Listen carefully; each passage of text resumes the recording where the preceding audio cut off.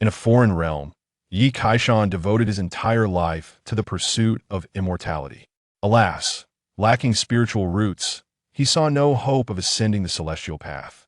Just as he was on the brink of death, he awakened the Kaiji San system. By continually branching out, he could enhance his innate abilities, and by dispersing leaves, he could prolong his life and receive rewards. Having children makes one stronger? He mused. Then I shall not hold back. Who says cultivators must be pure and self-restrained? I shall embrace abundance and fortune. With the legacy of 100 refinements leading to immortality, I shall forge my own path to transcendence. Until the descendants of the Yi family populate the heavens, Yi Kaishan realized that he had long since become invincible. Chapter 1. Half buried in earth. The system compels me to bear children. I have lived an earnest life, rising early and exercising, yet I have only reached the age of 80. My dream of immortality.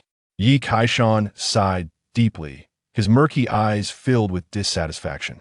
He could distinctly sense the dwindling moments of his life. This was the essence of death. 60 years ago, Yi Kaishan had traversed into this world, believing he could attain longevity and wander freely through the cosmos. However, he soon discovered that in this world, cultivation was not determined by appearance, but by one's innate roots. As a mere mortal who had crossed over, often neglecting his health and laboring as a commoner, his poor roots were evident in this realm. The classification of roots ranged from low to high. Fan, Huang, Xian, Di, Tian, Shun, and Xian, each further divided into inferior, middle, superior, and exceptional grades. Yi Kaishan possessed a pitiable inferior fan root. Even the simplest martial techniques were a struggle for him. Throughout his life, despite his tireless efforts, he only reached the 8th level of martial arts, never even crossing the threshold of the Qi refining stage. Yet, this achievement was remarkable, for others deemed it impossible for someone with inferior fan roots to attain such a level. Father, are you hungry? You haven't eaten for a day. A graceful woman entered, holding the hand of a little girl. Yi Kaishan struggled to sit up, and the woman rushed to assist him. I cannot eat. My time is running out. The Yi family shall be entrusted to you. The woman was not his daughter, but his daughter-in-law. 3 years prior, his only child had perished in an accident, leaving behind this widow and her daughter. In his youth, Yi Kaishan had fervently sought the path of cultivation, but as he aged, he resigned himself to fate, marrying a wife who bore him a child. 10 years ago, his wife also departed from this world. Thus, the Yi family, one of the 4 great clans of Qingshan Town, dwindled in numbers, relying solely on a widow for its future. Grandfather, Tong Tong does not want you to die. The 5-year-old granddaughter sobbed, and her mother quietly wept beside her. Oh, not cry, Tong Tong. Every life must end. Some pass lightly, while others weigh heavily upon the earth. I have lived a fulfilling life, Yi Kaishan declared with a hearty laugh, though his eyes brimmed with endless reluctance. He truly did not wish to die. At that moment, a maid's voice interrupted. Head of the family, the matchmaker, Huagu, wishes to see you. A matchmaker? Yi Kaishan was taken aback, contemplation flickering in his murky eyes. What business did the matchmaker have with him at this juncture? What is it? If there is nothing urgent, send her away. I have no desire for visitors. He was half buried in the earth and had no interest in entertaining guests. The maid hesitated before biting her lip and saying, Huagu claims. She wishes to propose a marriage for you. A marriage? Yi Kaishan's expression froze, his face darkening. This was not a mere proposal. It seemed someone had set their sights on the Yi family's fortune. Triggering keyword. The Kaiji San system has been successfully loaded. The host has no offspring. Please marry and bear children promptly to branch out and proliferate. What? Yi Kaishan was stunned by the sudden voice, bewildered. The legendary golden finger had arrived. Once he regained his composure, he could not help but chuckle. System, have you arrived 60 years too late? He was on the verge of being interred, his body frail and decrepit, with many functions long dormant. Not late. The timing is accurate. Please marry and bear children promptly to branch out and proliferate. Do you truly believe I can still manage that in my current state? Yi Kaishan queried, somewhat exasperated. Newbie gift package has been issued. Please check. Now that's more like it. Yi Kaishan eagerly opened the gift package. Inside was a dual cultivation technique named Yin Yang Supreme Innate Art, specifically designed for branching out and proliferating. Additionally, there were several pills. Yi Kaishan nodded in satisfaction and began to explore the system's functions.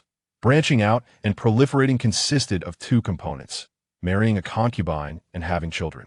Each completed task would reward him with an additional 5 years of life, and the higher the innate roots of his offspring, the more substantial the rewards.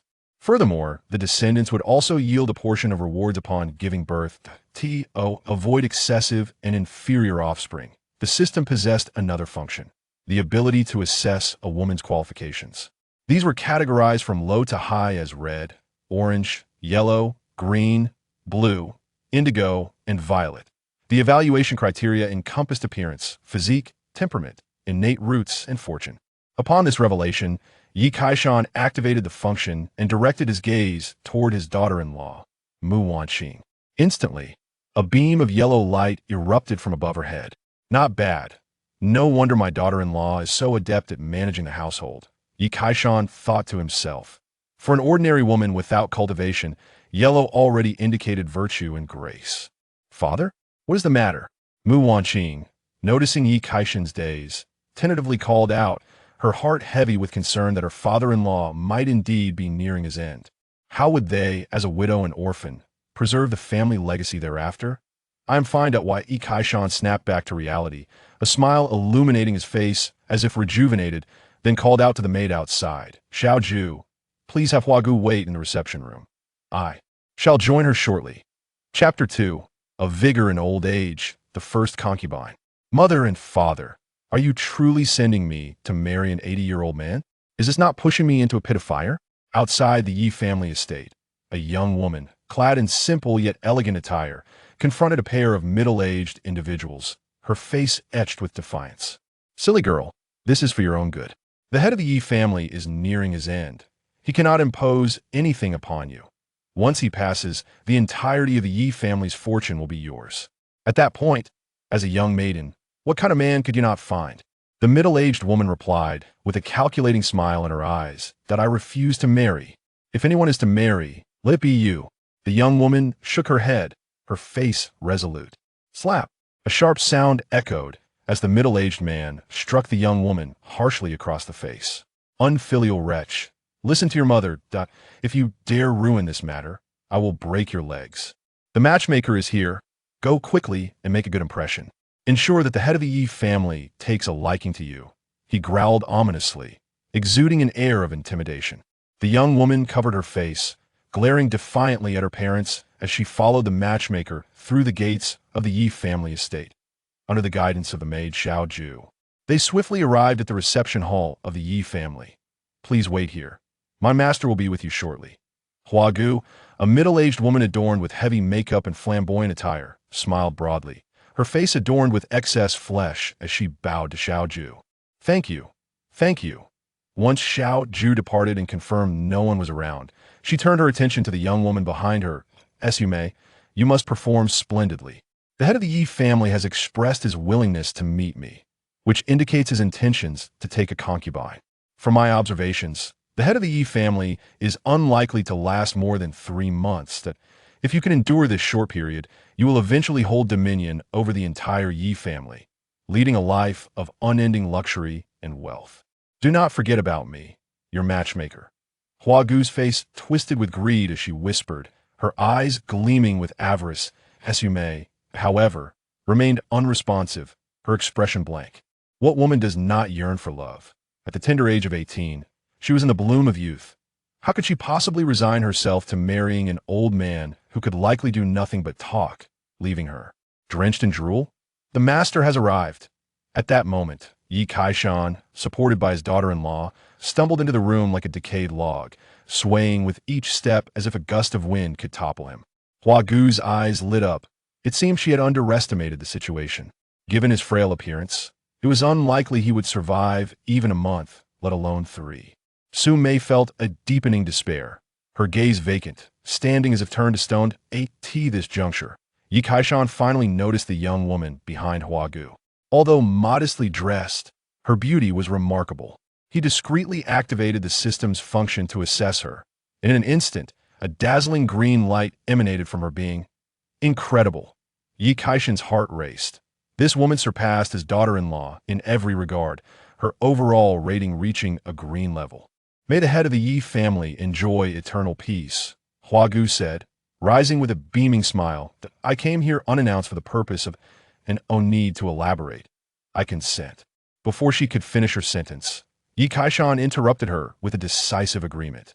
The three individuals in the hall were left in a state of shock. This was remarkably straightforward. After a brief moment of astonishment, Hua Gu hesitantly inquired, in that case, how about holding the wedding in a month? A month is too long. I seek to act swiftly. Let it be tomorrow, Yi Kaishan declared, his words astonishing all present. Su Mei was left dumbfounded, questioning her very existence until Hua Gu pulled her away. Upon Yi Kaishan's agreement, Su Mei's parents were overjoyed, especially upon hearing that the wedding would take place the very next day. Delays could lead to complications. Acting quickly was essential.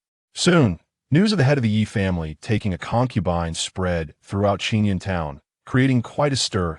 An individual on the brink of death was taking a concubine, with no sons to inherit. The head of the Yi family likely seeks to produce an heir, though it may be a tad too late. The townsfolk whispered among themselves, and those invited began preparing gifts for the wedding set to occur the following day. After sending off the matchmaker, Yi Kaishan returned to his chamber, assisted by his daughter Dash and Dashla, and Yuan Xing hesitated, wanting to voice her thoughts. She could not comprehend why Yi Kaishan, in his condition, would desire a concubine. Wan Xing, you may leave now. Why Yi Kaishan urged his daughter-in-law to depart, and once she was gone, he exerted effort to sit up from the bed, retrieving the elixirs awarded by the system. He needed to restore his health. Otherwise, during the wedding night, he would merely be a spectator, unable to fulfill his plans for progeny. The Yin-Yang's supreme innate skill was a dual cultivation technique emphasizing the harmony of Yin and Yang. In addition to this technique, there were three elixirs: Huyang Golden Pill, Da Huan Dan, and Shi Shuet Di N, as the name suggests. Huyang Golden Pill is a treasure for strengthening the body and restoring vigor. Da Huan Dan and Shi Shuet Dan are invaluable remedies for martial artists. Highly sought after in his lifetime, Yi Kaishan had hardly consumed any. He proceeded to take the elixirs, working to adjust his body. In the blink of an eye, a day had passed. The once tranquil Yi family estate was now adorned with festive decorations and bustling with activity. Today marked a rare occasion. The head of the Yi family was taking a concubine. Almost all notable guests from Qinyan town had received invitations. Soon, when Yi Kaishan appeared in a resplendent red robe, astonished expressions filled the faces of all present. Now, Yi Kaishan radiated vitality, walking with a firm step. Although still gray-haired and wrinkled, the transformation in his spirit was remarkable. Gone was the frail figure on the verge of death on this joyous occasion. The head of the Yi family seems to have regained his vitality. This must be his intent, to take a concubine to rejuvenate himself and extend his lifespan. Lu Jianghe, the head of the Lu family, one of the four prominent families in Qinyan town, remarked with a smile, his own youthfulness and vigor evident in contrast to Yi Kaishan, 80 years old. Having suffered grave injuries in his youth, Yi Kaishan has long been on his last legs. I suspect, after the wedding, he will meet his end. One can only wonder which young lady is fortunate enough to become the head of the Yi family and inherit the estate. The leaders of the other two families chuckled, as the four families engaged in subtle competition, their outward harmony a mere facade. The auspicious hour has arrived. With a resounding shout, Yi Kaishan and Su Mei performed their wedding rites. The ceremony concluded. Congratulations, host, on successfully taking a concubine. You have expanded your lineage. Lifespan increased by 5 years. Please complete the dispersal of your offspring promptly. Instantly, Yi Kaishan felt a surge of formidable vitality coursing through him, his spirit revitalized. Delightful. Though merely an additional 5 years to his lifespan, he felt his bodily functions reach an astonishing state. A warm current flowed through his abdomen, stirring with anticipation. Now, the wedding night awaited. Chapter 3. The enhancement of root bones and the taking of a concubine on the wedding night. Yi Kaishan lifted the red veil of the bride, revealing a breathtakingly beautiful face, nearly flawless. After some embellishment, the 18-year-old Su Mei appeared even more radiant, exuding the essence of youthful femininity. The hour was getting late. It was time to rest. Yi Kaishan straightforwardly pushed the woman down gently. Sumei's heart raced, akin to a startled fawn. For reasons unknown, she perceived Yi Kaishan as much younger at that moment, radiating an aura of masculine vigor. The lights dimmed. The notification sounded. Ding. Congratulations, host. Root bones have been enhanced, reaching the superior level of immortal grade. Upon hearing this message, Yi Kaishan's robust figure trembled with excitement, and he exerted himself even more. The following morning, Yi Kaishan emerged from the bridal chamber, thoroughly satisfied. Under the influence of the Huyang golden pill, his combat prowess was comparable to his peak years. Even after a sleepless night, fatigue eluded him. Most importantly, the root bone that had troubled him for so long had improved, though still of the mortal grade. Accumulation was key, was it not? His sole concern was whether, at his age, he still possessed the capacity for procreation. To validate this notion in the subsequent month, Yi Kaishan toiled in farming, practiced martial arts, and consumed nourishing foods, tiger whips and deer antlers. He feasted upon them as if they were commonplace meals.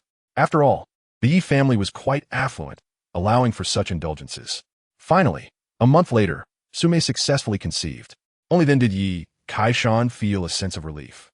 Sumei herself was taken aback. She had never anticipated that Yi Kaishan possessed not only capability, but also remarkable strength. Following her pregnancy, she gradually accepted Yi Kaishan, despite his appearance being less than youthful, not handsome nor charming. Yet, the matured man knew how to be considerate. As the matriarch of the Yi family, she enjoyed privileges she had never experienced before. Everything was at her beck and call, and she could purchase whatever she desired. Suddenly, Sumei felt that this life was rather pleasant. If only Yi Kaishan were a tad younger and more handsome, it would be even more perfect. One day, Sumei's parents, Su Changwei and Li Chunhua, arrived at the Yi family residence. Mimi, how is that old man doing? Is he nearing his end? Su Changyi inguayir directly. Eager for Yi Kaishan's demise to benefit from their daughter's connection to the Yi family. Hearing this, Sumei furrowed her brow and coldly replied, "Mind your words. That is my husband, the head of the Yi family. Should he hear you, you would not wish to live." Yes, understood. Su Changwei and Li Chunhua seemed oblivious to their daughter's unusual demeanor, still believing they were merely expressing concern. What does your father mean? How was the head of the Yi family faring lately? Li Chunhua probed further, hinting at their ulterior motives. Sumei's expression remained neutral, but a flicker of disdain crossed her eyes. My husband is in excellent health. I'm already pregnant. Pregnant? Su Changwei and Li Chunhua were visibly shocked, then tentatively asked, "Whose child? Need I say?" Of course, it is Yi Kaishan's. At this point, a hint of embarrassment flashed in Sumei's eyes. Dumbfounded, the couple stood aghast. The matchmaker had previously claimed Yi Kaishan would not last more than 3 months. How could Sumei possibly be pregnant? Everything was in disarray. Mimi, how could you be so careless? Li Chunhua exclaimed, her frustration boiling over. Yet, her expression suddenly shifted to a smile. This is good. Your position in the Yi family will be even more secure. Once Yi Kaishan passes. Enough. Sumei interjected with a cold tone, interrupting her mother. She then pulled out 200 taels of silver. Take this money and leave the Yi family. I do not wish for my husband to misunderstand. Upon hearing this, their expressions changed dramatically, disbelief etched on their faces. What do you mean, you ungrateful child? Have you grown wings and wish to abandon your parents? Li Chunhua skulda angrily. Oh, so you still remember I am your daughter? Your heartlessness is a result of your own actions. Take this money and leave quickly, Sumei declared in a firm voice. You dare to defy me? Su Changwei raised his hand as if to strike. Go ahead, strike me here. The child I carry is of the Yi bloodline. Should anything happen, just imagine the consequences. Sumei pointed at her abdomen, her expression filled with defiance.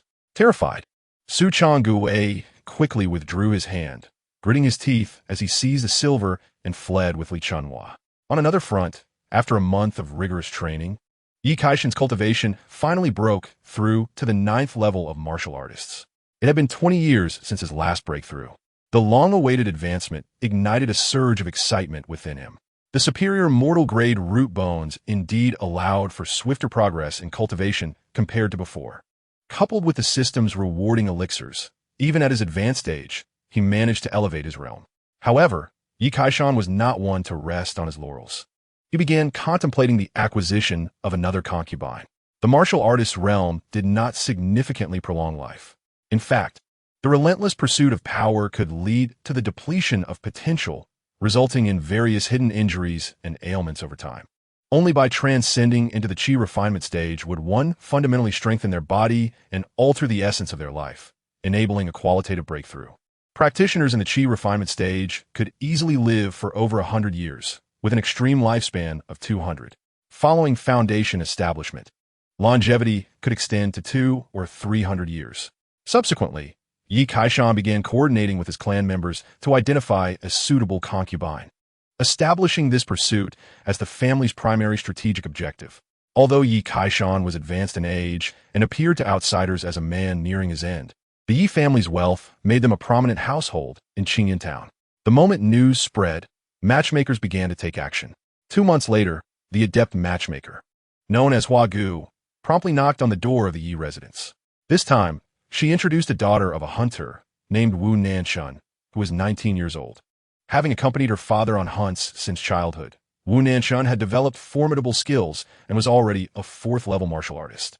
Upon learning this, Yi Kaishan's interest was piqued. The hunter says he will marry his daughter to you for 500 taels. I have brought her. Would you like to see? Hua Gu asked eagerly. Bring her in. I wish to take a look, Yi Kaishan replied, reclining in his chair and gesturing dismissively. Shortly thereafter, Hua Gu returned, accompanied by an exceptionally tall and athletic woman. Her long legs seemingly capable of snapping a person in half. At first glance, she resembled a female leopard, exuding an untamed aura. Yi Kaishan straightened in his seat and discreetly activated the system to scrutinize her closely. Instantly, a beam of yellow light emanated from the woman. The yellow is quite decent. Ye Kaisan musit inyardli. Wu Nanchuan's appearance may not rival Su Mei's, scoring only an 80 out of 100, but her martial arts talent was impressive, and her physique was remarkable, her root bones reaching the pinnacle of the mortal grade. Excellent. I shall take this concubine. Inform the hunter that the 500 taels will be dispatched immediately, Yi Kaishan proclaimed, slapping his thigh with enthusiasm. Chapter 4. The Arrival of Widow Wang and the Birth of the First Child. The following day, news of Yi Kaishan's second marriage spread throughout Qingyan town. This left everyone astonished, pondering whether the old man had truly lost his mind. Regarding Yi Kaishan's decision to take a concubine, Su Mei held no objections. The Yi family was in need of more offspring. Moreover, with her current condition, she could not fulfill her wifely duties. So having a concubine to share the burden was indeed a welcome development. 3 days later, the Yi family was graced with yet another joyous occasion, and everyone busily prepared for the festivities. The sound of gongs and drums filled the air, accompanied by the crackling of firecrackers. Yi Kaishan donned a resplendent red robe and performed the ceremonial rites with Wu Nanshun. As the system's notification echoed, announcing the successful acquisition of a concubine and an extension of his lifespan by 5 years, a smile crept upon Yi Kaishan's lips. He eagerly anticipated the upcoming wedding night. On the night of the nuptials, Yi Kaishan navigated the proceedings with ease, and the system chimed again, indicating an enhancement of his physique to the level of an extraordinary mortal. The following day, however, he emerged from the chamber, feeling utterly drained, as if his very essence had been depleted. He realized he had been hasty. Wu Nanshun, being a martial artist accustomed to the rigors of hunting, possessed a physique far superior to Su Mei's, making her combat prowess exceptional. Yi Kaishan lamented that he needed to acquire at least 10 or 8 more concubines. Only then could he hope to prolong his life further. Determined, Yi Kaishan summoned the matchmaker, Hua Gu, to assist him in his quest. Though her appearance was somewhat unappealing, her skills were undeniable. Upon learning of Yi Kaishan's intent to take more concubines, Hua Gu was momentarily taken aback. However, when he promised to double her reward, she promptly set to work. Thus, Yi Kaishan maintained a careful engagement with Wu Nanshun while awaiting good news from Hua Gu. After 3 months of relentless effort, Hua Gu finally delivered promising news. Meanwhile, Su Mei was 6 months pregnant, with 4 months remaining until childbirth. At the same time, Hua Gu reported that, due to Yi Kaishan's advanced age and specific preferences for a young and beautiful wife, finding suitable candidates had proven challenging. After months of searching, a potential match emerged. Her name was Wang Shifeng, a well-known widow from Qingyan town. Orphaned at a young age and having lost her brothers as well, she had only recently married.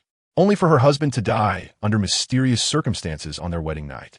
Her late husband, known for his strength and vigor, had succumbed to his sudden demise, leading the townsfolk to label her as a cursed star.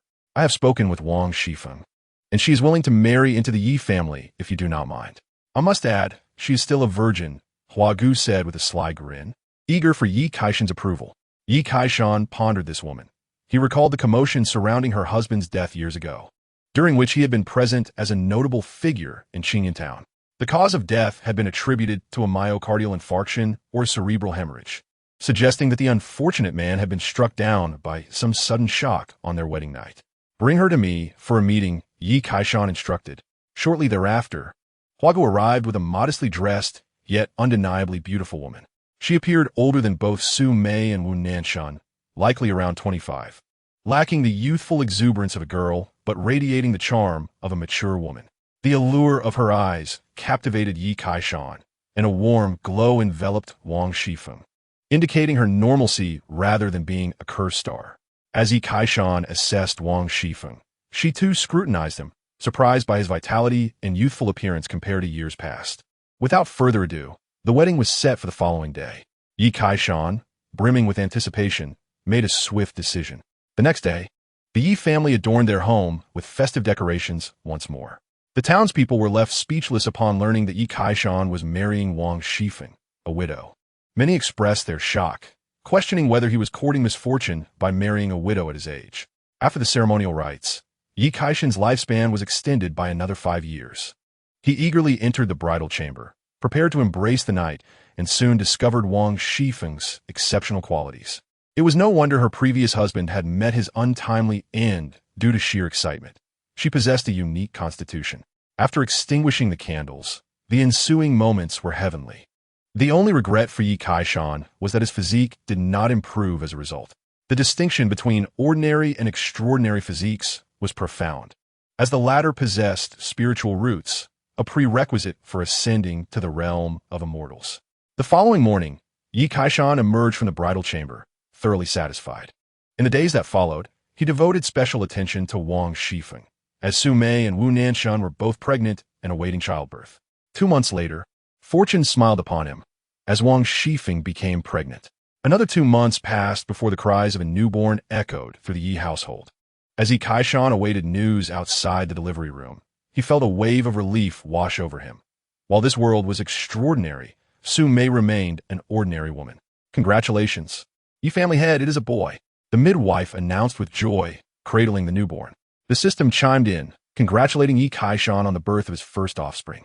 He was rewarded with 5 additional years of life, 100 low-grade spirit stones, a high-grade magical artifact named Qinghong Sword, and the Yuqing refinement chi technique. Furthermore, the child was detected to possess low-grade spiritual bones, granting Yi Kaishan an extra 5 years of life. Child count: 1. Family prestige: 78. Please continue your efforts to expand your lineage, the system prompted. A series of notifications filled Yi Kaishan with astonishment. The rewards for his first child were quite generous. The spirit stones served as currency among the immortal sects, categorized into various grades, and were invaluable for purchasing items or for cultivation, something beyond the reach of ordinary mortals. Additionally, he had obtained a magical artifact and a cultivation technique, treasures he had once deemed unattainable. Ah, my dear son, you have truly surprised me. Yi Kaishan beamed with satisfaction, appreciating the abundance of rewards, especially the revelation that his child possessed spiritual bones, indicating a potential for cultivation. Typically, an ordinary individual would require immense fortune to bear a child with spiritual roots, confirming the validity of Su Mei's auspicious aura. As he cradled the child and approached the bedside, Yi Kaishan tenderly addressed Su Mei, "My dear wife, you have endured much." Lying weakly in bed, Su Mei, not being a cultivator, had found childbirth far from easy. Yet, upon gazing at the swaddled infant, a maternal glow illuminated her face. "Husband, let me see our child," she implored. Yi Kaishan gently placed the baby beside her, his eyes filled with warmth. "Darling, would you like to choose a name for him?" he asked softly, as Su Mei gazed lovingly at their child. "How about naming him Yifan?" Yi Kaishan hesitated for a moment and then smiled as he spoke. "Yifan, do you wish for our child to lead a grounded and unremarkable life?" The meaning is quite profound. I like it. Sumei gently nodded, savoring the name with a satisfied smile, as she found joy in its simplicity and authenticity. Yi Kaishan smiled silently, reflecting inwardly on his naive wife, unaware of the intrinsic value of the name Yi Fan. Following the birth of Yi Kaishan's first child, news spread rapidly. Prior to this, very few knew of Su Mei's pregnancy, and the sudden revelation left many in shock. The residents of Qingyan town were filled with questions, utterly bewildered. Who claimed that Yi Kaishan was nearing death?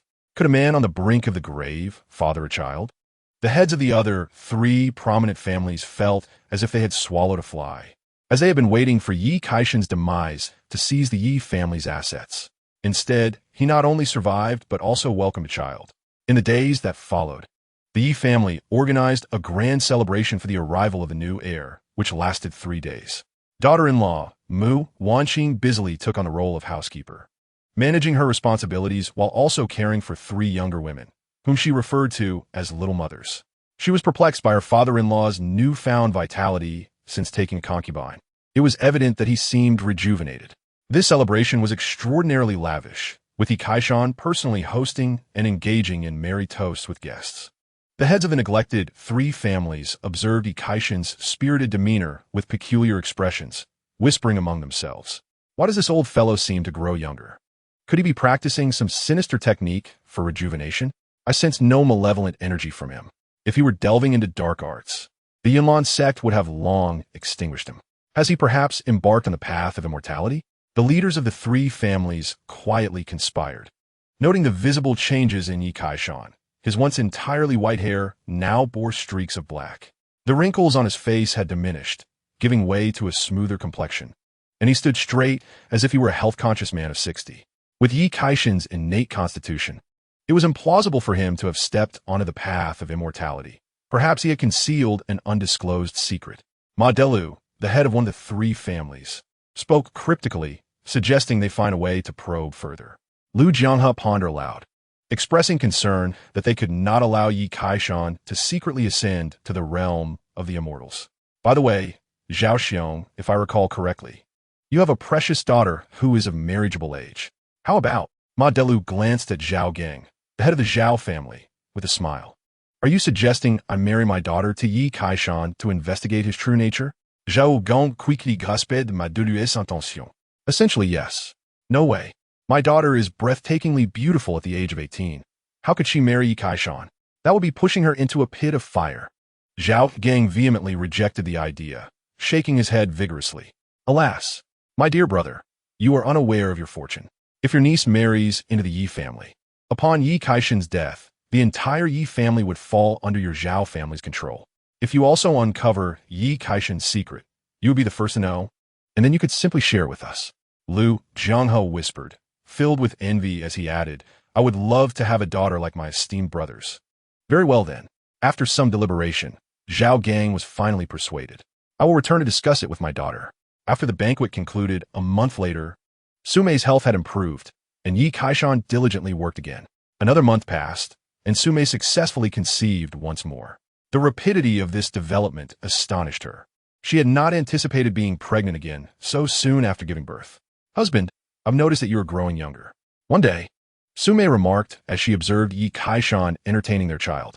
Of course, my dear, I have made some progress in my cultivation, which has significantly extended my lifespan, replied Yi Kaishan with a casual smile. Progress in cultivation? Have you entered the qi refinement stage? Sumei inquired, her face filled with astonishment. Not quite. Yi Kaishan gently shook his head. The qi refinement stage is the first level of cultivation. Without spiritual roots, how could one enter the realm of immortals? Indeed, without spiritual roots, one remains an ordinary mortal. Sumei sighed, then chuckled self-deprecatingly. We may lack spiritual roots, but our son possesses them, Yi Kaishan declared with a smile. What? You mean our child has the potential for cultivation? Sumei gasped in disbelief, excitedly picking up little Yi Fan for a closer look. In truth, she could discern nothing unusual. Indeed, although my son has only a low-grade spiritual root, he is already qualified to seek the path of immortality. Yi Kaishan affirmed with a nod. Once Yi Fan matures, I will send him to the Yunlan sect. But considering he has a low-grade spiritual root, It won't be easy for him to enter the Yunlan sect. Su Mei began to worry again. No need to fret. I have an old acquaintance there who holds some influence in the Yunlan sect. Yi Kaishan replied calmly, gazing into the distance with a hint of nostalgia. Su Mei nodded, refraining from questioning further, as she was unaware of the true significance of Yi Kaishan's connections. 2 months later, Wu Nanshun finally gave birth, marking the arrival of Yi Kaishan's second child. Congratulations to the host on the birth of his second child. Lifespan increased by 5 years. Offspring, 2. Family reputation, 107. Please continue your efforts to expand the family. Yi Kaishan felt a tinge of regret that this time the child did not possess spiritual roots. Nevertheless, he cherished this daughter, naming her Yi Jing. 2 months later, Yi Kaishan successfully planted the seed with Wu Nanshun again. Before long, it was Wang Shifeng's turn to give birth, resulting in another boy, still without spiritual roots.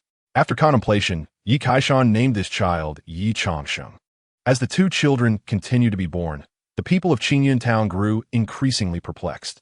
If the first child was an unforeseen event, the subsequent 2 signified strength. One day, Zhao Gang, employing both charm and authority, finally convinced his daughter. Thus, he brought his daughter Zhao Fian to knock on the door of the Yi family. At this moment, Yi Kaishan was contentedly departing from Wang Shifeng, having finally succeeded in her pregnancy. Just as he contemplated taking a 4th concubine, he received a message from the maid, Xiao Ju, informing him that the head of the Zhao family wished to meet. Bring them to the reception hall. Shortly thereafter, Yi Kaishan sat in a rosewood chair and saw Zhao Gang approaching from a distance, accompanied by a young woman. The girl appeared newly mature, petite in stature, and possessed an exquisite beauty, embodying a charming demeanor. With a slender waist and graceful steps, she walked with an air of elegance, radiating the poise of a refined lady. Yi family head, congratulations! Zhao Gang exclaimed with a hearty laugh, his face beaming with smiles. Zhao Gang, what brings you here? Yi Kaishan inwarded, puzzled. As he addressed Zhao Gang by his first name, having been acquainted with his father, I have come today to arrange a joyous occasion. What do you think of my daughter? Zhao Gang asked, pulling his daughter forward. Your daughter is extraordinarily beautiful. Indeed, deserving of the title of the most beautiful woman in Qingyun Town. Yi Kaishan paused for a moment, and candidly remarked that if Su Mei were to be rated at 88 points, then Zhao Fian would undoubtedly surpass her with at least 90 points. Haha, you flatter me. Zhao Gang chuckled, his pride evident. As his laughter subsided, he expressed his desire to marry his daughter to the head of the Yi family. Inquiring about Yi Kaishan's thoughts on the matter. Marry me? Yi Kaishan felt a jolt of surprise, his expression shifting to one of peculiarity. He refrained from responding immediately, instead discreetly activating the system's function to investigate Zhao Fian. To his astonishment, a vibrant green light emanated, its intensity surpassing even that of Su Mei. This woman was even more radiant than Su Mei. Yi Kaishan felt a stir within, yet maintained a composed facade as he replied, Zhao Gang. How could I refuse such a beautiful daughter? Splendid. Zhao Gang's heart leaped with joy, only to feign hesitation as he added, however, my daughter requires a dowry of 10,000 taels of gold. Is that agreeable to you, Yi family head? 10,000 taels of gold was indeed a substantial sum. Yi Kaishan hesitated for a moment, but quickly dismissed the concern. After all, he was nearing the realm of immortality. I accept. However, I have a condition, he stated with a smile. What condition? Zhao Gang asked, puzzled. Once I wed your daughter, we shall each have our own affairs. You cannot take advantage of me. Yi Kaishan clarified. Very well. Zhao Gang conceded after a brief silence. After the Zhao family departed, Yi Kaishan promptly informed Mu Wanqing to prepare for the wedding. The date was set for 3 days later. True to form, the Yi family bustled with activity, adorned with bright red lanterns. Yi Kaishan donned a crimson robe and skillfully navigated the ceremony. Beep. Congratulations to the host for successfully taking a concubine. Reward, 5 years of lifespan. The moment Yi Kaishan had long awaited arrived as he gently embraced Zhao Fian's slender waist, entering the bridal chamber. It was yet another indescribable celestial moment. Beep. Congratulations to the host for enhancing his foundation, achieving the low-grade Huang level. At last, I have acquired a spiritual root. The night swiftly passed. On the following day, Yi Kaishan rose early, brimming with vitality, while the bride Zhao Fian remained soundly asleep, utterly exhausted. He hurried back to his room, locking the door behind him. With a spiritual root now in his possession, he could embark on cultivating his techniques. The recently awarded Yuqing Lianqi Ju was precisely what he needed. Unlike mundane cultivation methods, those with spiritual roots could bypass the arduous path of physical training and directly attempt to harness the energy into their bodies, stepping onto the path of immortality. Now, not only did Yi Kaishan possess a spiritual root, but he also had access to techniques of the qi refining stage, a day he had eagerly anticipated for far too long. In addition to the Yuqing Lianqi Ju, he could also cultivate the Yin-Yang Xiantian Supreme technique, a dual cultivation method that not only supplemented but balanced both yin and yang, benefiting both parties and enhancing their physical constitution and cultivation level. Yi Kaishan quickly retrieved spiritual stones and commenced his cultivation. He remained secluded for an extended period, only halting when he successfully cultivated a strand of spiritual energy, entering the first level of qi refining. The energy flowed through his meridians, resonating with the heavens and earth. After 60 years of traversing the qi refining stage, I have finally touched the threshold of immortality. Yi Kaishan felt a surge of excitement and nostalgia, reflecting on the arduous journey he had undertaken. Upon entering the qi refining stage, the energies of heaven and earth entered his body, nurturing his vitality, resulting in an internal fortification that set him apart from mere martial artists. His resolve solidified. I shall take more concubines to enhance my foundation. With the prospect of becoming an immortal through countless unions, I shall not settle for hundreds, but rather thousands. With this determination, he boldly ventured forth, nearly forgetting that Zhao Fian had yet to conceive. Only by bearing more children with spiritual roots could he hope for greater rewards. Zhao Fian possessed a green quality, and Yi Kaishan sensed that, much like Su Mei, she was likely to give birth to offspring endowed with spiritual roots. Over a month later, Zhao Fian finally announced her pregnancy, and several of his wives were also expecting. Yi Kaishan seized the opportunity to retreat into seclusion for cultivation. Despite his inferior spiritual root and limited resources, he had one thing in abundance: time. Even if his lifespan dwindled, he could simply take more concubines. Meanwhile, as Yi Kaishan cultivated, his wives gave birth in succession. Yet, to his dismay, Su Mei, Wu Nanshan, and Wang Shifeng did not produce children with spiritual roots. When it was Zhao Fian's turn to deliver, Yi Kaishan awaited with a mixture of anxiety and anticipation. A resounding cry of a newborn echoed through the air. Beep! Congratulations to the host for expanding the family tree. Detected the birth of a child with a middle-grade Huang spiritual root. Reward: 10 years of lifespan, spell Fire Cloud Finger, and an initial level spirit gathering formation. Hearing the system's notification, Yi Kaishan beamed with joy. As he had surmised, Zhao Fian had given birth to a child with a spiritual root, specifically a middle-grade Huang spiritual root.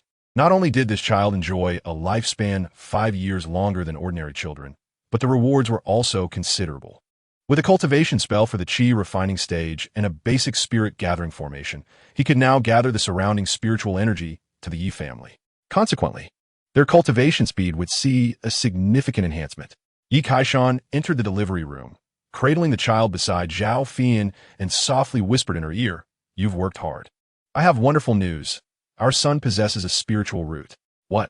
Is that true, my husband?" Zhao Fian gasped, her heart racing with excitement as she nearly sat up.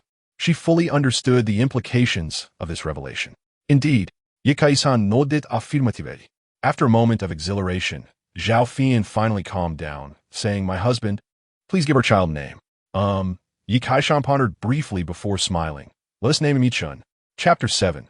Financial Crisis. Elbowing outward a year later, Su Mei, Wu Nanshan, and Wang Shifeng each gave birth in turn. Beep! Congratulations to the host for reaching a total of 10 offspring. The family has begun to take shape. Reward: 500 low-grade spiritual stones and 1 piece of low-grade spiritual field. What? A spiritual field? Yi Kaishan was astounded. Such an item was indeed precious, typically found only within cultivation sects or esteemed families. The grading of spiritual fields is straightforward: low-grade, mid-grade, high-grade, and top-grade. A spiritual field accelerates the growth of medicinal herbs, and after a certain period, evolves into legendary spiritual medicines, which can be used to concoct spiritual pills. One could also directly plant spiritual herbs or seeds within, yielding numerous benefits. Yi Kaishan examined the details and found that this piece of spiritual field was approximately 50 square meters in size, not overly large, but perfectly adequate for his needs. A larger field would risk attracting unwanted attention. Without delay, Yi Kaishan ordered the back garden to be leveled, claiming he wished to replant flowers and shrubs. He then concealed the spiritual field within, planting flowers and herbs around it, while also procuring precious medicinal seeds or finished herbs to cultivate within. Given sufficient time, these herbs could evolve into spiritual medicines. For Yi Kaishan, time was a commodity he possessed in abundance. There is no need to rush. Patience will bring results in due time. However, the recent expenditures, including the bride price and costs associated with taking concubines, have nearly depleted Yi Kaishan's hard-earned savings over the years. Previously, the Yi family consisted of only him, a daughter-in-law, and a granddaughter, with the rest being laborers, leading to minimal expenses. Yet, the situation has changed dramatically. Now there are 4 wives and 10 children, necessitating an increase in the number of servants and miscellaneous workers. Once a household of just a few dozen, the Yi family has now expanded to over 100 members.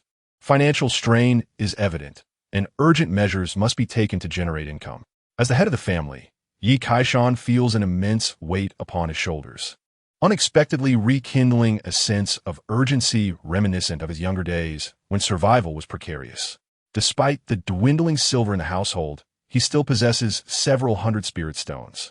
Yi Kaishan begins to contemplate a journey to exchange these spirit stones for silver and procure some elixirs and medicinal seeds. The small town of Qingyun is ill-suited for trading spirit stones.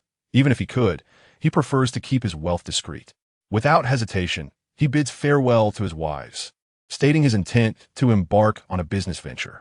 The women, aware of the family's recent financial struggles, do not oppose him, instead urging him to remain vigilant on his journey. Upon returning to the Zhao family, Zhao Fian has a clear purpose. "Daughter, are you pregnant again?" Zhao Gang gazes at his daughter's protruding belly, speechless. He muses that Yi Kaishan, that old rascal, is remarkably prolific, single-handedly revitalizing the Yi family lineage.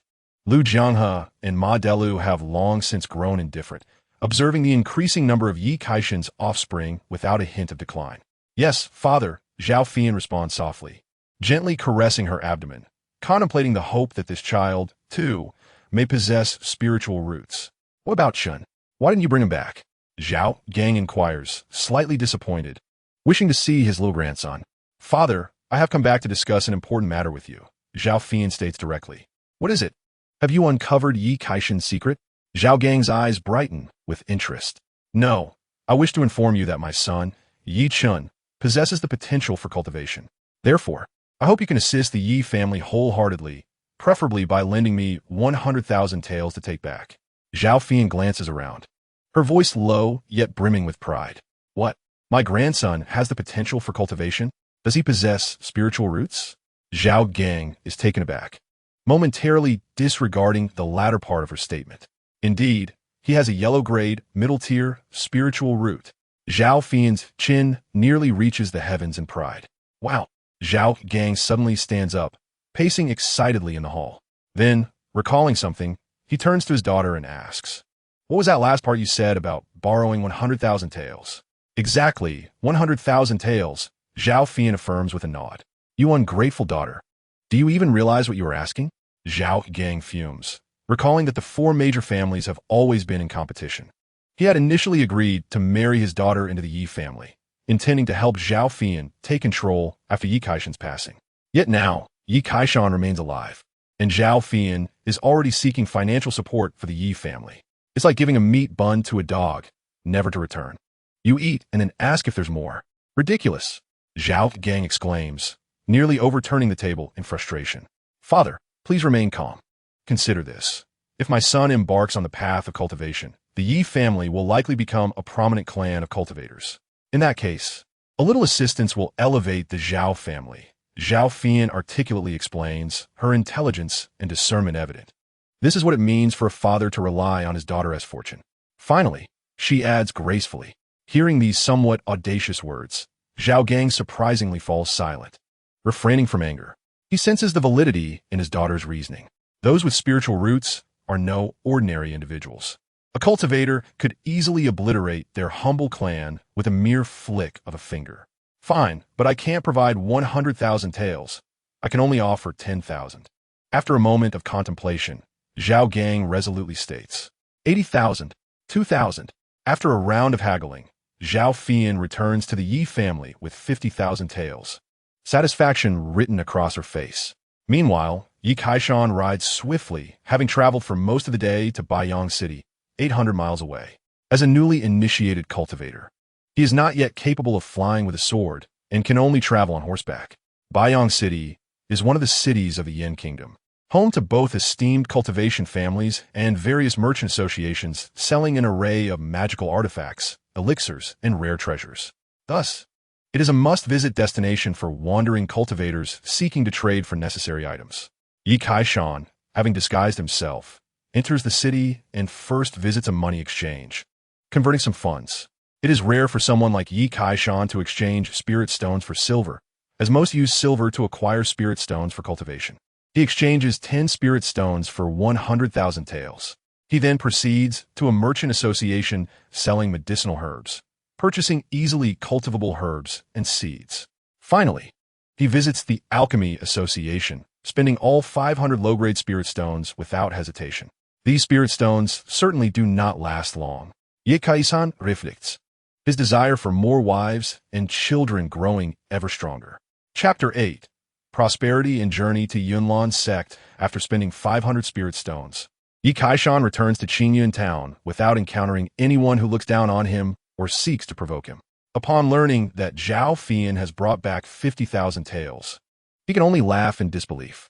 He then goes to the back garden, carefully planting the seeds and medicinal herbs he purchased in the spirit field, awaiting the harvest. Time flies, and a year passes swiftly. The seeds sown have matured, and all 4 of Yi Kaishan's wives have given birth. Ding! Congratulations to the host for giving birth to a child with spiritual roots. Lifespan 10. Reward: 100 low-grade spirit stones and a storage ring. Su Mei gives birth to a child with a yellow-grade middle-tier spiritual root.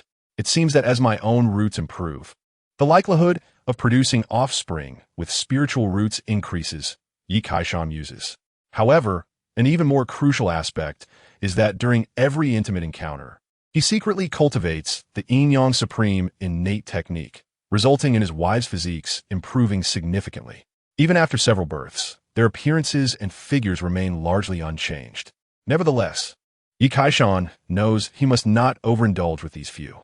Thus, with the diligent efforts of numerous matchmakers, Yi Kaishan selects 3 more wives at once. These 3 young women had just come of age, as delicate as fresh lotus blooms, each with a beauty rating of at least 80. Their qualities are also of orange and yellow grades. After 2 years, the head of the Yi family has taken 3 more concubines, sending a small shockwave through the residents of Qingyun town. Congratulations to the host for successfully taking concubines. Lifespan 5. Congratulations to the host for successfully taking concubines. With 3 consecutive notifications, Yi Kaishan feels a surge of vitality flooding into him, revitalizing his spirit. Following this, the night of the wedding arrives. The following day, Yi Kaishan emerged from his abode, invigorated and refreshed. While his spirit was indeed uplifted, his innate talents had not seen improvement. It appeared that he required the assistance of ethereal maidens or exceedingly auspicious individuals to enhance his foundational abilities. Otherwise, advancement seemed a formidable challenge. At present, Yi Kaishan's cultivation was merely at the 2nd level of qi refinement, progressing at a sluggish pace, primarily due to the inferior quality of his spiritual roots. He contemplated this matter, yet deep down, he understood that with his current level of cultivation, any self-respecting female cultivator would likely overlook him. 2 months later, his 3 newly wedded wives all successfully conceived. 3 months hence, they bore 3 children, none of whom possessed spiritual roots. A year later, after his wives had given birth once more, Zhao Fian astonishingly welcomed a child endowed with spiritual roots. An announcement resonated. Congratulations, host, on the birth of a child with spiritual roots. You are rewarded with an extension of life by 10 years, 100 spirit stones, and a manual for cultivating spiritual herbs. The report continued. Number of offspring, 20. Family reputation. 289. Please strive further, host, to expand your lineage. With the number of offspring reaching 20, the family standing was enhanced, earning a reward of a bottle of qi-nourishing pills and the Zhenhua Juchong Danjue. Yi Kaishan examined the child's spiritual roots and discovered they remained at the yellow level, middle grade. The series of rewards had indeed brought him considerable delight. The Zhenhua Juchong Danjue was a supreme alchemical technique of yellow-level quality. Such a technique, even within a celestial sect, would be regarded as exceedingly precious. Mastering this method would allow him to manifest alchemical fire within his dantian for potion crafting. Furthermore, it included all formulas beneath the supreme yellow level and all mortal-grade formulas. Truly, it was a remarkable acquisition. After thorough contemplation, Yi Kaishan felt elated. This discovery would greatly benefit the spiritual herbs in his backyard. By mastering alchemy, he would no longer need to fret over the livelihood of the Yi family. Alchemists were among the wealthiest individuals in the realm of cultivation. Thus, Yi Kaishan promptly set to work, ensuring his wives were well cared for while sowing the seeds of hope. This would allow him to focus on his cultivation, dedicating all his time, apart from the necessities of sustenance, to the study of alchemy. He did not neglect his cultivation, aided by the spirit stones and qi-nourishing pills granted by the system. After a year, Yi Kaishan's cultivation reached the third level of qi refinement. Shortly thereafter, a flicker of red flame appeared in his dantian. Although faint, its aura was formidable. This was the alchemical fire birth from the Zhenhua Juchong Danjue, potent not only for crafting potions, but also formidable in combat. At long last, he had made his initial breakthrough. However, he refrained from hastily attempting alchemy, as it proved too arduous with his current cultivation level. Moreover, he lacked the necessary tools for potion making, necessitating a trip to Baiyang City for procurement before he could embark on his grand alchemical endeavor. 3 years later, Yi Kaishan's cultivation ascended to the 5th level of qi refinement, marking a pivotal milestone in his progress. As spiritual energy flowed like a stream, he shed the impurities of mortality, and his body's latent ailments gradually healed. He expended all his spirit stones and a bottle of qi-nourishing pills to attain this state. Furthermore, the alchemical fire within his dantian had gradually transformed into a red lotus, signifying his mastery of the Zhenhua Juchong Danjue had reached a commendable level. Only by skillfully controlling the fire within his dantian could he successfully engage in alchemy, a fundamental requirement that had barred countless aspirants from entry. With the number of his offspring surpassing 30, the family scale further expanded, earning him a reward of 500 inferior spirit stones and a yellow-level, middle-grade spiritual artifact. During these 3 years, Yi Kaishan's 7 wives had remained industrious. Although the frequency of childbirth had considerably diminished, his progeny still numbered over 30. His eldest son, Yi Fan, was now 8 years old, reaching the age suitable for cultivation. Yi Kaishan planned to utilize his old connections to enroll his eldest son in Yunlan's sect. However, prior to this, he intended to discuss the matter with Su Mei. Upon learning of this decision, Su Mei felt a deep reluctance but ultimately agreed, albeit with a heavy heart, for the sake of their son's future. Yi Kaishan summoned Yi Fan and, with a serious expression, presented him with a choice. Fanner, your father offers you an opportunity. Would you prefer to remain within the family or venture to Yunlan sect for training and to witness a broader world? The 8-year-old Yi Fan, with an unwavering countenance and composed demeanor, appeared far beyond his years, especially as an older brother to over 30 siblings. After contemplating his father's words, he nodded firmly, without a trace of hesitation. Father, I wish to go to Yunlan sect. Excellent. You truly are my son, Yi Kaishan. Yi Kaishan praised, his face brimming with pride. He promptly penned a letter and dispatched it to the Yunlan sect, located 500 miles away. Shortly thereafter, a response arrived. Yi Kaishan quickly packed his belongings and, accompanied by Yi Fan, mounted a swift steed toward the Yunlan sect. That night, they lodged at an inn at the base of the mountain. The following day, the father and son arrived early at the mountain gate of Yunlan sect. Today was not the day Yunlan sect welcomed new disciples. Rather, Yi Kaishan had leveraged his connections to gain entry through less conventional means. After announcing their purpose, they patiently awaited at the entrance.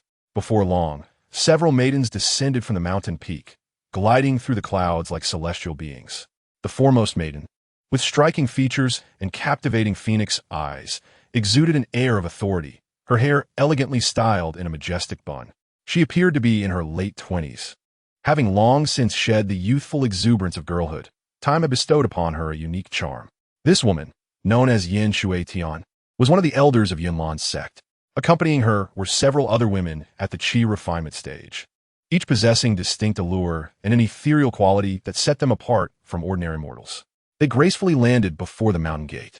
Yi Kaishan grasped Yi Fan's hand and hastened to greet them, his gaze fixed upon Yin Shui Tian. "Are you Yi Kaishan?" Yin Shui Tian inquired, her expression revealing surprise as she beheld the man with a child in tow. "Miss Yin, it is indeed I," Yi Kaishan replied with a playful grin, as if transported back in time. "Miss Yin." A flicker of discomfort crossed Yin Shui Tian's eyes. It was unexpected to be addressed as such after all these years, especially now that she was 80 years old. The term felt antiquated. "It has been over 50 years since we last met, has it not? I never imagined you would have aged so considerably," Yin Shui Tian remarked with a hint of nostalgia, glancing at Yi Fan with a touch of envy. "You even have children now." "It has indeed been a long time," Yi Kaishan chuckled awkwardly. He appeared to be in his 50s, having improved significantly from the state he was once in, yet he was still met with comments about his age. Nevertheless, he was a far cry from the 30-year-old he had been over 50 years ago.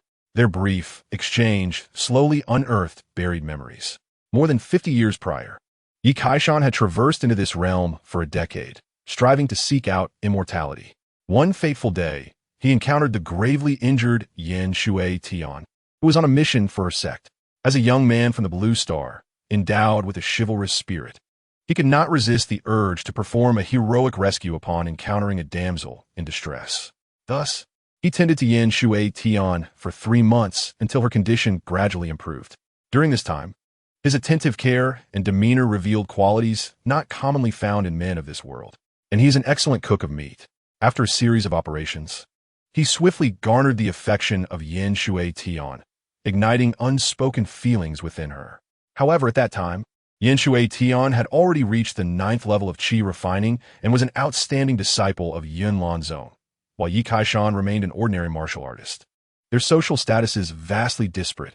Ultimately, the veil of unspoken feelings remained intact. Yi Kaishan, concerned about breaking through the defenses of the fairy, arrogantly believed he would express his feelings after embarking on the path to immortality. Thus, with great ambition, he resolutely departed. Subsequently, he faced the unrelenting harshness of society, leading to a profound sense of inferiority, making him hesitant to challenge the fairy's defenses again. Over the decades, only sporadic correspondence occurred.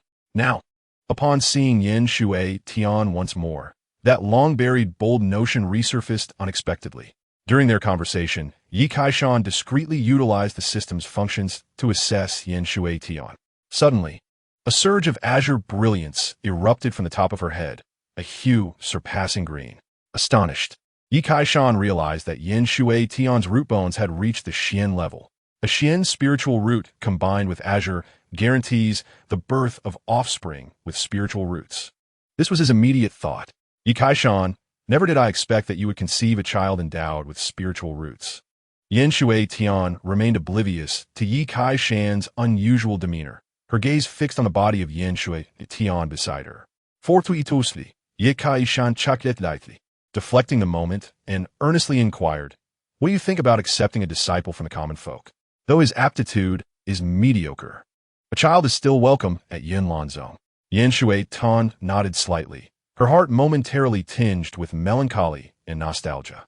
After years apart, the once spirited young man had succumbed to the mundane, marrying and starting a family. It seemed he had finally found a child in his later years. Out of respect for their past connection, why not lend him a hand? The long-buried expectations in her heart gradually faded at that moment. "That would be splendid, thank you," Yi Kaishan replied with a smile, secretly pondering that he might indeed require her assistance in the future. "Fanner, here you must heed your Aunt Yan's words. I shall visit whenever I can," Yi Kaishan admonished his son. "Do not worry, father. Fanner will certainly not disappoint you," the 8-year-old Yi Fan replied earnestly, demonstrating a maturity beyond his years, which left the female immortals surrounding Yin Shui Tian astonished. Could such maturity truly belong to an 8-year-old? "It's getting late. I must take my leave," Yi Kaishan said, cupping his hands in a gesture of farewell, offering a friendly smile to Yin Shui Tian and the women beside her. These women possessed exceptional beauty and grace, and he might find them useful in the future. His ambitions had expanded beyond mere mortal women. "Master, how did you come to know him?" After Yi Kaishan had distanced himself, a woman clad in white with cascading black hair curiously asked Yin Shui Tian. She sensed that her master's feelings towards this individual were extraordinary and rather peculiar. "Mind your own business. Do not inquire about matters that do not concern you. You are now at the peak of qi refining. Focus on building your foundation," Yin Shui Tian reprimanded, striving to appear authoritative, though she seemed somewhat flustered. Upon returning home, Yi Kaishan had barely settled when the matchmaker, Hua Gu, arrived at his door. "Yi family master, rejoice," Hua Gu exclaimed with an exuberant smile upon their first meeting. "Enough of the pleasantries. Which young lady is it this time?" Yi Kaishan retorted, his impatience evident as he thought about the matchmaker's dedication to her trade. "This time, I guarantee your satisfaction," Hua Gu replied with pride. "Are you aware of the daughter of Mayor Su? After some persuasion, her family has agreed." Yi Kaishan's expression shifted slightly. The mayor mentioned, Su Yue, was an official sent by the Yin Kingdom to Qingyan Town to oversee local law and order. Rumors had circulated that Su Yue hailed from a distinguished family of cultivators, a prominent clan in the capital. "Excellent. Reward her," Yi Kaishan proclaimed with a hearty laugh. "Bring her to me so I can take a look." "Of course." Hua Gu nodded repeatedly, knowing that securing a match would earn her a handsome reward. Shortly thereafter, Hua Gu returned with a young woman. Yi Kaishan's gaze flickered as he scrutinized her, only to retract his attention upon witnessing a yellow glow emanate from her. Her quality was acceptable, yet she lacked a spiritual root, which disappointed him. Nevertheless, the woman possessed striking beauty and an air of elegance.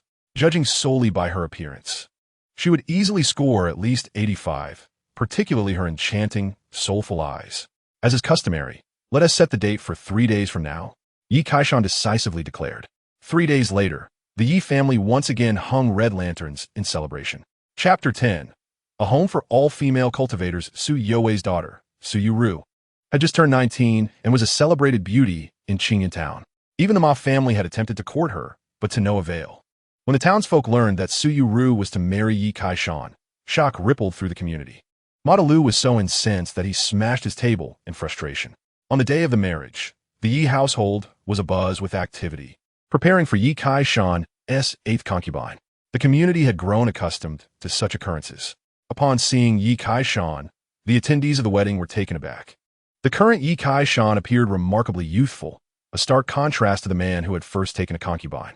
His once white hair was now predominantly black, and he exuded vitality and charisma. At a glance, he even appeared rather handsome. In stark contrast, Lu Jianghe and Ma Lu had grown noticeably older, their hair graying. They had originally hoped to outlast Yi Kaishan, but now it seemed the reverse was true. Is this beast consuming longevity pills like candy? Ma de lumaterd in frustration.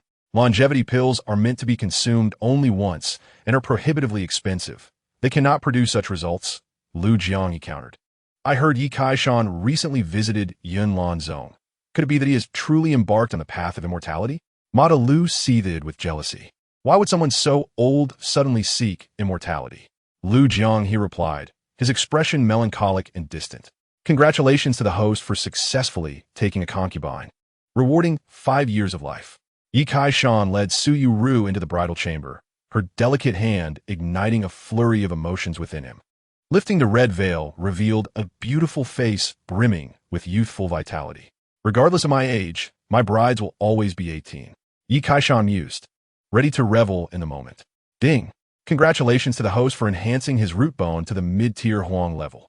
Hearing this notification mid-ceremony invigorated Yi Kaishan further. He remained with Su Yuru, providing her with attentive care until she became pregnant. Only then did he turn his attention to his other wives. One must not let good land lie fallow. It is essential to sow the seeds for a bountiful harvest. Under the influence of the Yin-Yang Supreme's innate technique, the bodies of his wives did not deteriorate from childbirth. Instead, they grew increasingly robust.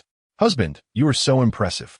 I'm pregnant again, Su Mei cooed, leaning into Yi Kaishan's embrace, her demeanor now mature and no longer that of a defiant young girl. You are truly remarkable.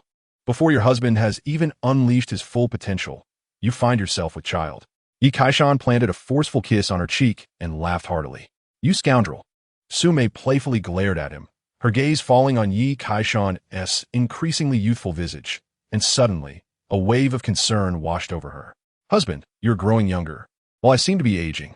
Will there come a day when you appear as youthful as I once did, and I become a mere old woman? Not at all. Your husband will ensure you remain eternally youthful, Yi Kaishan replied gently. The next day, having completed his sewing plans, Yi Kaishan departed from Qingyan town, intending to journey to Baiyang City to exchange the spiritual tool he received as a reward from the system for an alchemy furnace. He had nearly exhausted the spiritual stones granted by the system. Riding a swift steed, he made his way toward Baiyang City. For one could only take to the skies with sword flight after reaching the later stages of qi refinement. In reality, even those at the later stages rarely employed sword flight, as it consumed a great deal of spiritual energy. Thus, possessing a fine steed during the qi refinement phase became crucial, allowing one to evade pursuers, as even those with higher cultivation would struggle to catch up if their horse was inferior. Get out of the way, a sharp voice echoed from afar. Yi Kaishan instinctively halted, his eyes darting toward the sound. At that moment, he found himself in a narrow mountain path. A bloodied and disheveled woman rode toward him at breakneck speed, her horse nearly smoking from exertion. Move aside, she cried in desperation upon seeing him motionless in the middle of the path. Whoosh! Yi Kaishan barely managed to avoid a collision as the woman sped past him, and he then noticed two men in black hot on her heels, their murderous intent palpable. One was at the 6th level of qi refinement, the other at the 5th. The fleeing woman, being at only the 5th level, was clearly no match for them. Run. Give it your all. If I catch you, I'll make you wish you were dead. One of the men taunted. Accept your fate. Your entire family is gone. Why cling to life alone? They laughed, and upon hearing their words, the woman's body shuddered, her speed diminishing. There's another blind fool here? Get lost. The man at the 6th level of qi refinement noticed Yi Kaishan and waved his hand, sending forth a streak of dark light that radiated a chilling aura. It was a flying sword, and, at such close range, evasion was nearly impossible. A chill ran down Yi Kaishan's spine as he instinctively dodged aside, tumbling off his horse just as the flying sword grazed him, leaving a gash on his arm that exposed bone.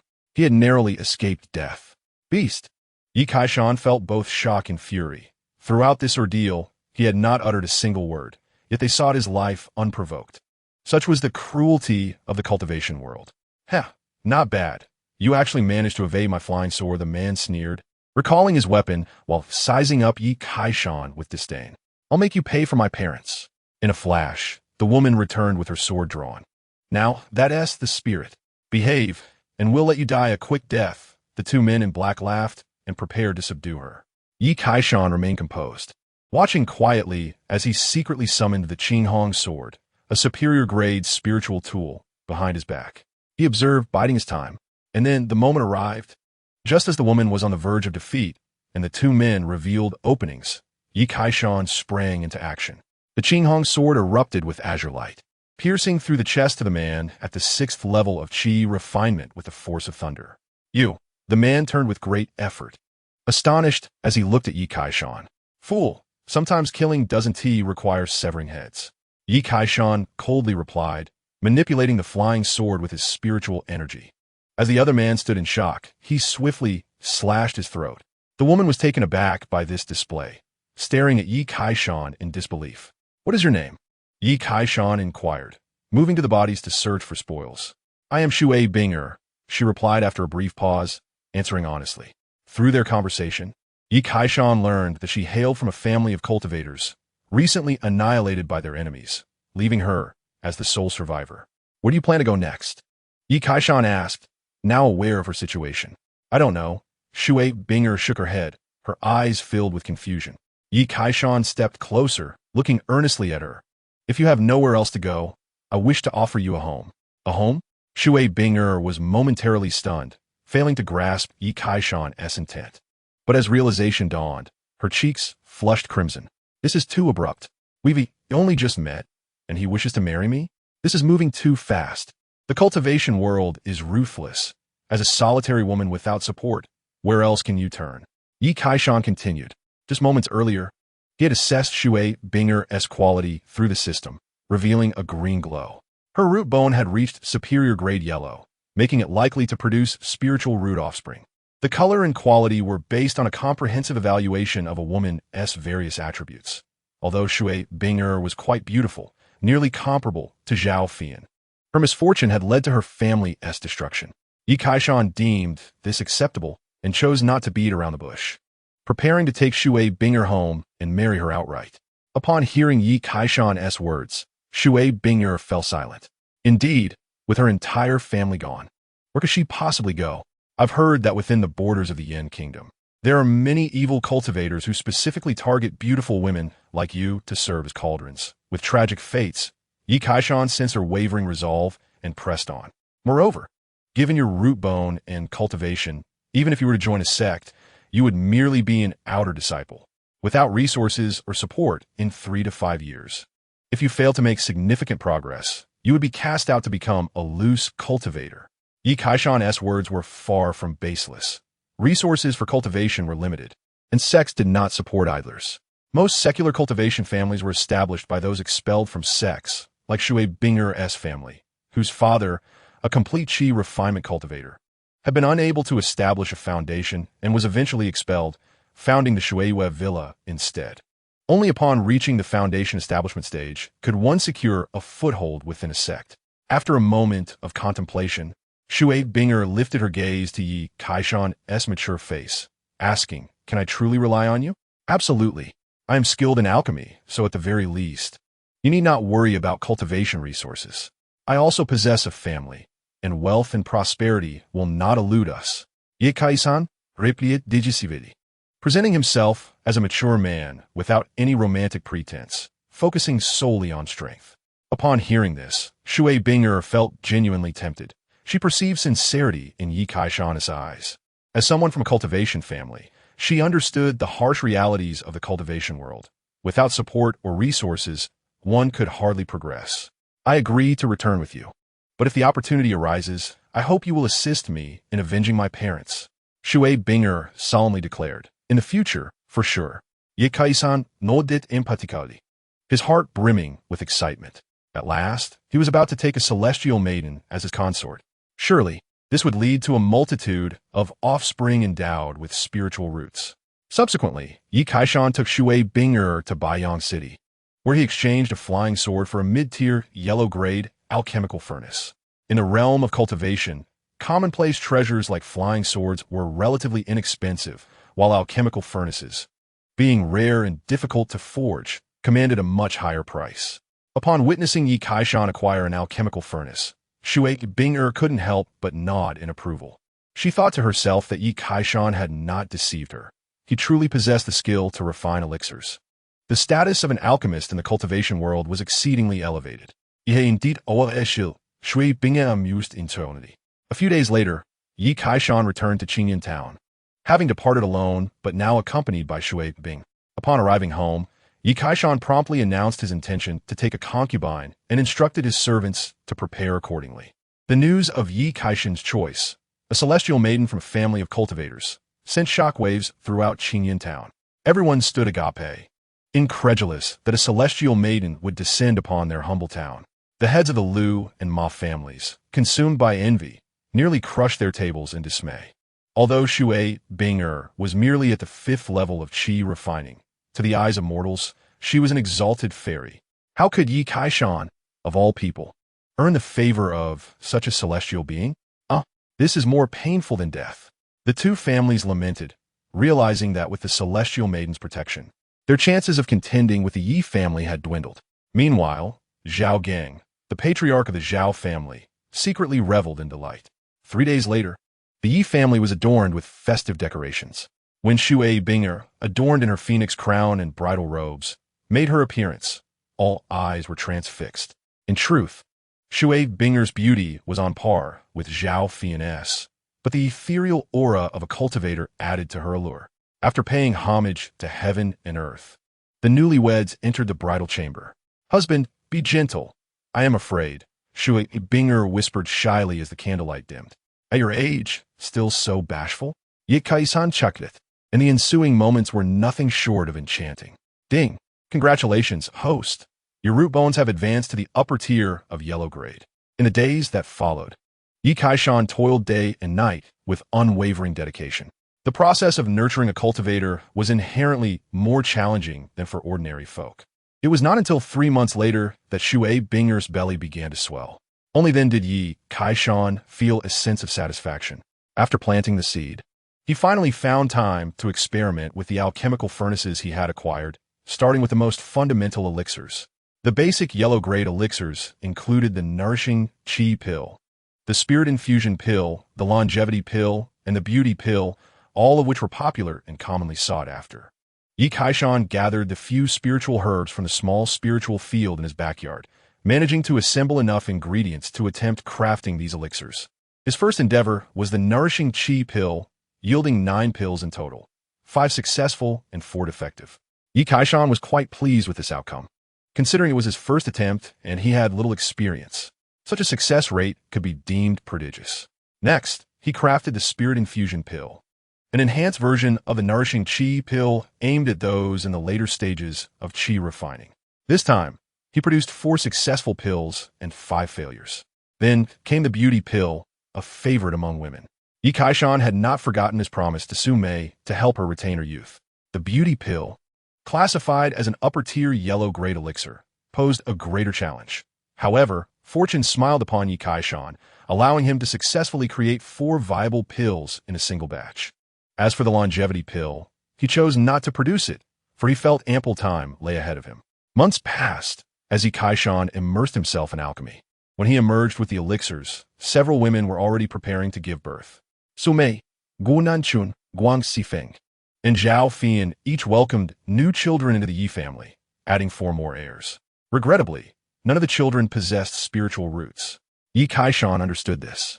Even among couples of cultivators, the birth of children with spiritual roots could not be guaranteed, as it was largely a matter of chance. Thus, he presented the 4 beauty pills to the women as a delightful surprise after childbirth. Chapter 12. Qi Refining at the 7th Level. The Crimson Flame Blood Technique Beauty Pills. Did my husband really concoct these elixirs? The 4 women were left in utter astonishment upon receiving the pills. Indeed, after consuming them, you shall remain eternally youthful. You need not worry about aging. Yi Kaishan assured them with a casual smile that rendered him irresistibly charming. Though he appeared to be around 50, his charisma radiated effortlessly. The women, overwhelmed with excitement, rushed forward to embrace him in fervent kisses. Not so fast. You've just given birth. You must recuperate and avoid strenuous activity. Yi Kaishan exclaimed, urging them to calm down. Once they regained their composure, Su Mei eagerly inquired, "So, does this mean you have embarked upon the path of immortality?" It was the only explanation for Yi Kaishan's increasingly youthful appearance. Indeed, Yi Kaishan nodded slightly. Upon hearing his affirmative response, the women erupted in joy, converging around him like a swirling current. "See, you're too eager." Yi Kaishan gently pushed them away and made his way to Shui Binger. Seizing the opportunity to visit their child, he presented her with several nourishing Qi and spirit infusion pills. Although Shui Binger hailed from a family of cultivators, her father was only a half-hearted practitioner and lacked the skill to concoct elixirs, while their family's supply of spiritual stones was meager. Elixirs like the spirit infusion pill were a rarity in her life. "Thank you, husband," Shui Binger beamed as she accepted the elixirs, planting a kiss on Yi Kaishan's cheek. Months rolled by, and Shui Binger finally went into labor, delivering a baby girl. Ding! Congratulations, host. You have given birth to an upper-tier, yellow-grade spiritual root offspring, lifespan of 10, and received 500 low-grade spiritual stones along with an upper-tier yellow-grade spiritual artifact. At the moment the child was born, the system's voice echoed in Yi Kaishan's mind. An upper-tier, yellow-grade spiritual root. Yi Kaishan eagerly pushed open the door to the delivery room, finding Shui Binger calmly cradling their child, examining her with delight. "Husband, come see our baby," Shui Binger urged, handing the infant to Yi Kaishan. "She is a beautiful child, just like your mother. We shall name her Yi Donger." Yi Kaishan smiled. After spending some time with them, he exited the delivery room to inspect the system's reward, the upper-tier, yellow-grade spiritual artifact. It was a crimson long knife named the Fire Spirit Knife. capable of releasing flames when infused with spiritual energy, exhibiting formidable lethality. A few days later, Yi Kaishan, armed with the 500 low-grade spiritual stones from the system, ventured to Baiyang City to procure a batch of spiritual herbs. These would be used to concoct spirit infusion pills and other popular elixirs for market trade, promising lucrative profits. However, Yi Kaishan had no intention of pursuing such ventures. His sole focus remained on fathering more children, confident that abundance would follow. In the blink of an eye, 3 years passed, during which Yi Kaishan continued to refine elixirs and consume medicinal herbs in his cultivation, achieving the 7th level of qi refining. This marked a pivotal juncture in his cultivation journey. Beyond the 7th level, the spiritual energy within him surged forth like a vast lake, boundless and invigorating. Furthermore, Yi Kaishan discovered that the spiritual energy he refined was exceptionally pure, devoid of any impurities. Initially, he believed himself to be a prodigy in energy cultivation, only to later realize that all of this was attributable to the Yuqing Lianqi Jue. He had assumed it to be an ordinary cultivation technique. But through his interactions with Shui Binger, he recognized that the Yuqing Lianqi Jue far surpassed the cultivation method practiced by Shui Bing. Although Yi Kaishan was currently at the 7th level of energy cultivation, the volume of spiritual energy he possessed equated to that of an 8th level cultivator, if not more. This surpassing amount of spiritual energy granted him combat prowess beyond his level.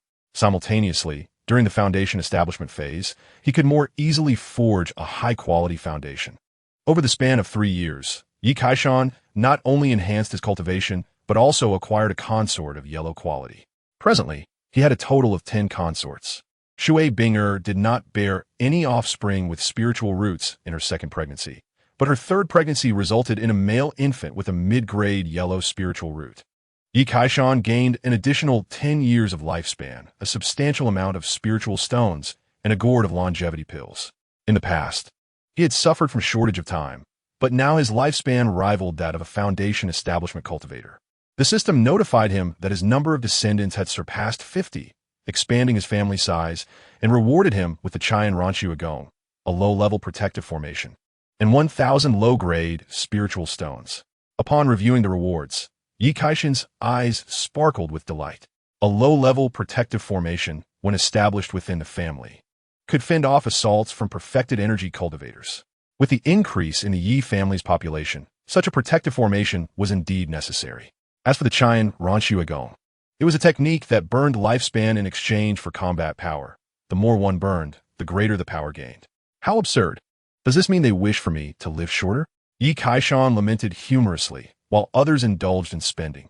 He was spending his own lifespan. Nevertheless, despite the outrageous nature of this technique, it would undoubtedly prove invaluable in times of dire need. Moreover, with ample lifespan, sacrificing a bit was of no consequence. While verbally lamenting, Yi Kaishan inwardly acknowledged the true value and quietly devoted himself to training. After a period of time, Yi Kaishan concluded his tedious training and began to sow seeds of hope in the fertile land. With 10 wives, each round yielded 10 offspring. He intended to produce abundantly, aiming for 100, 1,000, or even 10,000. For every milestone reached, the system would surely provide generous rewards. Through Yi Kaishan's relentless efforts, his wives gradually became pregnant. His children slowly grew, with Yi Chun, the son born of Zhao Fian, reaching the age suitable for cultivation. One day, after discussing matters with Zhao Fian, Yi Kaishan deemed it best to send Yi Chun to Yunlan Zone for training. Yi Chun himself was eager to go, wishing to cultivate alongside his elder brother Yi Fan at Yunlan Zone. Thus, after sending a letter, Yi Kaishan set off with his son Yi Chun towards Yunlan Zone.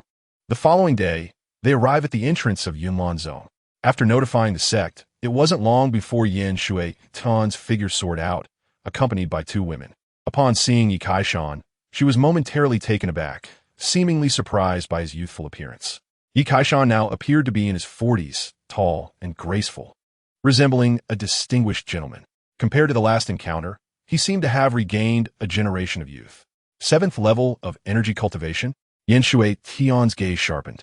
Sensing the fluctuations of spiritual energy emanating from Yi Kaishan, nearly gasping in astonishment. This old fellow is intentionally showcasing his spiritual energy, ensuring that old acquaintances are aware. The last time Yi Kaishan was modest, but this time he must make an impression. I must know when you embarked on the path of immortality. Yin Shui Tian approached quickly, her tone tinged with urgency. Yi Kaishan chuckled lightly, exuding a sense of the passage of time. It has been a very long time. Why didn't you tell me? Yin Shui Tian inquired. What difference would it make to tell you?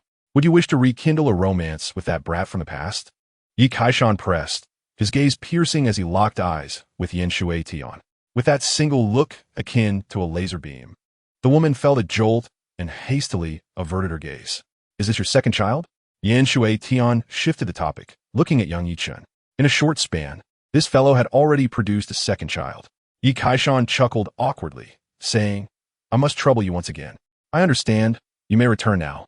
Yin Shui Tian waved her hand, feeling somewhat vexed. May I see Yi Fan? Yi Kaishan asked. As you wish, he is in the back mountain. Just go find him yourself. Yin Shui Tian was reluctant to linger, and after speaking, she flew into the mountain with Yi Chen. Her heart was in turmoil. Seeing your urgency, I cannot simply act upon it.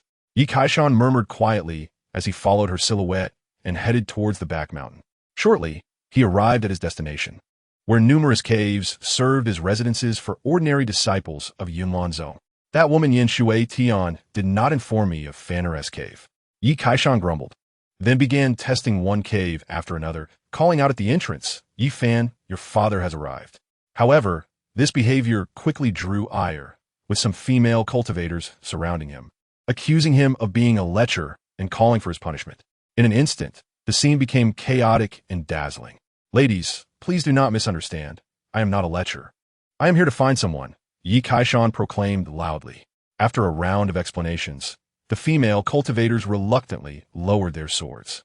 To express his apologies, he produced a gourd nearly a foot tall, pouring out a handful of nourishing energy pills, all of which he had concocted himself. A small token of my sincerity. Each person may take one. Yi Kaishan smiled, his humble gesture appearing extravagant in the eyes of the female cultivators. Ordinary disciples of Yunlanzong received merely 3 low-grade spiritual stones monthly, totaling 36 in a year. Even with some tasks, it barely amounted to 100 low-grade spiritual stones annually, while a single nourishing energy pill cost dozens of low-grade spiritual stones. What are you standing there for? Take it. Yi Kaishan shook the gourd as if to say he had more to offer. In an instant, the gazes of the female cultivators towards Yi Kaishan transformed, sparkling with newfound interest. This man was mature and affluent, with a generous demeanor, making it impossible not to develop fondness. Consequently, the women no longer restrained themselves, each taking a nourishing energy pill. Yi Kaishan distributed over a dozen pills without feeling any remorse, for this was an investment. Thus, the women warmly led Yi Kaishan to the cave where Yi Fan resided. Upon reaching the entrance, they eagerly called out, Yi Fan, your father has come. Yi Fan, junior brother, your father is here to see you. Hearing the calls, Yi Fan emerged from the cave, instantly spotting his father Yi Kaishan surrounded by a throng of women, engaged in joyous chatter. Father, what brings you here? Yi Fan inquired, hastening towards him. I have brought your younger brother Yi Chen to Yunlanzong and thought to stop by and see you. Come, let us talk inside. Yi Kaishan strode into the cave, where father and son engaged in heartfelt conversation. After some casual discourse, they finally transitioned to the main topic. In the present day, Yi Fan has attained the 2nd level of qi cultivation. After a rigorous trial, Yi Kaishan imparted the Yu Qing Qi cultivation method to him, cautioning him to keep it secret. Subsequently, he left behind some spiritual stones and medicinal pills before preparing to depart. Upon exiting, Yi Kaishan bid farewell to the various female cultivators. Ladies, I must take my leave. I entrust my son, Yi Fan, to your care. Should you require any assistance, do not hesitate to seek me out in Qingyan town. With a resolute wave, he departed with an air of elegance. At Yinlan's sect on Lingxi Peak, Yin Shui Tian was engaged in conversation with a woman clad in white. Linglan, have you truly made up your mind? Although you have failed in your foundational cultivation, opportunities still exist. Descending the mountain now would be such a waste. Master, I have contemplated this for a long time. It is not a hasty decision.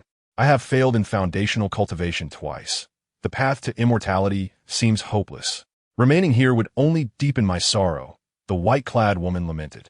A heavy sigh escaped Yin Shui Tian, Failing foundational cultivation twice diminished the chances of success further, a sentiment she could comprehend.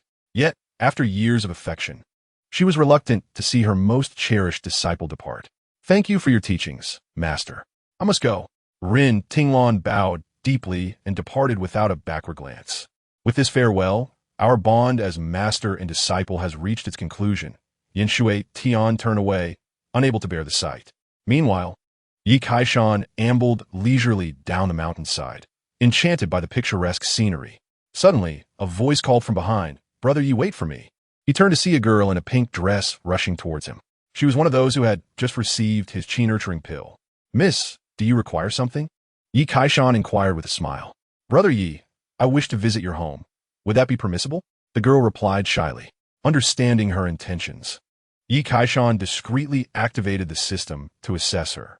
A yellow light emanated from above her head, indicating she possessed a low-grade yellow spiritual root, though other attributes were lacking, with her beauty rated at merely 80. Nevertheless, he saw no reason to dismiss her. "What is your name?" he asked. "I am Xie from Xining Town." She answered candidly. Yi Kaishan nodded and directly proposed. "Would you be willing to marry me?" Xie paused, taken aback by his forthrightness. "I would," she replied softly.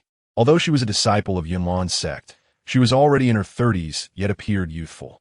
Aware that her chances of foundational cultivation were bleak, she realized that even if she remained at Yunlan's sect, she would eventually be driven down the mountain.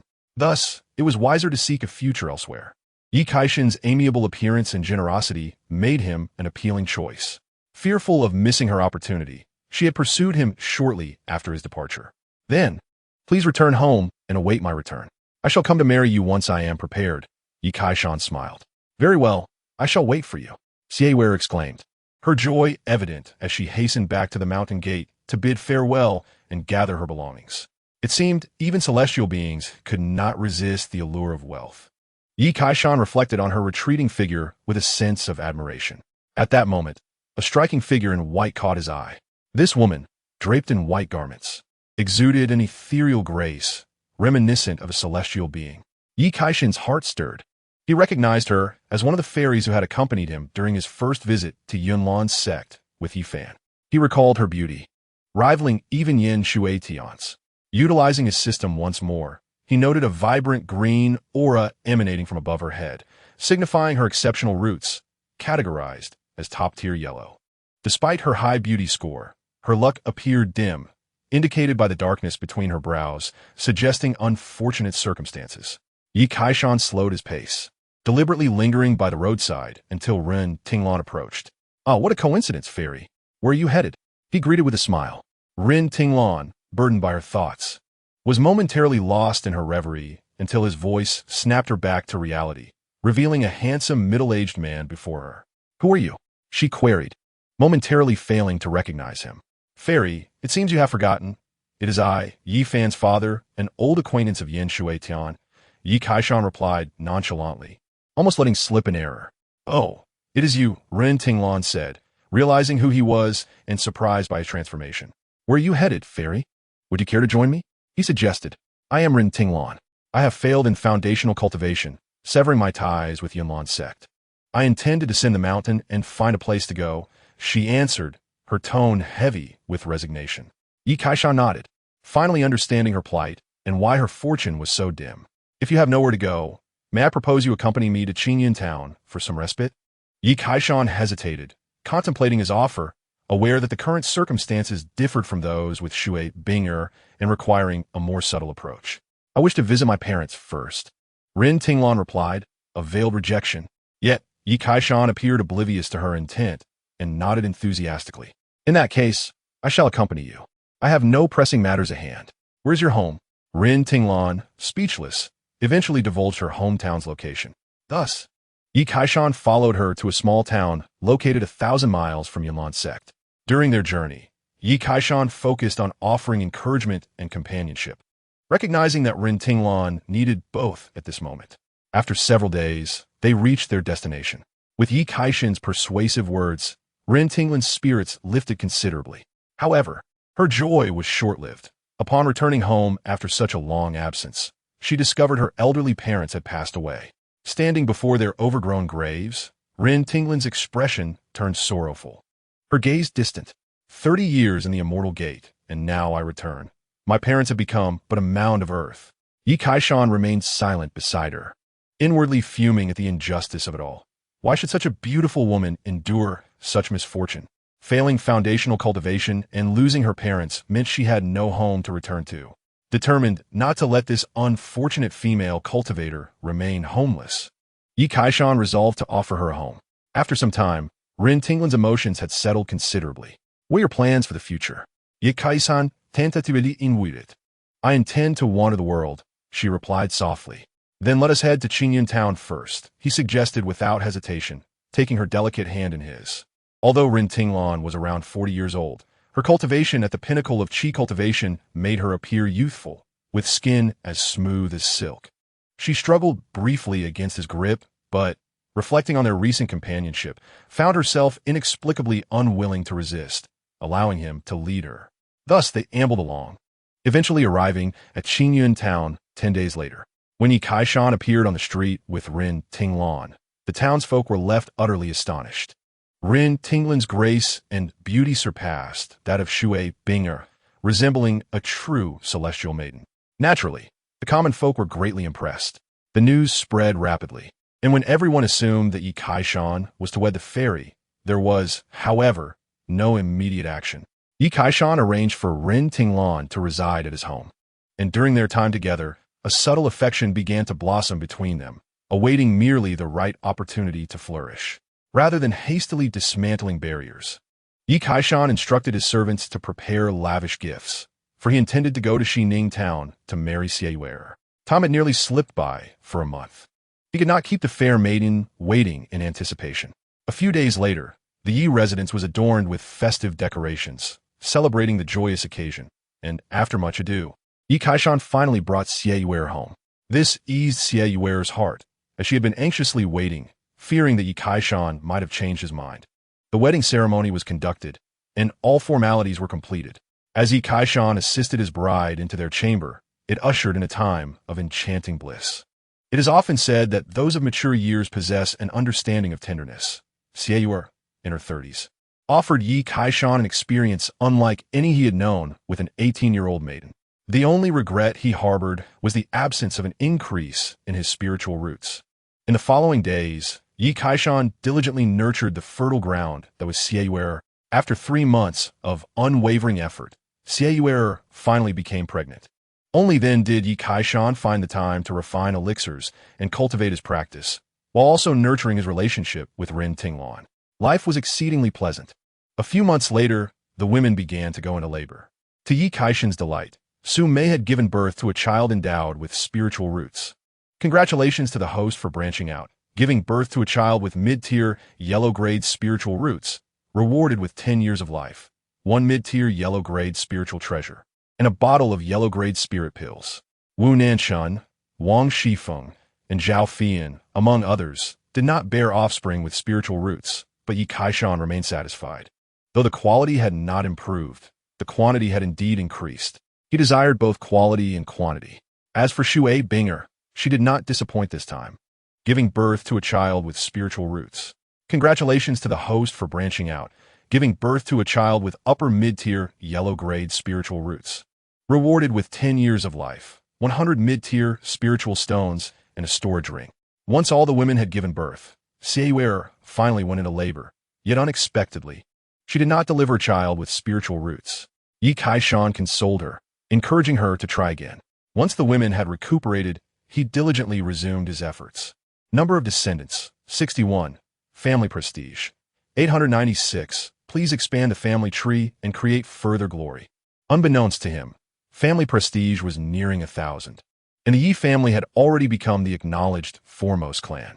With the increase in household members, Yi Kaishan found it necessary to expand their residence, making it more than double its previous size. There was simply no way around it. They had an abundance of wealth. Chapter 15. 8th Stage of Qi Refinement. Qinchan of Baodan Pavilion. After the Yi family's expansion, under the introduction of the professional matchmaker Huagu, Yi Kaishan took several concubines, all of whom possessed beauty exceeding 80 points and were 18-year-old blossoms. Most of the renowned beauties in Qingyun town had joined the Yi family, flourishing under the nurturing care of Yi Kaishan, collectively contributing to the family's expansion. Although none had given birth to children with spiritual roots, they made a significant contribution in numbers. Thus, 3 years passed, and Yi Kaishan ascended to the 8th stage of Qi refinement. The number of descendants reached 90, with the centenary mark within reach. On this day, Xie once again went into labor, giving birth to a baby girl endowed with spiritual roots. Congratulations to the host for branching out, giving birth to a child with lower-tier, yellow-grade spiritual roots, rewarded with 10 years of life, a mid-tier yellow-grade spell cloud exploration hand, and a piece of lower-tier spiritual farmland. Congratulations to the host for having 10 children with spiritual roots, rewarded with 10 years of alchemy experience, 10 years of spiritual plant cultivation experience, and 500 mid-tier spiritual stones. Unbeknownst to him, Yi Kaishan had already welcomed 10 children gifted with spiritual roots. The rewards were substantial. Beyond experience, the 500 mid-tier spiritual stones equated to 5,000 lower-tier stones, amounting to a considerable fortune. He promptly distributed some of these to his concubines in the Qi refinement phase to support their cultivation. Shui Binger and Xie felt immense joy. Since aligning with Yi Kaishan, they lacked for nothing in terms of cultivation resources, with ample spiritual stones and elixirs. Unlike before, when they hesitated to use spiritual stones for cultivation, as consuming a nurturing pill felt like a festive occasion. Consequently, Xie could not help but boast to her friends from Yunlan's sect, and before long, a female cultivator named Zhou Shui arrived at Qingyun town. Zhou Shui, a 5th-stage Qi refiners, had once taken Yi Kaishan's nurturing pills and was a key target for his investments. Upon learning of her arrival, Yi Kaishan promptly prepared a grand welcome. Zhou Shui spent several days at the Yi residence, observing her friend Xie living a life filled with joy. Having little to do beyond childbirth, her cultivation levels swiftly rising to the 6th stage of Qi refinement. Finally, one day, Zhou Shui approached Yi Kaishan, shyly murmuring, "Yi Gu, I wish to bear your child." Upon hearing the words bear a child, Yi Kaishan's eyes brightened. Zhou Shui's bone structure was of mid-tier yellow grade and of green quality, which promised a high likelihood of success. "Zhou Shui, I share your sentiments. Please tidy up and prepare. I shall come to escort you in a month's time." Yi Kaishan replied with a smile. The girl nodded shyly. Zhou Shui returned to Yunlan's sect, bidding farewell to her master and fellow disciples, and returned home to await Yi Kaishan's arrival.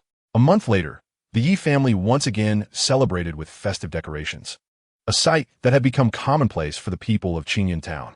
After completing the ceremony, they entered the bridal chamber, ushering in yet another indescribably blissful night. Yi Kaishan, seizing the moment, worked diligently for 2 months, finally causing Zhou Shui's belly to swell. Only then did he find time to visit Baiyang City, where he purchased a large quantity of spiritual herbs and seeds. He also sold some unused elixirs.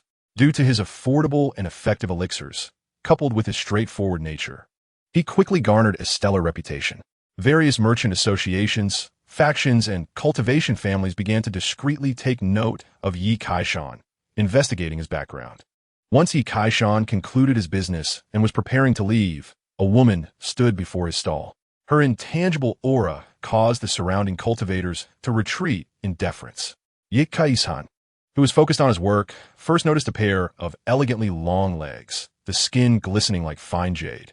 As he lifted his gaze, he beheld a woman who appeared to be around 30 years old, exuding a mature and alluring charm, embodying the essence of a capable businesswoman. "I perceive you are an exceptional alchemist. Might you have an interest in joining Baodan Pavilion?" The woman, noticing Yi Kaishan's attention, spoke with a melodic voice, calm and inviting. Who are you?" Yi Kaishan stood up, noticing that the woman was tall, with a voluptuous figure, well suited for childbearing. "I am Qin Shan, the head of Baodan Pavilion in Baiyang City." She introduced herself with poise. Baodan Pavilion, colloquially known as the Alchemy Workshop, was a business association jointly established by the Danding sect and the Yen Kingdom. "No problem. I accept," Yi Kaishan responded without hesitation after a brief pause. Qin Shan was slightly taken aback, having not anticipated such a straightforward acceptance, causing her prepared remarks to remain unspoken. "Let us go. Take me to register," Yi Kaishan asserted, turning the tables and taking the initiative in a rather imposing manner. The woman suddenly felt a pang of regret for inviting Yi Kaishan, sensing that his intentions were not pure. Soon after, the registration was successful. Joining Baodan Pavilion would not restrict her freedom. Rather, it allowed her to purchase spiritual herbs at a lower price. Overall, the benefits outweighed the drawbacks. A day later, Yi Kaishan returned to Qingyan Town, planting the herbs and seeds he had bought in the spiritual field. With 10 years of experience in nurturing spiritual plants, he found it to be quite effortless. After completing this task, he went to chat with Rin Tinglan, fostering their bond. Between them, familiarity had grown immensely. Over the years of companionship, Rin Tinglan had, from the depths of her heart, accepted Yi Kaishan. On this day, as Yi Kaishan was humorously sharing cold jokes and cheesy lines to amuse Rin Tinglan, she suddenly lowered her head and softly murmured, "I want you to give me a home." "What?" Yi Kaishan was taken aback. "You bastard. I want you to bear children with me." Rin Tinglan's voice rose. Yi Kaishan was elated, standing up abruptly and pulling her into his embrace, kissing her fervently. "I want you to bear 100, 1,000. Just then, a loud crash echoed from outside, shaking the entire room. "Not good, my lord. 2 immortals have come." An urgent shout came from outside. "Immortals?" Yi Kaishan released the beauty from his arms and rushed outside. Upon stepping out, he was met with a scene of destruction. The Yi family gate lay in ruins, and several fainted servants were strewn about. 2 gray-robed cultivators stood arrogantly aside, exuding a terrifying murderous aura that made the Yi family's servants tremble in fear, gazing at them as if they were deities. "Are you the head of the Yi family? I have heard that Shui Bing'er is here. Bring her out at once, or I will annihilate your family, leaving no trace behind." One of the cultivators glared at Yi Kaishan as he spoke with murderous intent. Yi Kaishan's eyes flashed with killing intent. He did not expect the enemies of the Shui family to track him down here. "Why do you want to kill Shui Bing'er? Are you enemies of the Shui family? Or who sent you?" Yi Kaishan asked calmly. "Enough nonsense. We were hired to collect debts." "I want to repeat myself," the gray-robed cultivator replied. "Oh, in that case, I will offer you double the price. Will you help me kill them back?" Yi Kaishan smiled. "Huh, do you think we are fools? If we kill you, your possessions will belong to us," the other gray-robed cultivator scoffed. "A mere 8th level Qi refining dare to haggle in front of us? We are entrusted by others. How can we lack such principles?" The gray-robed cultivator said coldly, revealing a hint of murderous intent in his eyes. "Attack!" Both cultivators unleashed their complete Qi refining aura. At that moment, Rin Tinglan leaped out, preparing to join forces with Yi Kaishan. However, Yi Kaishan shouted loudly, charging ahead first, a terrifying aura surging from him. Crimson Flame Blood Technique. 20 years of lifespan. In an instant, Yi Kaishan was enveloped in red blood energy, exuding a scorching presence as if he had just crawled out of hell. His cultivation soared from the 8th to the pinnacle of the 10th level. If it weren't for the constraints of his realm, he could have reached even greater heights. The violent power twisted the surrounding void. Yi Kaishan directly burned 20 years of his lifespan, uttering no further words, as he had plenty of time left. The 2 cultivators stood dumbfounded. Suddenly, a blood-colored figure flashed past, and Yi Kaishan executed a black tiger heart plucking move, piercing through one of their chests. The other, witnessing this, was terrified and attempted to flee. Cloud grasping hand. Yi Kaishan reached out, forming a blood hand 3 zhang in size, capturing the fleeing cultivator in his palm and crushing him into a meat paste. The battle concluded in mere moments. Rin Tinglan stared in astonishment, unsure of what to say. This scene was witnessed not only by the Yi family, but also by the onlookers from Qingyan Town. Yi Kaishan has ascended to immortality. It was no wonder that the head of the Yi family appeared increasingly youthful. He had transcended the mundane. The crowd was stunned, and Lu Jianghe and Ma Delu dropped their canes in fright. They immediately decided to disband their families and bestow all the assets of Qingyan Town to the Yi family. After eliminating the 2 gray-robed cultivators, Yi Kaishan plundered their spoils, which consisted of merely 2 pitiful low-grade yellow spiritual artifacts and several low-grade spiritual stones. Subsequently, he learned from Shui Bing'er that these 2 were likely sent by her father's archrival, the Tian family's ancestor. The extermination of the Shui family was also the work of this individual. The Tian family's ancestor is named Tian Wenjing, a formidable foundation-building expert. Shui Bing'er informed him. "That startled me. I thought it was a golden core or nascent soul ancestor. Turns out it's just a foundation-building ancestor. Yi Kai-san checked it, vowing to confront this foundation-building ancestor. After burning 20 years of lifespan, Yi Kai-shan entered a brief state of weakness. After 3 months of recovery, he finally commenced his plan to take concubines and wed Rin Tinglan. The celebration was grand, with lights and drums resounding. After the ceremony, the newlyweds entered the bridal chamber. Tinglan, are you ready to bear children for me? Yi Kai-shan grinned mischievously in the chamber. And Machim came a soft murmur from the darkness. Beep, congratulations. Host's root bone has been enhanced to the yellow-grade pinnacle. Delightful, Yi Kai-shan exclaimed in joy, feeling invigorated. 3 months later, Rin Tinglan's belly finally began to swell. Dear husband, you have made my belly grow, Rin Tinglan said coyly, pointing at her abdomen. That's wonderful. It shows the seeds have sprouted, Yi Kai-shan teased. Months passed, and the other wives began to give birth in succession. Shui Binger also bore Yi Kai-shan a child with spiritual roots. Soon after, it was Rin Tinglan's turn, and her first child was a son, who astonishingly also possessed spiritual roots. Congratulations, Host has expanded his lineage, giving birth to a low-grade, Shin-level spiritual root offspring. Reward: 10 years of lifespan, low-grade, Shin-level spiritual artifact, Xian Guang Flying Sword, and a top-grade yellow-level movement technique, 1,000 miles of light. Wow, a Shin-level spiritual root? Yi Kai-shan was astonished upon hearing the system notification, as Rin Tinglan had delivered a remarkable first child. Moreover, the rewards were substantial. A Shin-level spiritual artifact and a top-grade yellow-level movement technique would spare him the trouble of riding a horse for travel. This would signify a qualitative leap. Lanner, you have worked hard. Yi Kai-shan excitedly embraced Rin Tinglan and kissed her fervently. How about giving our child a name? Rin Tinglan rolled her eyes at him. All right. Yi Kai-shan nodded, deciding that since it was a Xian-level spiritual root, they would name him Yi Xian. Congratulations, Host's offspring has surpassed 100. Family scale has increased again.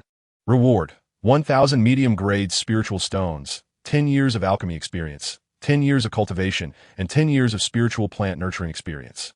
Offspring: 100. Family prestige: 1786. After Rin Tinglan gave birth, Yi Kai-shan's offspring exceeded the 100 mark. The family prestige also saw a notable increase, since he defeated the 2 gray-robed cultivators. The Yi family had become the sole prominent family in Qingyan Town. Without resorting to battle to subdue his foes, Yi Kai-shan had never proactively attacked other clans, instead exhausting them through sheer perseverance. The outside world began to recognize that a cultivation family had emerged from Qingyan Town, prompting other cultivation clans to secretly investigate the Yi clan's background. One day, Yi Kai-shan, having absorbed the experience rewards, broke through to the 9th level of Qi refinement. After 10 years of cultivation rewards, he had nearly attained Huang-level spiritual roots, reflecting an average cultivation speed without external assistance. At the 9th level of Qi refinement, he was just 1 step away from perfection, preparing to establish his foundation. Once accomplished, he would ascend from a venerable Qi refinement ancestor to a formidable foundation establishment ancestor. Upon concluding his seclusion, Yi Kai-shan set forth to Yunlan's sect with his 3rd child, who bore spiritual roots. For all descendants of the Yi family, those with spiritual roots were sent to the immortal gates, while those without were encouraged to pursue careers in commerce or governance. For instance, Yi Kai-shan's 2nd daughter, Yi Jing, and his 3rd son, Yi Changsheng, had ventured to the distant imperial capital of Yin Nation, where they had achieved modest success. Not long after, Yi Kai-shan arrived at Yunlan's sect with his daughter. Is this your 3rd daughter? Yan Shui Tian asked, seemingly perplexed. How many children do you have? Not many. Yi Kai-shan chuckled, fearing that revealing the full number might startle Yan Shui Tian. Have I troubled you? Not at all. Yan Shui Tian replied, curtly, feeling inexplicably irritated. You've already reached the 9th level of Qi refinement? She suddenly sensed the spiritual energy emanating from Yi Kai-shan and was taken aback. Indeed, a fortunate breakthrough. Yi Kai-shan responded nonchalantly, aware that Yan Shui Tan, at the 9th level of foundation establishment, was significantly ahead. He still had much to strive for. Sooner or later, he would breach Yan Shui Tian's defenses. All right, I've received the person. You may go now. Yan Shui Tan gestured dismissively. I still wish to see my son, Yi Kaishan said with a smile. Yan Shui Tian, unwilling to engage further, assisted Yi Ling in departing. Yi Kaishan, well acquainted with the path, made his way to the back mountain, calling out as he had done previously. Yi Chun, your father has arrived. His voice boomed, creating quite a stir. Female cultivators emerged from the caves, momentarily stunned upon seeing Yi Kaishan, before expressions of delight illuminated their faces. Chapter 17. Sending 1 and taking 2. Completing Qi refinement, the female cultivators flocked around Yi Kaishan, their excitement palpable. Esteemed fairies, please forgive my intrusion, Yi Kaishan began, then produced a gourd filled with nourishing Qi pills, pouring out a handful. 2 for each of you. Do not hesitate. He offered them like one might feed squabs. Instantly, the eyes of all the female cultivators sparkled. Receiving 2 pills this time was akin to the fruits of their 6 months of labor. The nourishing Qi pills were effective only in the early stages of Qi refinement. After the 5th level, their efficacy diminished. Since Yi Kaishan had no need for them, he generously increased his investment. As the women accepted the pills, their gazes toward Yi Kaishan brimmed with admiration. At present, Yi Kaishan appeared to be merely 30 years old, possessing a handsome visage, mature charm, and an aura of charisma, further amplified by his generous demeanor, which was nothing short of formidable. He inadvertently shared tales of the joyful lives of Xie Yuer and Zhou Shui, further enchanting the female cultivators. Aware of their own advancing years and the improbability of securing a path to immortality, they sought a suitable destination instead. Brother Yi, may I accompany you to Qingyan Town for some leisure? One female cultivator could no longer contain her eagerness, seizing the opportunity. You're always welcome, Yi Kaishan replied with a charming smile, fostering camaraderie, which stirred many hearts among the female cultivators. The group, filled with enthusiasm, led Yi Kaishan to the cave dwelling of Yi Chun, calling out together, Yi Chun, your father has come. Yi Chun, come out and greet your father. After a brief moment, Yi Kaishan successfully met with Yi Chun, relieved to find his son in good health. They shared a conversation, and before departing, Yi Kaishan left behind some spiritual stones and pills, also imparting the Yu Qing Qi refinement technique to Yi Chun, urging him to cultivate diligently and keep it confidential. He intended to visit Yi Fan next, but upon learning from the female cultivators that Yi Fan had gone out for training with the sect, he abandoned that thought. With his tasks completed, Yi Kaishan departed from Yunlan sect, accompanied by 2 female cultivators. One was named Guing and the other Luo Junli, both possessing Huang-level mid-grade spiritual roots and around the 5th level of Qi refinement. Though both were in their 30s, they appeared no older than 20, exuding a mature allure. As the trio journeyed further away from Yunlan sect, they chatted and laughed, Yi Kaishan continually bringing people to the sect while simultaneously enticing others to leave. Each time he delivered one, he would take 1 or 2 away in return. Meanwhile, after settling Yi Ling, Yin Shui Tan ascended to the main peak of Yunlan sect, where a stunning woman donned in a loose blue robe sat cross-legged upon a sheer cliff. Sect Master, did you summon me for something? Yin Shui Tian inquired respectfully. How many times must I say, when no one else is around, there is no need for such formality? Yang Menghua replied coolly, her demeanor detached, as if untouched by worldly desires, radiating an aura of untouchable elegance. Understood, senior sister, Yin Shui Tian acquiesced. What is the matter? Who is that Yi person? Yang Menghua asked, her tone unfazed. Just an old acquaintance, Yin Shui Tian replied with a wry smile, knowing that nothing could be concealed from her keen perception. An acquaintance? Did you not say that if you could sever all distractions, you would not remain at the foundation establishment stage? Yang Menghua's voice turned serious. Do not associate with that Yi person. Sever ties with worldly matters as soon as possible, she admonished, recognizing that Yin Shui Tian possessed exceptional talent. Were she as single-minded in her cultivation as Yang Menghua, she would have long since reached the core formation stage. However, he is not an ordinary person. Today, I saw him. He has already reached the 9th level of Qi refinement. Yin Shui Tian defended herself. Oh, the 9th level of Qi refinement? Yang Menghua's gaze shifted. Next time he visits, have him come to see me. Senior sister, what do you wish to see him for? Are you concerned I might endanger his life? I assure you, I'm not that kind of person, Yang Menghua replied with an air of aloofness. Very well, Yin Shui Tian nodded, choosing not to press further. Meanwhile, Yi Kaishan and his two companions returned to Qingyan town. Guing and Luo Zhenli encountered their former sectmates, Zhou Shui and Xie Yuer, and after some conversation, they expressed their desire to marry Yi Kaishan.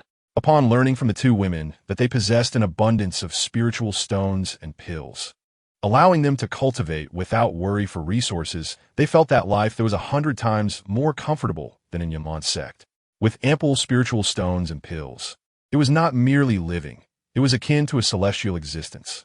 Upon hearing that someone wished to marry him, Yi Kaishan, of course, did not refuse and immediately instructed his servants to make preparations.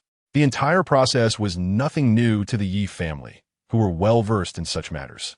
A month later, Yi Kaishan married Gu Ying and Luo Zhenli in succession, briefly experiencing the life of a newlywed. Unfortunately, the two women did not possess particularly high innate talents, and thus did not trigger any extraordinary breakthroughs in his spiritual roots, which remained at the Huang level. However, a year later, both women gave birth, with Luo Zhenli delivering a child endowed with spiritual roots. Congratulations, host, on expanding your lineage by giving birth to a child with upper-grade Huang-level spiritual roots. Reward: 10 years of lifespan, 1 upper-grade Huang-level spiritual artifact, and 1 gourd of youth-preserving pill. The nature of spiritual roots is enigmatic, heavily influenced by fate. Yi Kaishan was already content with having produced a single child. Time swiftly passed, and 3 years have elapsed.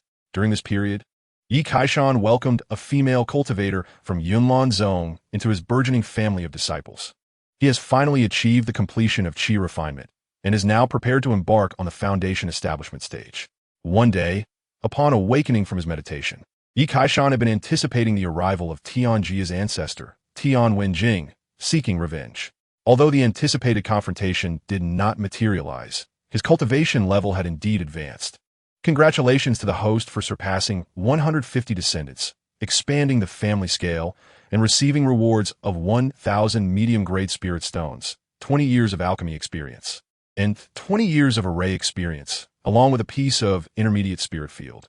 Yi Kaishan absorbed this enlightenment, bringing his alchemy experience to 40 years, accompanied by an additional 20 years in array mastery, which pleasantly surprised him.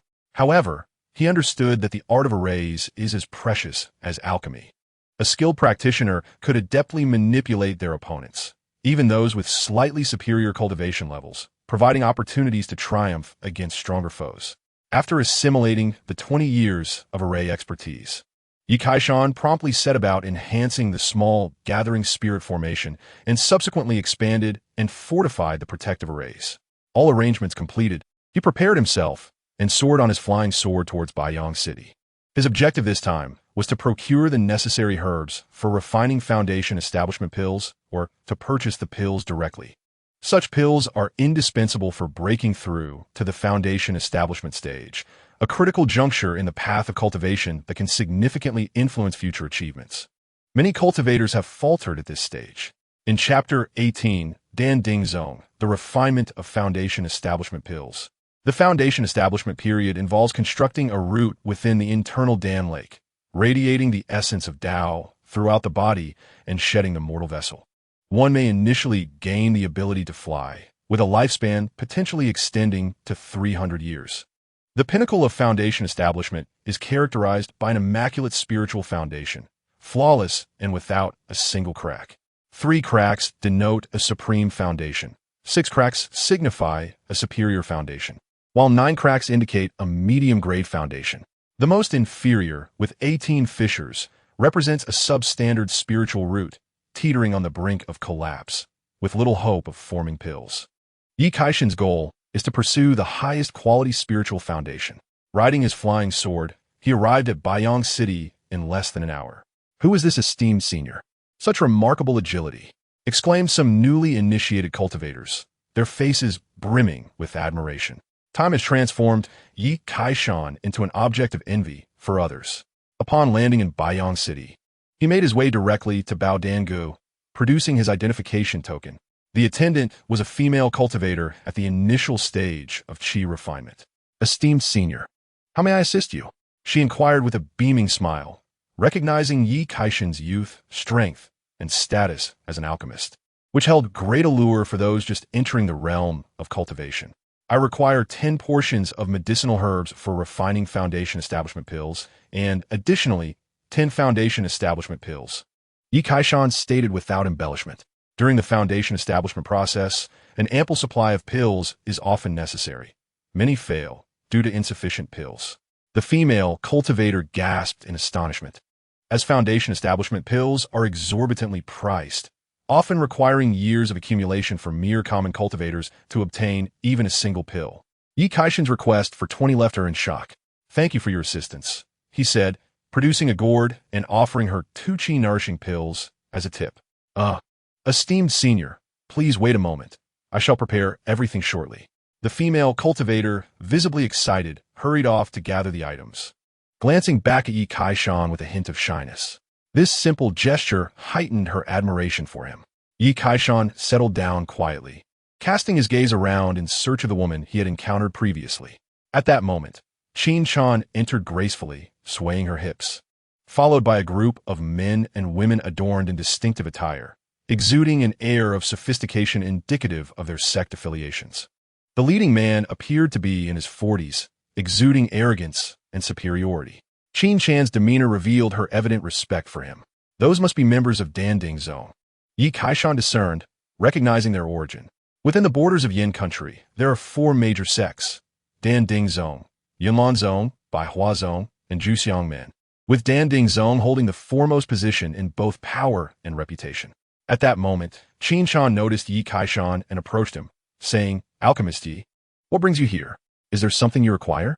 "I have come to procure some herbs for refining foundation establishment pills," Yi Kaishan replied with a nod.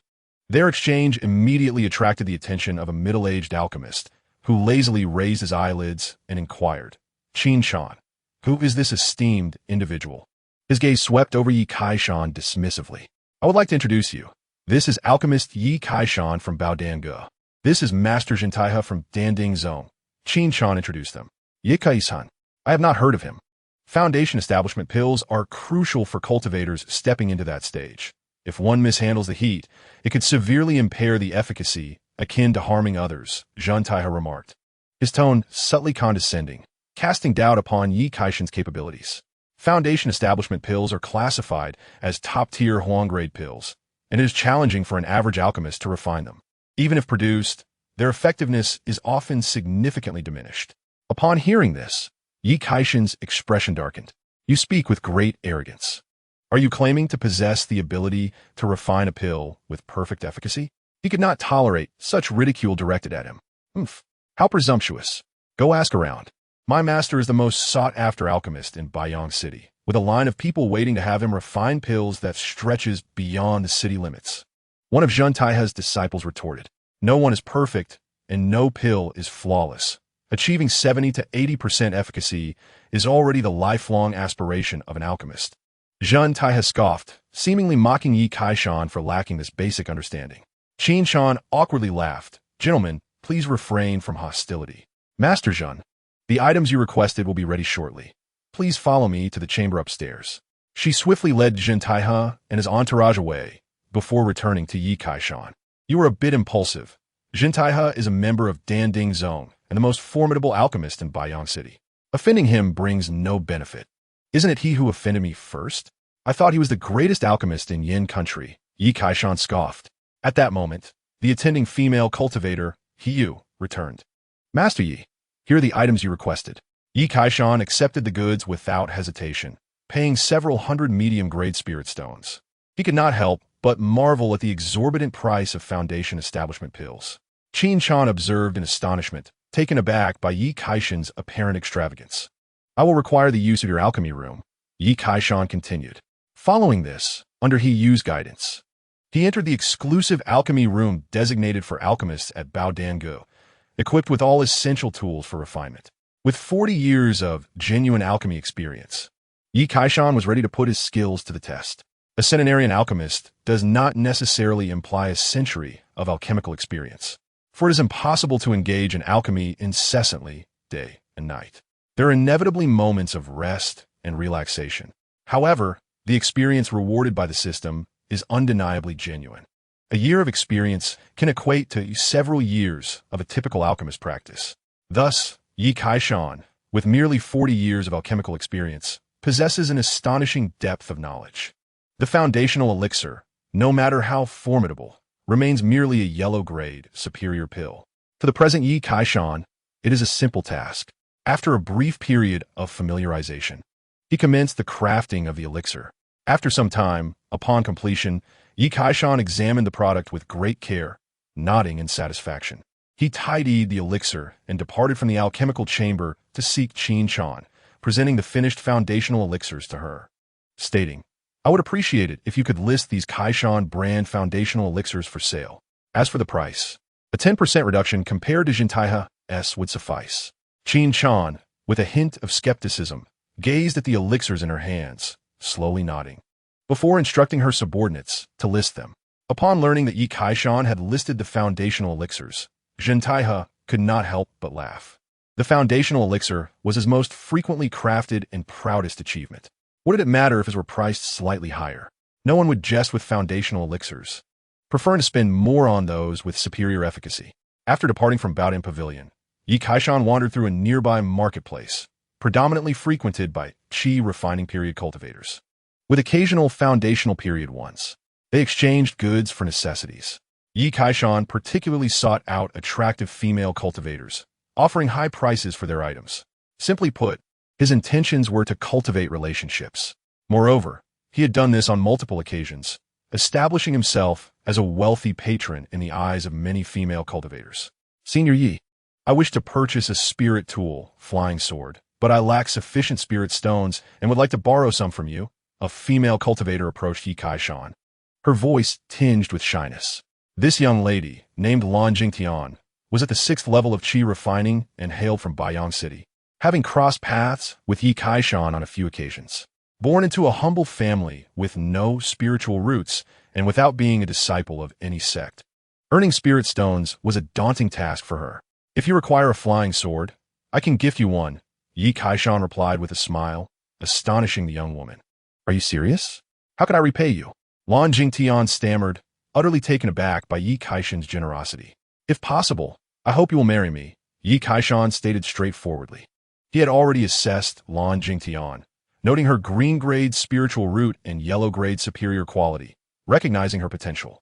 Furthermore, her appearance was quite charming, scoring at least an 85 in beauty. Hearing his words, Lan Jingtian's face flushed crimson, yet her gaze towards Yi Kaishan carried a new glimmer of interest. Indeed, she was in need of a dependable companion. "I accept your proposal," she whispered softly, avoiding his eyes. "Excellent." Yi Kaishan produced a yellow-grade superior flying sword and handed it to her. "Consider this as a betrothal gift. I shall come to receive you shortly." With great joy, Yi Kaishan returned to Qingyun town, instructing his servants to commence preparations. The Yi family members remarked that their master was once again embarking on the path of taking a concubine. It seemed that every time he returned, he felt uneasy unless he acquired a new partner. A month later, the wedding procession made its way to Baiyang City. Whose wedding procession is this? The Yi family of Qingyun town? Is this not a newly rising cultivation family? It is said that the Yi family's Qi refining ancestor single-handedly defeated 2 opponents at the peak of Qi refining. Indeed, the Qi refining ancestor is terrifying. The people of Baiyang City exchanged whispers, with many families in the city casting curious glances toward the Yi family, further elevating their reputation. At Baodian Pavilion, Qin Shan observed the wedding procession passing by from the upper floor, her expression one of disbelief. Yi Kaishan hardly resembled a serious alchemist. Just then, the attendant Hiyu hurried in, exhilarated, exclaiming, "The foundational elixirs are sold out. Many have come seeking to purchase them." "Sold out? Quickly inform Master Zhen to craft more." Qin Shan commanded loudly, pondering to herself how well the foundational elixirs had been selling lately. No, they specifically requested the Kaishan brand foundational elixirs, claiming that the efficacy of the Kaishan brand is at 90%. Hiyu shook her head excitedly, her face flushed, unable to comprehend her own exuberance, as if she were the one who had crafted the elixirs. "What? The Kaishan brand foundational elixirs?" Qin Shan sprang to her feet, her tall, curvaceous figure resembling that of a queen, looking down at Hiyu. "Is that true?" "Of course it is true. The buyers are waiting downstairs, He affirmed. I shall go and investigate, Qin Shan declared, descending the stairs like a gust of wind. In truth, she discovered a throng of people in the hall clamoring to buy the Kaishan brand foundational elixirs. What? Is Baodan Pavilion engaging in hunger marketing? Such excellent foundational elixirs. And only 10 available? If you cannot sell them, then do not. A group of cultivators threatened the reception staff, pressing for answers. Dear guests, please remain calm. The Kaishan brand foundational elixirs are temporarily out of stock, but we do have the foundational elixirs crafted by Master Zhentaihe, the staff explained loudly. Master Zhen's foundational elixirs are overpriced and only yield 70% efficacy. How can they compare to the Kaishan brand? No way. I traveled a great distance to purchase the Kaishan brand foundational elixirs, and now you tell me they are sold out?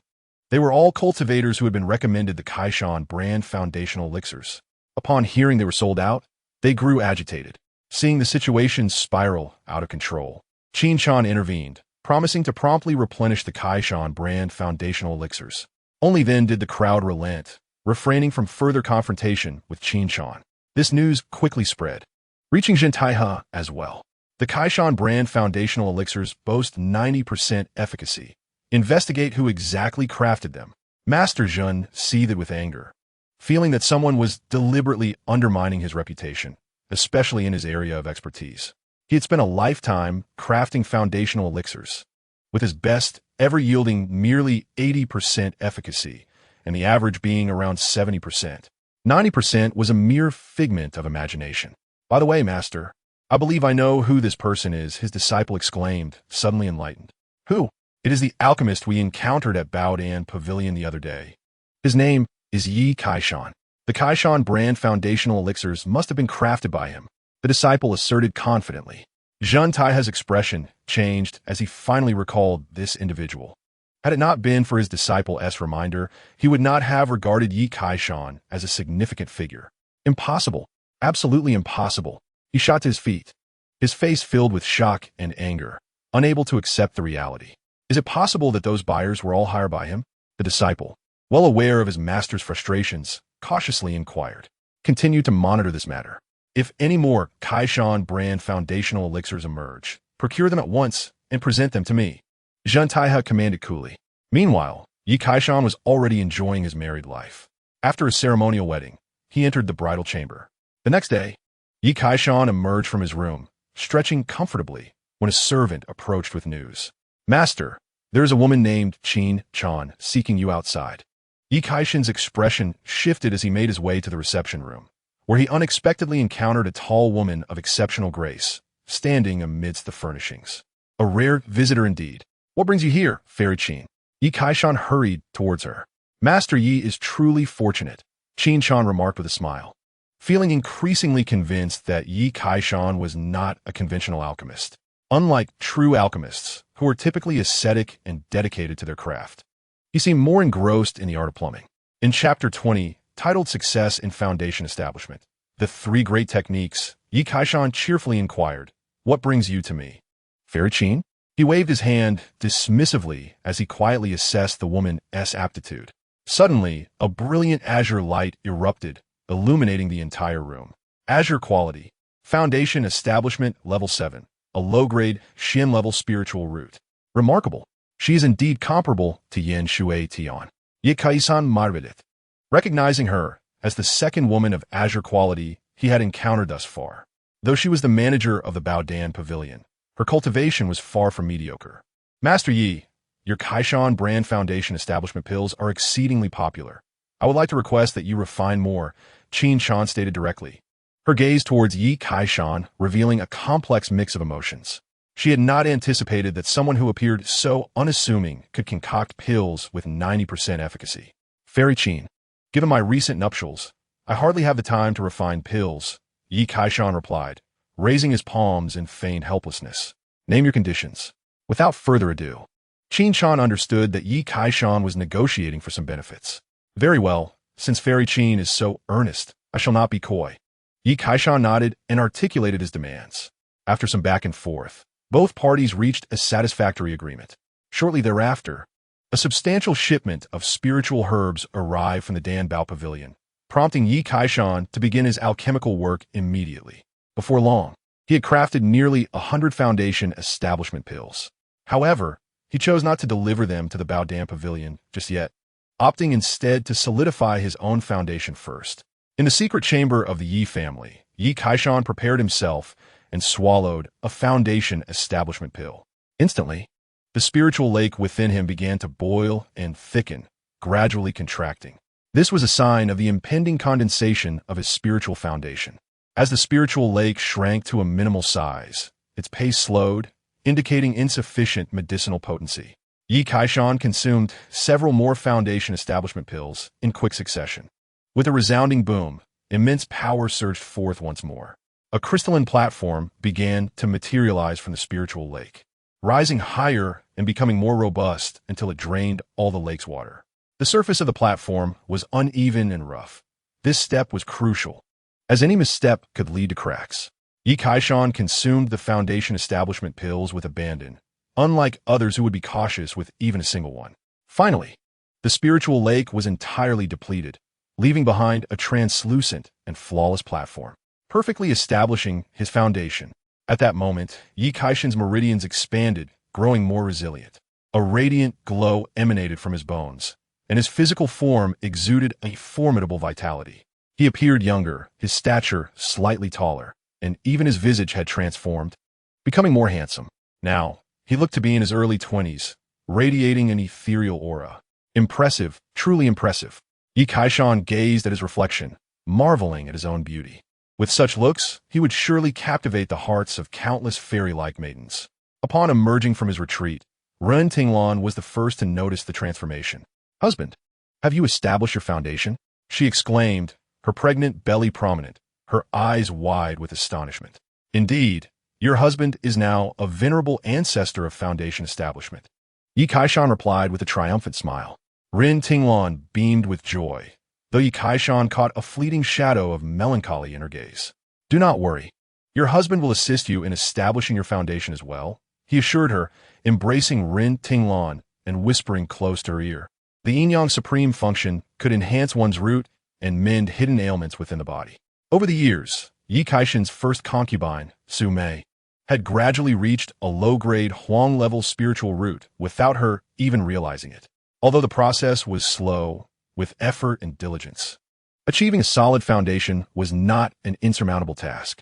The latent injuries from Ren Tinglan's foundation establishment were trivial in comparison. The following day, Yi Kaishan tidied himself and, with a refined foundation establishment pills in hand, ventured to the Baodan Pavilion in Baiyang City to personally present them to Qin Shan. "Here are 50 foundation establishment pills. Take them for a while," Yi Kaishan announced. Qin Shan was overjoyed, promptly placing the Kaishan brand pills on the shelves and disseminating the news. Before long, the entire Baiyang City was abuzz with this revelation. Many sought to witness whether the Kaishan brand foundation establishment pills were indeed as remarkable as rumored. Soon, a throng of cultivators arrived to purchase the pills. Lu Yang, a disciple of Zhen Taihe, also mingled among the crowd and, after much effort, successfully acquired one pill. He rushed back to present it to his master. Zhen Taihe examined the pill closely, then delicately scraped a layer of powder with his fingernail and placed it on his tongue. In the next instant, his pupils widened, and astonishment spread across his face. "Indeed, it is 90%. How can this be?" he exclaimed, momentarily dazed. "I must return to the sect." Zhen Taihe snapped back to reality, clutching the pill as he dashed out, taking flight on his sword, soaring out of Baiyang City. Upon returning home, Yi Kaishan continued to care for his newlywed wife, Lan Jingtian. Soon thereafter, her belly began to swell. Months later, Lan Jingtian gave birth. "Congratulations, host, for expanding your lineage and giving birth to an offspring with a high-grade Huang-level spiritual root. Rewards: 10 years of lifespan, a high-grade Huang-level spiritual artifact, 500 low-grade spiritual stones, and 1 Shenxing talisman." "A Shenxing talisman? Excellent." Yi Kaishan's eyes sparkled with delight upon seeing the rewards. Aside from Lan Jingtian, Ren Tinglan and Shui Bing are also subsequently bore children with spiritual roots. Congratulations, host, for having 20 offspring with spiritual roots.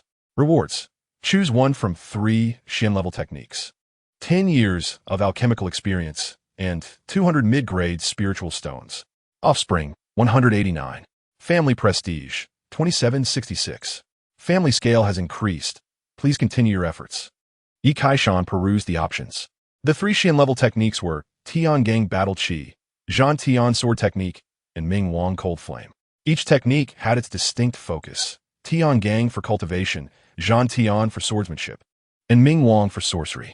After careful consideration, Yi Kaishan chose Zhan Tian's sword technique without pretense, as he already possessed a Xian-level flying sword, allowing him to unleash the technique's full potential.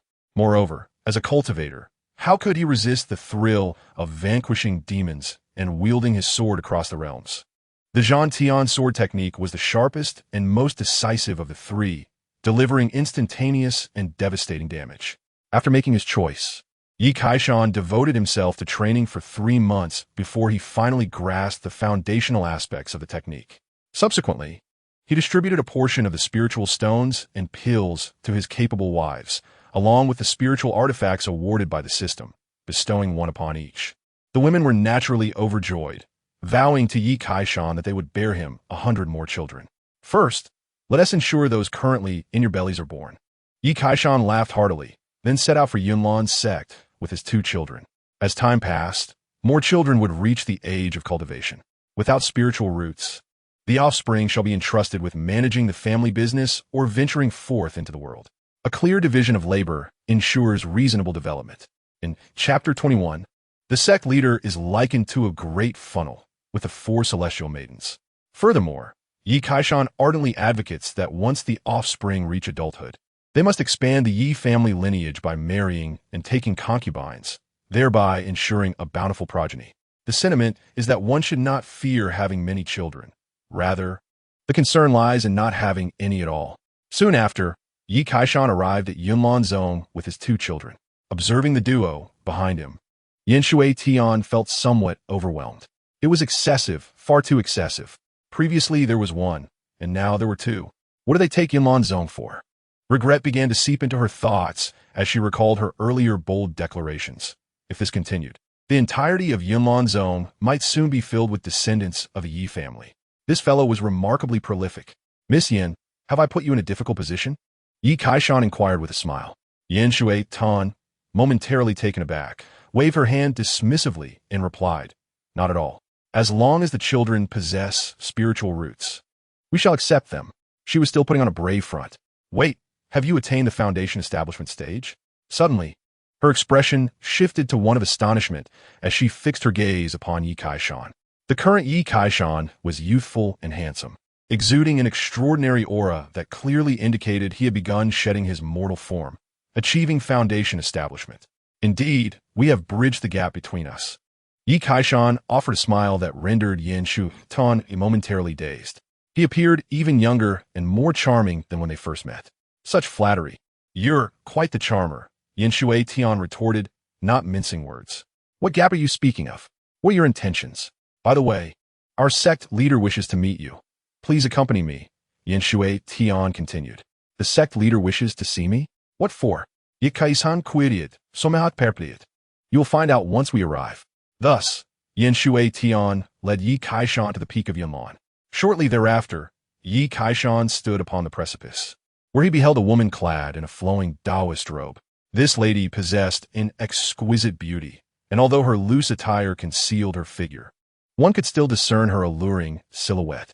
This woman was the sect leader of Yunlan Zone, Yi Kaisan Musit Internali. At that moment, Yan Shui Tian stepped forward, clasping her hands in greeting. Sect leader, I have brought the person you requested. The woman seated upon the great stone slowly opened her eyes, and upon seeing Yi Kaishan, her gaze sharpened. Foundation establishment. This was somewhat at odds with what Yan Shui Tian had conveyed. Yi Kaishan, do you wish to join Yunlan Zone? Without a moment's hesitation, Yan Menghua spoke forth. She had initially intended to test Yi Kaishan, but altered her course upon witnessing his cultivation level. Even Yi Kaishan himself had not anticipated that at over 100 years of age, he would have the opportunity to join a sect. I would like to, but I'm currently tied to family responsibilities, which may hinder my joining the sect, he replied with a wry smile. No matter if you are willing, I can offer you a nominal elder position, which will not restrict your freedom, Yang Minghua smiled slightly, as if she had secured a favorable outcome. Well then I accept. Yi Kaishan hesitated momentarily before his demeanor transformed entirely, radiating joy. Upon reflection, joining Yunlan's zone would indeed facilitate his endeavors. Yen Shui Tian stood astounded, witnessing her senior sister strike a deal with Yi Kaishan. She had never anticipated such a turn of events. Once the matter was settled, Yang Minghua gestured for them to depart. Before leaving, Yi Kaishan discreetly employed his system to cast a glance at her. This glance proved astonishing. A blue luminescence shot skyward, faintly accompanied by an aura of profound yin energy. Yi Kaishan's eyes widened, and a tempest stirred within him. This was a special physique, the Xianin body? In the realm of cultivation, spiritual roots generally signify the rate of advancement. The better the roots, the swifter the absorption of heavenly essence.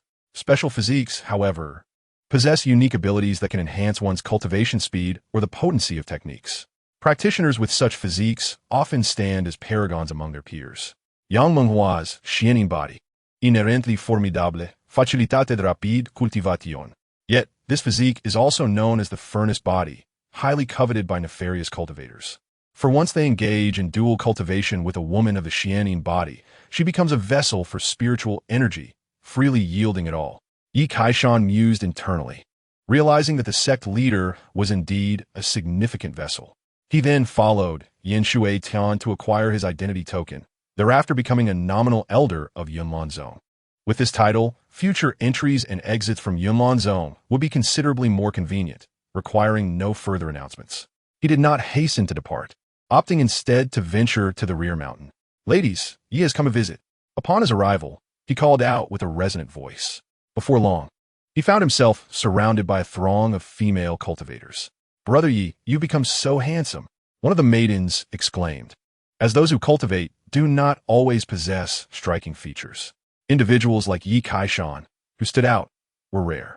I have successfully established my foundation, hence my youthful appearance. Yi Kaishan replied nonchalantly, as if it were a trivial matter. However, the female cultivators reacted quite differently to his words. Previously, Yi Kaishan had been generous but appeared somewhat aged. Now, he seemed like a celestial being descended to earth, coupled with his extraordinary cultivation, making him an ideal partner. Brother Yi, may I accompany you to Qingyan Town? Do you welcome me? One bold maiden inquired, her cheeks flushed, although they were no longer young. Their lives were consumed by cultivation, leaving little room for romantic endeavors. Of course, you are most welcome, Yi Kaishan responded enthusiastically, never one to turn down such an invitation. His eagerness was palpable, as all was in service of expanding the Yi family lineage. Hearing his words, the other maidens eagerly implored, "Count me in." Yi Kaishan promptly replied, "One at a time, all are welcome." Subsequently, he bid farewell to the maidens to visit his children. Yi Fan had now reached the 4th level of qi refinement, having matured considerably over the years, exuding a newfound calmness and gentleness. In contrast, Yi Chun and Yi Ling showcased more brilliance. After leaving his children with a few gifts, Yi Kaishan departed, accompanied by 4 women, each possessing a beauty rating of around 80, albeit with modest qualities. Upon returning to Qingyan Town, the 4 women became increasingly resolute in their intentions, and soon enough, everything fell into place naturally. Yi Kaishan instructed them to return home, promising to come for each one in turn. Although he was taking concubines, he was determined to maintain proper decorum. Shortly thereafter, the Yi family burst into festivity, bustling with activity. The entire Qingyan town buzzed with the news that the ancestral Yi had begun anew. Which family's daughter is so fortunate to marry a celestial being? The townsfolk marveled, noting that the current head of the Yi family was no longer the antiquated relic of the past, but rather an extraordinary immortal. In Chapter 22, the topic shifts to the Xian-level roots, relating to a cousin from Baiwa Zone. Yi Kaishan swiftly and rhythmically welcomed the 4 women into his home. A month had passed. Congratulations to the host on the elevation of their root bone, reaching the low grade of Xian. Upon receiving this notification, Yi Kaishan's lips curled into a smile, and he felt a pleasant surge of joy. His root bone had finally attained the Xian level, and he could distinctly perceive the accelerated pace at which his body absorbed spiritual energy. Over the next 6 months, he tirelessly devoted himself to the task, and his 4 brides soon began to show signs of pregnancy, which left him utterly exhausted. Congratulations to the host on surpassing 200 offspring, expanding the family scale. In receiving rewards, 36 heavenly cavern Xian scripture, 10 years of cultivation experience, 10 years of alchemy experience, 1 gourd of Xian-level spiritual pills, and 500 medium-grade spiritual stones. With 200 children now, Yi Kaishan's thoughts turned to the rewards. The 36 heavenly cavern Xian scripture was a cultivation method of earth-grade low quality. When combined with the Yu Qing refining qi technique, it would significantly enhance his cultivation speed. The Xian-level pill, known as the Chong Xiandan, was a low-grade spiritual pill used during the later stages of the foundation establishment period to boost cultivation speed. Pleased with the rewards, Yi Kaishan absorbed the cultivation experience. And soon, his aura underwent a remarkable transformation. He had reached the second level of foundation establishment. Within his Dantian, the second Dao platform had been established, greatly increasing his magical power. He then absorbed the alchemy experience, concocting several pills suitable for the foundation establishment stage. On this day, Su Mei gave birth once more, delivering a child endowed with spiritual roots. Congratulations to the host for branching out, giving birth to a top-grade Huang-level offspring, rewarded with a lifespan of 10, 500 low-grade spiritual stones, and a burst talisman. Husband, I've given you another child with spiritual roots, Su Mei joyfully announced, cradling the newborn in her arms. This marked her 4th child with spiritual roots. Fresh from childbirth, she radiated vitality, showing no signs of weakness. 3 years prior, she had given birth to a child with spiritual roots, and Yi Kaishan had personally guided her in her cultivation, providing her with ample pills and spiritual stones. She was now a practitioner at the 4th level of qi refinement. You're amazing, Mayor. After all these years, you haven't changed a bit. You remain as beautiful as ever. Yi Kaishan affectionately ruffled her hair. The once headstrong girl had blossomed into a mother of many, yet her beauty remained untouched. Not at all. It is thanks to you for taking such good care of me, Su Mei replied shyly. Once you recover, I will pamper you even more. Yi Kaishan teased with a mischievous smile. As a year swiftly passed, during this time, Yi Kaishan guided his wives in their cultivation. Wu Nanshun and Wang Shifeng successively embarked on the path of immortality. Occasionally, he crafted foundation establishment pills required by the Baodan Pavilion, and, in his leisure, he tended to various spiritual herbs, while also expanding his harem. His pursuits in acquiring concubines had extended beyond Qingyun Town to nearby towns, and even to the immortal families within Baiyang City. Thanks to the reputation of his Kaishan brand foundation establishment pills and the escape of Zhen Taihe, Yi Kaishan had risen to prominence as the foremost alchemist in the eyes of many cultivators in Baiyang City. Every time he visited Baiyang City on business, he was inevitably addressed as Master Yi. Some immortal families in the city, eager to forge closer ties with Master Yi, actively offered their daughters in marriage. It was well known that Master Ye's singular penchant was for taking concubines, and he welcomed all who approached him. Over the course of a year, he took 12 concubines, the majority being female cultivators, with only a handful of ordinary women among them. Yet for Master Yi, this posed no issue with diligence. Even those without spiritual roots could be cultivated. On this day, Yi Kaishan, carrying the foundation establishment pills he had prepared, once again entered Baiyang City. As he stepped into the city, he encountered Qian Lu, the head of the Qian family, a practitioner at the early stage of foundation establishment and a former disciple of Yunlan's sect. Elder, would you have time to visit my Qian family? I have a cousin. Qian Lu eagerly proposed, bowing and scraping before Yi Kaishan, not daring to exhibit any arrogance in front of him. Let us talk about your cousin later. I have matters to attend to now, Yi Kaishan replied, hands clasped behind his back, adorned with a gleaming identity token that made him the center of attention wherever he went. Numerous elegant young ladies and noble women shyly stole glances at him, their imaginations already weaving tales. Ah, Master Yi is busy.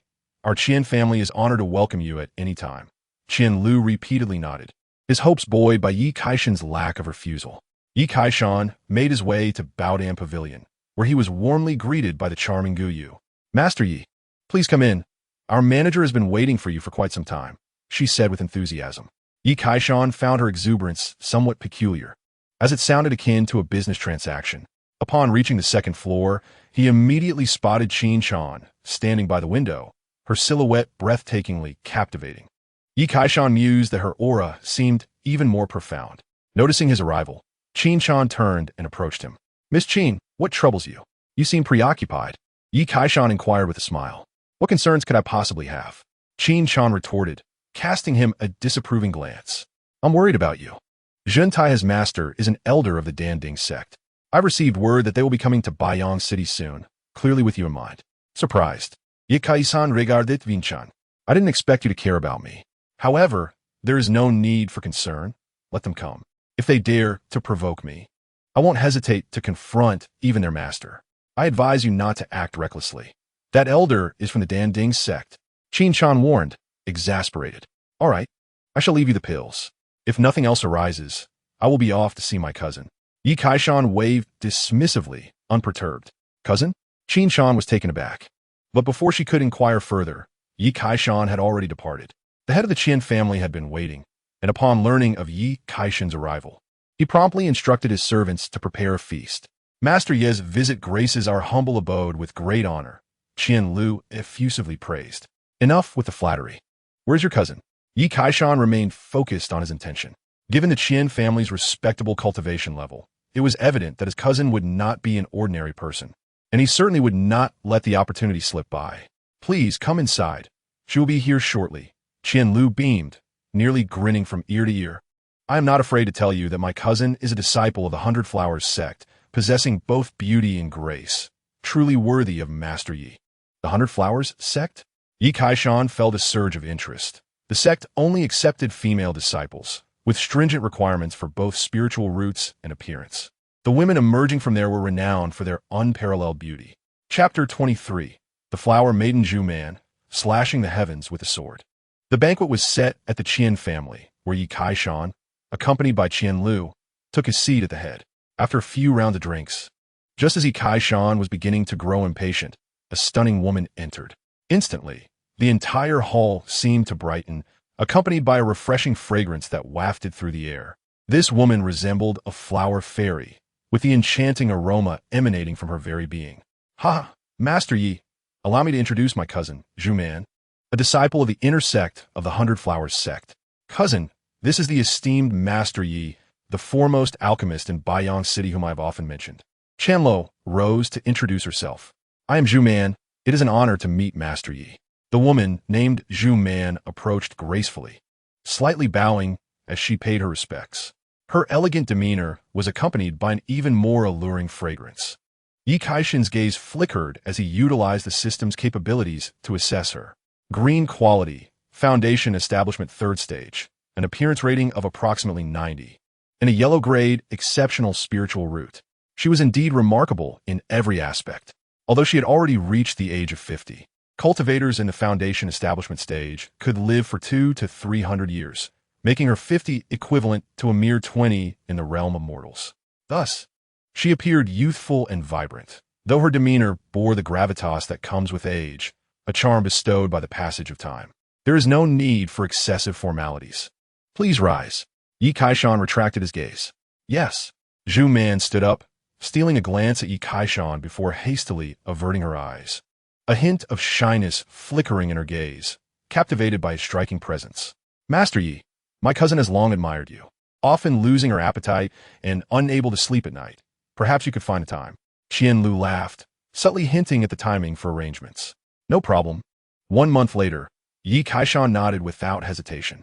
By the way, Master Yi, I have one more humble request. Zhu Man suddenly spoke up, and it was through her words that Yi Kaishan learned of her predicament. Zhu Man had been bitten by a highly poisonous beast while on a mission for her sect a few days prior. To this day, toxins still lingered within her body, rendering them impossible to completely eliminate. She earnestly requested Yi Kaishan to concoct a detoxification pill to cleanse her body of the poison. Upon hearing this, Yi Kaishan understood her intentions. However, such intentions were precisely what he found agreeable. A lack of purpose would be far more alarming. The detoxification pill was a mysterious grade elixir, known for its efficacy in eliminating toxins, purifying the marrow, altering one's constitution, and healing injuries. This pill was costly, and most cultivators could hardly afford it. No problem. Consider this pill as a betrothal gift. After weighing his options, Yi Kaishan spoke. For him, Crafting the detoxification pill was not particularly challenging. A month later, Yi Kaishan successfully produced the detoxification pill, while the wedding procession arrived in Baiyang City. Master Yi is once again taking a concubine. Truly, Master Yi is a man of character. I have never encountered a pill master so fond of taking concubines. What we call this? A balance of work and leisure. The people of Baiyang City spoke with a mix of envy and admiration. Master Yi not only excels in alchemy, but his vitality is also remarkable. It is said he has dozens of concubines, and few can withstand such vigor. Even cultivators struggle to keep up with such a lifestyle. Before long, Yi Kaishan, donned in a red robe, sat atop his steed, exuding joy and grace. He departed Baiyang City, gradually disappearing from the gaze of the onlookers. Just as the wedding procession reached its midpoint, a sudden chilling laughter echoed from the horizon. Instantly, the horses beneath the crowd were startled into a frenzy. Who dares to show themselves? Yi Kaishan frowned and shouted loudly. A crimson blade of light suddenly descended, stretching a full 40 meters, crashing down upon the procession. Chaos ensued, with casualties mounting. In the nick of time, the bride Zhu Man leaped forward, narrowly evading the strike. Yi Kaishan, I have awaited you for a long time. The voice rang out again as a middle-aged man appeared atop a distant treetop, brandishing a long blade with a sinister grin. Foundation Establishment, 7th Stage. Yi Kaishan's gaze sharpened. His first thought was that Zhu Man had colluded with someone to plot against him. Who are you? Ha! It is better to let you die with clarity. I am Tian Wenjing. Now, do you know who I am? The middle-aged man sneered, looking down coldly. So you are Tian Wenjing. Yi Kaishan Sudendi Understood. It had been so long that he had almost forgotten this name. Shui Binger had once mentioned that Tian Wenjing was a cultivator in the early stages of Foundation Establishment. Now he had progressed to the late stages, clearly having encountered some miraculous fortune recently. If it weren't for my recent cultivation of a divine technique, I would have come to take your life long ago. Tian Wenjing snorted coldly, his long blade suddenly slashing through the air, a crimson blade aura rushing forth. Husband, I will assist you. Zhu Man dashed towards him. Stay back. Do not interfere. Yi Kaishan shouted, summoning his flying sword with a flick of his wrist, effortlessly slicing through the air. All of this transpired in the blink of an eye. The sword light flickered like lightning, tearing through the void, instantly dispersing the blade aura. Tian Wenjing's gaze shifted, surprise flashing across his face. Quite impressive, but far from sufficient. He swiftly descended from the treetop, closing the distance rapidly. Far from sufficient, you say?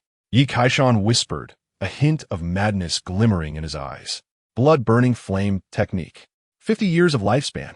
With a thunderous roar, an overwhelming aura erupted from him, creating a tempest.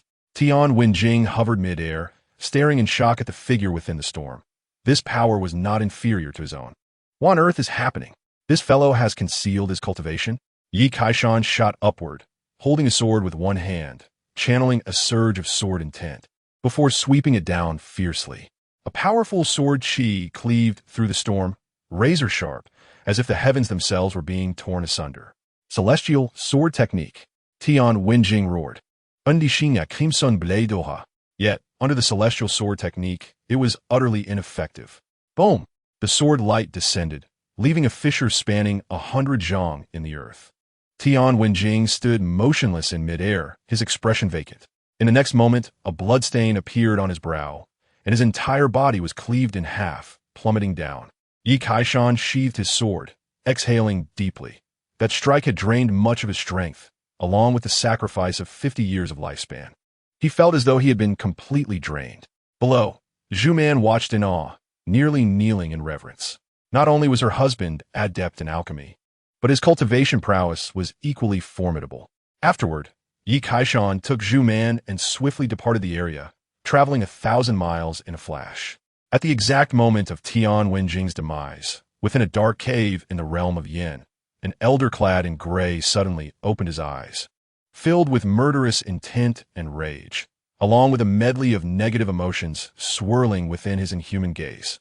Yi Kaishan returned to Qingyun town with Zhu Man, and everything proceeded as usual. They completed the wedding rites and entered the bridal chamber. The women of Baiwa sect carried a natural fragrance, and Zhu Man was akin to a flower named Hong Tiao, with a rich yet pleasant aroma. For Yi Kaishan, this marked yet another unforgettable night. Chapter 24. Offspring Breakthrough to 300, Foundation Establishment 4th Stage. A month later, Zhu Man exclaimed, "Husband, you are incredible. I believe I am pregnant." Sensing the signs of life within her belly, she looked joyfully at Yi Kaishan. Ever since she joined Baiwa sect, she had remained steadfast for decades, never expecting that one day she would marry and bear children.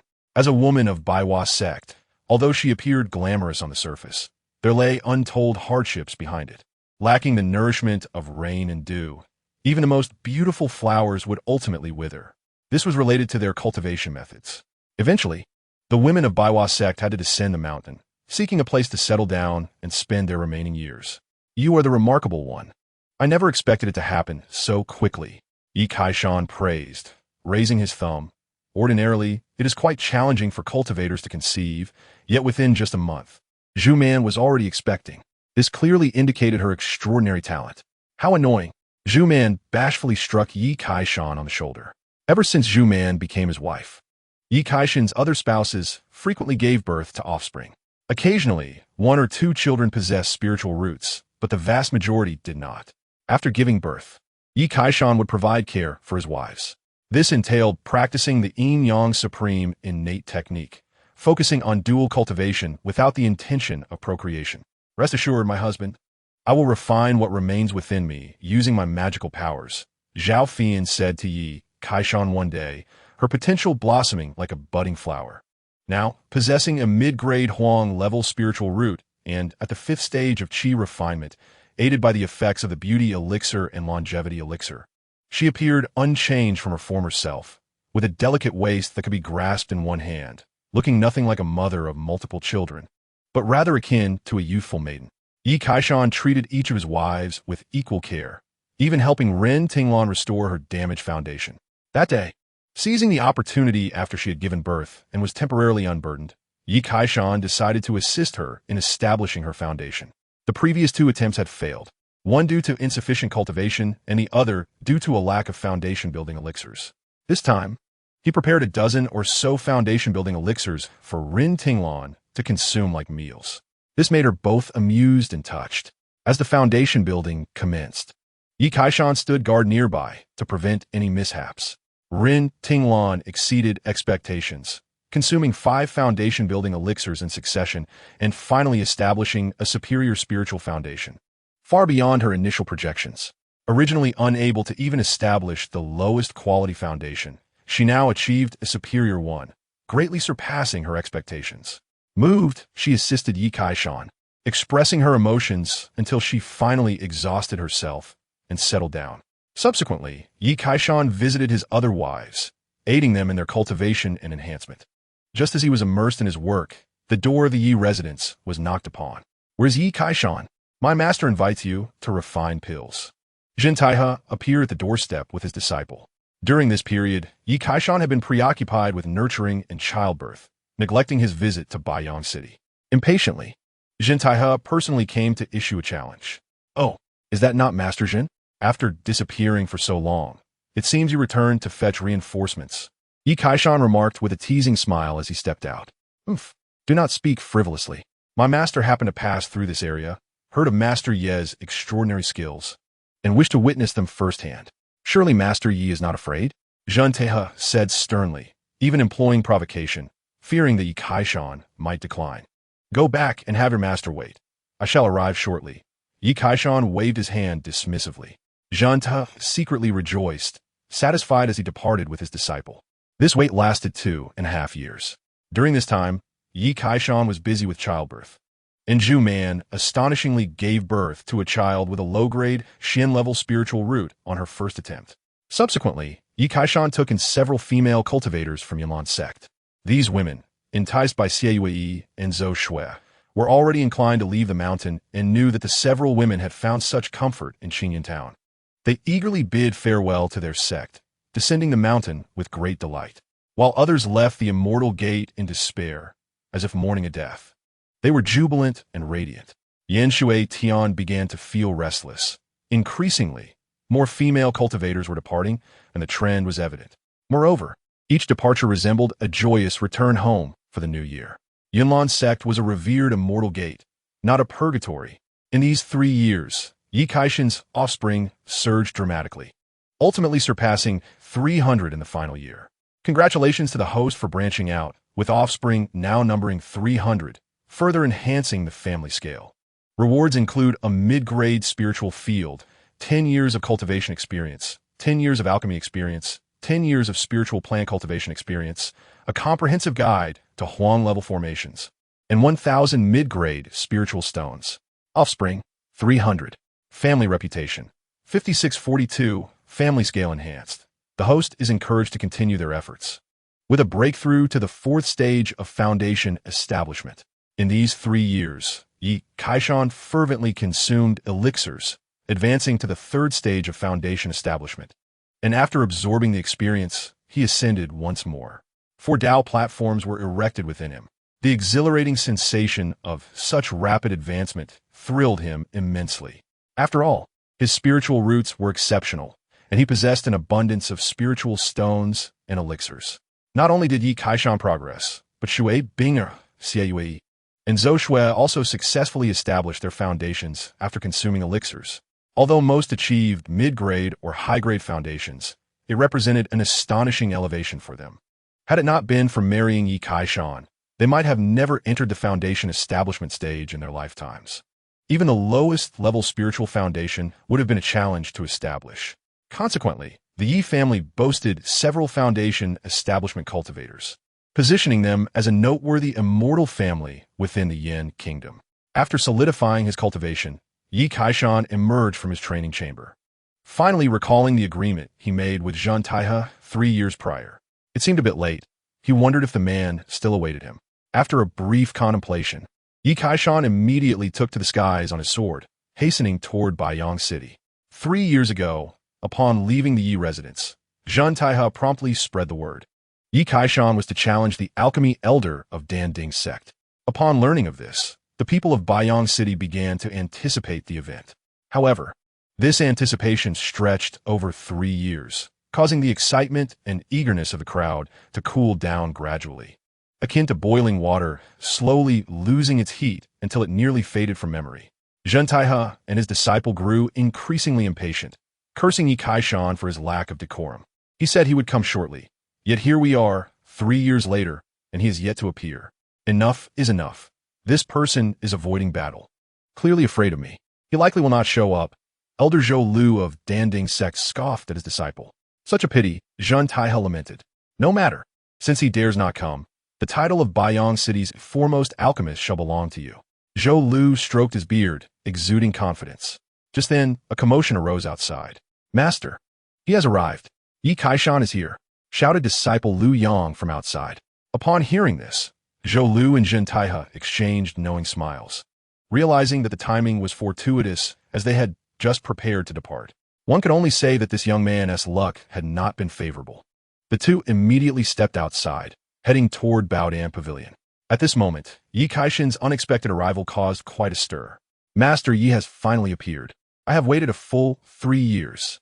Yi Kaishan made his way to Baodan Pavilion, where he encountered the alluring Qin Chan Yi Kaishan.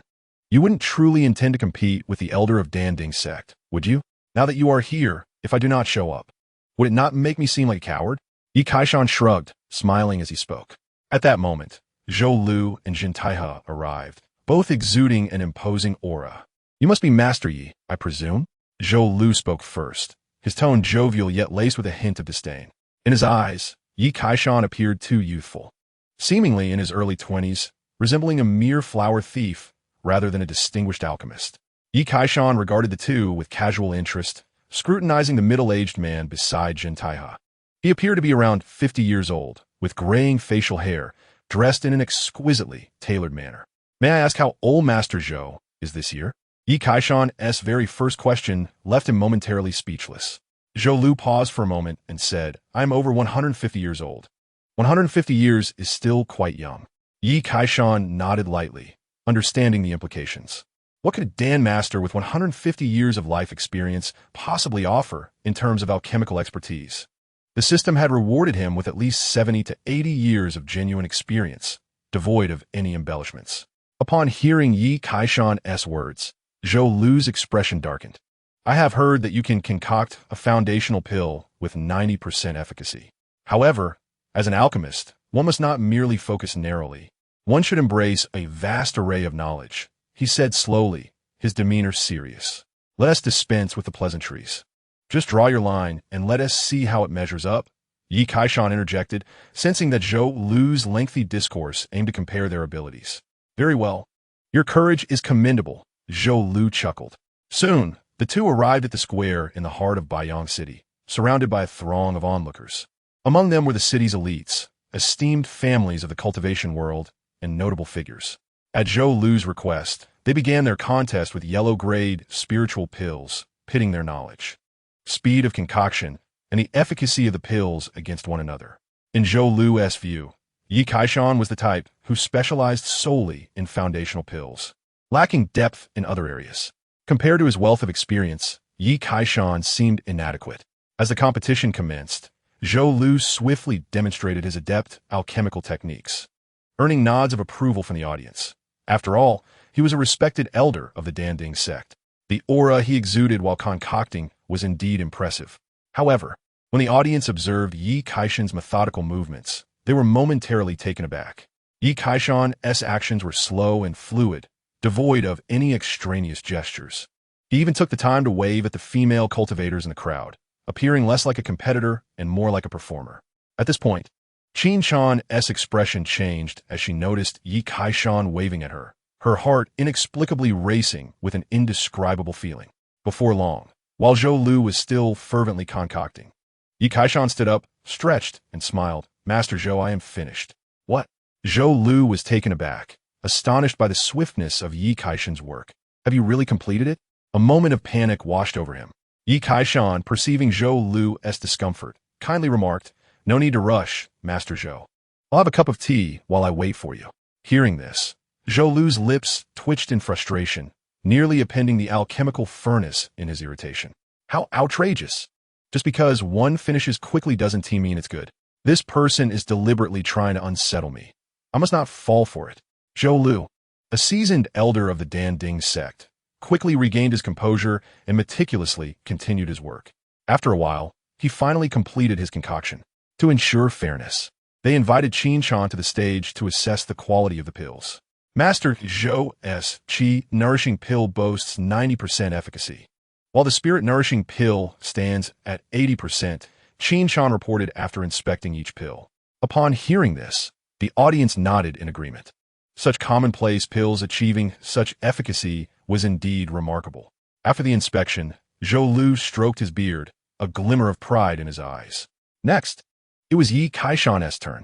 As Qin Shan examined one of his pills, her eyes widened in astonishment. The Spirit Nourishing Pill has 90% efficacy, and the Spirit Nourishing Pill also stands at 90%. A series of yellow-grade spiritual pills all achieved 90% efficacy, leaving the audience in stunned silence. Impossible! Zhou Lu exclaimed, rushing forward to examine one of Yi Kaishan's pills. It was indeed genuine 90% efficacy. He stood there dumbfounded, his mind repeating impossible, impossible.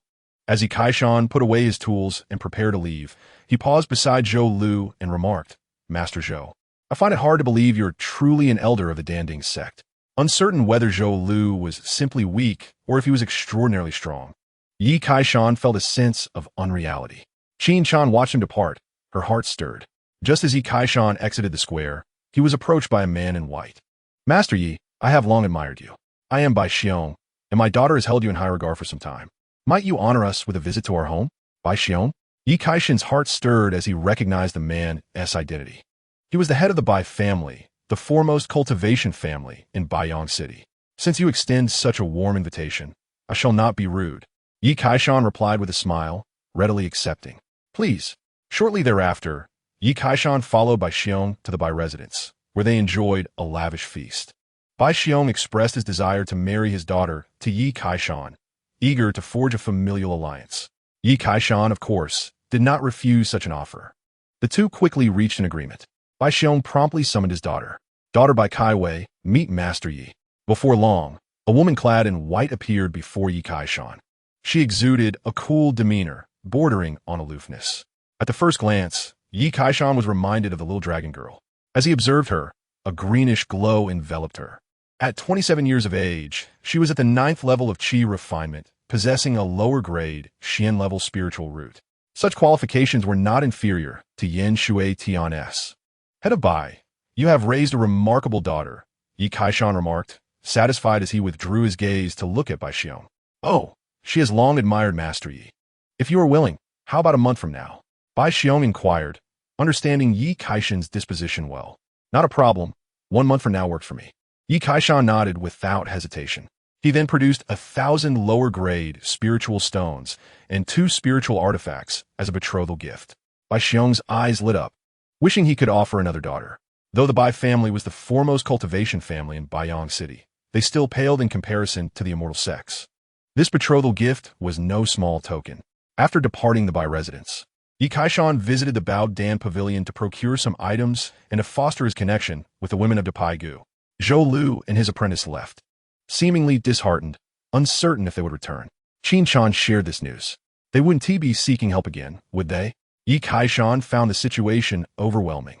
Having just dealt with a minor opponent, now the major one was defeated, and he hoped they wouldn't resort to calling upon the old guard. I cannot say for sure.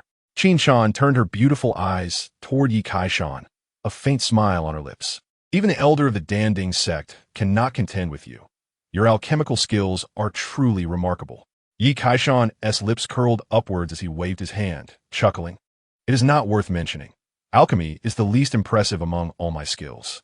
Oh, then what is your most formidable skill? Qin Shan inquired, curiosity evident in her regal and enchanting demeanor. You will find out in due time, Yi Kaishan replied with a mysterious smile. By the way, given your exceptional alchemy, I would like you to represent the Baiyang City branch of the Bao Dan Pavilion in an upcoming competition. Qin Shan suddenly suggested, shifting the topic. What are the benefits? Yi Kaishan asked pragmatically. If you can achieve the rank I desire, I will grant you a condition of your choosing. Qin Shan clenched her teeth and said earnestly, Any conditions? Yi Kaishan simulate mysteriously. What conditions do you wish for? After a moment's hesitation, Qin Shan replied, It is not impossible. I have no objections. Excellent. It is settled then. Yi Kaishan laughed heartily, relishing her straightforwardness. I will notify you of the specific time in advance. Qin Shan stood up, leaving a remark as she ascended to the 2nd floor. Their conversation had left her feeling sticky all over. A month later, the wedding procession from the Yi family once again arrived in Baiyang City. Upon learning of Yi Kaishan's betrothed, the crowd erupted in envy and admiration, particularly the other cultivation families, who were taken aback by the substantial spirit stones and spirit artifacts offered as betrothal gifts. They immediately began seeking suitable women from their own ranks to offer in marriage to the Yi family. With Yi Kaishan's handsome appearance, extraordinary cultivation, and prowess as a powerful alchemist, he was undeniably the dream partner for many female cultivators.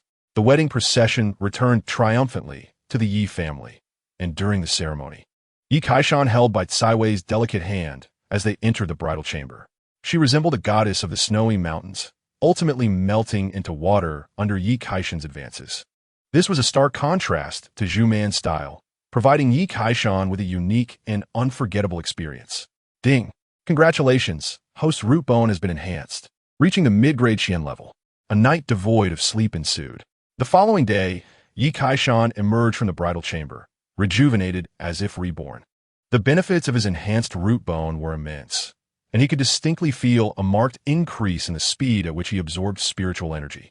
Henceforth, he devoted his full attention to Bai Kai Wei. 3 months later, a hint of shyness surfaced on Bai Tsai Wei's cold face. Husband, I think I might be pregnant. Haha, splendid. A reward is in order.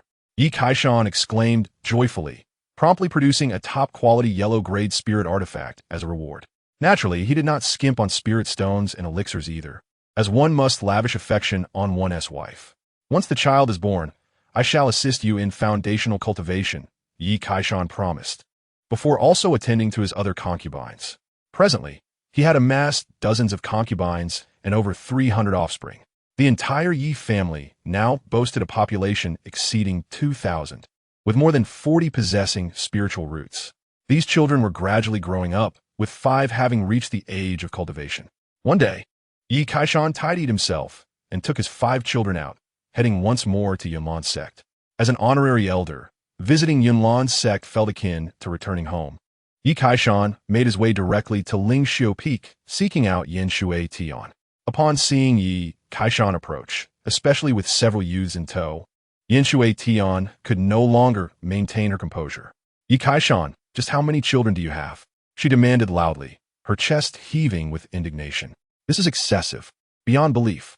Miss Yin, this is a gift I have brought for you, Yi Kaishan responded, producing a spirit artifact to placate her. I refuse, Yin Shui Tian retorted. But before she could react, Yi Kaishan seized her hand and swiftly pressed the artifact into her grasp. You've reached the 4th level of foundational cultivation? Yin Shui Tian gasped, her pupils dilating in shock. You only just reached foundational completion, yet you are nearly catching up to me. What swiftness is this? Merely a playful endeavor, nothing to commend. Yi Kaishan humbly waved his hand, standing tall. Yin Shui Tian fell silent. If he was so formidable even in jest, they were truly eclipsed. Cultivation should be pursued at one's own will, confronting one's true self. Only then can one shatter their own shackles and surge forward, Yi Kaishan continued earnestly. Hearing this, Yin Shui Tian pondered deeply. What was her true self? Just then, a female cultivator hurried in. Master, the outer disciples have sent word that near the Heishui Yutan, 8,000 miles from the sect, a nearly mature, Xian-grade spirit herb has been discovered. Who delivered this news? Yin Shui Tian asked with a serious demeanor. It was from Sister Bai Ling's team, the female cultivator replied. Yin Shui Tian nodded slowly, but suddenly her expression shifted, realizing something. Oh no! I recall that within Heishui Yutan, there are 2 peak 2nd-tier demon beasts. Bai Ling and her team might be in danger. Ye Kaisan no dissidently. 2nd-tier demon beasts corresponded to humans at the foundational level. Immediately, Yin Shui Tian prepared to depart for a rescue. Do you require my assistance? Ye Kaisan invited Lude. Yin Shui Tian paused to regard him.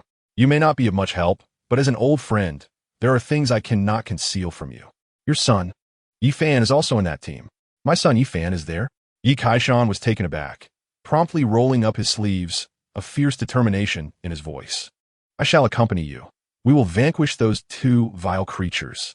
Yi Kaishan, I urge you to remain calm and not act impulsively. Yin Shui Tian regretted revealing this information. Enough with the talk. Let's move. Yi Kaishan asserted forcefully, pulling Yin Shui Tian along as they headed out. Seeing this, Yin Shui Tian ceased her attempts to dissuade him, gathering her disciples to rush towards Heishui Hantan. As they soared through the skies on their swords, Yi Kaishan, driven by the urgency to rescue his son, moved with remarkable speed, leaving only a graceful silhouette behind. The accompanying female cultivators were left in a daze. These female disciples, all inner sect members, possess cultivation levels ranging from late Qi refining to early foundation establishment, and were far more striking than the ordinary outer sect disciples. Yi Kaishan's brief display left a profound impression on them. Soon, a lake resembling the Eye of Hell appeared before Yi Kaishan. It exuded a mysterious aura, as if it could absorb one's very soul. The group descended to investigate, and Bai Ling, the leader of their expedition, appeared to be a fairy-like figure at the initial foundation level. At that moment, the group huddled behind a massive rock, their breaths disordered and expressions terrified, evidently having just endured a fierce battle. Upon seeing Yin Shui Tian and the others arrive, Bai Ling and her companions rushed over, as if they had found their saviors. Master, some of our team members were dragged into the cold pool by that black serpent. Please help them. At that moment, Yi Kaishan scanned the group and did not see Yi Fan among them, his expression darkening. Where's my son, Yi Fan? Yi Fan? He was also dragged into the cold pool. Bai Ling stammered, her voice trembling. With a roar, Yi Kaishan shot into the air, moving like lightning towards Heishui Hantan, bellowing, "Vile beast, come out and face me." Yi Kaishan, do not act recklessly, Yin Shui Tian cautioned. Yin Shui Tian bellowed loudly, and upon seeing that he remained unfazed, stamped his foot and followed suit. The Heishui Handan was vast, measuring 100 zhang in size and seemingly bottomless, resembling a black hole filled with water. Yi Kaishan soared above the cold pool, boldly provoking the black serpent. This scene left Bai Ling and the other female cultivators trembling in fear, all believing he was courting death. Suddenly, The black water surged, the surface bulging as a gigantic serpent, thicker than a water barrel, erupted from its depths. It opened its cavernous maw and lunged at Ye Kai-shan. "Be careful," Yin Shui Tian cried out, frantic as she saw Ye Kai-shan on the brink of being devoured. Instinctively, she dashed forward to push him away. In a critical moment, Ye Kai-shan, light as a swallow and swift as lightning, effortlessly dodged the serpent's jaws. He swiftly retrieved a spirit talisman and cast it into the serpent's mouth. This was an explosive talisman awarded by the system, potent enough to easily obliterate a foundational cultivator. Boom! The talisman detonated within the serpent's maw, flesh and blood splattering everywhere as the black serpent was left in tatters, writhing in agony as it attempted to burrow back into the water. Witnessing this turn of events, Yin Shui Tian seized the opportunity to strike the serpent a fatal blow. However, this black serpent was a female, and it had a mate. Another male serpent emerged, launching its own attack. It unleashed a cloud of black mist, enveloping Yin Shui Tian. The noxious gas sought to invade her body through her mouth and nose. "This is bad," Yin Shui Tian exclaimed, realizing the dire situation as the toxic mist rendered her weak, her full power slipping away. In such a state, she would be no match for the two serpents. The hearts of the female cultivators sank as they recognized the grim nature of the unfolding scenario. Yet at that moment, driven by a desperate instinct to save his child, Ye Kai-shan could think of nothing else. 100 years of life. In an instant, a terrifying power radiated from Ye Kai-shan, divine and resplendent. At that moment, all present seemed to behold a deity from the depths of hell.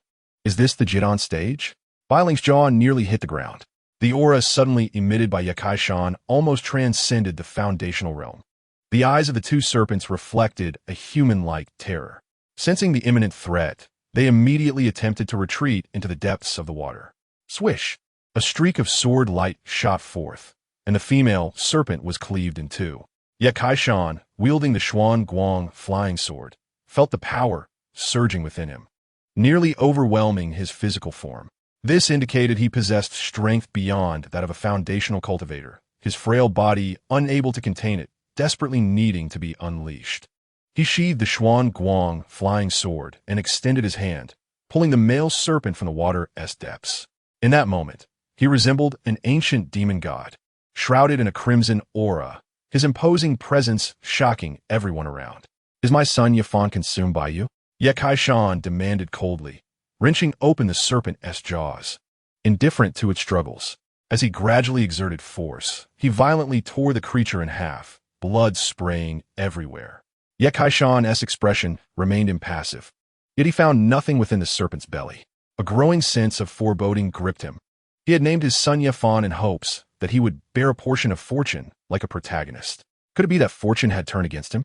Before he could ponder further, Yin Shui Tian suddenly wavered and collapsed. Ye Kai-shan reacted swiftly, catching her in his arms and soaring toward the shore. In his embrace, Yin Shui Tian felt a wave of nostalgia, as if returned to their first encounter when Ye Kai-shan had held her similarly. Unconsciously, she wrapped her arms around his neck, burying her head deep in his embrace. "Here," a voice called out, prompting her to regain her senses. Ye Kai-shan was not in the mood for romantic banter. He intended to search the cold pool for Yifan, determined to find him alive or dead. At this moment, the other female cultivators were utterly captivated by Ye Kai-shan, their gazes fixed upon him, obediently heeding his commands. They helped him call out for Yifan, standing around the cold pool and repeatedly shouting his name. The remaining disciples seemed to have been forgotten. Before long, just as everyone was about to give up, a figure broke through the surface of the water. Yifan emerged, spotting Ye Kai-shan at once. "Dad, why are you here? You rascal, I came to save you." Ye Kai-shan exclaimed joyfully, scolding as he approached. "Are you all right? Are you hurt?" he inquired with concern. "I'm fine, Dad," Yifan replied with a smile, subtly signaling with his eyes. Seeing this, Ye Kai-shan was intrigued, wondering if his son harbored some secret. After confirming that no one else would surface, the group harvested spirit roots and returned to Yunlan Zone. Once back in the cave, Ye Kai-shan carefully set up a barrier formation. "Son, can we talk now?" Chapter 28. The Black Small Cauldron and the 24-symbol golden body technique. Yifan nodded, cautiously producing a small black cauldron. "Father, I found this cauldron at the bottom of the cold pool. It is what saved me from being devoured by the serpent. I can sense that it is an extraordinary treasure. The black cauldron had 4 feet and 2 ears, standing just over a foot tall, emanating a faint black gold luster. Although it appeared somewhat antiquated, it was extremely hard. When Yakai-shan struck it with his hand, his fingers tingled with shock. Son, you're right. I also feel this is a treasure. Try dripping a drop of blood on it. It may yield remarkable results. Yakai-shan suggested, recalling how dramas often depicted mysterious treasures requiring a drop of blood for recognition. Father, I've already done that, Yafan replied. What a clever boy. Self-taught. Yakai-shan thought to himself, marveling at his son's innate talent. What happened after you dripped your blood? He couldn't help but ask. It can change size. I haven't discovered any other functions yet, Yafan said earnestly. He had concealed himself beneath the enlarging cauldron to avoid being eaten by the giant serpent. Being able to grow and shrink is already impressive. Make sure to develop it well, Yakai-shan said with satisfaction, recognizing his child's growth. Although Yafan was only at the 5th level of chi refining, with such fortune, his future achievements would surely be substantial. Yakai-shan then chose not to rush away, remaining to guide Yafan in his cultivation, providing him with ample elixirs and spirit stones. Before long, half a month slipped by unnoticed. News of Yakai-shan tearing apart the giant serpent began to circulate within Yunlan's zone, even reaching the ears of the sect leader, Yang Minghua, leaving her utterly astonished. The female cultivators were no less astonished. When they learned that Yakai-shan was in the back mountain, they quickly surrounded Yafan's cave. On the day Yakai-shan finally emerged, he was met with a throng of female cultivators awaiting him at the entrance. Upon his appearance, they immediately swarmed around him. Brother Ye, Senior Ye, I wish to seek your guidance. Elder Ye, I often feel a blockage in my chest and need assistance. These female cultivators included ordinary disciples and those at the later stages of chi refining, even some intersect disciples at the foundational stage. They all used the pretext of seeking advice to draw closer to Yakai-shan. Yakai-shan welcomed them without hesitation. Haha, do not rush, one at a time. Yifan gazed in silence at the scene before him, helplessly massaging his forehead. His father had many admirable qualities, yet his excessive fondness for the fairer sex was rather disconcerting. Over the span of merely 1 to 2 decades, he had fathered more than 300 siblings, which was utterly absurd. After a considerable time, Yakai-shan descended the mountain accompanied by several female cultivators. Unable to resist their hospitality, he could not let them down. Simultaneously, Yang Minghua received a flurry of resignation requests from numerous disciples, causing her considerable distress. Upon investigation, she discovered that all these female disciples had chosen to follow Yakai-shan. Moreover, those who had departed previously had also gravitated toward Qingyun town. Scoundrel, Yang Minghua muttered inwardly, her exquisite face clouded with frost. She had appointed Yakai-shan as an honorary elder with the intention of having him contribute to the sect and mentor the disciples. However, he had instead taken them to his home, and worse yet, to his bed. Beast. Suddenly, Yang Minghua was overcome with regret for having appointed Yakai-shan as an honorary elder, inadvertently fostering an improper atmosphere. Consequently, she sought out Yen Shui Tian, hoping to solicit her counsel. Senior sister, you called for me? Yen Shui Tian arrived, her aura somewhat diminished, still bearing the lingering effects of the black serpent's poison, which had not been entirely purged from her system. Yang Minghua began to vent her frustrations, contemplating a ban on Yakai-shan's entry into Yaman's sect. What are your thoughts?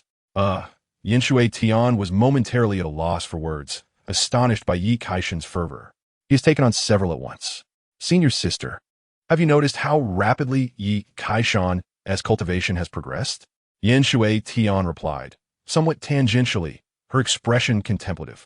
He once told me that cultivation is about following one's heart and staying true to one's essence, rather than suppressing one's emotions. Only then can one advance with vigor. What do you mean by that? Yang Minghua furrowed her brow.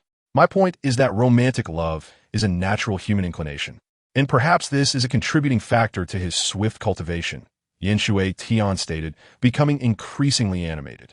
I believe Yunlan's sect should relax its restrictions and allow disciples to pursue marriage. After all, those who are married can still cultivate. Yang Minghua's eyes widened in disbelief, nearly tumbling off her perch. What nonsense are you spouting, Yen Shui Tian? Senior sister, I have made a decision, Yin Shui Tian declared earnestly. What decision? My cultivation has stagnated. I cannot form a Dan. Perhaps it is because I have been avoiding my true self, fleeing from my past. Denying who I once was equates to dismissing my very existence. Thus, I have resolved to seek out Yi Kaishan. Yin Shui Tian's determination was palpable. Have you lost your mind? Yang Menghua exclaimed in sulk. You are jeopardizing your future. Forming a Dan will become even more elusive. However, Yin Shui Tian remained resolute, ignoring her admonitions. Very well, I shall not impede your pursuit of Yi Kaishan, but under no circumstances can you withdraw from Yanlan sect.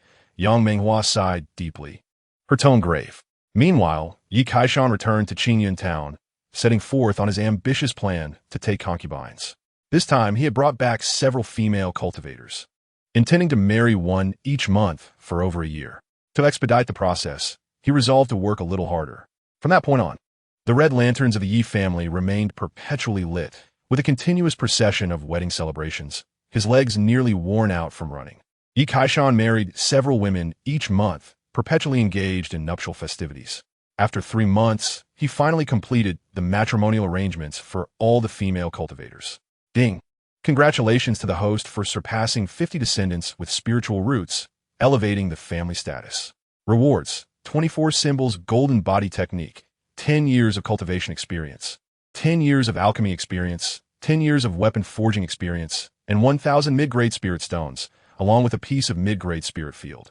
On that day, as Zhuman gave birth to a child endowed with spiritual roots, Yi Kaishan's lineage finally exceeded 50. Typically, a cultivation family might only have a handful of practitioners. In contrast, the Yi family, including Yi Kaishan's concubines, boasted nearly 100 cultivators, a truly formidable number. Having absorbed the rewards, Yi Kaishan naturally advanced to the 5th level of foundation establishment. The enhancement of his spiritual roots significantly accelerated his progress. The 24 symbols golden body technique, a body refinement method, perfectly suited for me. Yi Kaishan joyfully examined the awarded technique. This technique was a top-tier body refinement method, capable of rendering one's physique comparable to that of a fully realized Dan cultivator upon reaching its ultimate form. He promptly began his practice of the 24 symbols golden body technique. At present, Yi Kaishan's physical condition was lacking, unable to withstand the relentless toil of farming. After all, his opponents were not ordinary beings, but formidable celestial maidens. Moreover, the power derived from burning one's lifespan necessitated a robust physique to sustain it. A strong body was imperative. The 29th chapter, Breaking Through Yin Shui Tian. Spirit Nourishment Technique, the 24 symbols golden body technique, does not refer to 24 elephants, but symbolizes the phenomena of the universe and the manifestations derived from the heavens and earth, including powerful beings such as tigers and dragons. Each completed symbol greatly enhances the physical body, culminating in the final symbol of the dragon, which signifies mastery of the technique. A month passed, and Yi Kaishan successfully cultivated the first symbol, feeling a significant increase in his physical strength, at least by 30%. His vitality surged, brimming with energy. This was merely the beginning. Excellent. Yi Kaishan beamed with satisfaction, eager to test whether his farming prowess had improved. His experimentation lasted 3 days. Husband, I can't take it anymore. You should seek out another sister. The ever-enthusiastic Wang Shifeng ultimately conceded, pleading for mercy. Yi Kaishan, grinning with pride, strutted out of the room like a victorious rooster, ready to embark on his next conquest. At that moment, a maid rushed in to deliver news. Master, there's a celestial maiden outside who wishes to see you. The maid spoke, her eyes still reflecting the lingering awe inspired by the beauty of the maiden waiting outside. A celestial maiden? Yi Kaishan mused, though he was not overly surprised. In recent times, many female cultivators from Yanlan sect had visited. This had become quite commonplace. Looks like another celestial maiden has come to join us. Yi Kaishan chuckled inwardly as he swiftly approached the door. In the distance, he spotted a graceful figure standing there, seemingly at a loss, like a celestial being who had just descended to the mortal realm. Is that Yin Shui Tian? Yi Kaishan paused, recognizing the silhouette even from behind. He had seen and even held Yin Shui Tian before, and he was well aware of her dimensions. Yin Shui Tian turned around, offering an awkward smile. I've been out for a stroll and happened to pass by, so I thought I would come and see you. That's wonderful. I've been dreaming of your visit. Yi Kaishan warmly welcomed her inside. The female cultivators of Yunlan's sect, now Yi Kaishan as concubines, learned of Yin Shui Tian's arrival and rushed out to establish connections. Tinglan, you're here as well? Yin Shui Tian exclaimed upon spotting Run Tinglan, her astonishment evident. Greetings, Master. Fein Ting Ling respects free belt. Do not call me Master. Have you forgotten? Our teacher-student relationship has concluded. Yin Shui Tian shook her head, choosing to regard her as an equal. Foundation Establishment Level 3. You've successfully established your foundation. She was further astonished as she discerned Ren Tinglan's cultivation level. Not only did Ren Tinglan experience a notable enhancement in her cultivation, but even the former female cultivators of Lingxi Yufeng displayed significant progress. What enchanting power does Yi Kaishan possess? If not for my husband, I would have likely remained unable to establish my foundation throughout my lifetime, Ren Tinglan proclaimed, imbued with both pride and shyness. Yin Shuitian's emotions grew increasingly intricate, accompanied by an undeniable yearning, a surge of unprecedented impulse.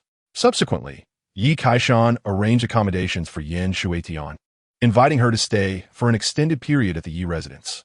He refrained from hastening his advances, instead biding his time for the opportune moment. During his leisure hours, Yi Kaishan would visit Yin Shuitian, reminiscing about the past. Do you remember? When I departed, I uttered a certain phrase. Yes, you said that once you embarked on the path to immortality, you would come back, Yin Shuitian whispered, her cheeks gradually warming. Why did you stop speaking? Yi Kaishan chuckled, a mischievous yet handsome expression gracing his face. I said that once I stepped onto the path of immortality, I would breach your defenses. I am now confident. Are you prepared? Yi Kaishan's demeanor turned serious, and at that moment, the two seemed to return to their former selves, with no trace of estrangement remaining. Yin Shuitian gently lowered her head, responding with a faint, almost inaudible sound of agreement. 3 days later, the Yi family adorned their residence in celebration, and Yi Kaishan seized the moment to marry Yin Shuitian. On the night of their wedding, as Yi Kaishan lifted the bride's red veil, he unveiled a breathtakingly beautiful visage.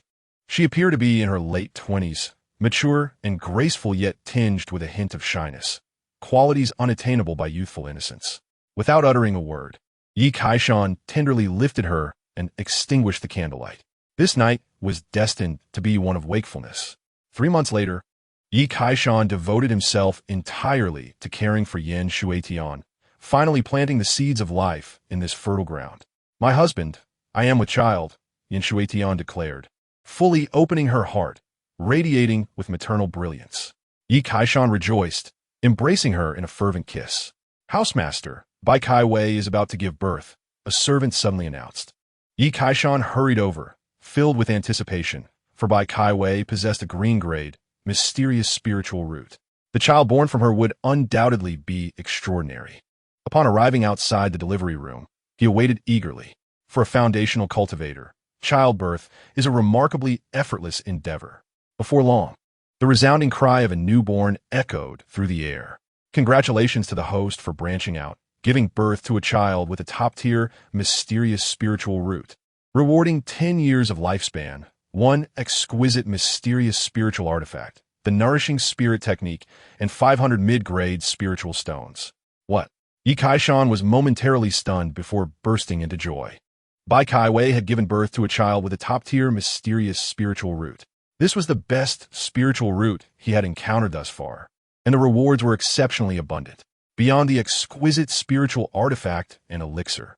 What intrigued him most was the nourishing spirit technique, a unique secret method dedicated to cultivating one's spiritual consciousness. Upon entering the immortal realm, spiritual consciousness begins to form during the qi refinement stage, albeit weakly, primarily allowing for internal observation. In the later stages of qi refinement, it barely extends a few zhang, rendering it nearly useless. Only after reaching the foundation establishment stage does spiritual consciousness experience a small breakthrough, with its maximum range extending to 4 miles. A significant breakthrough occurs only after reaching the core formation stage, where spiritual consciousness can reach 10 miles in the early phase, 20 miles in the mid phase, 30 miles in the late phase, and 40 miles upon completion. At this juncture, the importance of spiritual consciousness becomes evident, whether in combat or tracking. It is an essential tool for cultivators. Without specialized cultivation techniques, spiritual consciousness cannot grow. Such techniques are exceedingly rare among cultivators, even during the core formation stage. They are considered exceptionally precious, with few capable of mastering them. Yi Kaishan promptly entered the delivery room, embracing Bai Kai Wei in a hearty hug, showering her with kisses. Even a woman of her cool disposition blushed fiercely. "My husband, won't you first take a look at her child?" She shyly pushed Yi Kaishan away, diverting the conversation. "You are my treasure. The child is merely an unexpected delight." Yi Kaishan embraced her again, fervently affectionate. Bai Kai Wei felt a rush of shyness, but was sweetly elated, having never heard such direct affection in her lifetime. After a tender exchange, Yi Kaishan finally held the child, smiling as he said, "Kai Wei, our child possesses a spiritual root." "Really? That is wonderful. When they grow up, they can cultivate at Yinlan's own." Bai Kai Wei was not overly surprised, given that both she and Yi Kaishan possess spiritual roots of considerable caliber. This spiritual root is no ordinary one. It is a top-tier mysterious spiritual root. What? A top-tier mysterious root? Bai Kai Wei was astonished. With such a level of spiritual root, barring any unforeseen circumstances, the child was destined to break through to the core formation stage.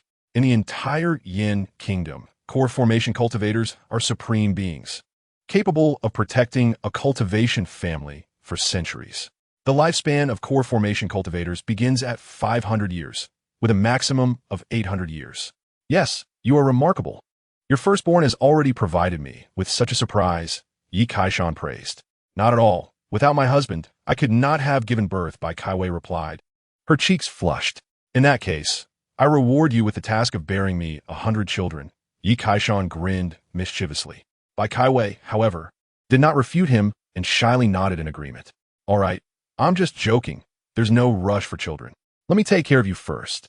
We shall begin after your foundation establishment," Yi Kaishan said earnestly, then named their child Yi Xiao. Subsequently, after Bai Kai Wei recuperated, Yi Kaishan utilized the Yin-Yang Supreme innate technique to assist her in her recovery. 6 months later, Bai Kai Wei finally achieved completion in the Qi refinement stage, reaching a perfect state.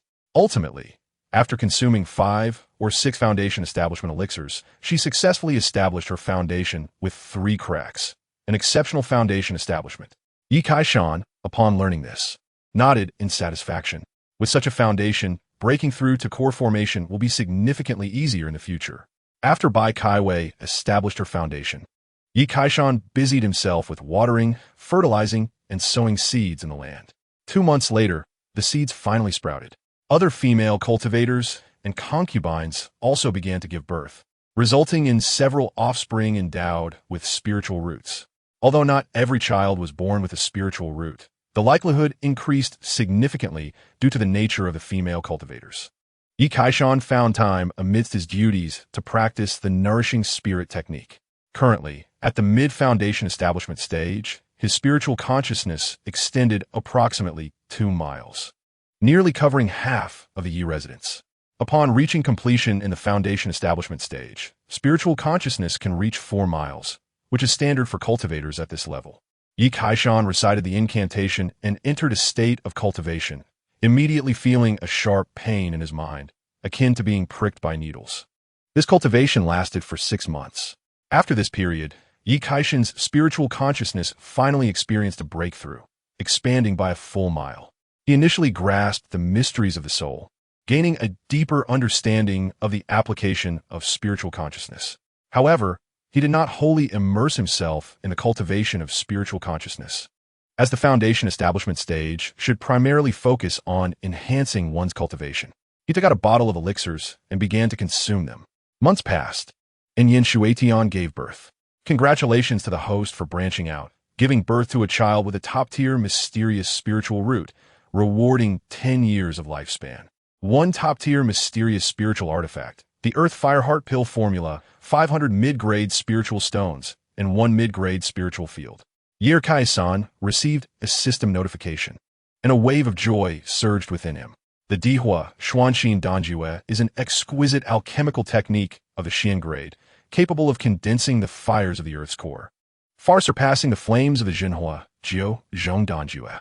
For an alchemist, the intensity of the flame is of paramount importance, as it enables the swift extraction of medicinal properties and the rapid refinement of elixirs. Moreover, this technique comes with several alchemical formulas, one of which particularly piqued Yi Kaishan's interest, the Xian Grade Supreme Elixir, Jiyuandan. This elixir enhances the probability of condensation, akin to the Zujidin, but significantly more precious and nearly unavailable in the market. To procure it, one must enlist the expertise of a master alchemist. The crafting of Jiyuandan necessitates certain Xian grade spiritual herbs, which are quite costly, beyond the means of ordinary cultivators. A single Xian grade herb typically commands a price in the hundreds of medium grade spirit stones. However, for Yi Kaishan, this posed no challenge. Upon examining the reward of a spiritual artifact, he discovered it to be a spiritual ring. The ring he currently possessed offered merely a few zhong of space, whereas the reward was over 100 zhong in size.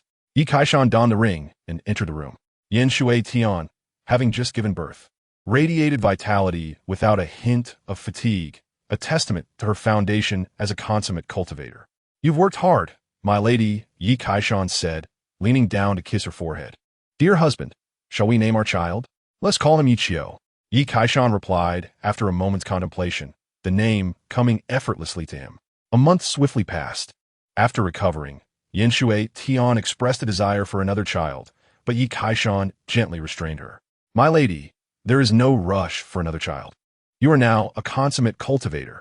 Let me assist you in achieving condensation first." Once Yin Shui Tian successfully condenses, the Yi family would gain a condensation ancestor, significantly enhancing their safety. Condensation? Yin Shui Tian's eyes sparkled momentarily before dimming with trepidation. "Fear not. With me by your side, there will be no mishaps. Just cooperate with me, and the condensation will be a certainty," Yi Kaishan assured her with confidence. He then dedicated time to assist Yin Shui Tian. The Yin-Yang Supreme innate skill can enhance one's foundation to an extent and unlock all potential. A year later, under Yi Kaishan's guidance, Yin Shui Tian appeared rejuvenated. Her physical form reached a state of perfection, and even her foundational attributes saw improvement. Yi Kaishan paused, intending to help her with condensation. Thus, he personally ventured to Baiyang City to procure the necessary herbs for crafting Jiyuandan. Upon concluding his purchases, he encountered the woman from the Great Pigu, Qinlan. "Master Yi, the competition I mentioned has been scheduled for 3 years hence," Qin Chan stated directly, not mincing her words as she placed herself as a wager. 3 years? Very well, Yi Kaishan nodded in agreement. This competition is jointly hosted by the royal family of Yin Country and the Danding sect, with each city's Baodan division sending forth a participant. Yi Kaishan would represent the Baiyang City division. Throughout Yin Country, there are 28 cities. The competition evaluates the alchemical skills of each division, and Qin Chan regarded it with great seriousness. "If you can secure a place in the top 5, I shall grant you any condition you desire," she declared earnestly. "Agreed," Yi Kaishan nodded nonchalantly. "Just a reminder, our Baiyang City division has historically ranked at the bottom." Qin Chan added, "Understood. Just you wait and see, and don't renege on your promise." Yi Kaishan waved her off with a carefree demeanor, eager to return and concoct Jiyuandan. Chapter 31. The Condensation Ancestor? Just focus on having a child. Yi Kaishan hurried home and commenced his alchemical work. Before long, a Jiyuandan was completed. For his alchemical prowess, this task was no challenge at all. He then took Yin Shui Tian to a secure location, preparing for her condensation. During the condensation phase, the Tao platform melts, forming different hard elixirs and condensing one's essence. The resulting elixirs range in quality from Zaidan, Baidan, Qindan, Qidan, Zaidan, to the highest quality, Jindan, which faces the tribulation of lightning. "My husband, I am ready," Yin Shui Tian said, seated on a mat, her demeanor calm as she addressed Yi Kaishan. "Consume this. It will enhance your chances of condensation by 30%. Yi Kaishan tossed her the Jiyuandan. Yin Shui Tian nodded gravely, swallowing the elixir and initiating the condensation process. The Tao platform within her began to melt and rapidly coalesce. Time passed slowly. At last, a crimson light shot forth from above Yin Shui Tian's head, followed by a torrent of power surging outward. Her strength expanded, exuding an aura that left Yi Kaishan astonished. Is this the might of a condensation ancestor? Though only a thin line separates the consummate foundation from the initial condensation stage, the disparity in strength and essence is starkly evident.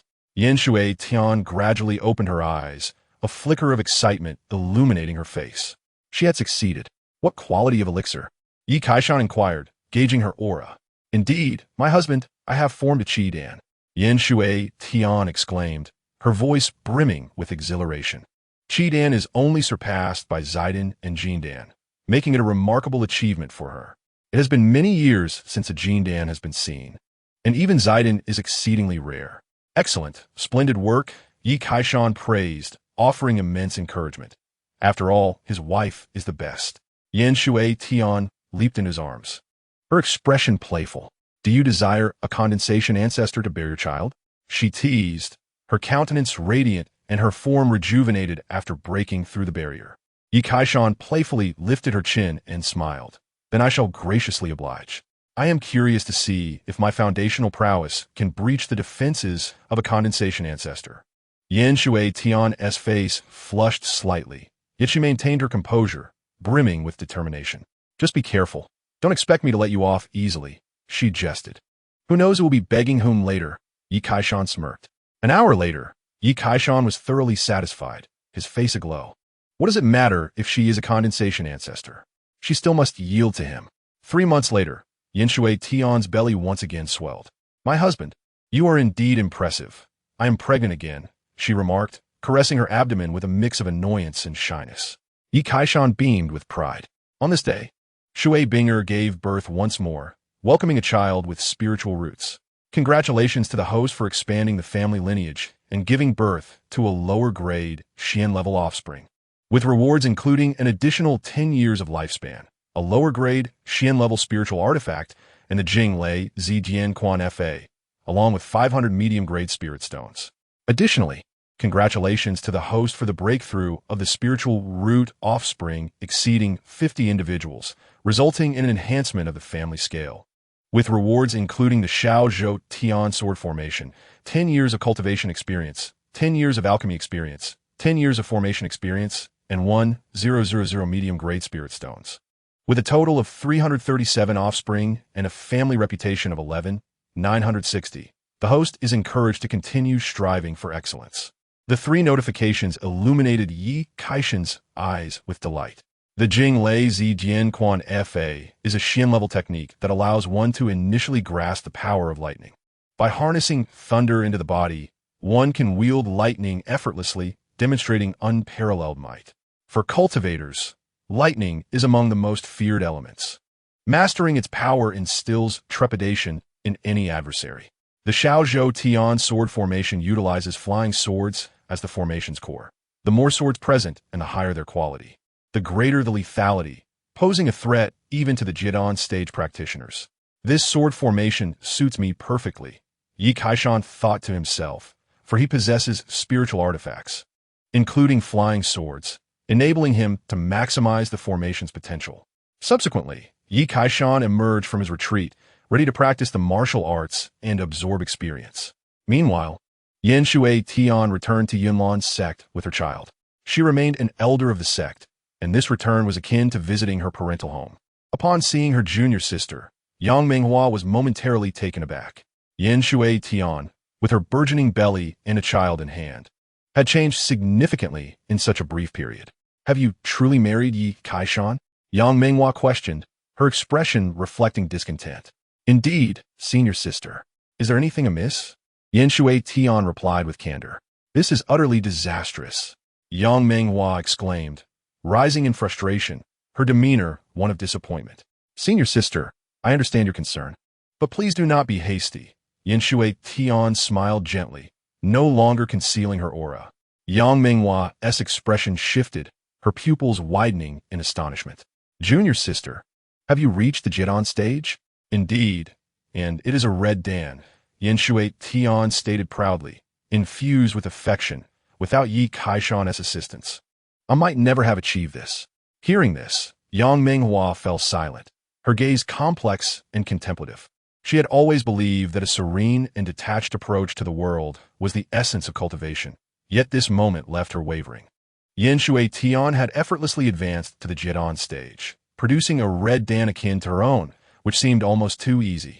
Yang Minghua, considering her own qualifications, found it hard to reconcile. "Are you all right, senior sister?" Yin Shui Tian inquired, noticing Yang Menghua's prolonged silence. "I'm fine, merely a bit fatigued," Yang Menghua replied, yearning for solitude. "Perhaps you should consider finding someone to marry? Unexpected rewards may arise," Yin Shui Tian suggested playfully, noting her senior sister's striking beauty. "Oof, do you think I am like you?" Yang Menghua shot a glare at Yin Shui Tian, resolute in her stance against marriage. "Enough of jesting. Let us discuss serious matters," Yang Menghua stated, regaining her composure. "Recently, some disciples have discovered that demonic cultivators have been entering our sect's territory, particularly near the Heishui Handan, seemingly in search of something. Demonic cultivators? Could they be from the Mo Sha sect?" Yin Shui Tian pondered, concerned about their motives. The last time she visited, she found nothing unusual apart from 2 large black snakes, which Yi Kaishan had dispatched. Those demonic cultivators are growing increasingly bold. I suspect that the old demon from the Mo Sha sect is not yet dead and will eventually return, Yang Menghua remarked solemnly, her eyes betraying her apprehension. Upon hearing this, Yin Shui Tian's expression darkened. The old demon from Mo Sha sect was a Yuanying stage entity who had instigated a bloody upheaval across the Yin kingdom over a century ago. It took the combined might of several sect patriarchs and the kingdom's ruler to vanquish him after a fierce battle that lasted 9 days and nights, leaving her own master gravely injured and ultimately leading to his demise. "What should we do? Should we inform other sects?" Yin Shui Tian inquired. "There is no rush. I have instructed people to observe discreetly. The situation is still uncertain," Yang Menghua replied calmly, her silhouette framed against the backdrop of the distant horizon. 3 months later, at the Yi residence, Yi Kaishan had successfully reached the 7th layer of foundation establishment, satisfied with his progress and the imminent prospect of reaching the Jidan stage. Additionally, his 24-symbol golden body technique had advanced to the 5th symbol, greatly enhancing his physical strength and vitality. Upon exiting his retreat, Yi Kaishan remained true to his aspirations, dedicating himself to further cultivation. One day, he found himself in a moment of respite, cradling the beautiful Zhu Man in his arms. She leaned against him like a blooming flower, radiant and at her peak. "By the way, my husband, I have a senior sister from the Baiwa sect who wishes to request your assistance in refining a gathering yuan pill. Do you have the time?" Zhu Man asked, sitting up abruptly. Now, Yi Kaishan had become the foremost alchemist in Baiyang City, especially after defeating Zhou Lu, which had elevated his reputation to new heights within the alchemical community of the Yin Kingdom. "Since it is your senior sister's request, I shall certainly make time. By the way, is she beautiful?" Yi Kaishan inquired with a playful smile. "You rogue." Zhu Man shot him a mock glare, though she was not truly upset, well aware of his nature. "My senior sister is indeed one of the 5 beauties of Baiwa sect. Her beauty is unparalleled. Compared to her, I feel like a mere maid," Zhu Man explained. "Nonsense. In my heart, you shall forever be a princess," Yi Kaishan declared with a serious expression. Zhu Man's heart fluttered at his sweet words, feeling herself weaken in response. A month later, a group of female cultivators, resembling celestial beings, arrived at Qingyan Town. The leader, appearing to be in her mid-20s, was radiant and possessed exquisite features, with a single scarlet petal mark on her forehead that added to her allure. Following her were 5 or 6 equally stunning female cultivators, each possessing unique charms, all rated at least an 85 in beauty. Their arrival imbued Qingyan Town with a sense of otherworldliness. Where do these celestial maidens come from? They are stunning, especially the leader. I have never seen such beauty. It was speculated that only the concubines of the Yi family's ancestors could rival their grace. The townsfolk had grown accustomed to such visits, their capacity for awe significantly heightened, lest they be left speechless once more. This group of women belonged to the Baihua zone, comprising the senior and junior sisters of Zhu Man.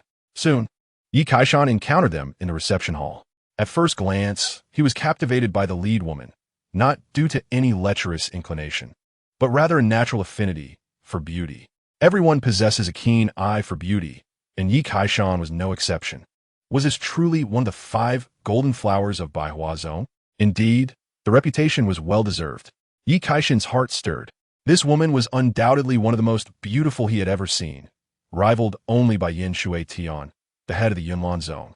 While Bai Kai Wei had an outstanding demeanor, she fell slightly short in terms of beauty. Senior sister, junior sisters, allow me to introduce my husband, Yi Kaishan. Zhu Man acted as the intermediary, facilitating the introductions. A pleasure to meet you, Master Yi, Jiang Hongdou said, bowing respectfully, her gaze lingering on Yi Kaishan for a moment. Yi Kaishan appeared to be around 20 years old, tall and extraordinarily handsome, hardly resembling a typical alchemist. Had he not heard Zhu Man's message, she would have found it difficult to associate this young man with the renowned Master Yi. Fairy Jiang, you flatter me. Since you are Zhu Man's fellow disciples, we are like family here. Please feel at home, without any reservations. Yi Kaishan replied with a charming smile, his words warming the hearts of the Baihua Zone women. Typically, alchemists of some renown had rather proud personalities, but Yi Kaishan's unpretentious and gentle demeanor was truly rare.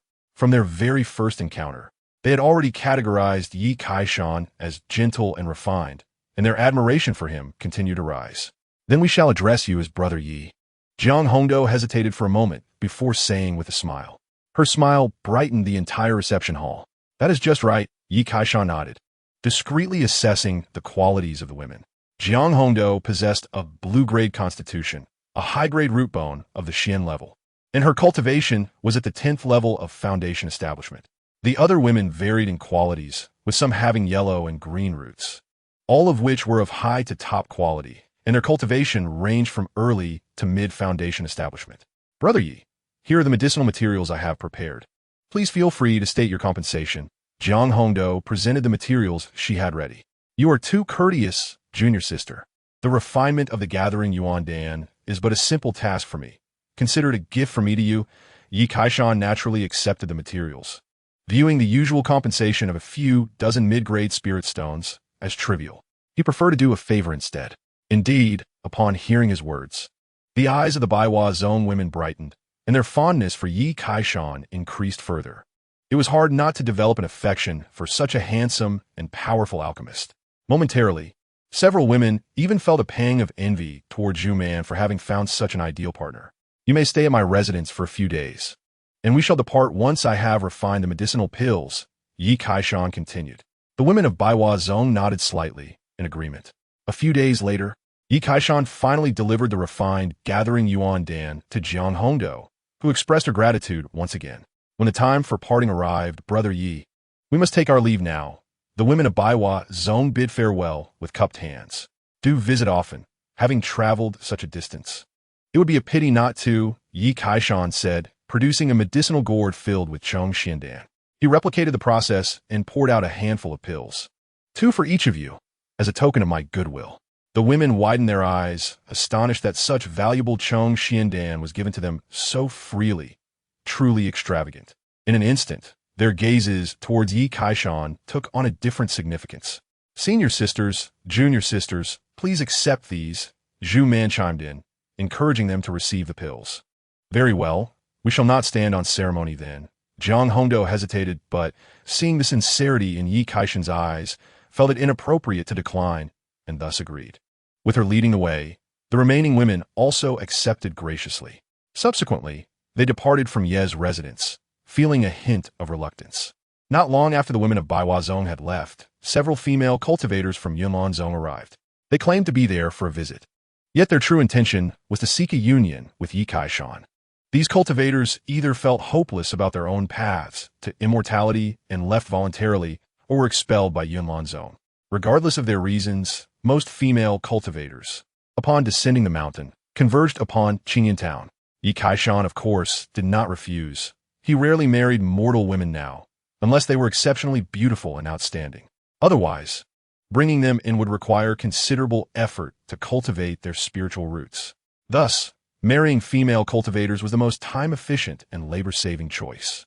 Before long, the Yi residence was festooned with decorations. In truth, this phenomenon occurred almost every month, sometimes even 2 or 3 times within a month. Not only in Yunlan Zone, but in Baiyang City, Yi Kaishan also enjoyed immense renown and allure. Not just the loose cultivators, But even the esteemed families of Baiyang City sought to associate with Master Yi. Consequently, Yi Kaishan faced no difficulties in taking concubines. He no longer needed matchmakers running around as he did at the beginning. Master Yi had become quite the sought-after figure. Months later, Yinshui Tian returned from Yunlan Zone, her belly remarkably large. Upon arriving home, she began to give birth. Yi Kaishan waited outside the delivery room. Although he had experienced this hundreds of times, each occasion brought new sensations. Before long, a resounding cry of a newborn echoed, nearly deafening. Congratulations to the host for expanding the family, giving birth to a child with a low-grade, Earth-level spiritual root. Reward: 10 years of lifespan, a low-grade, Earth-level spiritual tool, a 3rd-tier spirit beast cub, and 1,000 mid-grade spirit stones. What? An Earth-level spiritual root? Yi Kaishan was astonished. Yinshui Tian was remarkably prolific, having birthed a child with an Earth-level spiritual root. Was this the terrifying power of a golden core ancestor?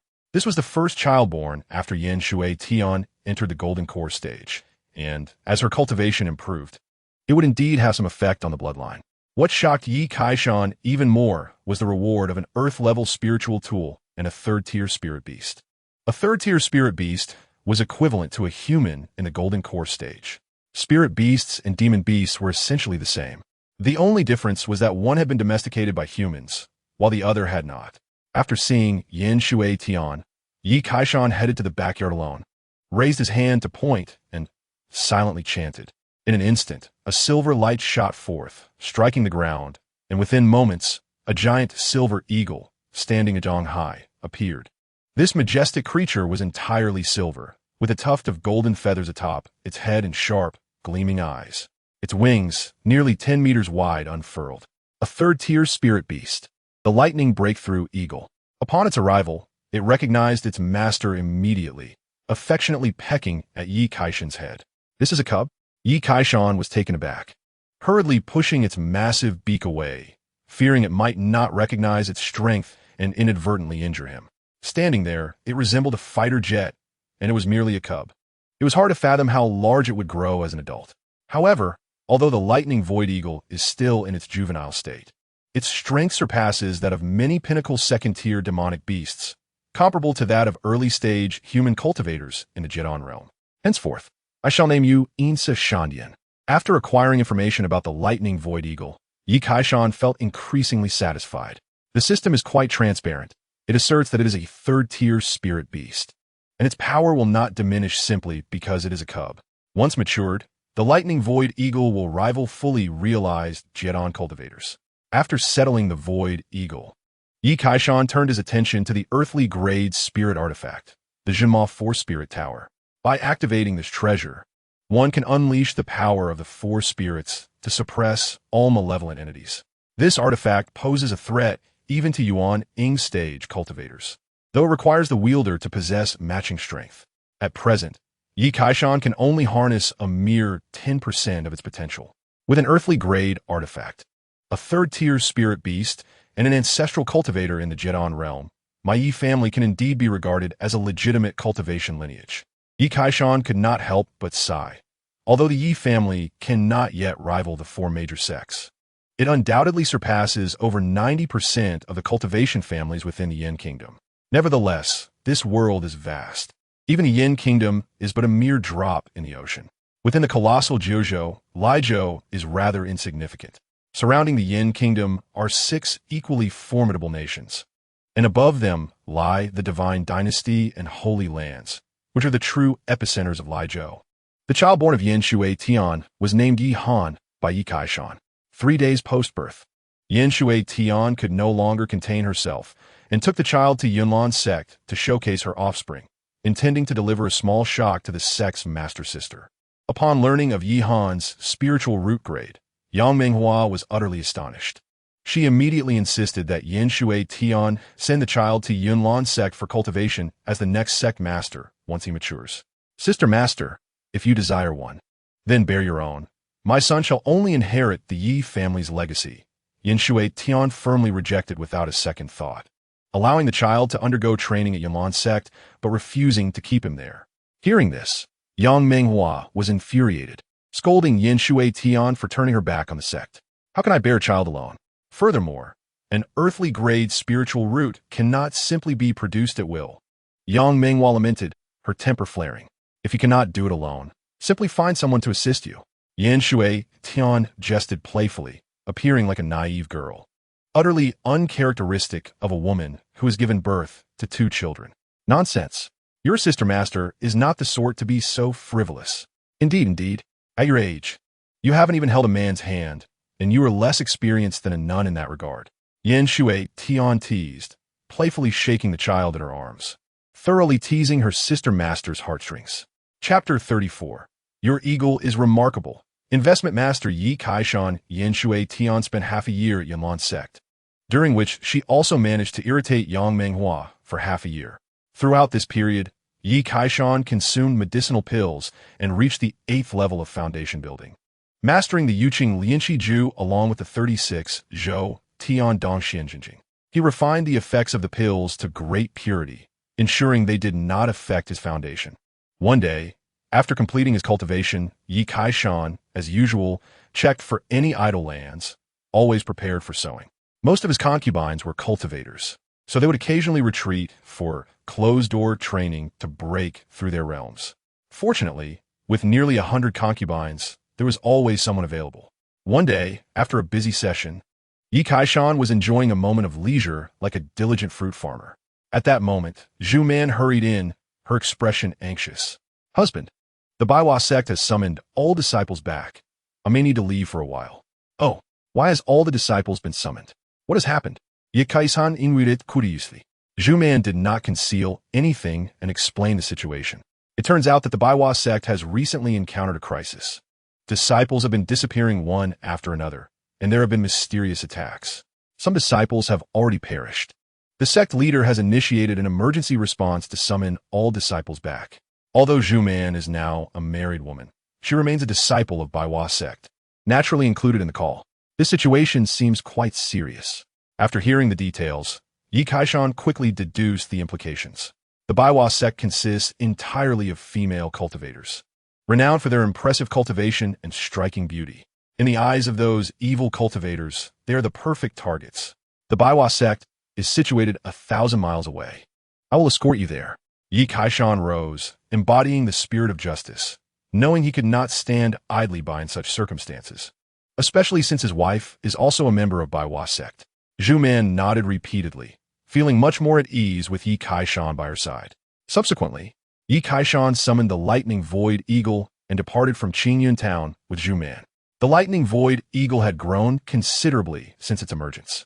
The two sat comfortably on its back with ample space. Husband, your eagle is so impressive. How did it grow so large? Zhu Man, having never ridden such a divine beast, was filled with excitement, spreading her arms as if she too were soaring through the skies. Large? This is nothing. It is still a child and has yet to mature. Once it grows up, it will be even larger, Yi Kaishan replied, wrapping his arms around Zhu Man's slim waist and whispering in her ear. The silver lightning soared swiftly through the skies. Within a day, they arrived at the territory of Baiwa sect.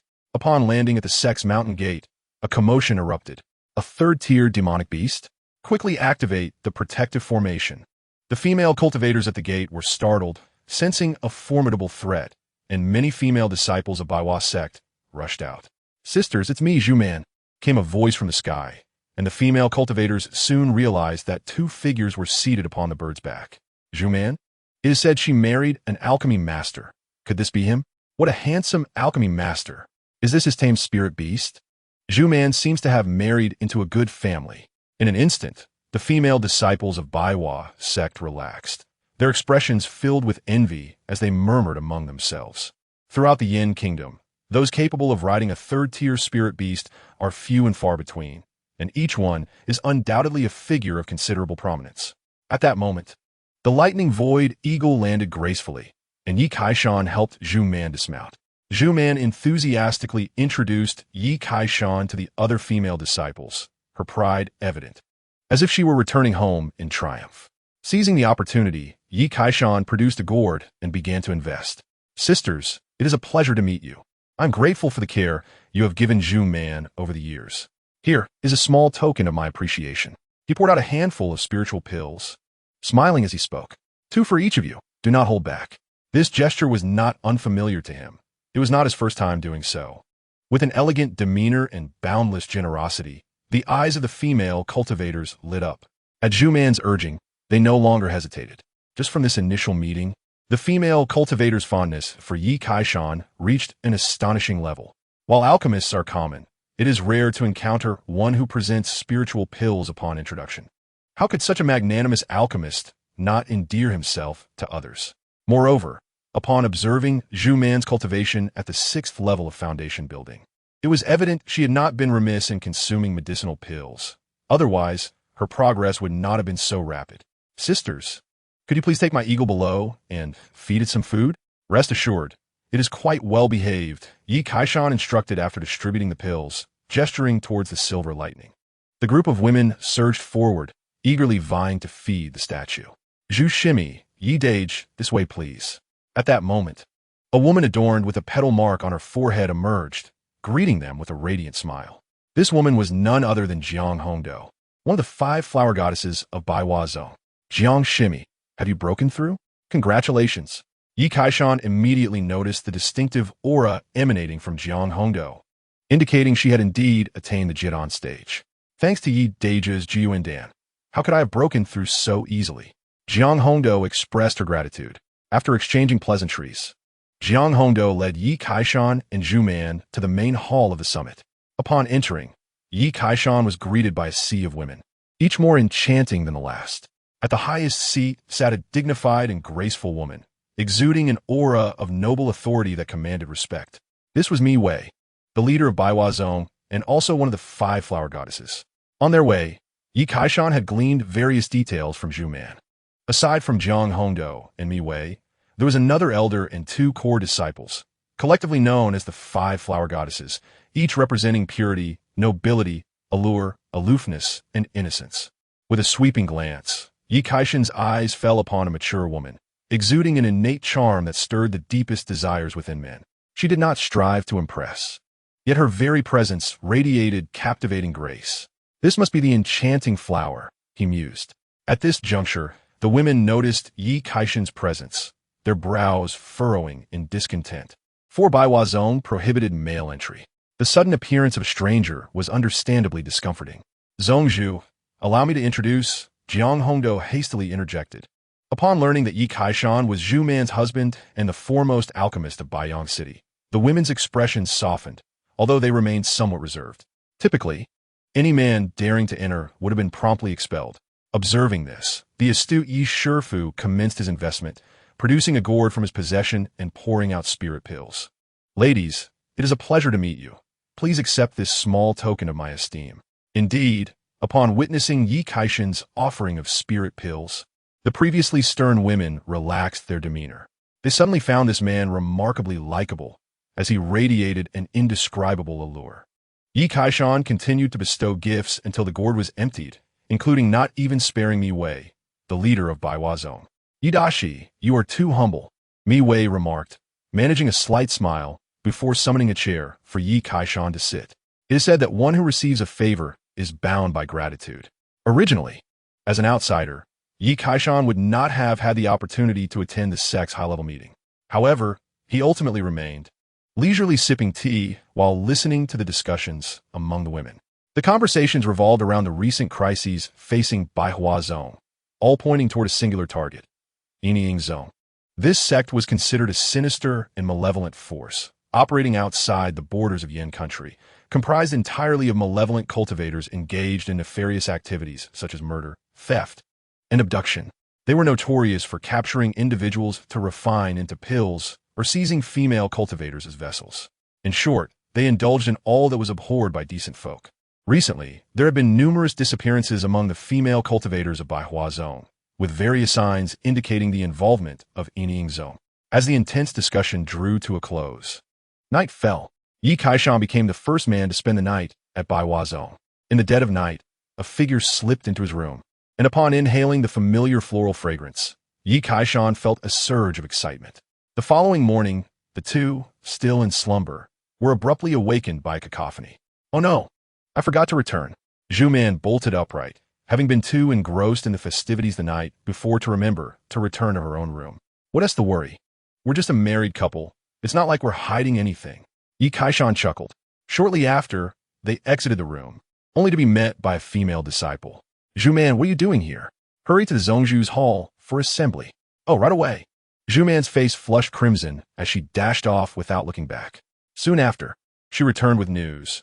A team of disciples had been ambushed and trapped by members of Inying Zone. Without hesitation, Jiang Hongdo volunteered to lead a rescue mission, with Zhu Man joining her. Husband, wait for me at the sect. I'll be back shortly. Zhu Man bid farewell, turning to leave. Only be stopped by Yi Kaishan. I have nothing pressing to attend to. I shall accompany you. Zhu Man hesitated briefly before nodding in agreement. Thus, Yi Kaishan became part of the team, with Jiang Hongdo leading the way, and no one raised any objections. In addition to Jiang Hongdo, the group included another flower goddess, the innocent and charming Ling Qiaoer. She was a petite woman with a delicate doll-like face, appearing to be around 15 or 16 years old, though in reality, she was already in her 40s. With a cultivation level of the 7th stage of foundation establishment, she ranked just below Jiang Hongdo within the group. Ling Qiaoer was quite talkative and friendly, resembling a sweet yet naive girl. However, she was far from foolish. Beneath her carefree demeanor lay a keen sense of propriety. Yi Kaishan invited the women to travel aboard the Silver Lightning to save time, and they did not refuse. Thus, 7 or 8 individuals squeezed onto the bird's back, hastening toward their destination. After 2 hours, they arrived at a valley with a vast chasm dividing it. Yi Kaishan had already stowed the bird away, and the group stealthily advanced, careful not to alert any potential enemies. Intelligence indicated that this was the temporary hideout of Inying Zone, where they feared their companions, including Butao Shimi, had been captured. Jiang Hongdo's expression turned grave as she expanded her divine sense, cautiously probing ahead. A cultivator at the early Jidan stage could extend their divine sense for 10 miles, allowing them to detect any disturbances promptly. Before long, they reached the cliff's edge, peering down into the seemingly bottomless abyss. They took to their swords, gliding down into the depths. Unbeknownst to them, they had descended 1,000 meters without any signs of their quarry. How strange. Could they have received word and left beforehand? Jiang Hongdo pondered, her expression laced with suspicion. The atmosphere here feels quite chilling. We should ascend quickly, Ling Qiaoer said, shivering at the oppressive aura surrounding them. Wait, there's an array below. Suddenly, Yi Kaishan interjected. With his late-stage foundation establishment and the enhancement from his nurturing technique, his divine sense was nearly equivalent to that of an early Jidan cultivator. Coupled with his experience in formations, he quickly discerned the traces of an array beneath the abyss. At that moment, a resonating hum echoed as a blade of light surged upward from the depths of the chasm at incredible speed, aimed directly at Ling Qiaoer. Ah, the woman gasped, momentarily paralyzed with fear. In that critical instant, Yi Kaishan grasped her back and, just as the blade was about to strike, deftly pulled her aside. Xie Ling Qiaoer clutched her small bosom, her heart still trembling with fear. In an instant, all the women appeared as if facing a formidable adversary, brandishing their magical flying swords and gazing intently at the abyss. Ha! My dear ladies, I apologize for keeping you waiting, came a boisterous laugh from above. Whoosh! Dozens of shadowy figures materialized, cloaked in black robes, their true faces obscured. Oh, there's even a man among them. One of the black-robed cultivators disdainfully spat upon, seeing Yi Kaishan. You brutes, what have you done to my junior sister? Jiang Hongdo shouted furiously, her face already etched with frost. Hee, now that she's in our hands, what do you think will happen? One of the black-clad men leered. The women, enraged, immediately sprang into action. A furnace of the Jidan stage, the master will certainly relish capturing you alive. Otherwise, you will face a far harsher fate. The leading black-robed cultivator sneered, his entire being shrouded in darkness, with only his haunting eyes visible, resembling a specter. He too was a Jidan cultivator, having reached mid-stage. And the moment he engaged, he suppressed Jiang Hongdo. The women had not anticipated that amidst these wicked cultivators, one of Jidan's stage lurked. Clearly, this was a deliberate attempt to lure them into a trap. The array beneath the abyss continued to unleash blades of light, its lethal power astonishing. Even those at the Jidon stage dared not confront it head-on. In a brief moment, the women found themselves engulfed in peril. Witnessing this, Yi Kaishan no longer hesitated. A flying sword manifested in his hand, charged with intent, and he struck twice. One sword cleaved towards the array below, while the other aimed at the leading black-clad man engaged in combat. Clang! The abyss quaked as the array shattered, struck at its core by one sword. The leading man sensed the impending danger and instinctively dodged, but it was too late. A deep crimson gash marred half of his body.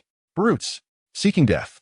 The black-clad man hissed with rage, abruptly abandoning Jiang Hongdo to launch himself at Yi Kaishan. Be careful!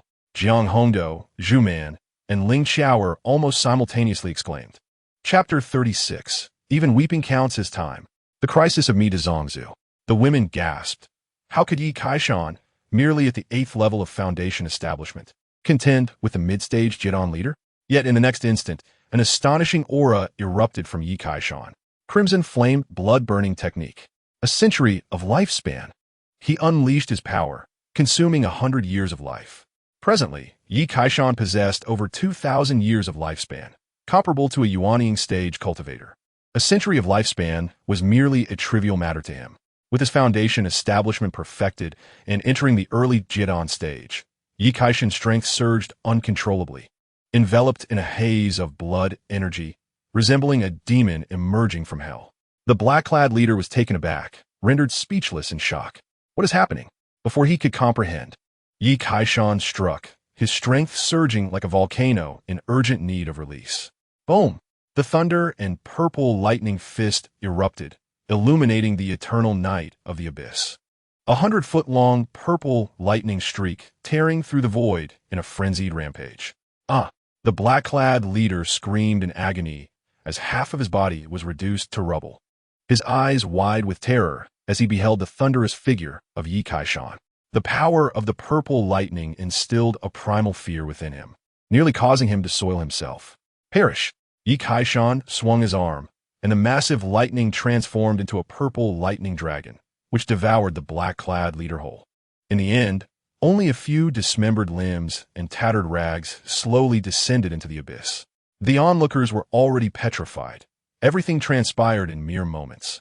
And the black-clad leader had met his end. With the leader slain, the remaining lackeys were utterly powerless.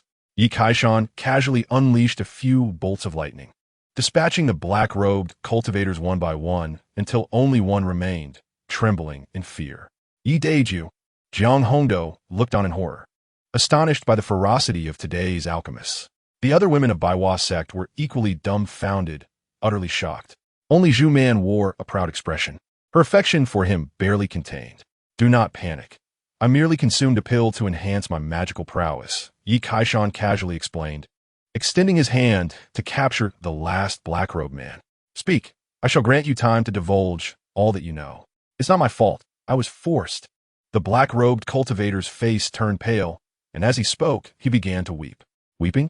Even weeping counts as time. Yi Kaishan narrowed his eyes. A flash of purple lightning crackling ominously. We were confined in a cave 100 miles away. There's a traitor within Baiwa sect. Their true aim is to attack Baiwa sect. That is all I know. Please do not kill me.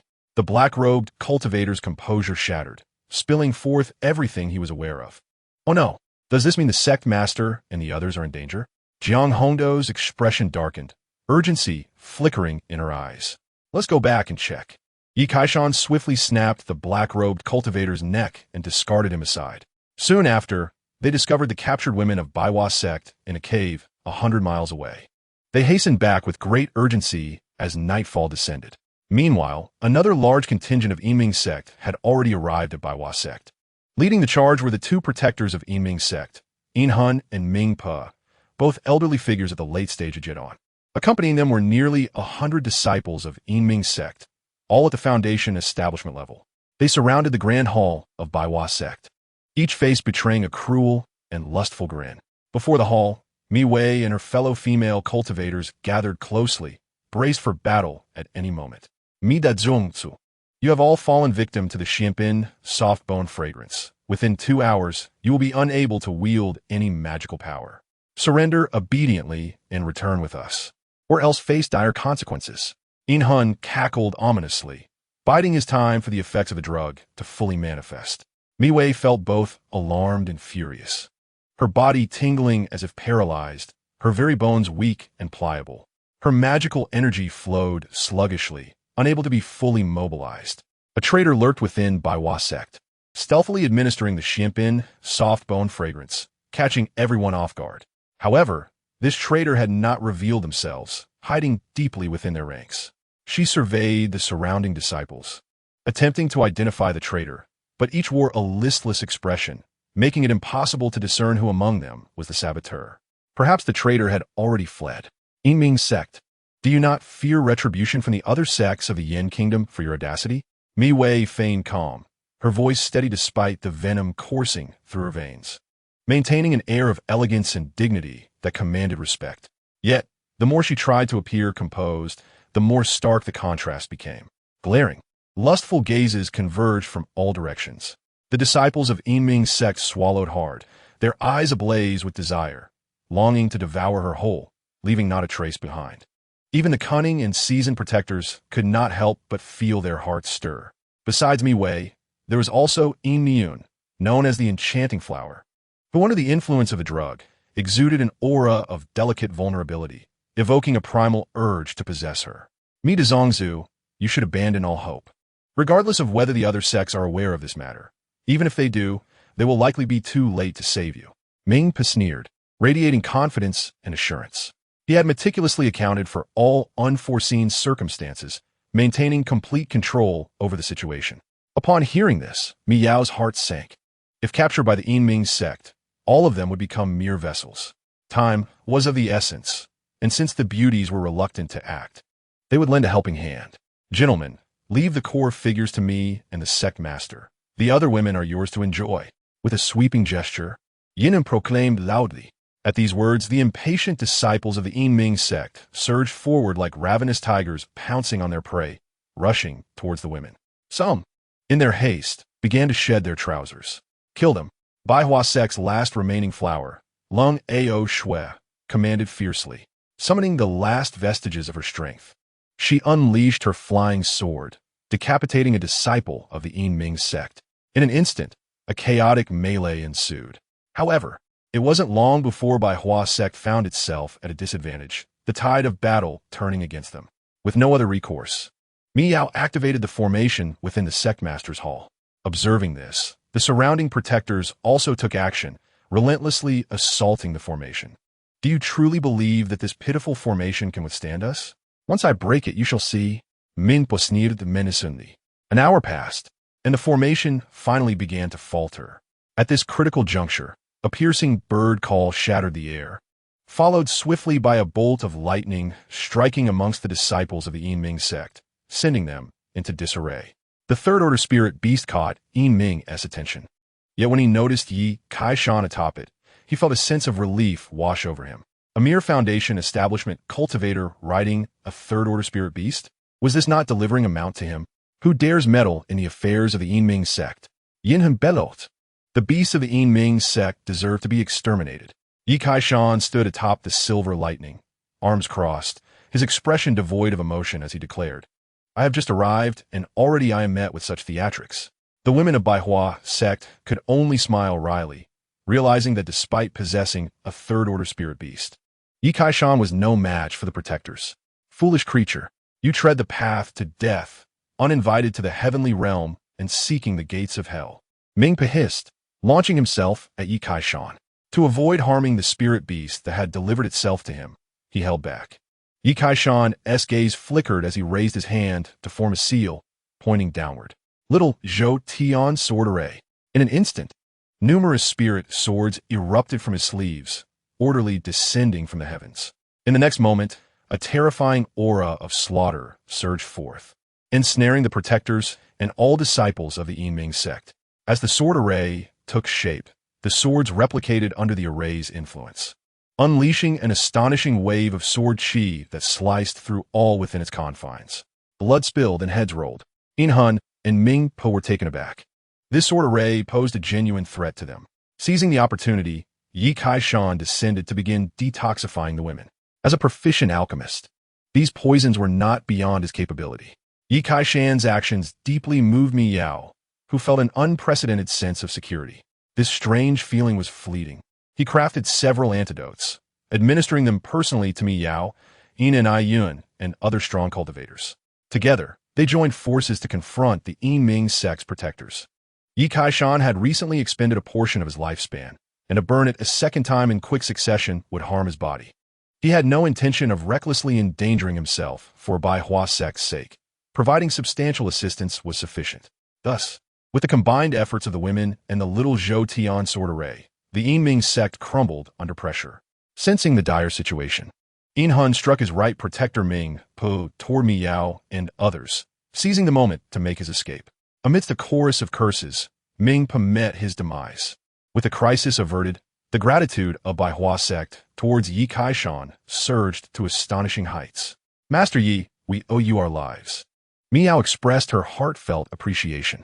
Yi Kaishan smiled faintly, responding, I acted thusly solely because Zhu Man is a disciple of Baihua sect. She is my wife, and I wish to spare her sorrow. His words were both eloquent and measured, subtly conveying his devotion. Instantly, the gazes of nearly all female disciples toward Yi Kaishan were imbued with newfound admiration. They envied Zhu Man, having such a husband, an exceptional alchemist, skilled in formations, and possessing formidable strength.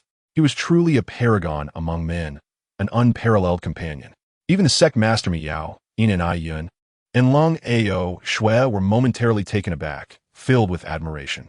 If Yi Kaishan had acted to save them solely for their beauty, it would imply he was no different from other men. However, if his actions stemmed from love for his wife, it revealed him to be an upright man. In the dead of night, Yi Kaishan lay comfortably in bed, easing his fatigue. Having burned 100 years of his lifespan left him feeling utterly drained. Just as he was about to drift into slumber, the door creaked open and a delicate figure stealthily entered under the moonlight. Yi Kaishan grinned, ready to embrace her, only to realize this was not Zhu Man. Even in the dark, he could discern her features. She was a female cultivator from his daytime team. Not quite as stunning as the five blossoms, yet still quite beautiful. Miss, what brings you here? Yi Kaishan feigned ignorance. Brother Yi, I wish to. Before she could finish, she lunged at him. Yi Kaishan, caught between resistance and acceptance, did not refuse. An hour later, he promised, when I return, I shall marry you. Following this, Yi Kaishan did not rush to depart. During his free moments, he nurtured relationships with the female cultivators of Baihua sect. Occasionally, they would delve into profound discussions about life during the evenings, until half a month later, when Yi Kaishan finally resolved to leave. His family's land also required his attention. He sought out sect master Mi Yao to convey his intent. Master Yi, how have you fared in our sect lately? Mi Yao inquired with a smile, her words laced with subtext. Comfortably, I linger with reluctance. Yi Kaishan replied candidly, embodying authenticity. Mi Yao nodded slightly. Her next words astonished Yi Kaishan. Our Ling Xiao heir has admired you for some time. I wish to betroth her to you. What say you? Of course. I have no objections. After a moment of surprise, Yi Kaishan responded truthfully, remaining consistent in his openness. If you would consider joining me as well, that would be even better, he mused inwardly, contemplating the enchanting figure before him. Mi Yao possessed exceptional spiritual roots, her cultivation at the core formation stage, and similarly of high quality. A child born of such lineage would surely be extraordinary. Once everything was settled, Yi Kaishan informed Zhu Man of his intention to stay one more night before departing the next morning. In the dead of night at the third watch, Yi Kaishan's door was stealthily opened once more. Lying on the bed, Yi Kaishan chuckled, each moment akin to unboxing a mystery gift. The sensation was indeed enchanting. The visitor was a woman with enchanting Danfeng eyes, her gaze irresistibly alluring. Yet her features did not possess extraordinary beauty, creating a dissonance with the allure of her eyes. Yi Dage, I have admired you for a long time, the woman said shyly. What is your name? Yi Kaishan inquired with a smile as he sat up, gesturing for her to come closer and embrace him. The woman approached cautiously, responding as she walked. My name is Jiyin. This is my first time. You must cherish me well, Yi Dage. She lowered her head bashfully. Of course, Yi Kaishan replied with a grin, reaching for her arm. At that moment, the woman, still with her head bowed, suddenly broke into a wicked smile and lunged forward, her delicate hand darting towards Yi Kaishan with lightning speed. Yi Kaishan, however, was already prepared. With astonishing swiftness, he seized her wrist. "You are the undercover who poisoned?" Yi Kaishan asked with a cold smirk. "You have disrupted my plans.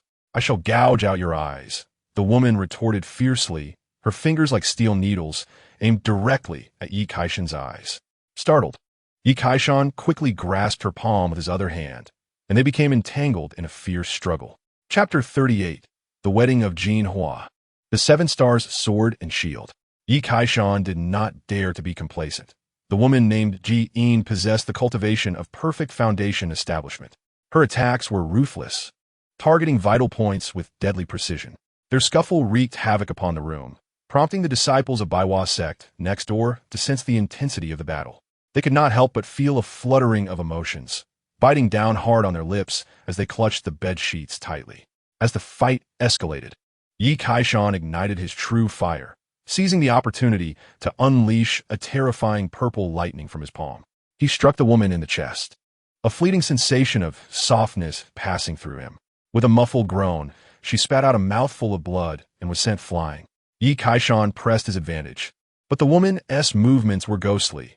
As she fell to the ground, she vanished like a wisp of black smoke. The commotion finally alerted others that a genuine battle had taken place, far removed from their imaginations. "Yida Sure, what has happened?" a concerned female cultivator inquired.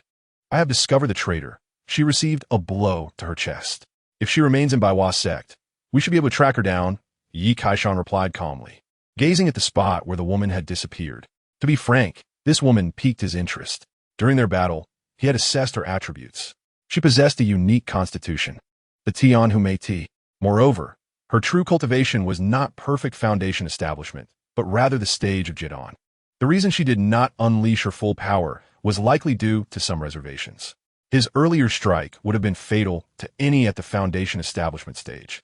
Yet she not only survived, but also managed to escape, underscoring her formidable nature. Upon hearing Yi Kaishan's words, the female cultivator promptly reported to the sect leader to initiate a search. However, by the following day, the traitor remained at large. Yi Kaishan, not wishing to linger, departed Baiwa sect with Zhu Man Ling Xiaoer had already returned home, waiting for him to come and marry her. Shortly thereafter, Yi Kaishan returned to Qingyan town, immediately setting aside his affairs to organize the wedding preparations. Not only Ling Xiaoer, but he had also made arrangements with several other female cultivators from Baiwa sect to marry them upon his return home. A man of honor must keep his promises. Thus, the Yi family was festooned with lights and decorations. This time, Yi Kaishan rode in on a silver lightning beast, bringing Ling Xiaoer home as his bride. Using a third-tier spirit beast as a wedding carriage was a matter of great prestige. Ling Xiaoer's family was also a renowned cultivation family, thoroughly pleased with Yi Kaishan, a man of both scholarly and martial prowess, as their son-in-law. "Yi Dage, did you know? When the sect leader gathered us, asking who would marry you, I was the first to step forward," Ling Xiaoer said happily as she nestled in Yi Kaishan's embrace on their way back. "Oh, who else besides you?" Yi Kaishan inquired with curiosity. "There's also senior sister Hongdo, but she was a bit slower than me, and the sect leader ultimately chose for me to marry you," Ling Xiaoer replied, her smile radiant. "So, there is indeed Jiang Hongdo," Yi Kaishan remarked, somewhat surprised, and silently resolved not to disappoint any of the beauties. He would eventually marry Jiang Hongdo as well. Upon returning to the Yi family, the newlyweds immediately performed their ancestral rites. Entering the bridal chamber, Yi Kaishan lifted the red veil from the bride. Ling Xiaoer was delicate like a porcelain doll, bashfully tugging at her dress, resembling a timid little rabbit. Yi Kaishan gently lifted her and laid her on the bed. As the candlelight flickered and the pale moonlight illuminated the room, the darkness was infused with a touch of brightness. Suddenly, Ling Xiaoer sat up, astonished, covering her mouth as she looked at her own arm. "Will it really not break?" "Ding! Congratulations, host root bone has improved, reaching the upper tier of Xian level." The next day, Yi Kaishan stretched comfortably while Ling Xiaoer slept soundly beside him. Following this, Yi Kaishan fulfilled his promises, consecutively marrying several other female cultivators from Baiwa sect. In total, there were 4, each possessing remarkable cultivation and beauty. 3 months passed, and Ling Xiaoer along with two others began to show signs of pregnancy. The higher the cultivation level, the more challenging it was to conceive and give birth. However, once pregnant, the chances of giving birth to children with spirit roots greatly increased. There was even a possibility of birthing children with special constitutions. By now, Yi Kaishan was already in his early 120s. His eldest child was around 40 years old, with those possessing spirit roots cultivating while the others ventured into commerce and politics, upholding the family teachings and expanding their lineage. Ding! The number of descendants has exceeded 100, rewarding one longevity pill, one piece of mid-tier spiritual field, and 500 mid-tier spirit stones, along with an explosive flame talisman. Have my grandchildren already reached 100? Upon hearing this notification, Yi Kaishan was first taken aback. Many of the children had gone out to explore, leaving him unaware of how many had been born. Hearing this news brought him a sense of joy.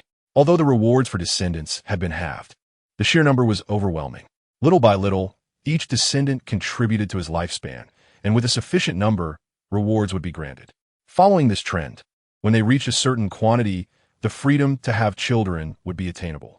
For months later, several concubines from Baiwa sect began to give birth one after another. The first was Ling Xiaoer. Yi Kaishan stood outside the delivery room, as usual, waiting. Ding! Congratulations! Host has expanded his lineage, giving birth to a child with Xian-level lower-tier spirit root, rewarding 10 years of life, a lower-tier Xian-level spirit weapon, a Xian-level spirit root, and 500 mid-tier spirit stones. Excellent. Yi Kaishan nodded slightly, taking a moment to check the rewards. The Xian-level spirit weapon was a breastplate designed to protect vital areas. The spirit root was named Shuang Longqi Hua, resembling two intertwining dragons. Yi Kaishan tucked away the rewards and entered the delivery room, kissing Ling Xiaoer. Not long after, the other four concubines of Bai Hua Zong also gave birth. Among them, only two offspring with spiritual roots were born. Despite the high quality of the spiritual roots, it is impossible to guarantee the birth of offspring with spiritual roots every time. Yi Kaishan was already quite satisfied with this outcome. As the women gradually gave birth, his descendants finally surpassed the milestone of 500. Congratulations to the host for surpassing 500 descendants, expanding the family scale, and receiving rewards including the body technique Qixing Jiandan, 10 years of cultivation experience, 10 years of alchemy experience, 10 years of artifact refining experience, and 2,000 mid-grade spirit stones. 500. Yi Kaishan's eyes lit up. Qixing Jiandan is a mid-tier profound body technique, significantly more precious than ordinary methods. It allows one to instantly transform into 7 stars, excelling in both evasion and attack. He entered the secret chamber, sat cross-legged, and absorbed the experience to cultivate his body technique. Unbeknownst to him, several months passed. Yi Kaishan's cultivation broke through to the 9th level of foundation establishment, just a step away from perfection and the breakthrough to the core formation stage. On this day, Qin Shan sent a messenger to inform him that the alchemy competition was about to commence. Time flies, Yi Kaishan reflected. Everything seemed to have happened just yesterday. Before departing, he took the time to care for his concubines. Only then did he mount his silver lightning steed and fly towards Baiyang City. This was a spirit beast of the core formation stage. Upon arriving at Baiyang City, everyone noticed the enormous bird soaring in the sky. It was grand and majestic. Master Yi is here. Master Yi has arrived. I heard he will represent Baiyang City at the Alchemy Grand Event of the 28 Cities. Someone shouted. Having heard the news long ago, Yi Kaishan landed steadily in front of Baodan Pavilion, where Guyu hurried out to greet him. After a long time apart, she had become even more enchanting. Master Yi, you have finally arrived, said Qin Shan, the woman from Dabi Valley, her tone languid. She had been concerned that Yi Kaishan might break his promise. Yi Kaishan chuckled, casting a discerning glance at her. It seemed she had become even more voluptuous during their time apart. Let us not delay. We should prepare to set out. I can hardly wait for you to fulfill your promise, Yi Kaishan urged, his words brimming with confidence. You appear quite assured. But I must remind you not to be complacent, Qin Shan replied. Rest assured, I am fully aware, Yi Kaishan smirked. Soon after, the group set off towards the capital of Yin country. The competition would take place at 2 locations, the capital and the Danding sect. After a fortnight of travel, Yi Kaishan and his companions finally arrived at the capital of Yin country. Gazing at the towering city walls and magnificent architecture, Yi Kaishan was filled with admiration. Indeed, it was a first-tier city, surpassing Baiyang City by more than tenfold in prosperity. Inside the city, foundation establishment cultivators were ubiquitous. The majority of passers-by were cultivators. Guided by Qin Shan, they swiftly reached the accommodations arranged by the organizing party of Yin Country, awaiting the commencement of the competition. Days later, the competition finally began. All participating teams gradually gathered in the square before the imperial palace. The ruler of Yin Country, princes, princesses, and prominent figures from various cultivation families were all present, eagerly anticipating the start of the contest. Please welcome the contestants. With a voice resembling the sound of drums, the representatives of the 28 cities ascended their respective alchemy platforms. Number 27, second to last? Yi Kaishan observed the number on the alchemy platform, his admiration for Master Zhan Taihe deepening. Fortunately, the master had worked hard. Otherwise, he would have been standing on the last platform. The alchemist from Baiyang City is quite young. He must be the son of some cultivation family, some attendees remarked. Casting curious glances at Yi Kaishan, he appeared far too handsome and refined, hardly resembling an alchemist. In stark contrast, most other alchemists were middle-aged men in their 40s or 50s, often sporting beards and paunches, exuding an air of venerable authority. Next, the host of the grand event appeared at the center of the square to provide instructions. Without any delay, the competition commenced. Initially, the tasks involved relatively basic elixirs, focusing on speed and quality, which were not particularly challenging. The alchemists present could easily complete them. However, as time progressed, the required quality of the spiritual elixirs increased, along with the difficulty. This marked the moment for true skills to shine, as less adept alchemists quickly revealed their shortcomings. Out of the corner of his eye, Yi Kaishan noticed the alchemist at platform 28 growing increasingly flustered, becoming disorganized. It was evident that he was unfamiliar with the elixirs he was attempting to concoct, lacking confidence. As his peers remained poised, he was on the verge of appending his alchemical furnace. Yi Kaishan shook his head. It was no wonder this fellow could not even compare to Zhan Taihe, as his skills were indeed lacking. While his colleagues were anxious, he remained calm and collected, proceeding at a steady pace. In a separate VIP section, Qin Shan gathered with the leaders of all the branches. Qin Shan, is this the alchemist you found? He seems a bit distracted, remarked a woman appearing slightly older than Qin Shan, her smile seemingly friendly but laced with sarcasm. As the two had never seen eye to eye, Qin Shan shot her a glance and casually replied, perhaps it is too simple for him, and he finds it uninteresting. Su Ruoyan, you should pay more attention to your own alchemist.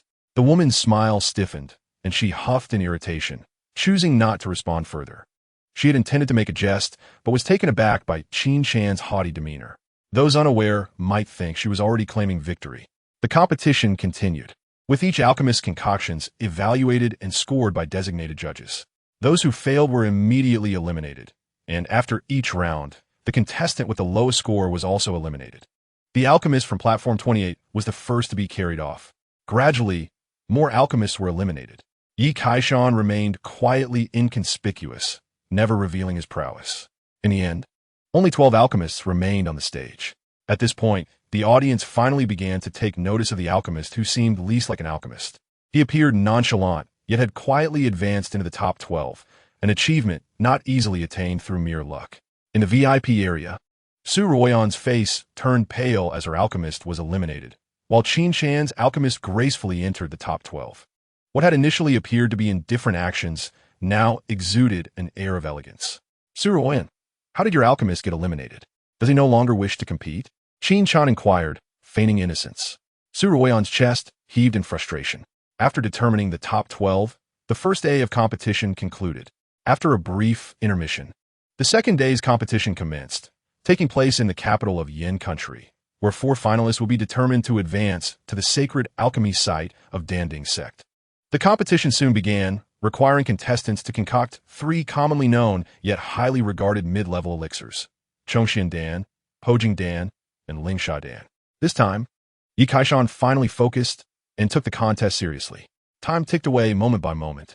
The 3 types of elixirs are not particularly challenging for the alchemists who have entered the top 12. The true difficulty lies in perfecting their craft. After some time, an elderly man with white hair and a youthful visage concluded his alchemical process. He was a renowned alchemist from the capital of Yin Kingdom, and had claimed first place in the previous competition. The noble spectators nodded slightly in acknowledgement of his prowess. Upon inspection, the elder produced 3 elixirs, one of which achieved an impressive quality of 90%, while the other 2 reached 80%. The crowd was astounded by the elder's skill.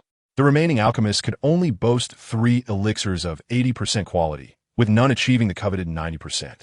When it was Yi Kaishan's turn, the inspecting alchemist conducted a thorough examination and reported the elixir's quality with astonishment. He, too, produced 1 elixir of 90% and 2 of 80%. Chapter 40. Terrifying Quality, the Medicine Fairy. The audience erupted in surprise. This level of quality rivaled that of Gu Li, the premier alchemist of the Yin Kingdom's capital. How could this alchemist from Baiyang City compete on such an esteemed level?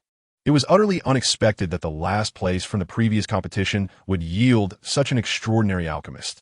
The spectators' opinions shifted once again. Although Yi Kaishan appeared to be a scion of a prestigious family, his skills were undeniably authentic. In a VIP area, a woman clad in simple Taoist robes, possessing an innate elegance, calmly addressed those beside her. My master did not employ his full strength. This is not his usual standard. The woman, named Shen Miao, was Gu Li's sole disciple and the daughter of the current prime minister of Yin Kingdom, holding a lofty status. Shen Dan's observations were astute. It was evident that Master Gu Li had reserved some of his energy, while the alchemist from Baiyang City was noticeably sluggish and clearly exhausted, establishing a clear hierarchy. The third prince smiled in agreement, his gaze towards the woman revealing unmasked admiration, accompanied by a subtle hint of yearning. Despite her plain Taoist robe, her exquisite figure could not be concealed. Her skin was as fair as mutton fat, smooth and flawless. Her features were delicate, devoid of makeup. Yet her natural beauty was striking, rivaling that of anyone. After hearing the third prince's remarks, Shen Miao gently shook her head and replied, "This individual is not as incompetent as you suggest. His alchemical skills may not surpass my master's, but they are not vastly inferior. He will be my master's greatest rival for the top position." She did not echo the third prince's sentiments, instead elevating her master while subtly undermining Yi Kaishan. This left the third prince feeling somewhat awkward, as though his warmth had met with cold indifference. He chuckled nervously and added, "Shen Dan, your insight is remarkable. As an outsider, I am utterly unable to discern the subtleties at play. I must seek your guidance another day." His words were filled with enthusiasm. However, Shen Miao responded with only a cool nod. She found no common ground with the third prince, who had never even touched an alchemical furnace. The smile on the third prince's face gradually faded, a flicker of anger passing through his eyes. He fell silent, harboring some unknown ill thoughts. As Yi Kaishan's elixirs were finalized, the top 4 were determined: Gu Li, Yi Kaishan, the alchemist from the second city, and the one from the fifth city. With this outcome, Yi Kaishan undoubtedly became the focus of the entire assembly. Many began to discreetly inquire about the origins of this alchemist from Baiyang City. Even the sovereign of Yin Kingdom displayed a keen interest. Meanwhile, upon returning to the stands, Yi Kaishan found Qin Chan eagerly awaiting his arrival. "Qin Fairy, I have now made it to the top 4. Are you ready to fulfill your promise?" Initially, they had agreed on a reward for the top 5, and he had even offered a complimentary position. Qin Chan seemed to have anticipated his statement, responding with a gentle smile, "Of course, I, Qin Chan, always keep my word." "Then let us return. I wish to marry you," Yi Kaishan declared boldly, neither overly chivalrous nor villainous, expressing his desires straightforwardly. From the moment he first beheld Qin Chan, he had resolved to wed her. "Wait," Qin Chan said, slightly flustered. "What? Do you intend to go back on your word?" asked Yi Kaishan. "Of course not. If you dare to propose, I will dare to accept. What is there to fear?" Yi Kaishan chuckled softly, thinking that if he could not even marry one woman, what was the point of cultivating as an immortal? "Very well, I accept your proposal." Qin Chan hesitated momentarily, then nodded decisively, as if she had made a significant resolution. "However, do you truly intend to leave just like that?" She almost laughed in exasperation. Yi Kaishan's intentions were so pure that he wanted to return the moment he achieved the top 5. "Why not?" Yi Kaishan shrugged. "The reward for first place is exceedingly generous. I believe you should strive for it. We have come this far. We cannot waste our efforts now," Qin Chan articulated thoughtfully. Upon hearing of the rewards, Yi Kaishan contemplated, thinking that since they were already here, he might as well delay their departure a little longer.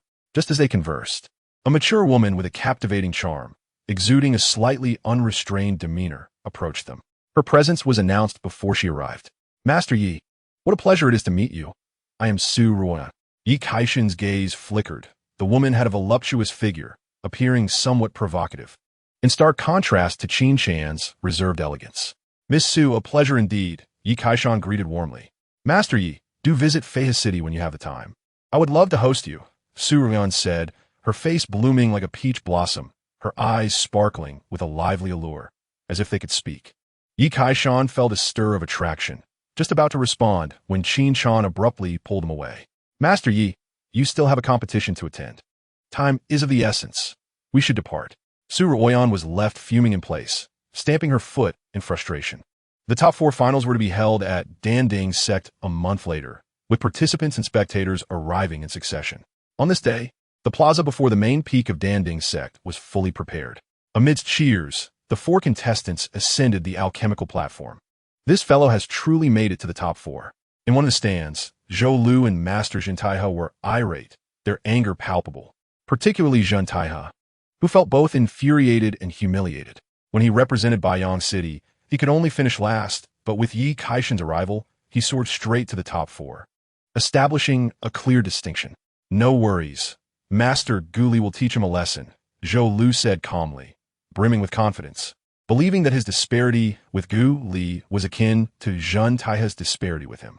Soon, the competition was set to commence, and a beautiful woman donned in white quietly entered to host the event. As she appeared, the audience was greeted by a subtle fragrance of medicinal herbs wafting through the air. The aroma emanated from the woman herself, as if she were an embodiment of the spirit of medicinal herbs. This was the medicine fairy of Danding Sect, said to possess a unique constitution that naturally drew her to spiritual herbs, and she was being groomed to become the next sect leader. The crowd displayed expressions of awe as they beheld her. Not only did she hold a noble status, but she was also hailed as a future alchemical saint, truly a paragon of talent and beauty. At that moment, Yi Kaishan on the alchemical platform was equally captivated by the woman's unique aura. Unable to resist, he secretly activated his system to investigate further. In an instant, a radiant blue light surged towards the heavens. Incredible. Blue. Yi Kaishan's heart raced, for she was the first blue-quality woman he had ever encountered. Medicine Fairy Yao Xiao, aged 38, possessed a low-grade, earth-level spiritual root and had achieved the peak of foundational cultivation. Of paramount importance is her exceptional constitution, known as Yao Ling GT.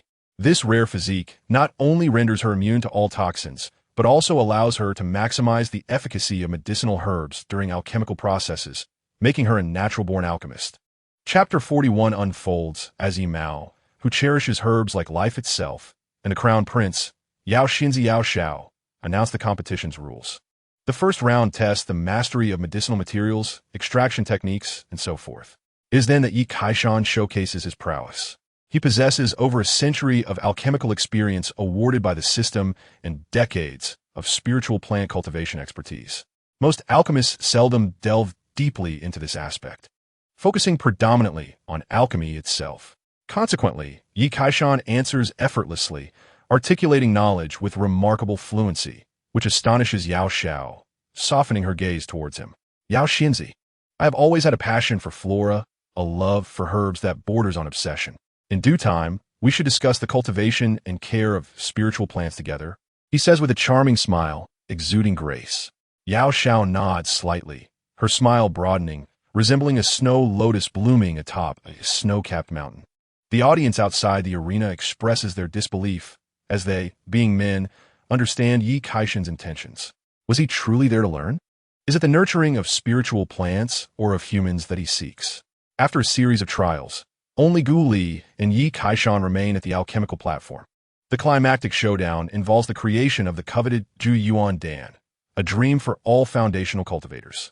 Upon hearing this requirement, Gu Li smiles subtly, for as the foremost alchemist of the capital of Yinghua, he is well acquainted with Zhu Yuan Dan. Master Yi, please, Gu Li gestures, addressing Yi Kaishan with respect. Having reached this point, he genuinely acknowledges his opponent's capabilities. Master Gu, please, Yi Kaishan respond with a smile, graciously yielding. The two then enter their respective zones, beginning the alchemical process. The audience grows tense, refraining from uttering a sound. The Prime Minister's daughter, Shun Miao, sits calmly in the VIP section, her heart steady, confident in her master's abilities. As time passes, Yi Kaishan eventually halts his movements, having completed the concoction. His speed surprises many, leading them to wonder how he accelerated so suddenly. Once finished, Yi Kaishan retrieved a small tea set and leisurely begins to sip, patiently awaiting Master Guli. After the incense burns down, Guli also ceases his activity. The creation of Zhu Yuan Dan, being a superior spirit elixir, possesses its complexities, unlike the more easily crafted lower-grade pills. As the two conclude their tasks, Yao Xiao approaches to evaluate the quality of the elixirs.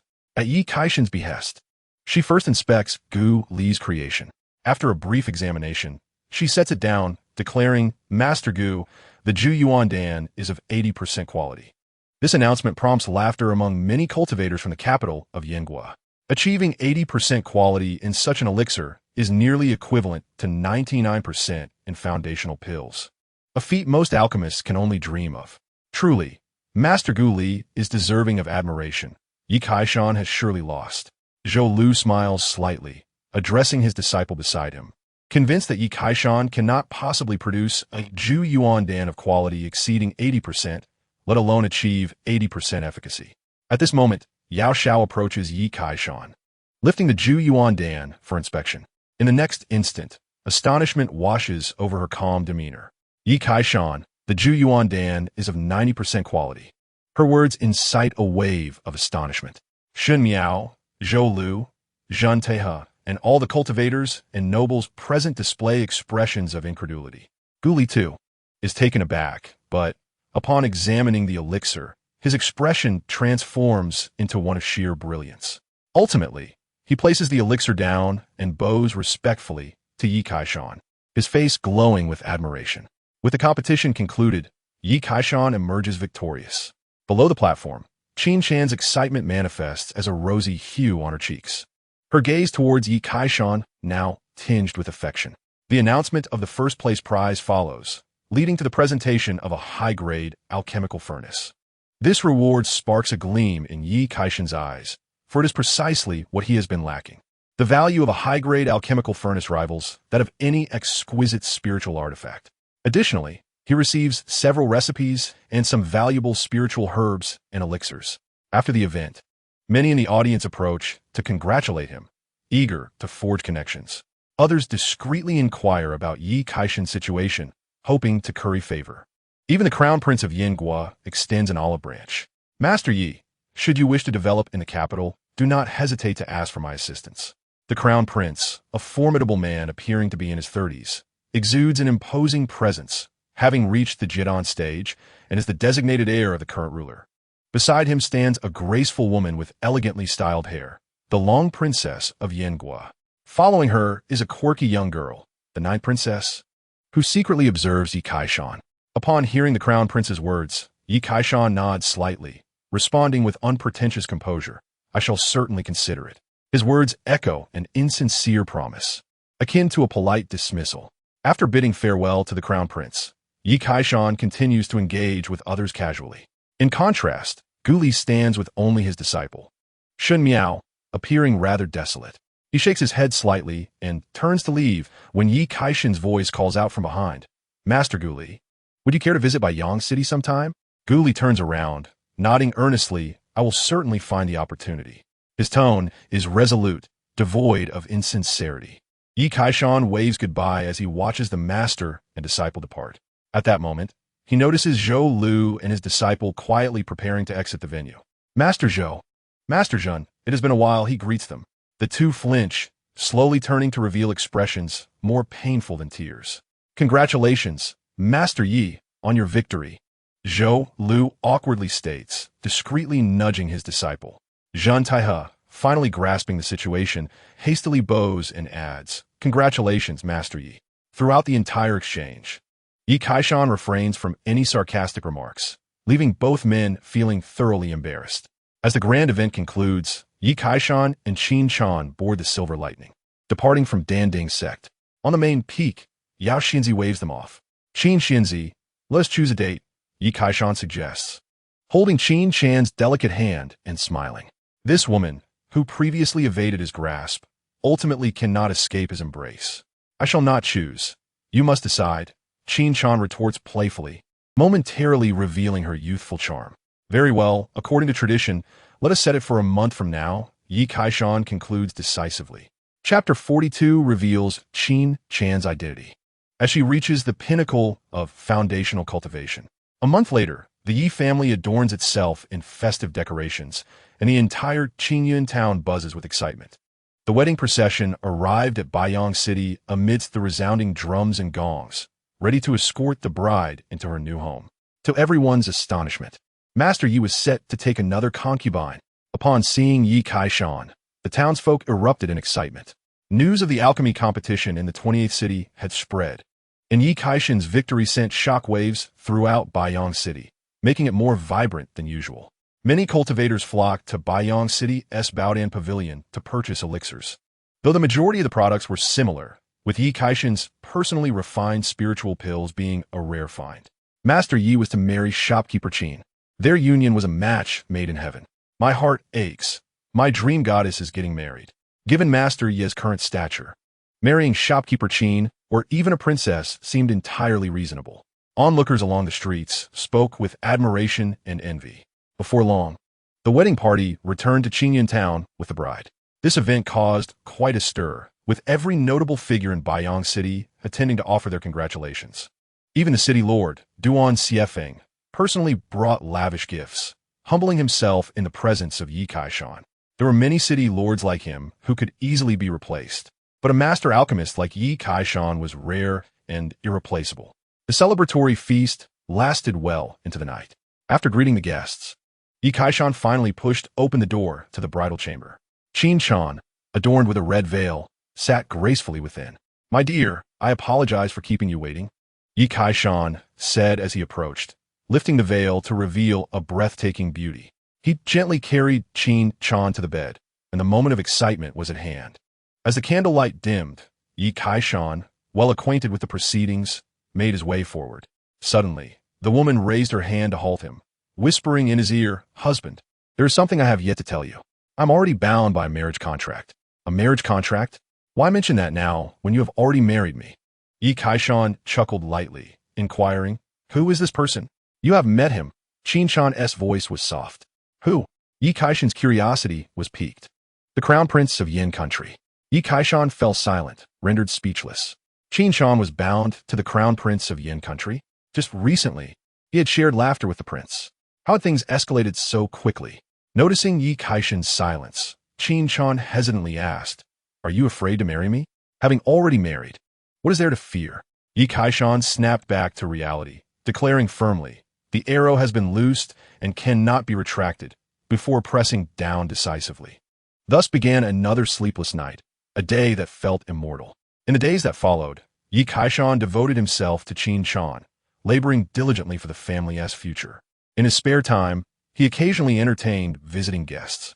During this period, Yi Kaishan's fame soared, echoing throughout the entire Yin country. Many traveled great distances bearing gifts, some seeking friendship, others requesting alchemical services. Some astute individuals discreetly inquired about Yi Kaishan's preferences, discovering his fondness for taking concubines. They promptly brought their daughters or granddaughters to his door. Given Yi Kaishan's nature, he could hardly refuse, and as long as they met his criteria, he would swiftly arrange the details. The celebrated daughters of Baiyang City were no longer sufficient. He began to extend his reach to several nearby cities. Most were female cultivators from prominent families, possessing both spiritual roots and remarkable beauty. Over the next few months, Yi Kaishan took 6 women from renowned cultivation families as concubines at an average rate of 1 per month. Most of these women were in the qi refining stage, young and akin to ordinary 18-year-old maidens. Yi Kaishan experienced the vivacity and exuberance of youth. Half a year later, one day, Qin Chan announced, "Husband, I am with child." She sighed in relief, having endured a taxing 6 months.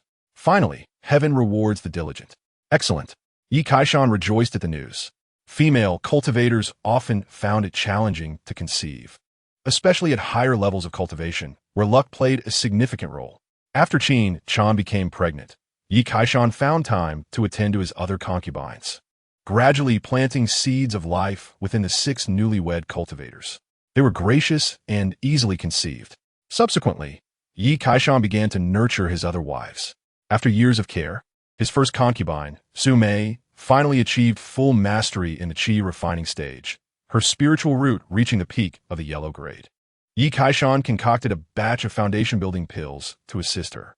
Aside from Su Mei, Wu Nanshun, Wang Shifeng, Zhao Fian, Su Yuro, and others gradually advanced to the latter stages of qi refining. Although they were all past 50, the effects of rejuvenating pills kept them looking like vibrant women in their 20s. Shui Binger, Xi Aiwei, Xiao Xu, and the other female cultivators also began to establish their foundations. Husband, I have successfully established my foundation, Su Mei exclaimed joyously after awakening from meditation in the cultivation chamber. With her success, she shed her mortal form, enhancing her life essence and extending her lifespan. This transformation made her appear refreshed and full of vitality.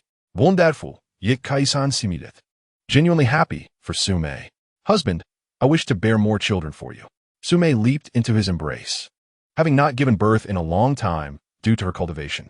Of course, as long as you desire, you may have as many as you wish. Yi Kaishan whispered tenderly in her ear. After some time, Yi Kaishan left the cultivation chamber and visited Yin Shui Tian. Their second child was a daughter, and the third was on the way. They exchanged sweet words and discussed cultivation matters. Husband, I see you're on the brink of perfecting your foundation. It is time to advance to Dan formation, is it not? Yin Shui Tian remarked keenly, noticing Yi Kaishan's condition. Indeed, I am ready any time. I just need to prepare, he replied, as he was currently at the 9th level of foundation establishment, and with the aid of some elixirs, he could easily attain the 10th level. With your talents, perhaps you might even produce a purple Dan, Yin Shui Tian mused, envisioning the possibilities of Yi Kaishan's remarkable cultivation speed. A purple Dan? We shall see, Yi Kaishan chuckled, knowing his goal was not merely a purple Dan, but the very best. Chapter 43. Stepping into Dan formation, family ranking after leaving Yin Shui Tian. Yi Kaishan soon arrived at Ling Qiaoer's side. Ever since she had given birth to their first child, she had yet to conceive again.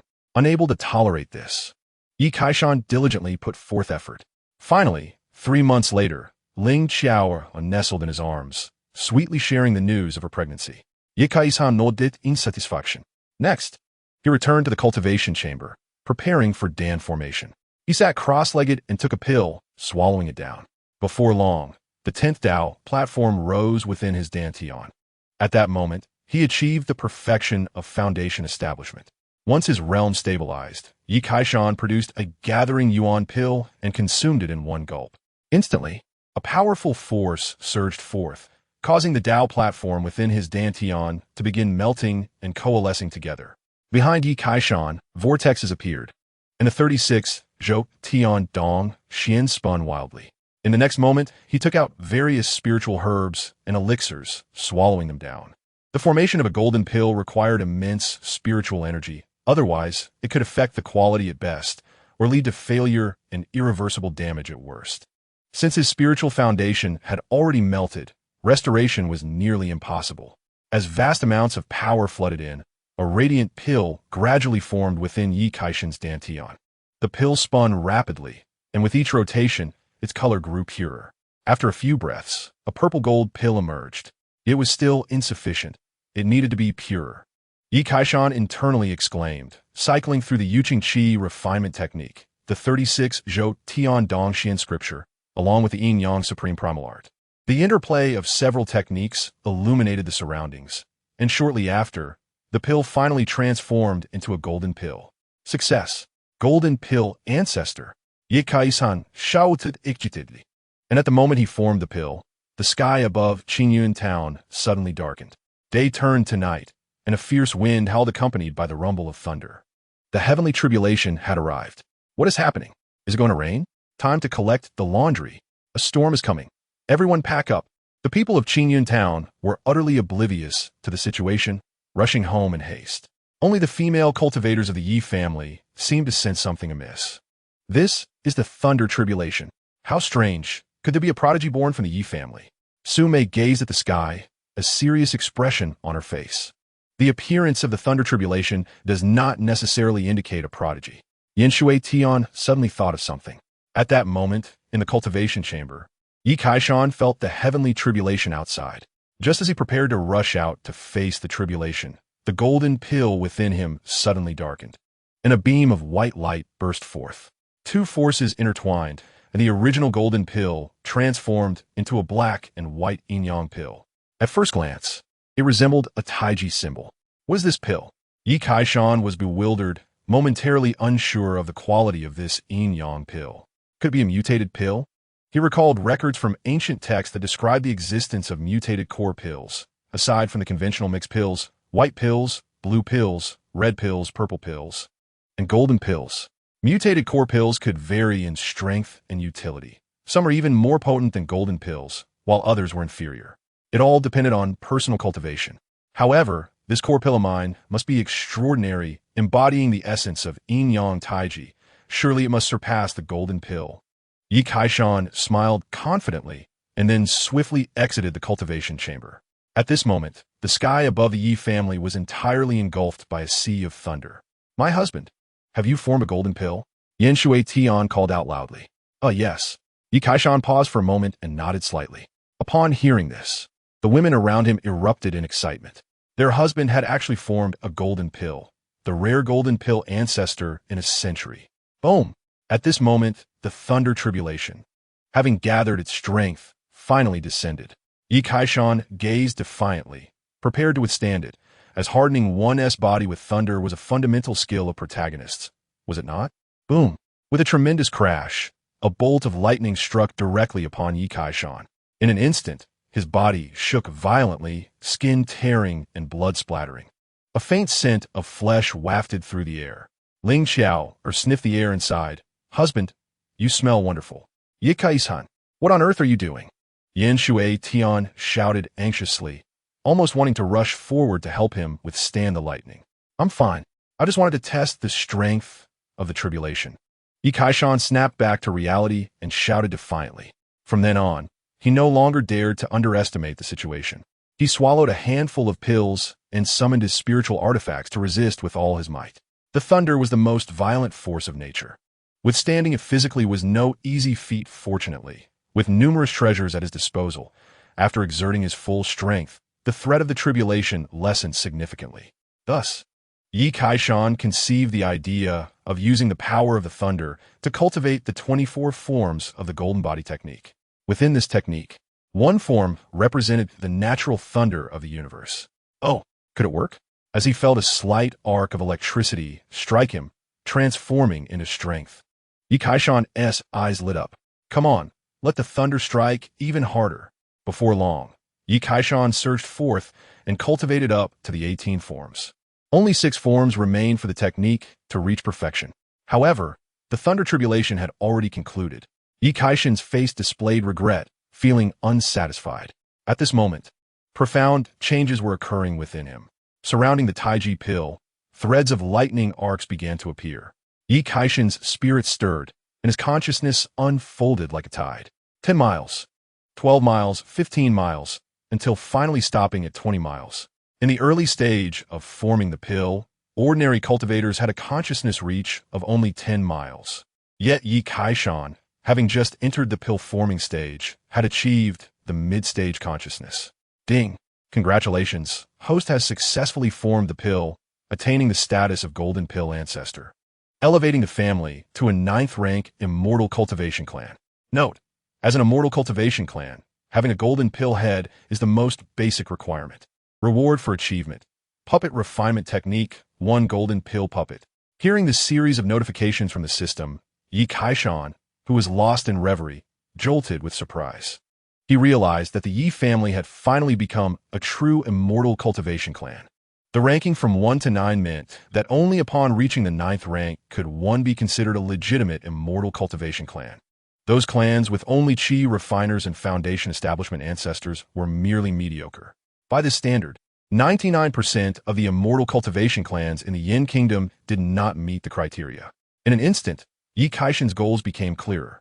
The requirement for a 9th rank immortal cultivation clan is for the head of the family to reach the golden pill stage. The requirement for an 8th rank clan is for the entire family to have 10 golden pill cultivators. The standard for a 7th rank clan is for the head to reach the nascent soul stage, and so on. After understanding the promotion criteria, Yi Kaishan began to examine his rewards. The puppet refinement technique is akin to mechanisms, a branch of artifact refining, yet more challenging to master. Its rarity surpasses that of alchemists, artifact masters, and formation masters. Aside from the puppet refinement technique, he also received a ready-made puppet, possessing mid-stage golden pill strength. Excellent. This could be concealed in the shadows as a guardian. Yi Kaishan nodded to himself. At this moment, all 100 of his concubines gathered around, their faces radiant with floral smiles. Husband, only by forming a golden pill can one attract the thunder tribulation. Is your pill indeed a golden pill? Of course. There is no doubt it is a golden pill. I've heard that in the entire Yin kingdom, a golden pill has not been born for several centuries. Truly, my husband is a divine being descended to earth. The women spoke in turn, their gazes towards Yi Kaishan filled with admiration. Even Yin Shui Tian, too, felt the same, for she understood the value of the golden pill more than anyone else. Even her superior senior sister, Yang Menghua, had only achieved a red pill, not even reaching the purple pill level. Jindan not only possesses the most formidable power within the same realm, but also harbors immense potential, promising an illustrious future. In the entire Yin kingdom, those in the Jidan stage are already considered top-tier powerhouses, the elite of various sections. Even among the royal family of the Yin kingdom, those at the Jidan stage are exceedingly rare. To ordinary mortals, Jidan practitioners are akin to omnipotent immortals. The women brimmed with pride and joy, while the descendants of Yi family felt an overwhelming sense of glory. The people of Qingyun town had long been bowing in the direction of the Yi family, seeking their blessings. To them, Yi Kaishan's recent tribulation was a sign of his imminent ascension to immortality. The skies of Qingyun town cleared, returning to their former tranquility. Yi Kaishan returned to his cultivation chamber to consolidate his power, discovering that the Taiji Dan within him had expanded significantly. This indicated a further growth in his strength. The advancement in the Jidan stage is marked by size, continuing until one breaks the Dan and enters the Yuanying stage. Yi Kaishan felt a twinge of concern. If this trend persisted, would his Yuanying become a yin-yang person? That would be somewhat unseemly. With this thought, he could only smile wryly and then retrieve the puppet awarded by the system. After refining it, he instructed the puppet to find a place to guard the safety of the Yi family. Days later, having solidified his cultivation, Yi Kaishan stepped out of the cultivation chamber. Yin Shui Tian had been waiting there. Husband, due to your advancement to Jidan, many people have come seeking to congratulate you. Shall we host a banquet and extend invitations? She suggested. Yi Kaishan hesitated momentarily, but then nodded. As the head of the family, it was indeed necessary. Only rogue cultivators would secretly break through, while heads of established cultivation families should act openly. This would not only showcase the family's might, but also facilitate connections with friends from afar, essential for the family's development, unless special circumstances require discretion. Moreover, Yi Kaishan's breakthrough to Jidan had attracted the tribulation lightning, making it impossible to remain low-key. This news spread rapidly to cultivators. The mention of tribulation lightning immediately revealed the situation. The head of the Yi family had produced a Jindan ancestor, a once-in-a-century occurrence. Was he not an alchemist? How could he have produced a Jindan? In Baiyang City, the major cultivation families were astounded and bewildered. However, the prevailing sentiment among these families was one of joy, for many of their daughters had already married into the Yi family. The stronger Yi Kaishan became, the better it was for them, as it meant they could bask in his glory. Thus, when the Yi family sent out invitations, the notable figures of Baiyang City promptly prepared lavish gifts and made their way to Qingyun town, with even the city lord hurrying to attend. The news spread rapidly beyond Baiyang City, across the entire Yin kingdom, encompassing 28 cities and the 4 major sections. All were aware that a Jindan ancestor had emerged from the small Qingyun town. In a grand hall within the royal city of the Yin kingdom, the current ruler, Li Fengtian, received a confidential report from his dark guards. It contained detailed accounts of the Yi family, including personal information about Yi Kaishan. Upon reading, Li Fengtian gasped in astonishment. Appearing to be in his 40s or 50s, His resolute visage still faintly reflected the vigor of his youth. In reality, he had lived for several centuries. Standing below him was the crown prince, Li Xian, who, upon seeing his father's sigh, respectfully remarked, "Father, we must make a decision swiftly. Otherwise, as the Yi family grows stronger, it will inevitably impact our royal family's rule. By then, it may be too late to act." The crown prince's expression turned grim. For not long ago, he had received news that his fiancée, Qin Shan, had married Yi Kaishan. In that instant, the prince felt a heavy discomfort, as if something were sprouting atop his head. As the esteemed crown prince of the Yin kingdom, destined to be its future ruler, enduring such humiliation was unbearable for any man. "Allow me to ponder," Li Fengtian said gravely. The suddenness of this event had taken him aback. He had never anticipated that Yi Kaishan could break through to the Jiedan stage and produce a Jindan in such a short time. It was as if an ant had suddenly transformed into a dragon. Furthermore, after further investigation, he was even more astonished to find that Yi Kaishan not only possessed formidable strength, but also had unclear connections with Yunlan's sect and Baiwa sect. Within his harem were elders from Yunlan's sect and a beautiful woman from Baiwa sect. Seeing this, Li Fengtian couldn't help but curse inwardly. This fellow could gather more than even the king himself. Not only could he gather, but he also had more offspring. The Yi family's descendants already numbered in the hundreds, while the royal family's progeny barely exceeded 100.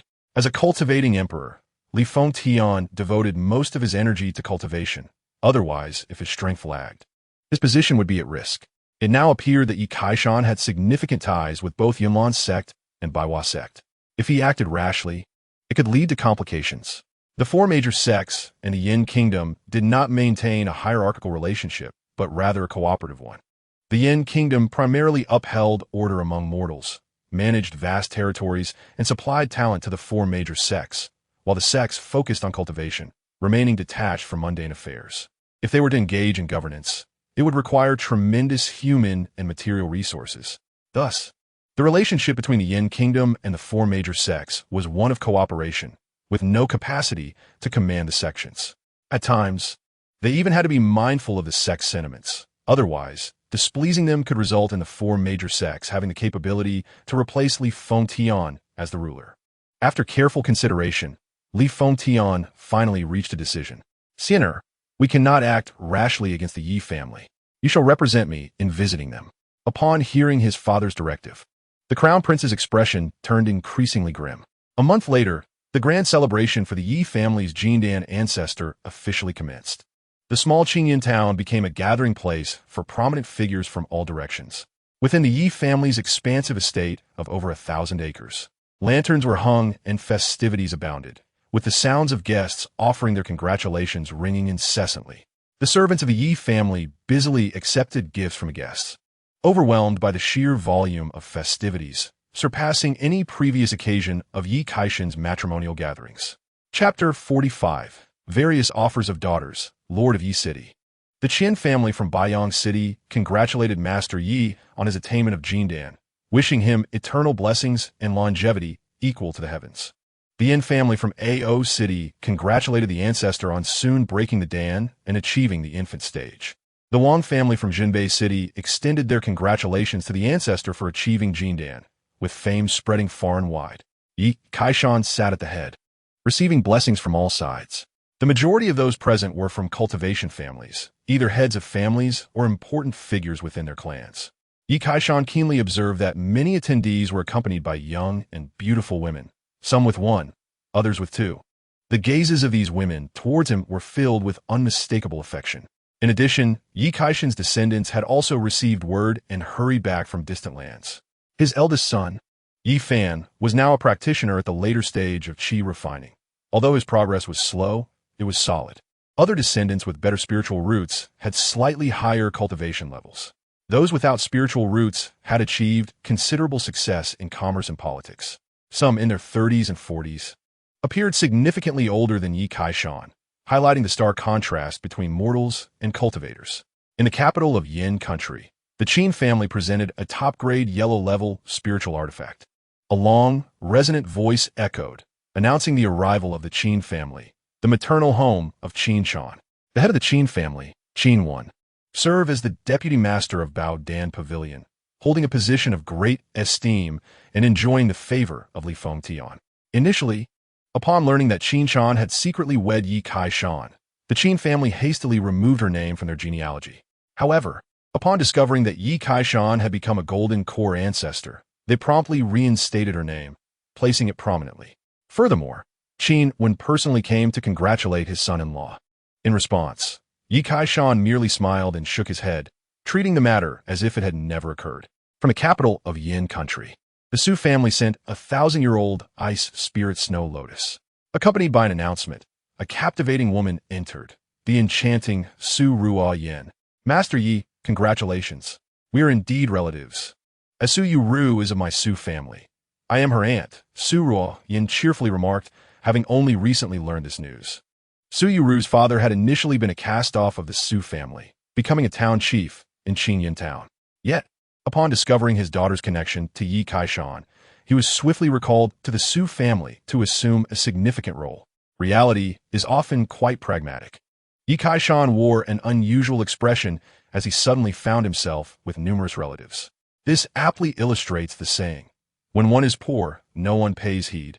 But when wealthy, distant relatives emerge. Qinyin town, merely a small town beneath Baiyang City, was previously unknown to many. Following the Su family's congratulatory gesture, representatives from Yunlan sect and Baihua sect also presented their gifts, further astonishing the guests present. To receive accolade from the immortal sects is no small feat, however.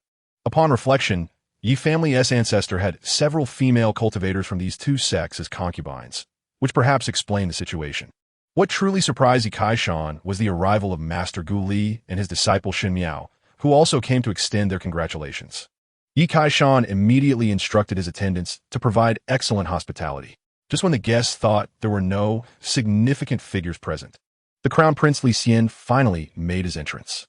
Instantly, expressions of astonishment spread across the attendees, with some faces, particularly that of Qin Wen, growing increasingly peculiar. The Crown Prince had a betrothal with Qin Shan. Was he here to cause a scene? The atmosphere grew tense. The Crown Prince strode in with an imposing presence, exuding authority even without anger. He struggled to maintain his composure upon seeing the visibly pregnant Qin Shan behind Yi Kai-shan, almost breaking his facade. Taking a deep breath to steady his racing heart, he declared, on behalf of Yin country, I congratulate Master Yi on achieving the Golden Core. You are too kind. Li Xiong, Yi Kai-shan replied with a smile, feeling slightly embarrassed, as he had married another's fiancée. Hearing this, Li Xian stiffened slightly. Indeed, he was overly polite, having given away his fiancée. Next, he produced a golden scroll, proclaiming, by order of the current monarch, Qinyin Town is hereby established as the 29th city of Yin country, and Master Yi is appointed as the Lord of Qinyin City. This announcement elicited astonishment from all present. However, the surprises did not end there, for the Crown Prince proceeded to reveal Li Fengtian's further decree. The 9th princess of Yin country was to be betrothed to Yi Kai-shan. At this, Yi Kai-shan recalled the quirky young woman he had encountered at Danding sect. The 9th princess possessed excellent spiritual roots and stunning beauty. Her overall quality deemed green level a rare match indeed. Thus, Yi Kai-shan nodded in agreement, unconcerned about the king of Yin's intentions, as his aspirations extended far beyond the confines of a mere country. Once the congratulations concluded, it was time to feast. Yi Kai-shan participated in a symbolic manner, and soon the various cultivation families began their performances. Master Yi, my daughter has long admired you. Please take a look. Many guests introduced their daughters during toasts, knowing that establishing a familial bond with Yi Kai-shan would solidify their connections. Yi Kai-shan graciously accepted the overtures. Lord Yi, this is my daughter Duan Lingshan, who has long harbored admiration for you, declared Duan Shuefeng, the lord of Baiyang City, as he approached with his daughter, an alluring young woman of about 18. With an oval face, large eyes, and a charming mouth, Yi Kai-shan discreetly assessed the girl, 19 years old, possessing a top-grade yellow-level spiritual root, and at the 5th level of qi cultivation. Such youth, was she perhaps born specifically for him? Yi Kai-shan marveled at the girl's youthful appearance, realizing she was genuinely young. At this level, he had no reason to refuse. Surrounding guests expressed envy and frustration, lamenting their lack of daughters, or sisters to present. The banquet continued for 3 days before concluding. From that moment forth, there was no more Qingyan town, only Qingyan city. Yi Kaishan promptly ordered the expansion of his residence to accommodate future needs. With the rapid growth of the Yi family, the population of Qingyan town had already multiplied several times. Merchants selling children's goods nearby had prospered. The wedding to the princess was scheduled for 3 months later. Yi Kaishan set off early, accompanied by a few individuals aboard the Silver Lightning, heading toward the capital. The journey was long, and they traveled simply. Half a month later, Yi Kaishan arrived at the capital. With his arrival, the prominent families of Yin country immediately sprang into action, inviting him to partake in various grand events. It must be said, the capital's offerings were unparalleled by any other city. With some time remaining before the wedding, Yi Kaishan accepted invitations from several family heads. Master Yi, tonight I shall show you something truly remarkable. You will surely adore it. The head of the Su family said mysteriously, a knowing expression on his face. Oh, then I must see, Yi Kaishan replied, intrigued. The group then proceeded to a vast venue, the largest auction house in the capital, a gathering place for extraordinary items from far and wide. I received advance notice that today there would be exceptional items from Tianlang country. Suzhen enthusiastically led the way, speaking incessantly. Tianlang country, a name that stirred Yi Kaishan's interest. It bordered Yin country, inhabited by beastmen with bloodlines of savage beasts, known for their violent and combative nature. The two nations had a history of frequent skirmishes, engaging in countless battles over the years. What could Tianlang country possibly offer? As Yi Kaishan pondered, he followed the family heads to the exclusive VIP area, overlooking the entire auction. Before long, the venue was filled with the nobility and esteemed cultivators of Yin country.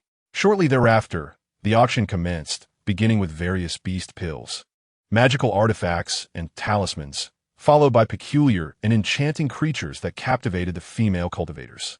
Several family heads could not resist bidding on certain items, but Yi Kaishan remained unmoved, finding nothing that piqued his interest. Just then, the host of the auction suddenly raised his voice, infused with a hint of excitement. Next, we present the treasures from the kingdom of Tianlang, which I believe everyone has eagerly anticipated. Let us commence. With a resounding shout, the staff wheeled in a massive iron cage. Inside, there was an orc roaring and battering the bars, exposing her sharp tusks and crimson pupils, adorned with a pair of pointed, beastly ears atop her head. She was clad in tattered animal hides, exuding an air of wildness. Upon witnessing this, the male cultivators present could not help but swallow hard. Esteemed guests, this is a member of the Rabbit People clan from Tianlang. If you seek to experience exotic charm, she can fulfill all your fantasies. The host began to elaborate, his words fervent and enticing. Yi Kaishan, the beast-eared maiden, observed the orc within the cage with a peculiar expression. He finally comprehended what Su Zhen referred to as a fine treasure. It appeared that even cultivators had a penchant for the two-dimensional allure of such beings. What do you think, Lord Yi? Are you satisfied? Su Zhen inquired with a tone that suggested he was eager for praise. It was well known that Master Yi had an affinity for concubines and beauty, leading to the assumption that he would also favor this. One could not deny that Su Zhen had an uncanny ability to read others. For the first time since entering the venue, Yi Kaishan felt a flicker of interest. He nodded slightly, revealing his thoughts. Should I assist you in acquiring her? Su Zhen exclaimed joyfully, then cautiously probed. Yi Kaishan did not rush to respond, but discreetly assessed the rabbit woman's attributes. Red in hue, with a cultivation level of Qi refining at the 7th tier and a yellow-grade spiritual root. Apart from her mediocre cultivation, she lacked in every other aspect, particularly in intelligence, displaying a considerable degree of bestial nature. Patience, let us observe further, Yi Kaishan remarked nonchalantly. His standards were evidently high. Subsequently, one by one, various orcs were brought forth, each unique in their own right. Yi Kaishan observed as a cultivator eagerly purchased a minotaur, its imposing stature and barrel-like waist breathtaking. Yet the buyers seemed to relish it, his face alight with satisfaction. Throughout this process, Yi Kaishan continued to surreptitiously evaluate the orc's qualities. None met his standards. The next announcement proclaimed that this would be the final orc, rumored to be a princess of a tribe, who had been captured with considerable effort. The host's voice boomed as he continued. As the words fell, a massive iron cage was pushed forward. In one corner, a silver-haired orc curled up, filthy yet unable to conceal her delicate features. She sported a pair of fluffy, beastly ears, looking exceedingly adorable. The atmosphere erupted into a frenzy, the crowd captivated by this enchanting orc. In the eyes of many, a glimmer of desire surfaced, laden with implication. As everyone could see, this was a feline race maiden, her body supple and seemingly boneless, with a gentle demeanor. Moreover, her cultivation had reached the pinnacle of chi refining, and she could assist you in your own training. The host's words were somewhat veiled, yet the smile on his face revealed everything. The cat girl piqued Yi Kaishan's curiosity, prompting him to scrutinize her qualities. Suddenly, a green light erupted from her, indicating a green-grade quality, inferior to the mystic grade, with a complete foundation establishment. This cat girl had concealed her cultivation, and Yi Kaishan's expression turned odd as he carefully examined the cowering feline. She appeared frightened, exuding an air of vulnerability. Yet, through her lowered lashes, one could discern her gem-like eyes, devoid of panic, radiating calmness and composure. Could it be that there is a story behind this? Yi Kaisan checked it, realizing this cat girl was likely captured intentionally. As the bidding frenzy escalated, Yi Kaishan spoke slowly. 5,000 low-grade spiritual stones. The starting bid was 1,000 low-grade spiritual stones, and after bidding reached 3,000, he declared 5,000. In Yi Kaishan's view, acquiring a pleasing cat girl at the pinnacle of foundation establishment, even as a mere aid, was worth the investment. As soon as 5,000 low-grade spiritual stones were mentioned, many withdrew from the bidding. Nevertheless, competition remained. 6,000 low-grade spiritual stones. A voice emerged from a VIP room, belonging to the third prince of Yin Kingdom. 7,000. Yi Kaishan calmly announced his bid. At this moment, the heads of several prominent families grew anxious. Sujin cleared his throat and spoke loudly. This is the bid from Lord Yi. I urge everyone to remain calm and avoid self-deception. He wielded his status to suppress any dissent, disregarding who the competitors were. After all the effort to invite Yi Kaishan, how could he allow the unwise to incur his wrath? Indeed, upon hearing his words, the venue fell into a brief silence. Lord Yi? Isn't he the esteemed ancestor of the Yi family? The only golden core ancestor in the Yin Kingdom. No one dared to compete further, wishing they could bid on Yi Kaishan's behalf. The third prince turned pale, yet considering the opponent's stature, he could only choose to endure. There are many princes, but only one golden core ancestor. Not even his father would dare to disregard this. Seeing that no further bids were forthcoming, the host reluctantly dropped the hammer, announcing the deal. Master Su, you have gone a bit overboard, Yi Kaishan chuckled, realizing he had become an unintentional antagonist using his influence. Not all. I merely feared these youngsters would inadvertently offend the ancestor. Su Zhen smiled in response, while the other family heads nodded in agreement, stating, it is only right for the younger generation to honor their elders. Subsequently, under the escort of the auction house, Yi Kaishan returned to his residence with the cat girl. Chapter 47. Taking her home to warm the bed, then ascending to Yunlan. With no one around, Yi Kaishan gazed at the cat girl in the cage and directly inquired, why did you conceal your cultivation? Are you planning to assassinate the prince of Yin Kingdom? Upon hearing this, the previously curled-up cat girl lifted her head in astonishment, staring at Yi Kaishan. How did you know I was hiding my cultivation? She asked, her voice enchanting, imbued with a languid charm. With a click, Yi Kaishan opened the cage, casually stating, that is of no concern to you. Answer my question. Did the ruler of Tianlang send you? The cat girl paused, then like a specter, she lunged toward Yi Kaishan. Foolish human, how dare you release me? I shall show you my might. Just as she finished speaking, Yi Kaishan moved with lightning speed, grasping her neck and locking eyes with her. Inquiring with a smile, what might? The cat girl's pupils constricted, and she soon felt a surge of power invade her body, sealing her abilities. Are you in the Golden Core stage? She asked with great effort, nearly exhausting her strength. Indeed, or else why do you think those people treat me with such reverence? Yi Kaisan chakrit, fidiking her ear playfully.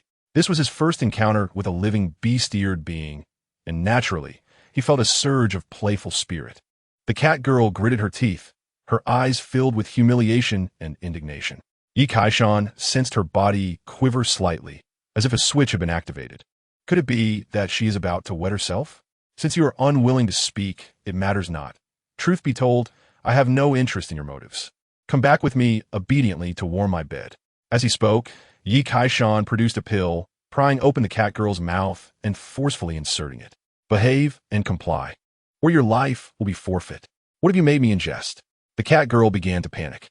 Yi Kaishan remained silent as he cast her back into the iron cage and turned away. Reflect upon your actions here. A few days later, amidst the gaze of numerous royal relatives and nobles, Yi Kaishan embarked on the journey home with the 9th princess. Accompanying them was a cat girl. Under Yi Kaishan's guidance over the past few days, had become considerably more subdued. Even outside of the cage, she dared not act recklessly. Shortly thereafter, the group returned to Qinyan City, where the Yi family was already adorned with red lanterns. Guests, having traveled great distances, awaited the grand wedding. Given that this marriage involved a princess, the occasion was particularly grandiose, as the royal family also sought to uphold their dignity.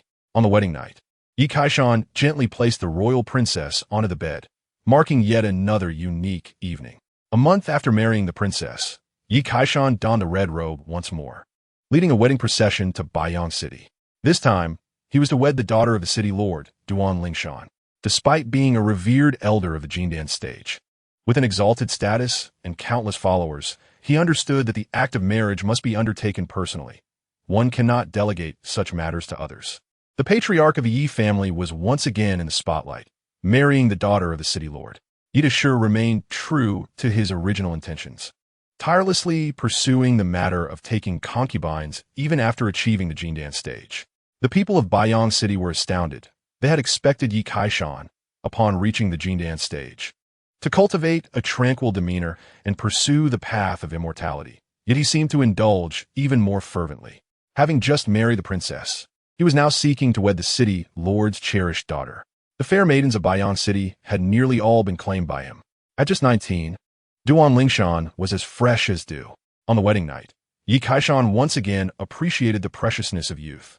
In the days that followed, he energetically married several female cultivators from the renowned Xiuxian clans in Ao City and Jinbei City, taking 4 wives in succession. These clans were formidable, holding considerable renown throughout Yin Nation, and their daughters were undoubtedly exquisite beauties with exceptional talents. After marrying these 4 daughters, Yi Kaishan finally paused, intending to organize matters. One cannot solely focus on marriage. Sowing seeds is of paramount importance. Even with vast lands, they must be put to good use. Thus, Yi Kaishan transformed into a diligent gardener, tilling the soil and sowing seeds. One day, after nearly a year of pregnancy, Qinshan was about to give birth. Ding! Congratulations to the host for branching out and giving birth to a lower-grade, Xian-level spirit root offspring. Rewards include a lower-grade, Xian-level spirit artifact, a medium-grade spiritual field, and 500 medium-grade spirit stones.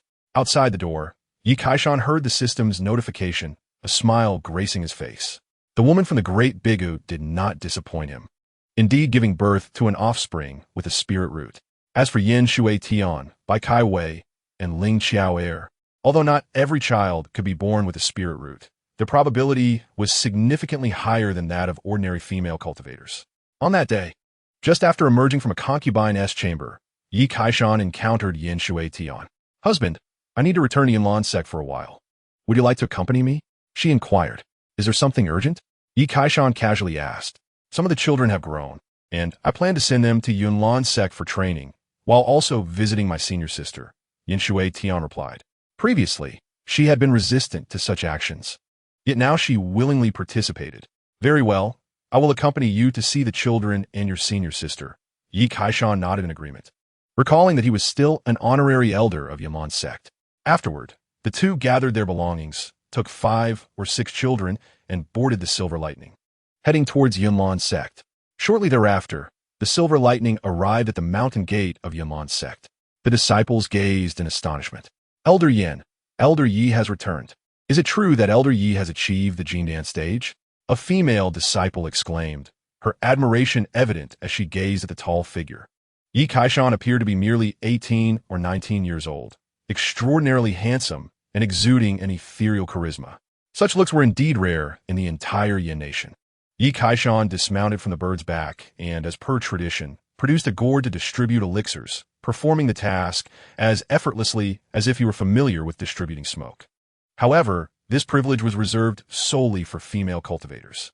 Thus, he continued to distribute elixirs until he reached the main peak, where he met the sect leader, Yang Menghua.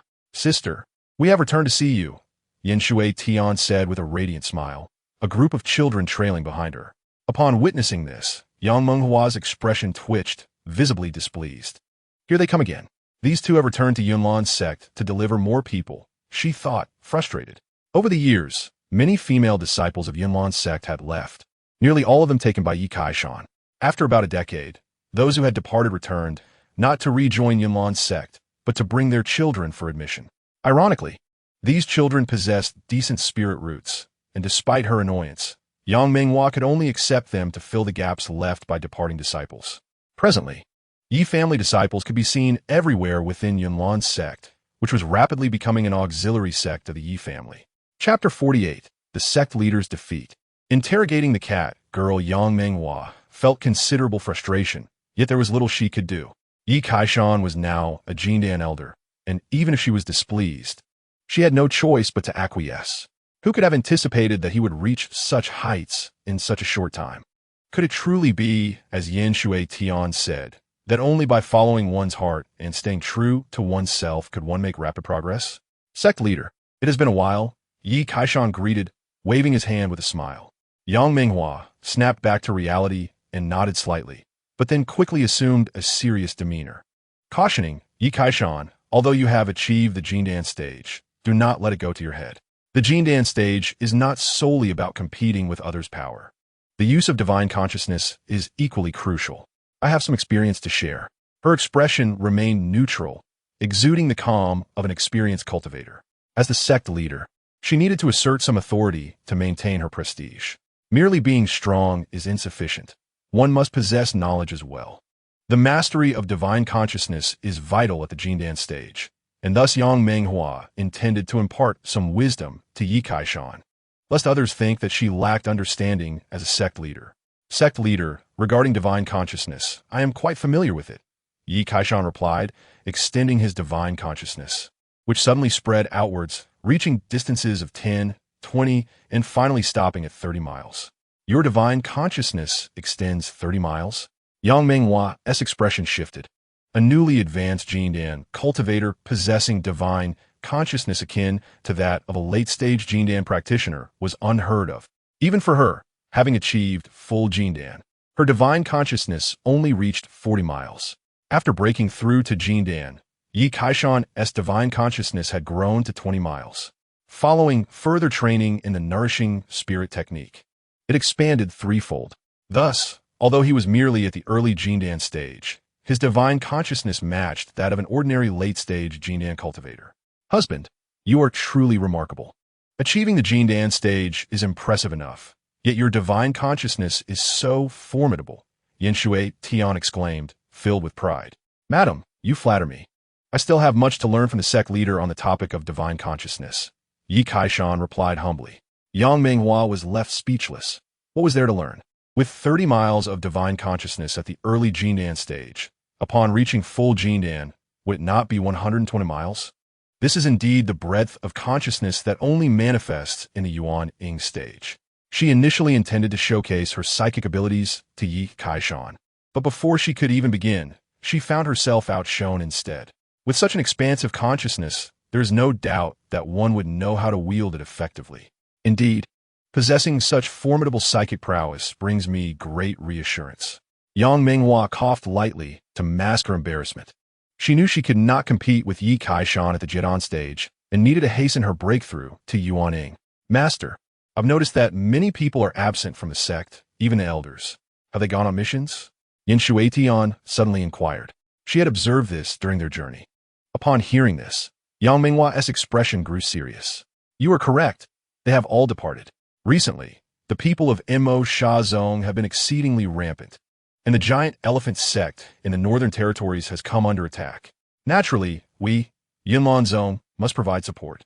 The giant elephant sect, located in the northernmost part of Yin country, is primarily focused on beast taming, and the region is fraught with peril due to rampant demons.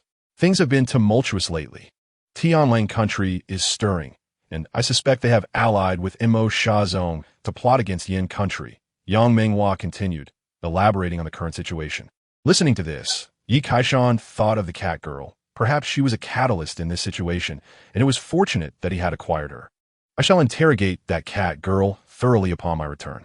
Imo Shazong has searched the Heishui Handan. What are they seeking?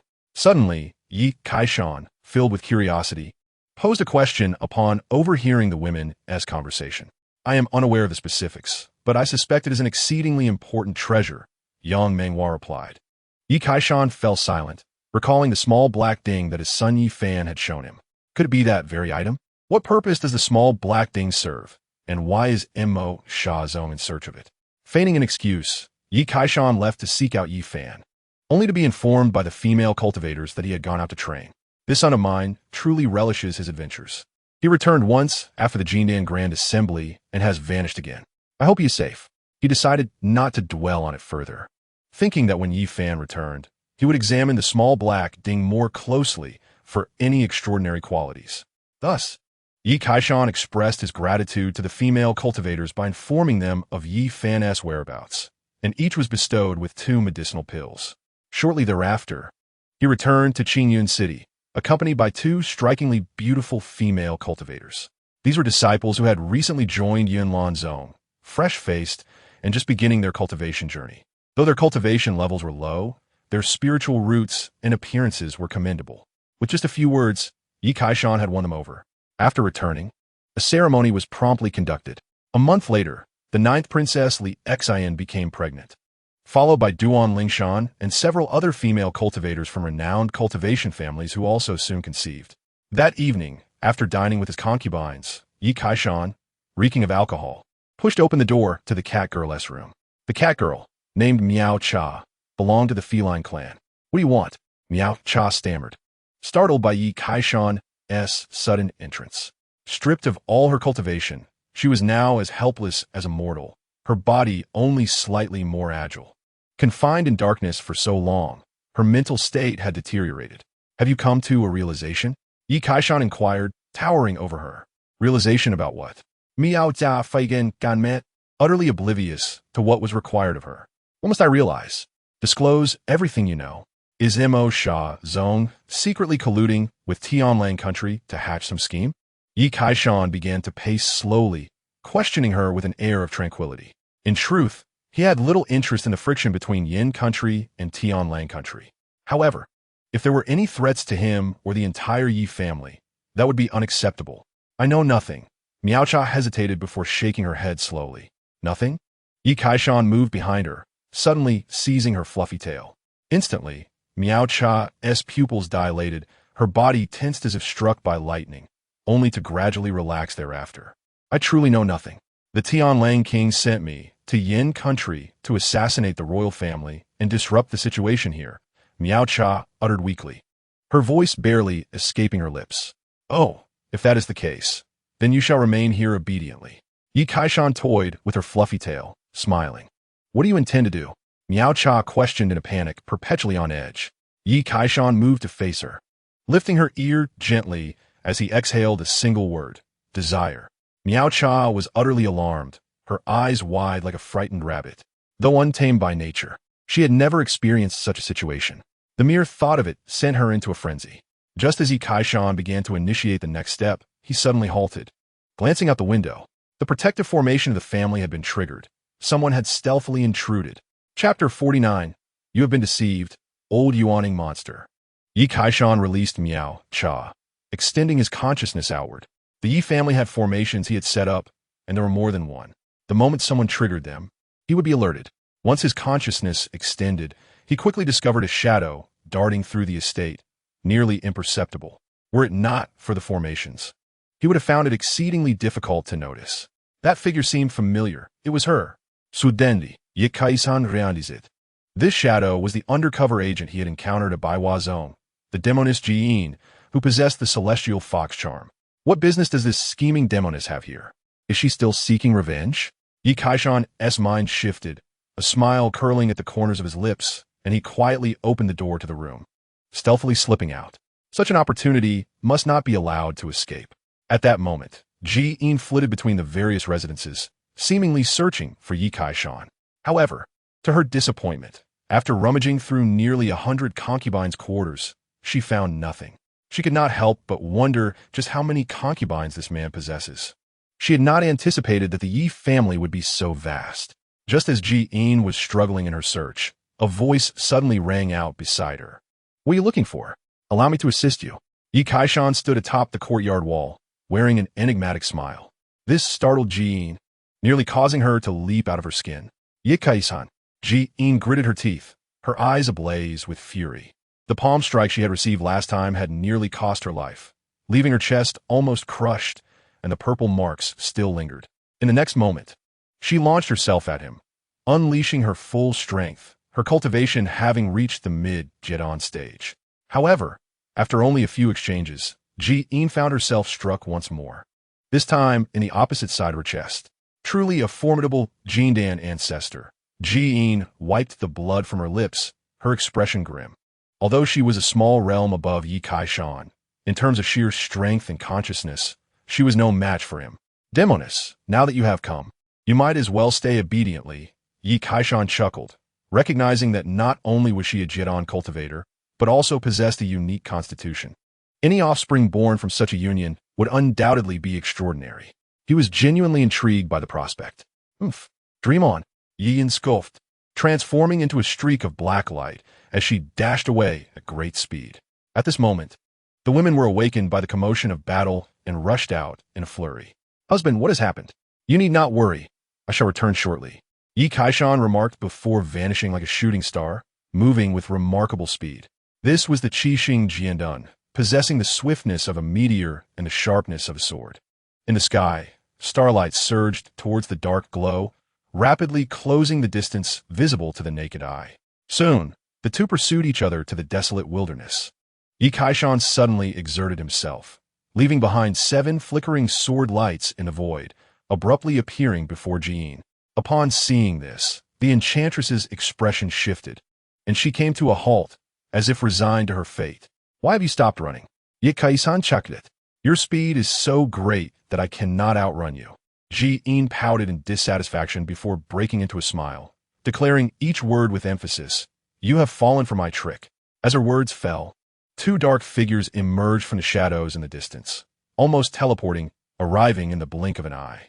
They resembled 2 vengeful spirits from the depths of hell. Yi Kai-shan's pupils trembled slightly.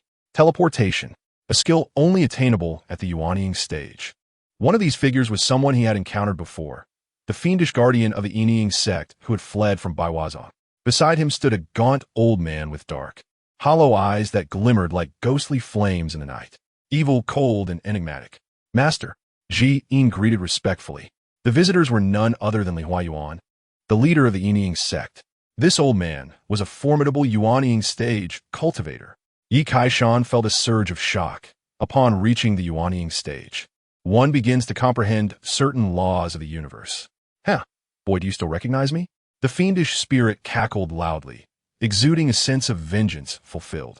Because of Yi Kai-shan's interference, he had not only failed his mission, but had also nearly lost his life. "Just a stray dog," Yi Kai-shan replied calmly, maintaining his composure.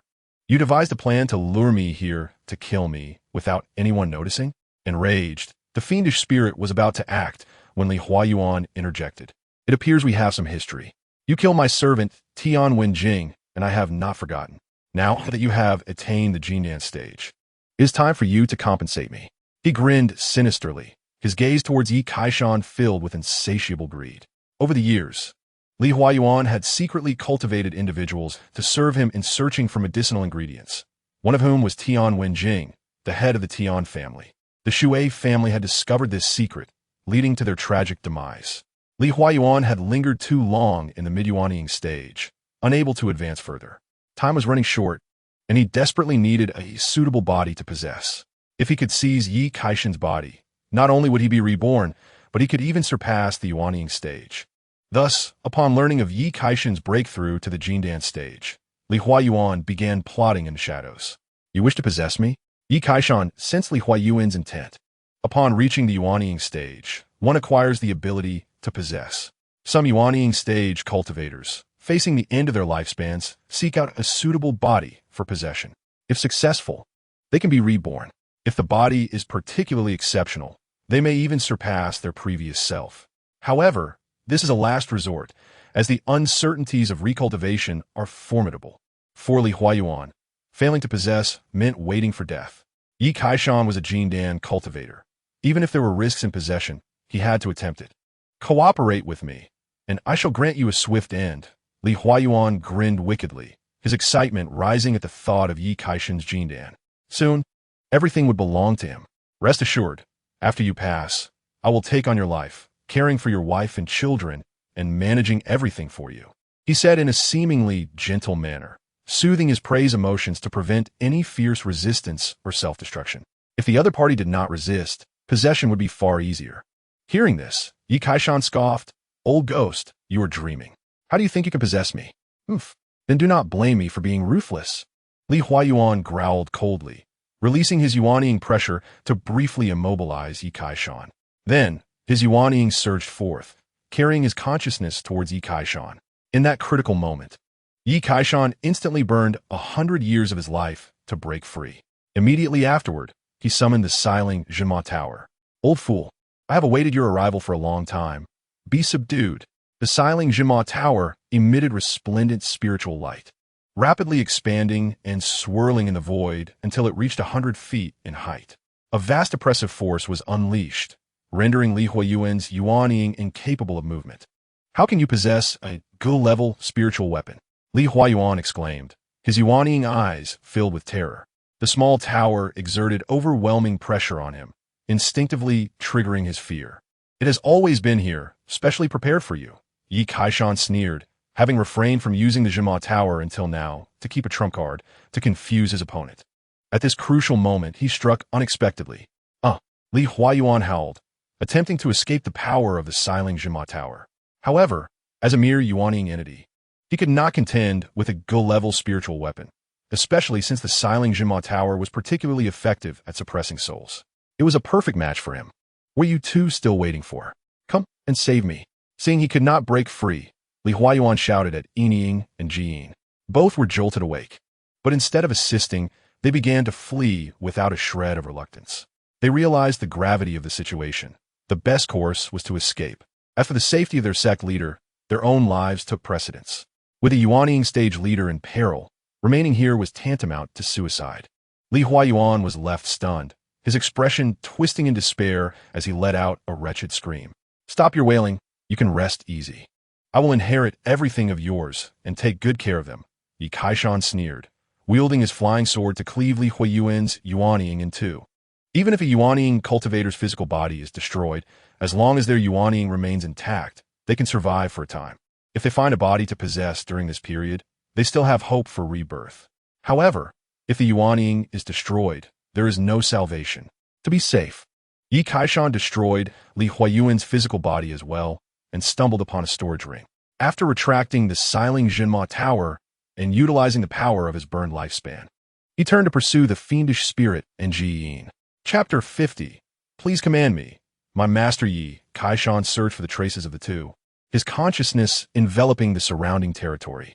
The fiendish spirit and Jiyin were clever, fleeing in opposite directions. This way, each had at least a 50% chance of escaping. Yi Kaishan stowed away the Siling Zhima Tower, hesitating for a moment before pursuing Jiyin. The fiendish spirit was a consummate Jindan cultivator, desperately fleeing, making it difficult to catch up. In contrast, Jiyin, who was merely in the mid-Jindan stage, was far easier to pursue. He transformed into a streak of starlight, racing swiftly. Shortly thereafter, sensing the imminent approach of the starlight behind her, Jiyin's expression turned grim. Ultimately, between her and the fiendish spirit, Yi Kaishan had chosen her. "You cannot escape from my grasp. I shall grant you a choice. Do you wish to live or perish?"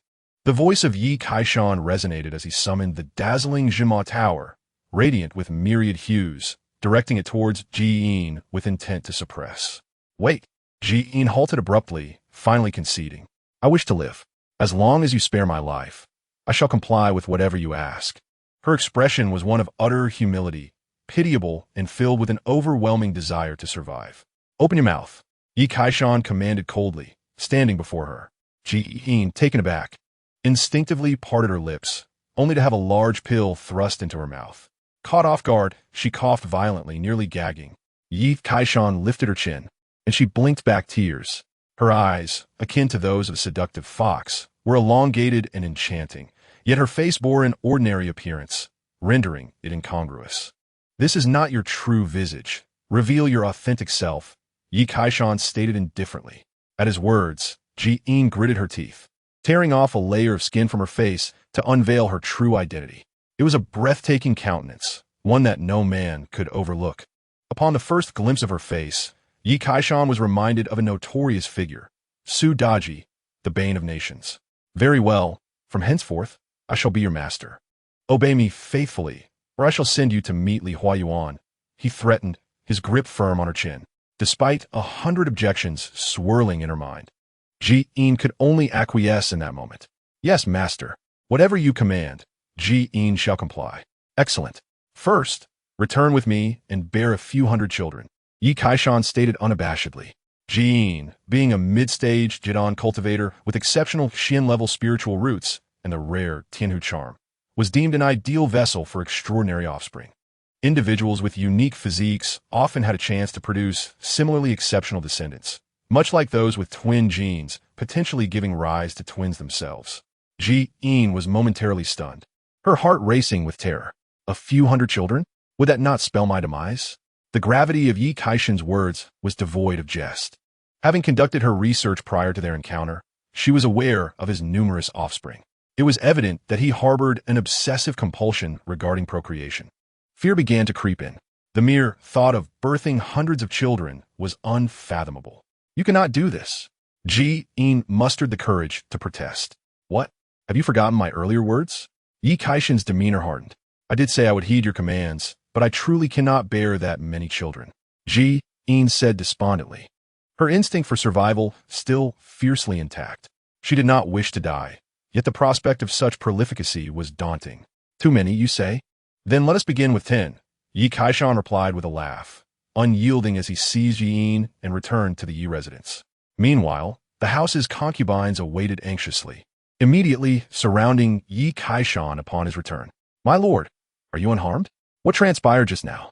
They clamored, expressing great concern. Yi Kaishan waved his hand dismissively, unconcerned. "Someone attempted to seize my body, but I dealt with them." He briefly recounted the events. Upon hearing this, the women, including Yen Shui Tian, displayed expressions of shock. "My lord, you killed the leader of the Yiming sect?" Yen Shui Tian exclaimed. As an elder of Yinlan's sect, she possessed deep knowledge of the Yiming sect, a sinister faction rivaling the Mo Sha sect. The realization that Li Huayuan, a formidable Yuanning expert, had been slain by her lord was staggering. Yen Shui Tian recalled that long ago, several major sects had besieged the Yiming sect, severely injuring Li Huayuan. They had presumed him dead, only to discover he had survived until now. It was merely a stroke of luck. Had he not attempted to seize my body, I would not have easily vanquished him. Yi Kaishan explained it. Li Huayuan was a mid-stage Yuanning cultivator, and in a direct confrontation, even with the four spirits Zhima Tower, it would have been challenging to defeat him. Moreover, the act of burning one's lifespan had its limits. A vast disparity in realms could not be bridged merely by augmenting power. If Yi Kaishan were to face an immortal, even burning 1,000,000 years of lifespan would prove futile, as the fundamental essence of life and control over power differed immensely. Fortunately, Li Huayuan had chosen the simplest path to his demise, allowing Yi Kaishan to dispatch him with ease. Regardless, in the eyes of the women, Yi Kaishan appeared as a godlike figure. Subsequently, he brought Ji Yin to a secluded chamber, sealing her magical powers and rendering her as motionless as a wooden post. Yi Kaishan then began to manipulate her, not inappropriately, but as part of his research. He experimented with formations and puppet refining techniques, establishing restrictions on Ji Yin to control her movements. After numerous attempts, he succeeded. With but a thought, he could effortlessly position Ji Yin in various stances, curtailing her actions. After all, a mid-stage Jidan cultivator who took no precautions could easily escape.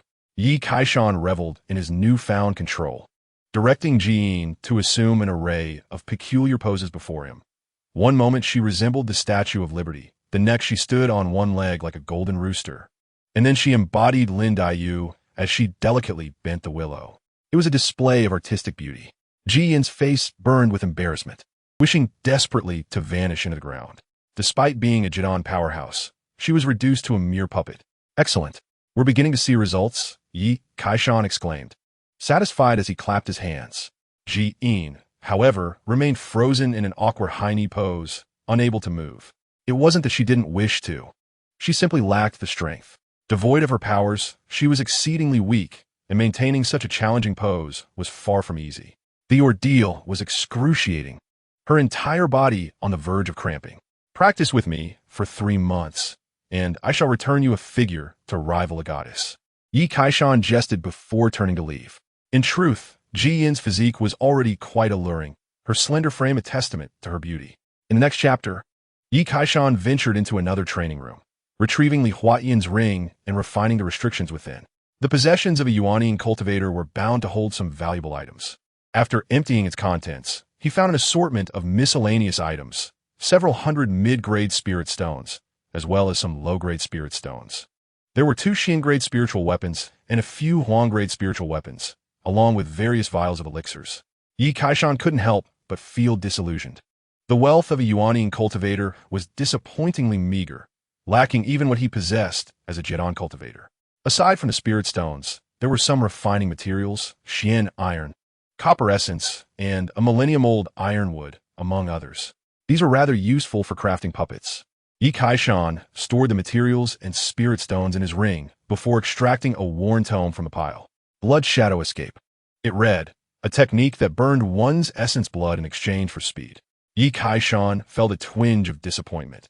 He had hoped to stumble upon an extraordinary manuscript, only to find nothing of the sort. However, upon reflection, if there truly existed an unparalleled technique, it would have been learned and subsequently destroyed long ago. Who would be foolish enough to carry it with them? Subsequently, Yi Kaishan utilized the materials at hand to attempt the creation of a puppet. After a considerable duration, he finally succeeded in crafting a puppet.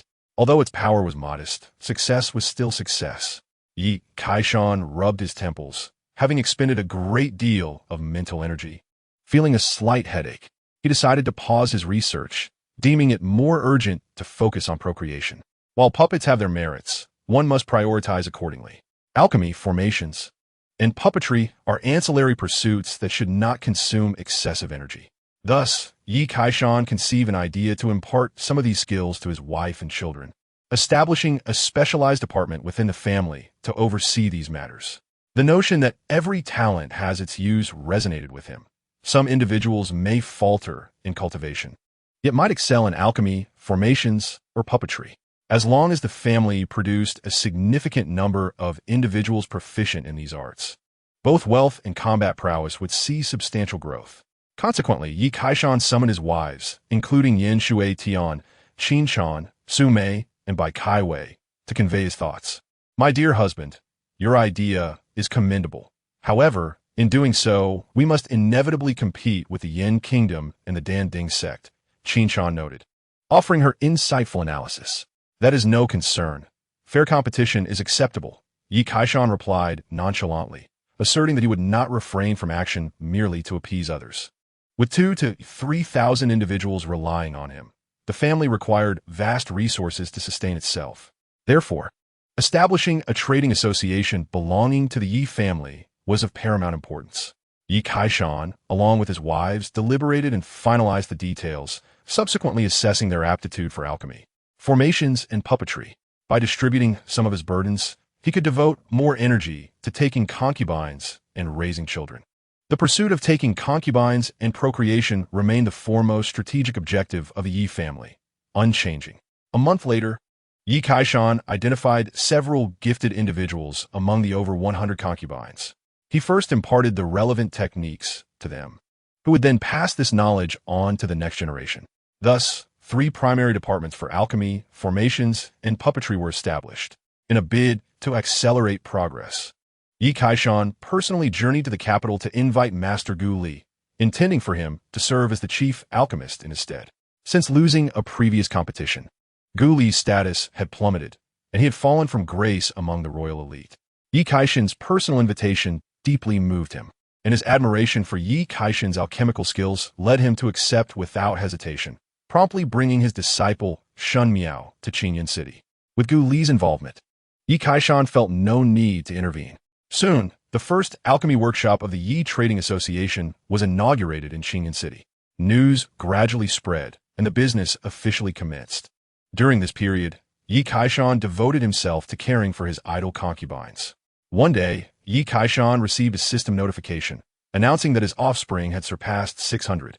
This number was sufficient to form an elementary school. After absorbing all the experience, Yi Kaishan's cultivation surged, reaching the mid-stage of the Golden Core realm. The yin-yang pill within him had nearly doubled in size, and his spiritual perception expanded to 60 miles, surpassing the average full completion of the Golden Core stage. Yi Kaishan felt that now, even without depleting his lifespan, he could contend with any typical Golden Core practitioner based solely on his formidable strength. This was a conservative estimate. After consolidating his cultivation, Yi Kaishan left the training chamber to inspect the operations of the Family Trading Association, as per his usual practice. Upon entering the alchemy workshop, he found Master Gu Li and his disciple engaged in discussions regarding alchemical knowledge. Yi Kaishan joined the conversation, subtly offering insights that left Gu Li momentarily stunned. He marveled inwardly at Yi Kaishan's improved alchemical prowess. Even Shun Miao, who stood nearby, wore an expression of astonishment, taken aback by Yi Kaishan's erudition. She had assumed that Yi Kaishan's alchemical skills were only slightly superior to her master's. However, it was evident that the gap was far more significant. The primary reason was that Yi Kaishan had recently absorbed 20 years of alchemical experience, resulting in a marked enhancement of his abilities. Miss Shun, should you encounter any problems that even your master cannot resolve, do not hesitate to seek my counsel, Yi Kaishan said with a smile. His interest in taking her as a concubine rekindled. Shun Miao possessed exceptional talent in alchemy, and her beauty and physique made her stand out among all his concubines.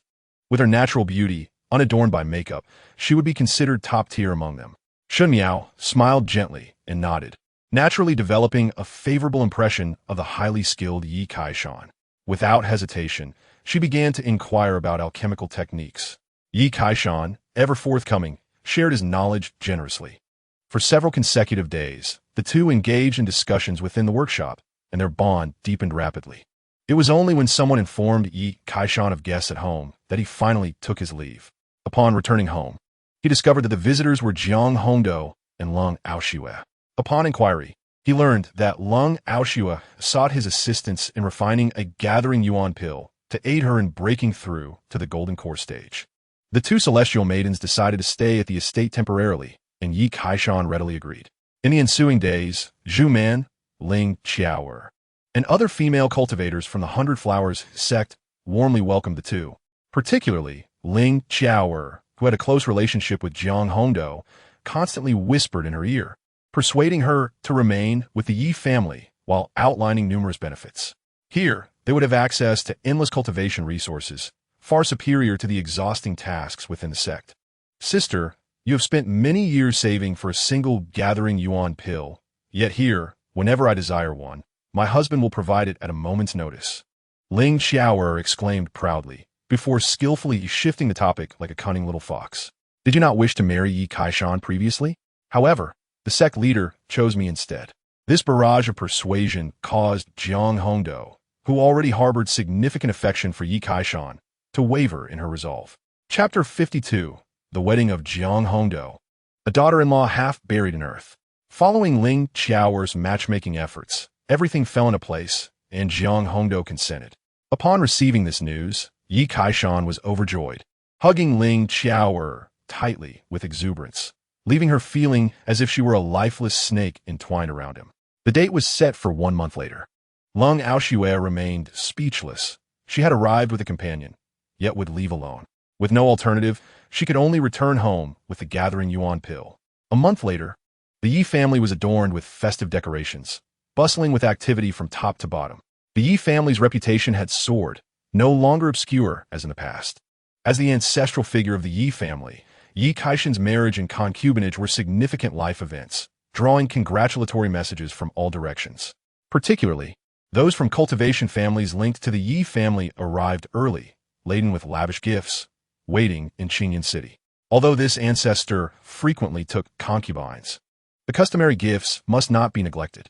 Some family heads could not help but lament that since becoming relatives with the Yi family, their household expenses had skyrocketed.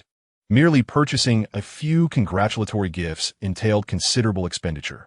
They simply could not keep up. As the grand feast concluded, the newlywed couple was escorted to their bridal chamber.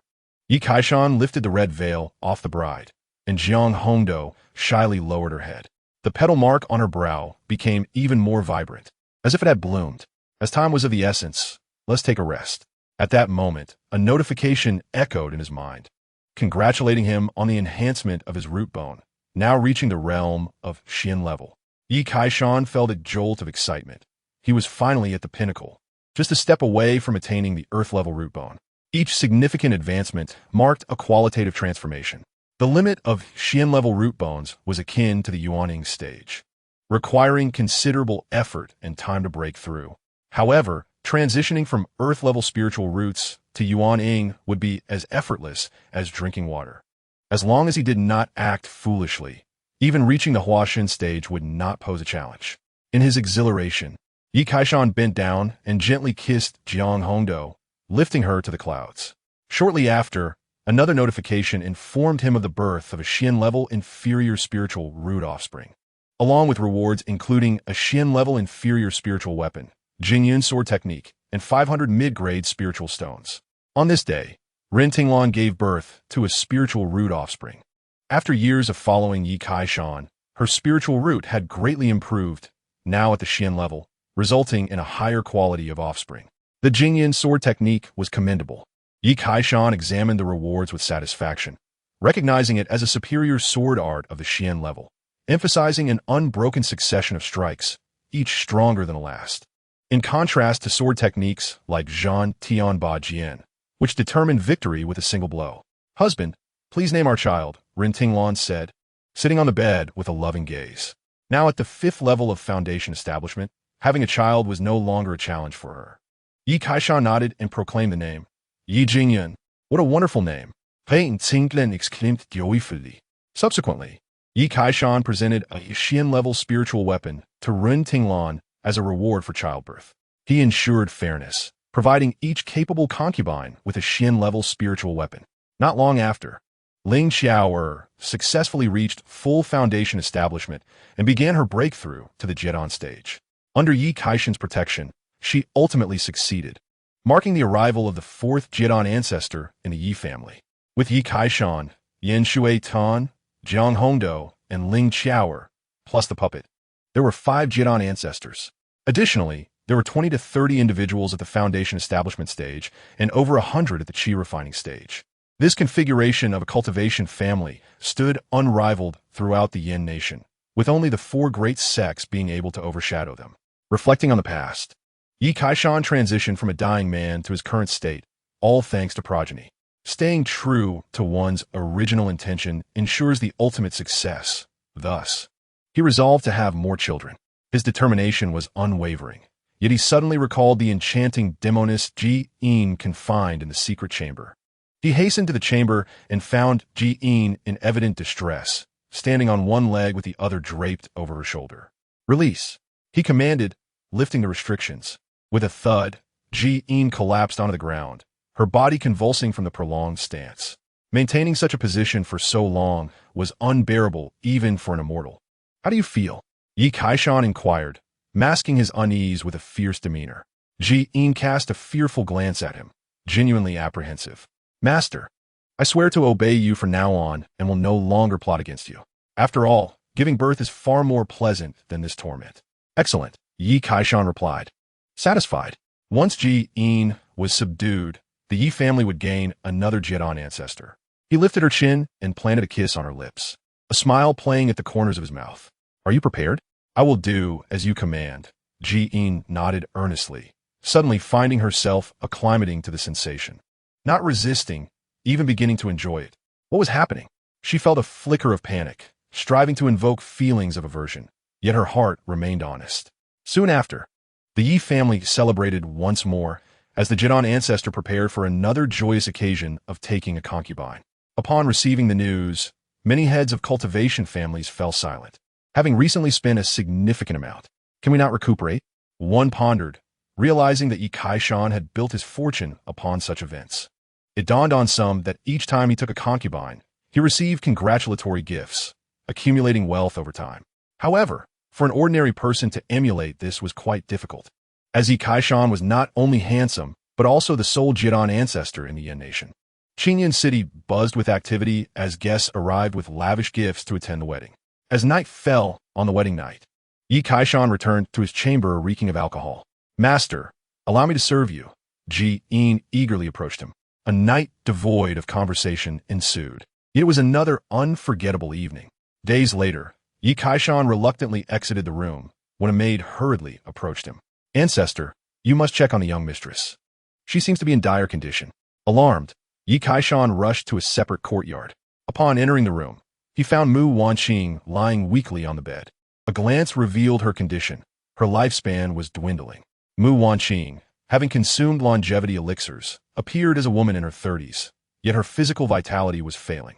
Though she had taken longevity pills to extend her life, at nearly 90, her time was nearing its limit. Chapter 53. Come to my room tonight, and I shall assist you in attaining Jidan. Upon seeing Yi Kaishan, Mu Wanqing struggled to sit up. "Do not move. Lie down properly," he instructed, having neglected her care while preoccupied with taking concubines. The longevity elixirs had masked her true condition, leading her to appear perpetually youthful while her body decayed internally. With a pained smile, Mu Wanqing complied, always obedient to Yi Kaishan's words. Gazing at his youthful visage, she could not help but lament, "Father, I have aged. Yet you seem even younger than before. I fear I may no longer be able to serve you." Her expression was one of profound regret. Her eyes filled with unspoken sorrow. "Do not speak foolishly. I will not allow you to perish." Yi Kaishan promptly produced numerous longevity herbs and administered them to Mu Wanqing. While ordinary potions had little effect, certain high-quality spiritual herbs possessed the ability to revive. Using all the Xin-level herbs he had, he nourished her. Gradually, her body began to rejuvenate, vitality emanating from within. Her lifespan was extended, granting her the chance to remain by her father's side. Yet, Yi Kaishan remained concerned. Despite her longevity being increased, it was still limited. Without spiritual roots, one cannot cultivate, and eventually, one will reach the end of life, at which point no elixir will hold any efficacy. Therefore, if one wishes for Mu Wanqing to attain longevity, it is imperative to bestow upon her a cultivating spiritual root. Yi Kaishan found himself in a quandary, contemplating solutions. Fortunately, his daughter-in-law had extended her lifespan by several decades, which alleviated the urgency somewhat. After a brief reprieve, Yi Kaishan rose and made his way to the catwoman Miao Cha. "What brings you here?" Miao Cha languidly sprawled in the sun, her tail swaying like a serpent. Upon noticing Yi Kaishan's arrival, she sprang up in surprise. "This is my home. Why shouldn't I come?" Yi Kaishan chucked it lightly, then proceeded to impose restrictions upon the catwoman, manipulating her at will. "You have already reached the pinnacle of foundation establishment. Tell me, do you wish to form a core?" He prodded, gesturing casually, causing the catwoman to assume the stance of the white crane spreading its wings uncontrollably. "Of course I want to," she replied earnestly, her expression a captivating blend of humiliation and anticipation. Subsequently, Yi Kaishan subjected her to a series of interrogations, extracting valuable information. In essence, the lord of the Tianlang kingdom had been secretly plotting to unite with the Wuwa and the Masha sect to launch an assault on the Yan kingdom. Under the command of the Tianlang lord, there were 13 tribes, with the cat demon tribe being among them. As the most distinguished warrior of her tribe, the catwoman had infiltrated the Yan kingdom for an assassination mission, only to be fortuitously intercepted by Yi Kaishan. To his astonishment, the Wuwa had also become involved. Upon hearing this, Yi Kaishan slowly realized that the situation had grown increasingly complex. As one of the 7 kingdoms, the Wuwa's power was on par with that of the Yan kingdom, and it was a realm primarily inhabited by humans. Historically, relations between the Wuwa and the Yan kingdom had been amicable, even involving marital alliances in earlier years. Who would have thought that the seemingly cordial Wuwa would now conspire with the wild Tianlang kingdom against the Yan kingdom? There must be some hidden motives or an irresistible condition that the Wuwa could not refuse. "I have shared all I know. May I be released now?" The catwoman inquired tentatively, appearing pitiful and helpless. Yi Kaishan snapped his fingers, releasing her, but not before leaving her with a parting remark. Come to my room tonight. I shall assist you in forming your core. That evening, the Catwoman bravely ventured forth. With Yi Kaishan's aid, she broke through to the core formation stage. However, Yi Kaishan did not take advantage of her, merely administering a brief lesson. Even if he were to act, it would only be after taking her as a concubine. Yi Kaishan was not in a hurry. He was diligently nurturing his other consorts. Heaven does not forsake the diligent. Through his efforts, Jiang Hongdo's belly finally began to swell. A few days later, Ji Yin also found herself expecting, much to her astonishment. She had not anticipated conceiving so easily, especially as a mid-stage core formation expert. Am I perhaps fertile? Ji Yin pondered, bemused, as her grand plan for 100 children commenced, beginning with this one and followed by 99 more. Meanwhile, Yi Kaishan received news from Yunlan sect. The Tianlang kingdom was attacking Jinbei city, and the Juxiang sect was ambushed by the disciples of the Masha sect, suffering heavy casualties, including the loss of a core formation elder and a third-tier spirit beast. The Yin kingdom promptly entered a state of emergency, as Danding sect, Baiwa sect, and Yunlan sect summoned their disciples to head northward to support Juxiang sect. Many of Yi Kaishan's consorts belonged to Baiwa sect and received the news simultaneously. Yin Shuetian, being an elder of Yunlan sect, was no exception. Husband, if Juxiang sect and Jinbei city fall, the entire Yin kingdom will suffer devastation. I have decided to return to provide support, Yin Shuetian declared earnestly. That is feasible, but you are heavily pregnant, Yi Kaishan remarked helplessly, glancing at her belly. It was quite the coincidence that Yin Shuetian had only recently become pregnant amid such turmoil. Not only her, but Jiang Hongdo was also in the same condition. Ultimately, for the safety of the women, Yi Kaishan resolved to accompany them. Indeed, as Yin Shuetian had articulated, should the northern regions of the Yin kingdom be breached, the forces of the Tianlang kingdom would undoubtedly march in unimpeded. At that point, the Yi family would inevitably be drawn into the conflict. For the safety of his wives and children, he must keep danger at bay. Thus, Yi Kaishan made arrangements at home and set off with Yin Shuetian toward Yunlan sect, while Jiang Hongdo and the other female cultivators departed for Baiwa sect. At the peak of Yunlan sect, the Masha sect was advancing aggressively, and they had already claimed the lives of core formation experts. Those heading to provide support must exercise utmost caution, especially you, junior sister. Take good care of the child in your womb, Yang Menghua admonished solemnly. Apart from Yi Kaishan and Yin Shuetian, there were 9 other elders of Yunlan sect present, 8 of whom were at the core formation stage, with their cultivation levels ranging from early to late stages, most of them being female cultivators. After deliberation, they decided to split into 2 groups. Yi Kaishan, Yin Shuetian, and 5 elders would head to support Juxiang sect, while the remainder would assist Jinbei city, leaving Yang Menghua to oversee the sect to prevent the Masha sect from infiltrating. Before their departure, the sect leader earnestly cautioned Yi Kaishan to exercise extreme caution.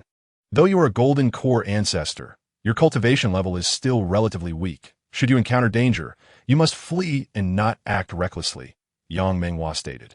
The potential of a golden core ancestor is immense.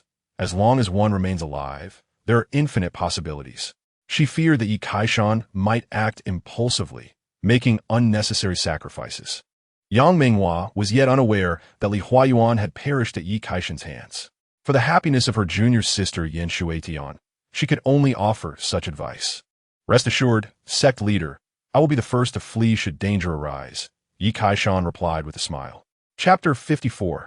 Juxiang sect, the nascent demoness. After Yi Kaishan and his companions departed Yunlan sect, they made their way to Juxiang sect. Of the 5 accompanying elders, 4 were women, slightly older than Yin Shuetian, yet they appeared no different from 30-year-old beauties. Among them, the highest ranked was an elder named Lu Xian, a late-stage core formation expert. She possessed remarkable beauty, nearly rivaling Yin Shuetian, donned in a simple light green Taoist robe, her long hair casually tied back, exuding a carefree elegance. Carrying a flying sword on her back, she resembled a celestial swordswoman traversing the heavens and earth. Through Yin Shuetian, Yi Kaishan learned that this elder was a sword master and the best swordswoman in Yunlan sect. Juxiang sect was located in the far north of the Yin kingdom, and after several days, the group finally arrived at Juxiang sect. In the distance, the towering mountain gate loomed amidst the mist, with various spirit beasts dwelling in the realm. First and second-tier spirit beasts were ubiquitous, and even the presence of third-tier spirit beasts could be felt. Juxiang sect was a sect centered around beast taming and was known as the most formidable among the four great sects. When contending with the cultivators of Juxiang sect, one often faced an equally powerful spirit beast. Most people would struggle against two opponents. Upon learning of Yi Kaishan's arrival, the high-ranking members of Juxiang sect promptly came out to greet them. "Thank you, friends from Yunlan sect, for your assistance. We are deeply grateful." A middle-aged man with a square face, exuding righteousness, spoke with a bow. His name was Tu Gang, the current sect leader of Juxiang sect, and he was a perfected core formation expert. Sect leader 2 is too kind. As fellow cultivators of the Yin kingdom, it is only right that we aid one another. Elder Lu Xian replied courteously. Among the four great sects, there was an established agreement that should one party face adversity, the other three would provide unconditional support. Gratitude abounds. Gratitude abounds. Tu Gang nodded repeatedly, his gaze suddenly drawn to Yi Kaishan, standing nearby. "Who is this esteemed friend?" he inquired hesitantly, unaware of Yi Kaishan's identity. "This is our newly appointed elder, Yi Kaishan of Yunlan sect," Lu Xian elucidated. Upon hearing this, Tu Gang's expression momentarily froze, astonishment flickering in his eyes. It turned out that this was the venerable golden core ancestor of our Yin kingdom, whose illustrious name had long since echoed throughout the land, although many had yet to behold his true visage. "You flatter me, Sect Master Tuesday. It is but a nominal title, hardly worth mention," Yi Kaishan replied with a smile. "He is a golden core ancestor, not a mere panda." The way these individuals regarded him felt akin to gazing at an extraterrestrial being. "Sect Master Tu, what is the current situation? Has the Mo Sha sect retreated?" At this moment, Yin Shui Tian spoke up. Her query immediately attracted the attention of the members of the Great Elephant sect, who found the situation quite peculiar. Was it not excessive to send a heavily pregnant woman for support? Since the last encounter, the Mo Sha sect has not reappeared. Yet I suspect they are preparing for a more significant move. Tu Gang's voice resonated, explaining the recent developments. "These fiends are elusive and cunning. Please, come inside and rest briefly. We shall convene to devise a strategy against the demons once our friends from the other two sects arrive," Tu Gang promptly invited. Due to Yi Kaishan's swift steed, he had arrived early, while the members of the other two sects were still en route. It was not until 2 days later that the representatives of Danding sect and Bai Hua sect began to arrive in succession. Yi Kaishan observed the Bai Hua sect's contingent, which included not only the sect leader, but also 4 flower-like maidens: Ling Xiao Er, Jiang Hong Do, Lung Ao Shui, and Yinan Ai Yun, along with 2 elders and several disciples. This time, Bai Hua sect had dispatched 6 golden core cultivators, nearly half of their total might. The Danding sect, too, had sent 5 golden core experts, among whom was a fully realized golden core elder known as Dan Yangzi, who appeared around 40 years of age, impeccably dressed and brimming with vitality. As Yi Kaishan scanned the assembly, a flicker of regret crossed his countenance. The renowned Yao Xianzi Yao Xiao was conspicuously absent. Husband, Ling Xiao Er and Jiang Hong Do rushed over as soon as they touched down, eagerly enveloping him in their arms, each receiving a kiss from him. The remaining concubines of Bai Hua sect stood at the back, craning their necks in anticipation. What? Are they all his partners? The members of the Great Elephant sect were utterly dumbfounded, their minds racing with disbelief. For a female cultivator of Bai Hua sect to possess even one such partner was remarkable. This fellow had an entire harem. It was outrageous.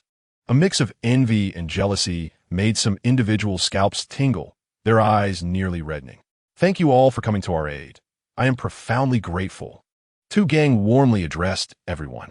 The group proceeded to the main hall of the Great Elephant sect's peak, taking their seats, ready to discuss strategies against the Mo Sha sect. "Sect Master 2, have you discovered the Mo sect stronghold? With our combined presence, we could surely annihilate them." Dan Yangzi spoke first, his appearance meticulous and his demeanor vibrant. No rush, no rush," Tu Gang waved his hand, smiling. "Before we proceed, I have another matter to discuss with you all." "Oh, what is it?" The crowd's expressions turned curious. Tu Gang paused, his countenance revealing hesitation, his eyes shimmering with an indescribable light.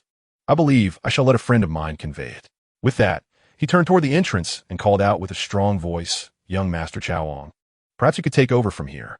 As his words fell, all eyes turned to the doorway.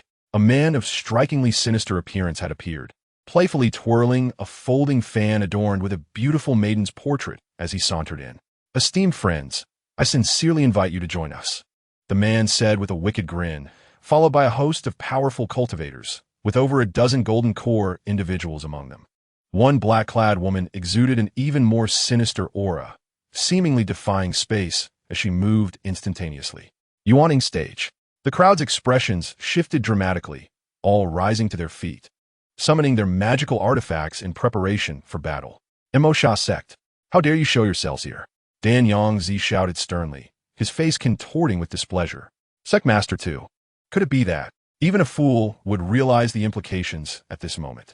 The Great Elephant Sect had betrayed them. If there had been no collusion, how could the Immo sect's members have appeared so silently under their very noses? Clearly, this was a premeditated scheme. What a cunning trap, Yi Kaishan mused inwardly, realizing that the earlier intel had been false. Everything was a ruse orchestrated by the Immo sect and Great Elephant Sect to lure the other three sects' experts into a trap. "Tu gang, I curse your ancestors. You have deliberately set a snare for us." A fiery-tempered elder from Dan Ding's sect roared, fury blazing in his eyes. You are woefully mistaken. I am offering you a path of illumination." Tu gang snorted coldly, as if transformed into a different person. "I provide you with an opportunity to join us. Otherwise, a dead end awaits you." Chaoong sneered, his gaze sweeping over the assembly. When his eyes landed on Yan Shui Tian and Jiang Hongdo, he paused momentarily.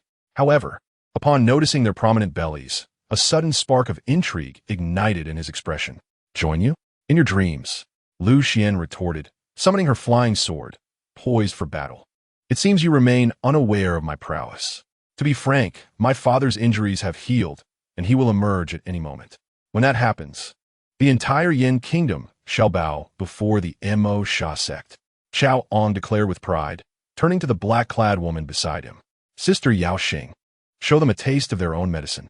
The black-clad woman, expressionless, nodded, her eyes flashing with disdain. In the next instant, she unleashed her Yuan Ing stage pressure, enveloping the entire hall. The crowd shuddered, sinking deeper into despair. This was the overwhelming might of the Yuan Ing stage, which even the most accomplished golden core cultivator could scarcely contend against. "Let's fight," Lu Xian shouted in anger, her sword slicing through the air. Vibrant energy aimed at the Immo sect's young master, Chaoong. However, before the attack could land, it was effortlessly halted by the black-clad woman's hand. "Impudent wretch, you think you can harm me? Just wait, I shall make you regret it." Chaoong sneered disdainfully, effortlessly sending Lu Xian flying with a single palm strike. After all, he was a fully realized golden core cultivator, not a mere decoration. Demonis is ferocious. Esteemed friends, flee while you can and send word that the Great Elephant Sect has betrayed us. Dan Yongzi shouted, producing a red alchemical furnace, a mid-grade mystical artifact. Boom! The furnace erupted, unleashing a torrent of flames that surged like a river toward the Immo sect's members. "Onward! Slay anyone who defies us!" Chaoong bellowed. In an instant, the two factions clashed fiercely. Yan Shui Tian and Jiang Hongdo were poised to assist, but Yi Kaishan held them back. "My dear ladies, stay here and do not exert yourselves. I shall handle this from here on." Yi Kaishan sat down, placing his hands on their shoulders. It had been several months, and the time for childbirth was imminent. He would not allow even the slightest harm to befall them. Turning around, the tenderness on his face vanished without a trace. Without uttering a word, Yi Kaishan sacrificed a century of his lifespan, summoning his flying sword with a swift and decisive stroke. An ominous hum resonated as the warriors in battle remained oblivious to what had transpired, only sensing a brilliant flash of sword light sweeping past them. With a thunderous crash, the grand hall of the Great Elephant Sect split open, allowing fierce sunlight to flood in. "What? The young master is dead." Suddenly, disciples of the Immo sect screamed in terror as they beheld Chaoong, motionless, a crimson line of blood marking his brow, stretching from top to bottom. With the disciples' assistance, he collapsed into two halves on the ground. Everything occurred so swiftly that even the sorceress Yao Xing could not intervene in time. Who could have anticipated that Yi Kaishan would unleash such formidable power? Caught off guard, she had assumed he was merely an ordinary Jedon cultivator. You actually killed Chaoong. Yao Xing's voice turned frigid as she fixed her gaze on Yi Kaishan. The death of the Mo Sha sect's young master right before her eyes left her with no way to explain her failure upon returning. The formidable figures from the four sects, including Dan Yangzi and Tu Gang, stood in stunned silence. Chaoong, having reached the pinnacle of Jedon, was slain by Yi Kaishan's sword? Was this the true worth of a Golden Core ancestor? No, surely, a Golden Core ancestor should not possess such strength. You dare to kill, but what can you do? Yi Kaishan met Yao Xing's gaze, secretly probing her capabilities. She was in the early stages of the Yuan Ying realm, possessing inferior Earth-level spiritual roots, and was of a similar age, both being over a century old. A good seed, he mused, recognizing her potential for future offspring. Then come and take your life, Yao Xing declared coldly, raising her hand to point at Yi Kaishan. This gesture seemed to embody the very essence of spatial power, arriving before him in the blink of an eye. Yi Kaishan immediately summoned the Four Spirits Demon Suppression Tower to shield himself. With a clang, her finger struck the tower's surface, causing the Demon Suppression Hall to tremble violently, akin to a great bell being struck. Yao Xing's expression shifted slightly. She had not anticipated that her attack would be thwarted. Suppress her, Yi Kaishan bellowed, as the Four Spirits Demon Suppression Hall soared towards the sorceress. Oomph. You think to suppress me with merely a spiritual artifact? Yao Xing scoffed. It was clear that Yi Kaishan had more tricks up his sleeve. Small Zhou Tian's sword formation. In an instant, numerous spiritual swords flew forth, incessantly targeting the sorceress. 13 Sword of the Surprised Clouds. The flying swords shifted in form, sometimes fierce, sometimes gentle, attacking from all angles. Yao Xing's expression changed as she finally recognized the difficulty of her opponent. The relentless variety of techniques overwhelmed her defenses. Having burned a century of his lifespan, Yi Kaishan's strength now rivaled that of the early Yuan Ying stage, even surpassing the explosive power typically seen at that level. The garments on Yao Xing were in tatters, marred by the relentless assault of the flying swords. Was this the true power of Master Yi? The alchemists of the Danding sect watched in rapt fascination. As fellow alchemists, they wondered how he could excel so magnificently in combat. The women of the Baihua sect gazed in awe, their eyes sparkling with admiration. Even the usually aloof Lung Aoshue regarded Yi Kaishan with newfound interest. Similarly, the enchanting flower Yin Yiyun found herself captivated by this handsome man, skilled in alchemy and formidable in power, with abundant wealth. Who could resist such a charm? Tu Gang. You traitor, do you regret it now? An elder shouted. Tu Gang's face darkened, a torrent of curses flooding his mind. What manner of monster was this? Even capable of suppressing those in the Yuaning stage? Surely, even a Golden Core ancestor wouldn't possess such prowess. At that moment, sensing the dire situation, Yao Xing forced open a gap and made her escape. Where do you think you're going? Yi Kaishan shouted, Poor Sunher. You scoundrel. I will remember you. Next time, this sorceress will make you pay. Yao Xing retorted indignantly before fleeing, fearing that her garments might be completely torn away. Yi Kaishan did not chase her for long. His ability to capture was lacking, and his combat power was nearing its limit. Should he be counterattacked by the sorceress, it would spell disaster. He returned to the Great Elephant Sect to organize Tu Gang and the others. Soon, under Yi Kaishan's imposing presence, the entire Great Elephant Sect surrendered. Thus, their fate became a pressing issue. While many considered these individuals guilty, extermination seemed excessive. After much deliberation, Yi Kaishan decided to force the elders of the Great Elephant Sect to consume poison pills, allowing them to redeem themselves through merit. With this matter resolved, Yi Kaishan ventured into the treasure vault of the Great Elephant Sect. Being a sect of immortals, there were indeed many valuable items within. These are all tainted goods. I shall take them, Yi Kaishan stated solemnly, collecting 90% of the treasures while leaving the remaining 10% for the other witnesses to divide. Following this, the three major sects stationed a portion of their members to guard the Great Elephant Sect. The rest, led by Yi Kaishan, hurried towards Jinbei City, which was under siege from the Tianlang Kingdom, in a precarious state. Moreover, the sects of the Wu Kingdom had dispatched powerful figures to intervene covertly. In Jinbei City, Yi Kaishan had two families related by marriage, which further compelled him to check on their situation. Half a day later, the group arrived at Jinbei City. The king of Jinbei, Li Fengxian, was the younger brother of the sovereign of the Yin Kingdom, having reached the pinnacle of Jidan. Upon learning of Yi Kaishan's arrival, he rushed out to greet them.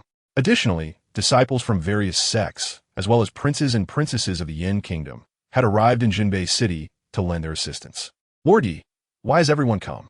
What is the situation at the Great Elephant Sect? Li Fengxian inquired eagerly upon their meeting.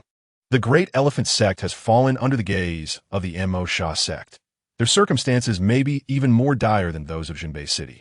If Yi Kaishan and his companions do not assist the Great Elephant Sect, could it be that they have already succumbed? The faces of the crowd darkened. If that were the case, the situation would indeed be more complicated. The Great Elephant Sect has betrayed us, aligning with the Mo Sha sect. However, we have managed to subdue them, Yi Kaishan replied, pulling two gang forward. Only then did everyone notice the peculiar demeanor of the Great Elephant Sect members, each feeling shame and embarrassment, standing there like children caught in wrongdoing. You traitors, how could you betray us at such a critical moment? Upon learning the full story, the crowd erupted in righteous fury, hurling insults at Tu Gang, nearly drowning him in their vitriol. As the sect master of the Great Elephant Sect, he had earned such scorn. Thanks to Master Yi, the consequences would have been unthinkable otherwise, Dan Yangzi remarked, stepping forward with immense admiration. He had been completely won over by Yi Kaishan's prowess. Just as he was about to recount the glorious tale of Yi Kaishan's battle with the sorceress, the ground beneath them trembled violently. Not good. The demon army of the Tianlang Kingdom is attacking. A loud shout resonated, as the soldiers guarding the city cried out in alarm. Gather, defend the city, Li Fengxian shouted, prompting the resting soldiers within the city to spring into action. It was evident that they had faced such circumstances more than once. Yi Kaishan ascended to the towering city walls, where he beheld a dark tide of beasts rolling in from the distance, akin to a relentless wave. The thunderous roars of the creatures grew ever closer and more deafening. Predominantly first and second-tier monsters, their sheer numbers resembled an unfeeling war machine. Additionally, 7 or 8 Jidan cultivators sat astride the beasts, forming intricate seals. Warriors, let's slay them, commanded the 13th princess of the Yin Kingdom, brandishing her flying sword with fervor. She was the most talented princess of Yin, valiant and battle-hardened from years on the front lines. This commanding shout caught Yi Kaishan's attention, and he focused on the princess. Li Shengying, 38 years old, possessed a superior quality Xin-level spirit root and was at the 5th level of foundation establishment. Suddenly, Yi Kaishan's gaze froze. The princess bore a hidden constitution, the Yinling body, naturally attuned to the fire element. He recalled that the Yin Kingdom once had an extraordinarily powerful monarch who could manipulate fire from all directions. A single individual capable of standing against millions. It seemed this extraordinary ability had now manifested in the 13th princess. What a promising talent, Yi Kaishan mused, unable to resist keeping a closer watch on her. At that moment, the Jidan cultivators on the city gate commenced their actions, launching themselves to confront the beast tide. Some initiated earth escape techniques, while others unleashed fire dragons from their mouths. The battlefield was instantly thrown into chaos. Now is the time for you to exert yourselves, Yi Kaishan calmly told Tu Gang and the others. Perform admirably. Should you dare to play tricks, I will detonate the restraints upon you, turning you into human bombs. Nay, we shall surely offer our lives for the Yin Kingdom. Tu Gang repeatedly nodded, a sense of fervor emanating from him as he resolutely led his subordinates into battle. Husband, shall we join as well? Yan Shuishan and Jiang Hongdo, among others, eagerly inquired. No rush. One must learn to reserve their strength. If the enemy possesses merely this level of power, we need not intervene, Yi Kaishan replied calmly. Does my husband imply that the main force of the Tianlang Kingdom has yet to appear? Yan Shuishan discerned the implication in his words. As Yi Kaishan had anticipated, another portion of the Tianlang Kingdom's forces had begun to mobilize. The once tranquil town of Jinbei erupted with overwhelming auras. Ha! You have been ambushed. A man with tiger stripes on his face suddenly charged out from within the town, laughing maniacally. He was a beastman of the Tiger Demon clan under the Tianlang throne. With his declaration, all hidden beastmen emerged, serpent demons, cat demons, and deer demons, nearly 10 Jidon cultivators among them, including 3 at the peak of Jidon. The powerful figures of the Yin Kingdom were taken aback. Li Fengxian's face turned ashen. He had not anticipated that these beastmen had infiltrated Jinbei Town. This was his dereliction of duty. Today, Jinbei Town would cease to exist. The leader of the serpent race laughed heartily, her face a perfect oval, with elongated eyes and cherry-red lips. Her slender waist was reminiscent of a water snake, yet her lower half was a robust serpentine tail. Upon seeing her, Yi Kaishan could not help but lament her appearance, noting her beauty marred by her tail. The leader of the cat race resembled Miao Cha, a quintessential beast-eared maiden. Yet her cultivation was formidable, having reached late-stage Jidon. In an instant, the Yin forces found themselves besieged, their ranks quickly thrown into disarray. However, at such critical moments, chaos often invites further calamity. The sorceress Yao Xing appeared on the battlefield, prepared and seeking redemption. The death of the demon sect's young master before her eyes meant that failing to achieve results would lead to severe consequences once the sect master emerged from seclusion. The appearance of a Yuanning expert instantly cast a pall over everyone. The already disadvantageous situation became even graver with the addition of a Yuanning powerhouse. How could they possibly prevail now? So, you are Yi Kaishan? Yao Xing taunted from the sky, her dark hair flowing as she smirked, revealing sharp teeth. With the addition of wings, she could easily be mistaken for a demon from the depths of hell. In the next moment, she brandished a black flag, shaking it vigorously. The demon sect's treasured artifact, a low-grade, earth-level magic tool, the demon summoning banner. As she waved it, a wave of confusion washed over the onlookers, conjuring an unprecedented bloodlust within their hearts. The demon summoning banner could awaken the inner demons of individuals, bringing forth their deepest negative emotions. Go! Yi Kaishan summoned the four-spirit demon suppressing tower, addressing the crowd. Everyone, lend me your sword for a moment. Chapter 57. Controlling the sorceress. Men shall fall. Women shall fall. Yi Kaishan's voice resonated with the essence of thunder, echoing in the ears of all present. In that fleeting moment of clarity, the forces of the Yin Kingdom regained their composure and, without hesitation, summoned their flying swords. Oomph! Is it that sword array again? Futile, Yao Xing scoffed disdainfully, shaking the demon summoning banner. Instantly, shadowy figures of demons surged forth, recklessly roaming the battlefield and launching attacks on all. Yi Kaishan disregarded the chaos, muttering incantations as he quickly formed a seal, then pointed skyward. Sword come forth. Thousands of flying swords, in perfect order, pierced through the air. The little Zhou Tian sword array, rooted in swords, became more potent with greater numbers, and Yi Kaishan enhanced it further. The array of thousands of flying swords could be termed the Great Zhou Tian sword array. The moment the array formed, it enveloped a radius of 10 miles. The heavens and earth changed color, and fierce winds howled. What a terrifying formation. Master Yi is truly a master of formations. Some were so frightened they nearly lost control. Witnessing Yi Kaishan wield the array for the first time, Yao Xing's gaze faltered. The same formation, yet immensely stronger than before, with thousands of spirit swords descending. Who could withstand such an onslaught?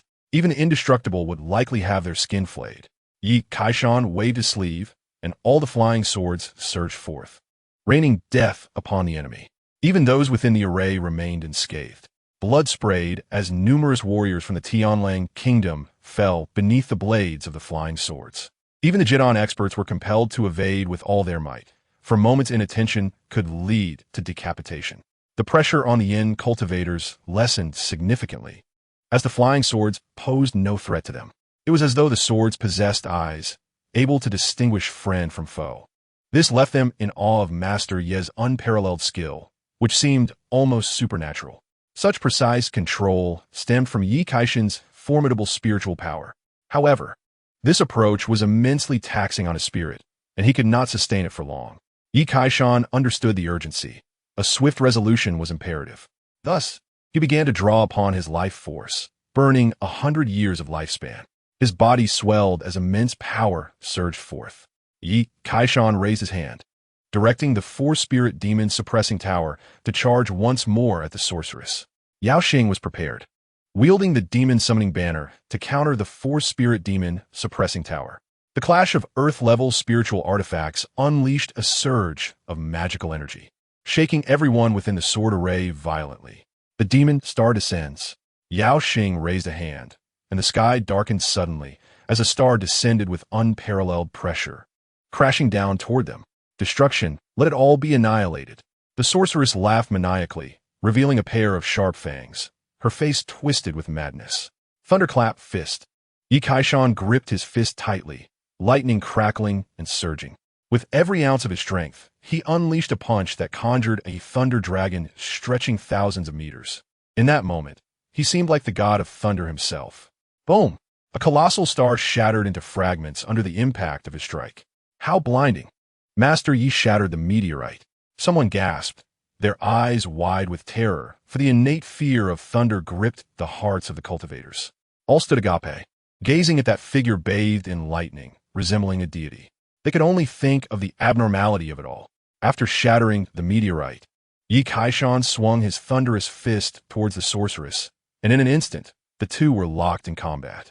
Yao Xing noticed that the sorceress was adorned with treasures. Even her boots were of profound-grade spirit tools. Before the battle, Yi Kaishan had meticulously prepared, cherishing his own life. After some time, Yao Xing grew anxious and even resorted to secret arts. Observing this, Yi Kaishan consumed another 20 years of his lifespan and hastily swallowed a spirit pill without a second thought. This person is peculiar. I must retreat quickly and summon the sect leader to slay him. Yao Xing, sensing the dire situation, intended to withdraw, retracting the summoning banner. However, Yi Kaishan had anticipated this, having learned from past experiences. He swiftly formed a binding seal, crafting a six-pointed star symbol, which he embedded in her palm during their clash. When Yao Xing attempted to flee, she realized something was amiss. Her arm was no longer under her control, refusing to follow her will. For a brief moment, she could not control her entire body, but restraining one arm was still feasible. Taste my fist. Yi Kaishan pressed the advantage, delivering 2 consecutive punches to the sorceress's chest. Puffed. Yao Xing suffered a grievous blow, spitting out blood. Her gaze a mixture of shock and fury as she glared at Yi Kaishan. How uncivilized. He promised 1 punch, yet struck twice. Yi Kaishan paid no mind to her complaints, darting behind the sorceress for another assault, striking her back with a palm. Seizing the moment as she gasped, he produced his prized possession, a poison pill, and forced it into her mouth. Submit obediently, or your life is forfeit. You have toiled hard in your cultivation. You wouldn't wish to perish so easily, would you? The sorceress seethed with rage, preparing to resist desperately, but Yi Kaishan's voice rang in her ears. Release me, Yao Xing shouted, the pain and humiliation clouding her mind. She never imagined she would be defeated by someone in the Jidan stage. Isn't that obvious? After all, I've captured you. I would never let you go. Yi Kaishan scoffed, placing several binding spells on her to restrict her magical power. If you cooperate with me, I may consider sparing your life. He had no intention of killing the sorceress. Her potential for utility was too great to squander. The sudden assault on Yin Nation by the Mo Sha sect and Tianlang Kingdom must be rooted in deeper motives, perhaps connected to his son Yi Fan and the small cauldron. Thus, Yi Kaishan resolved to uncover the truth. Yao Xing continued to struggle, and Yi Kaishan delivered a swift slap, knocking her unconscious. It's over. Yao Xing is captured. Below, the Tianlang Kingdom cultivators, witnessing their leader sprawled in Yi Kaishan's arms, gasped in shock. If even the Yuanying stage sorceress has fallen, what use are they? Soon, the morale of Tianlang Kingdom crumbled, and they began to flee. Kill them, slay the men, capture a few women. I wish to interrogate them, Yi Kaishan commanded, directing the battlefield. The battle with the sorceress had drained him considerably, particularly his spirit, leaving him utterly exhausted. He had to withdraw the formation. Continuing like this would jeopardize his spirit. Kill.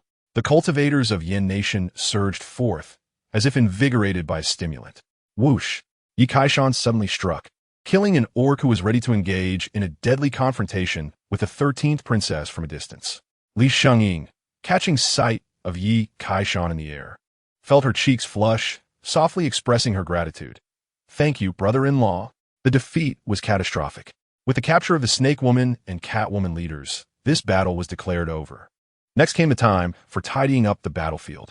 Li Fengxian, understanding the situation, gathered all the spoils and presented them to Yi Kaishan for his decision. He was acutely aware of who was responsible for this victory. Yi Kaishan accepted 90%, instructing him to distribute the remainder. Chapter 58. Master Yi's Ingenious Scheme. The giant elephant sect will bear the Yi surname. The spoils consisted of rings, spirit tools, and the like, although not of high grade. They were not without value for Yi Kaishan. Now, with a large family to support, including hundreds of children, these items could be of use to the younger generation. Master Yi, what shall we do with these two captives? At this moment, Li Fengxian approached with the captured leaders of the snake and cat clans. Bound and stripped of their powers, they had lost all semblance of their former might.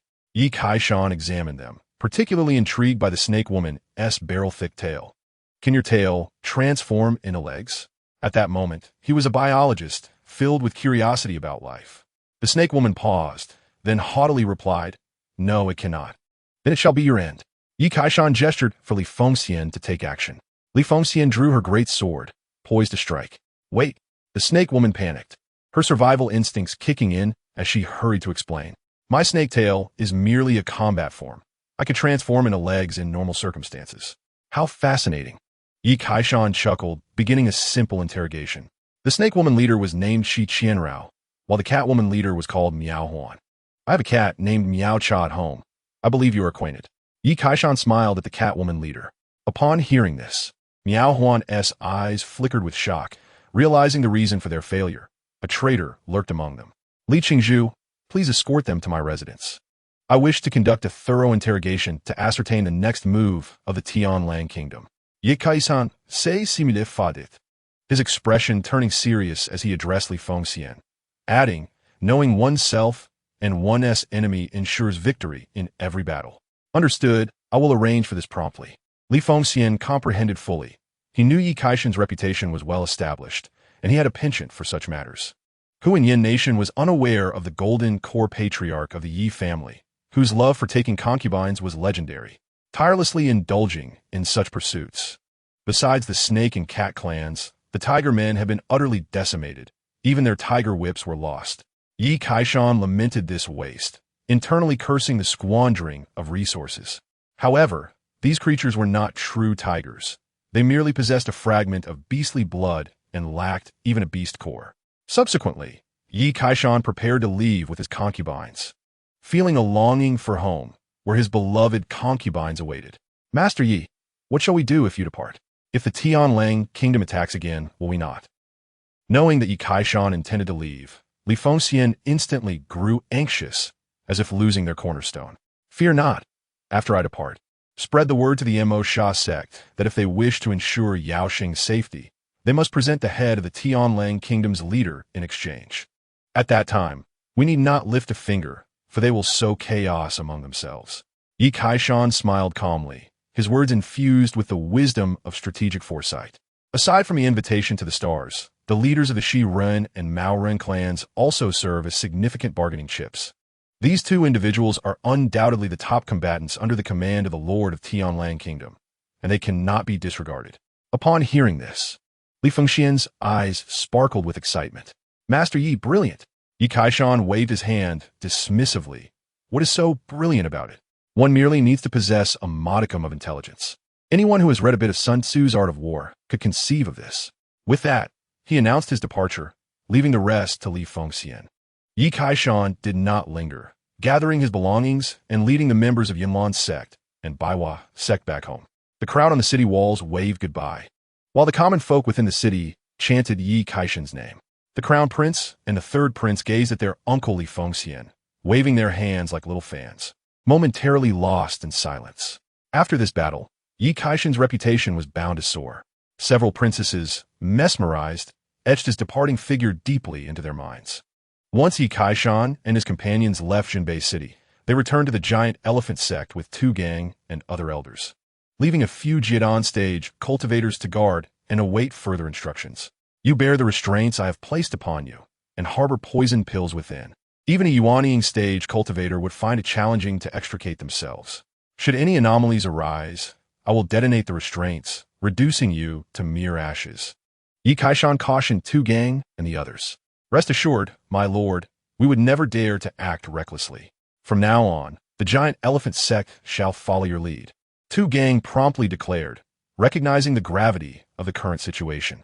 With even the Yuanying stage Demonis unable to contend with Yi Kaishan, who could possibly stand against him in the future?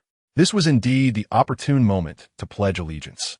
Henceforth, there would be no four great immortal sects. Only the giant elephant sect as a subsidiary of the Yi family.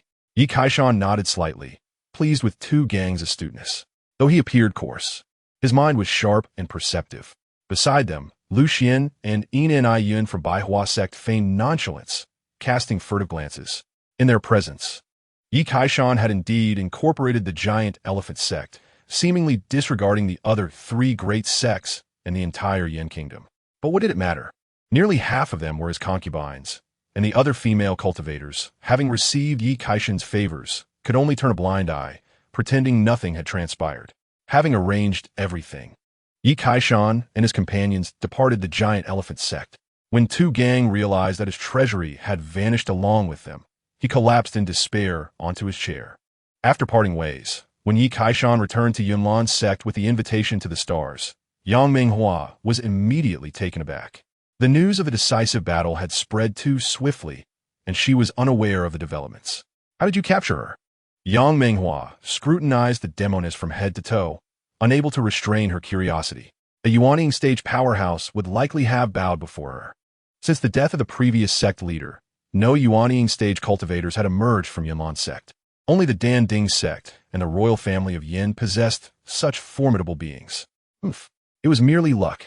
The Demonist gritted her teeth, visibly defiant. Still stubborn? Yi Kaishan seized her delicate face, questioning her fiercely before explaining to Yang Minghua. Thus, and thus. After hearing the explanation, Yang Minghua fell into silence, questioning her own existence.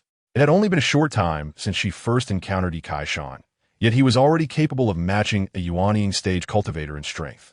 With this Demonist in hand, the threat from the Mo Sha sect should remain dormant for the time being, alleviating the immediate crisis. Yi Kaishan continued, do not let your guard down. Having captured the Demonist, the old demon from Mo Sha sect will not take this lightly. Yang Menghua's expression turned grave. No one understood the old demon's power better than her, for her master had perished at his hands. What is the old demon's cultivation level? Yi Kaishan inquired. At least late Yuanying stage, possibly even perfected, Yang Menghua replied. Perfected Yuanying stage? Yi Kaishan's expression shifted slightly. This indeed posed a challenge. However, from what he learned from the Demonist, the old demon had yet to emerge from his retreat, which might last for decades. By the time he reappeared, he would likely have broken through to the transformation stage, at which point he would be easily manageable. No need to panic. There is no urgency, he reassured himself. Subsequently, Yi Kaishan brought the invitation to the stars back to Qingyun City, sealing the Demonist's powers and placing her under restraints. Leaving her in a high-difficulty posture within the secret chamber, ready to disregard her for the moment. Stand here and await your confession, Yi Kaishan stated before departing the chamber, leaving the Demonist bewildered. Confession about what? Did you even ask? She remained immobile, questioning her very existence. In truth, Yi Kaishan had not inquired about anything. He preferred to impose punishment first. He proceeded to the other two secret chambers, treating the snake woman Shi Qianrao, whom Li Fengxian had sent, with the same method. He was in no rush to ask questions, but instead indulge his artistic inclinations, positioning them in increasingly exaggerated postures, surpassing any sculpture worthy of renown. Particularly with the two enchanting women, the supple forms of the snake and cat were renowned for their flexibility, their bodies seemingly devoid of bones. Legs draped over shoulders were merely the foundation of their poses. Having completed this, Yi Kaishan again refrained from questioning them, simply demanding their confession. The two women, utterly perplexed, stood in a daze.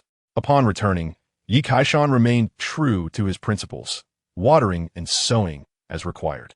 He was busily engrossed, and in moments of leisure, he observed his efforts flourishing day by day. The impending joy of harvest intoxicated him. Meanwhile, the news of the battle at Jinbei City spread like wildfire. The army of Tianlang Kingdom retreated, with high-ranking leaders either dead or captured. Even the Yuanying stage powerhouse from Mo Sha sect did not escape, having been captured by Yi Kaishan. When this news reached the capital, the ruler of Yin Kingdom, Li Fengtian, was immediately struck with shock. This individual possesses combat prowess that rivals a Yuanying stage cultivator? Li Fengtian muttered, his eyes reflecting deep astonishment. He found it hard to accept that this man, who took concubines and fathered children with such vigor, was equally formidable in combat. How could he possibly manage his time so efficiently, balancing procreation and cultivation? At that moment, Li Fengtian could not help but wish to consult Yi Kaishan for a few pointers. Teach me, I wish to learn. However, this was not the time for learning. He was more concerned that, if this continued, the throne of Yin Kingdom would change hands. Ordinarily, when capturing prisoners, the ruler's opinion should be sought, or at least notified. Yet Yi Kaishan had disregarded this entirely, bringing the captives back without a word. This indicated that he was not only obsessed with taking concubines, but also had no regard for Li Fengtian's authority. This cannot stand. I must stabilize him. Li Fengtian gritted his teeth, realizing that only by demonstrating the merits of Yin Kingdom could he ensure Yi Kaishan's compliance. Thus, he instructed the messenger to relay the entire process without omitting a single detail. When he heard about the 13th princess, Li Fengtian's countenance shifted, and a plan formed in his mind. Yi Kaishan's preferences were well known. Appealing to his interests would be the key to securing his allegiance. Summon the 13th princess at once, he commanded. Li Fengtian promptly issued an order, having previously promised the 9th princess that one was insufficient. Thus he decided to add another. Consequently, even if Yi Kaishan harbored ambitions in the future, he would have to take this relationship into consideration. Upon learning of the shocking news from the Battle of Jinbei City, the prominent families of Yin Kingdom were left utterly astounded. Was this truly the formidable Jin Dan old ancestor?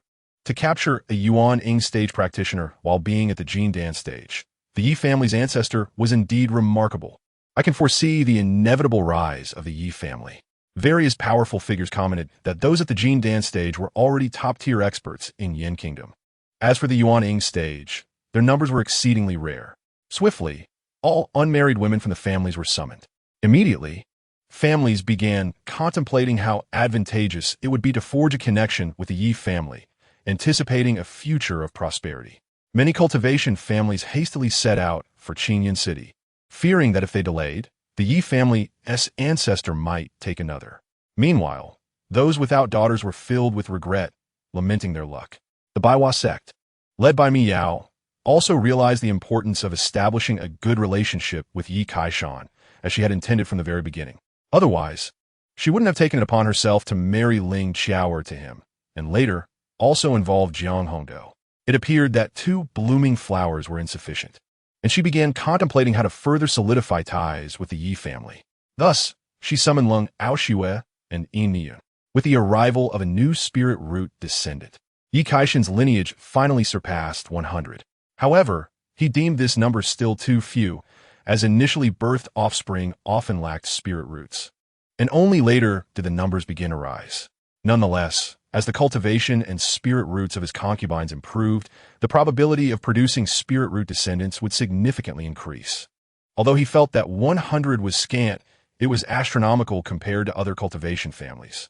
The majority of cultivation families in Yin Kingdom barely had a handful of individuals with spirit roots, and even among the royal family, many princes and princesses lacked this trait. Such is the nature of the world, perfection is elusive. Yi Kaishan examined his reward, recognizing the Tiangang battle qi. He had previously chosen the Zhan Tian Ba Jian technique over this skill among the 3 foundational techniques, and was surprised to find it had returned to him. This was a high-grade mystic technique. While its level might not be exceedingly high, its effects were remarkable. Upon cultivating the Tiangang battle qi, when activated during combat, it would generate an indomitable aura around him, possessing both tremendous destructive power and the ability to deflect attacks. Most importantly, this technique could amplify combat strength, enhancing it up to 3-fold, unlike the Qian Ruan Shui Gong, which required the burning of lifespan to boost power. The Tiangang battle qi could serve as a substitute for it. Yi Kaishan mused that as his realm advanced, the Qian Ruan Shui Gong would become inadequate. After reaching a higher cultivation level, mere lifespan consumption would not suffice to achieve invincibility. Of course, both techniques could be employed together to find a harmonious balance. As for the other reward, the Lianhuan technique, it was an enhanced version of the Nourishing Spirit technique. This secret art could amplify spiritual awareness by up to 5 times and contain numerous methods for spiritual attacks. With a perfected Jin Dan's spiritual awareness reaching 40 miles, this secret method could extend it to 200 miles. Yi Kaishan rejoiced, considering the Lianhuan technique's importance to surpass even that of the Tiangang battle chi. While high-grade techniques were precious, they were not entirely rare. However, secret arts like the Lianhuan technique were indeed uncommon. Even Yuan-Ing practitioners would be driven to madness upon encountering it. Moreover, the enhancement of his spiritual soul would allow Yi Kaishan to manipulate sword formations with greater ease. Whether in formations, alchemy, or crafting, the benefits would be immense, enhancing his capabilities in combat, evasion, and pursuit. In addition to the techniques, the cultivation experience reward would also accelerate his comprehension of these skills. However, for Yi Kaishan at this moment, the elevation of his cultivation was evidently paramount. As long as his cultivation surpassed that of his opponents, he could overpower them even without techniques. Thus, he began to enter seclusion to absorb and comprehend his gains. A few days later, having fully absorbed the insights, Yi Kaishan's cultivation rose once more, nearing a breakthrough to the later stages of Jindan. Without hesitation, he consumed a medicinal pill to elevate his cultivation to that stage. The Taiji Naiden within him expanded significantly, several times larger than it had initially been. Once he reached a certain threshold of perfection in his cultivation, he could transform from Dan to Ing. "I am incredibly powerful," Yi Kaishan exclaimed after solidifying his cultivation. At present, even without consuming his lifespan, he could easily defeat any Jin Dan practitioner, even taking on 10 at once. Subsequently, he exited the training chamber, and upon emerging, a maid was waiting by the door. Upon seeing Yi Kaishan, she promptly approached him. "Master, many visitors have arrived." During Yi Kaishan's brief seclusion, cultivation families from all directions had begun to arrive one after another. The sheer number was overwhelming, almost collapsing the Yi family's threshold, simultaneously spurring the development of Qingyan City. "I understand. Arrange a schedule for them to come one by one." Aware of the circumstances, Yi Kaishan welcomed them without reservation. As long as they met his criteria, he had no qualms about the quantity. He remained steadfast in his principle of providing a home for female cultivators across the realm. Though they might already have families, they could still gain a second one. Following this, Yi Kaishan personally conducted brief interviews. While he would not turn anyone away, he also could not be excessively lenient.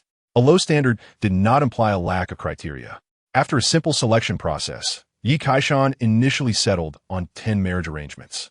Among them, 2 female cultivators from prominent families particularly captured his attention. One was Yin Ruyu, the daughter of the largest cultivation family in the second city, who was well versed in the arts of music, chess, calligraphy, and painting. This was quite rare, especially in the world of cultivation, where few women dedicated themselves to such pursuits. Furthermore, her spirit root cultivation was commendable, possessing a low-grade mystic spirit root and being at the mid-foundation stage. The other was Xia Qingyu, the daughter of the city lord of the seventh city, a female sword cultivator who had fallen for Yi Kaishan upon hearing of his exceptional swordsmanship and proactively sought to marry into the Yi family. With everything settled, Yi Kaishan intended to wed Yin Ruyu first. Consequently, the Yi family's wedding department, which had been idle for a while due to Yi Kaishan's absence, sprang back into action. In the meantime, Yi Kaishan checked on his other concubines. Jiyin was already several months pregnant, her belly growing larger each day. As Yi Kaishan tenderly caressed her abdomen, expressing paternal affection, Jiyin couldn't help but feel a little shy. After all, not long ago, she was fiercely shouting for bloodshed, yet in the blink of an eye, she found herself with child. "Work diligently, and once you give birth, I shall reward you handsomely," Yi Kaishan remarked with a smile, observing how this demoness, specializing in the arts of seduction, had become considerably more docile than before. "I have no need for your rewards," Ji-in retorted stubbornly, her final defiance a desperate attempt to preserve her dwindling dignity. "You must give birth to 100 then," Yi Kaishan teased, tilting her chin to face him directly. It must be said, no matter how many times he gazed upon her, Ji-in's beauty was unparalleled, perfectly embodying his ideal of Su Daji, the enchanting fox spirit. Especially her pair of captivating eyes, which could ensnare the very souls of men, leaving them half lifeless in their wake. "If I must bear children, then so be it. I fear no one," Ji-in declared fiercely. How bold you are to speak, so to your master. Yi Kaishan replied with a stern expression. A tremor coursed through Ji Yin's heart, and feeling small and helpless, she lowered her gaze, only to be swept into Yi Kaishan's embrace. After a moment of tenderness, he visited Jiang Hongdo and eventually arrived at the cat girl Miao Cha's side. I have captured your clan leader. Later, you shall persuade her. I trust you know what to do without my guidance, he instructed. Rest assured, I will not allow her to act foolishly, Miao Cha replied with a confident nod. Since Yi Kaishan had aided her in breaking through to the Jidan stage, her attitude had undergone a complete transformation. Especially after hearing of Yi Kaishan's spectacular victories in the Battle of Jinbei City, her admiration for him had reached new heights. By the way, Miao Huan is not your mother, is she? Yi Kaishan suddenly inquired, fearing a possible mother-daughter duo would cause trouble for him. No, I have no relation to her, Miao Cha affirmed, and even if she did, she would uphold justice over familial ties. Then let us work hard.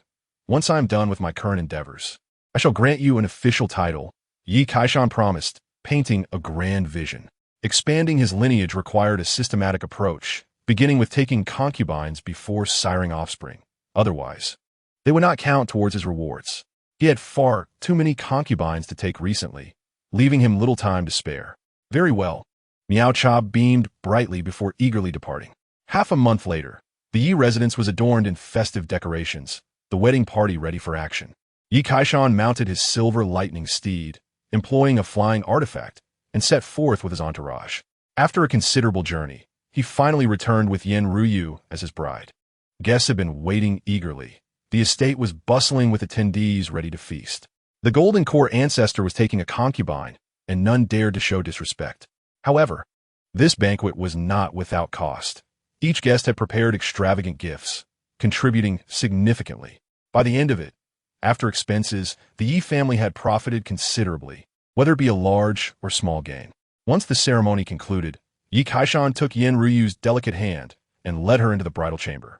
She was a refined young lady, exuding an aura reminiscent of Lin Daiyu.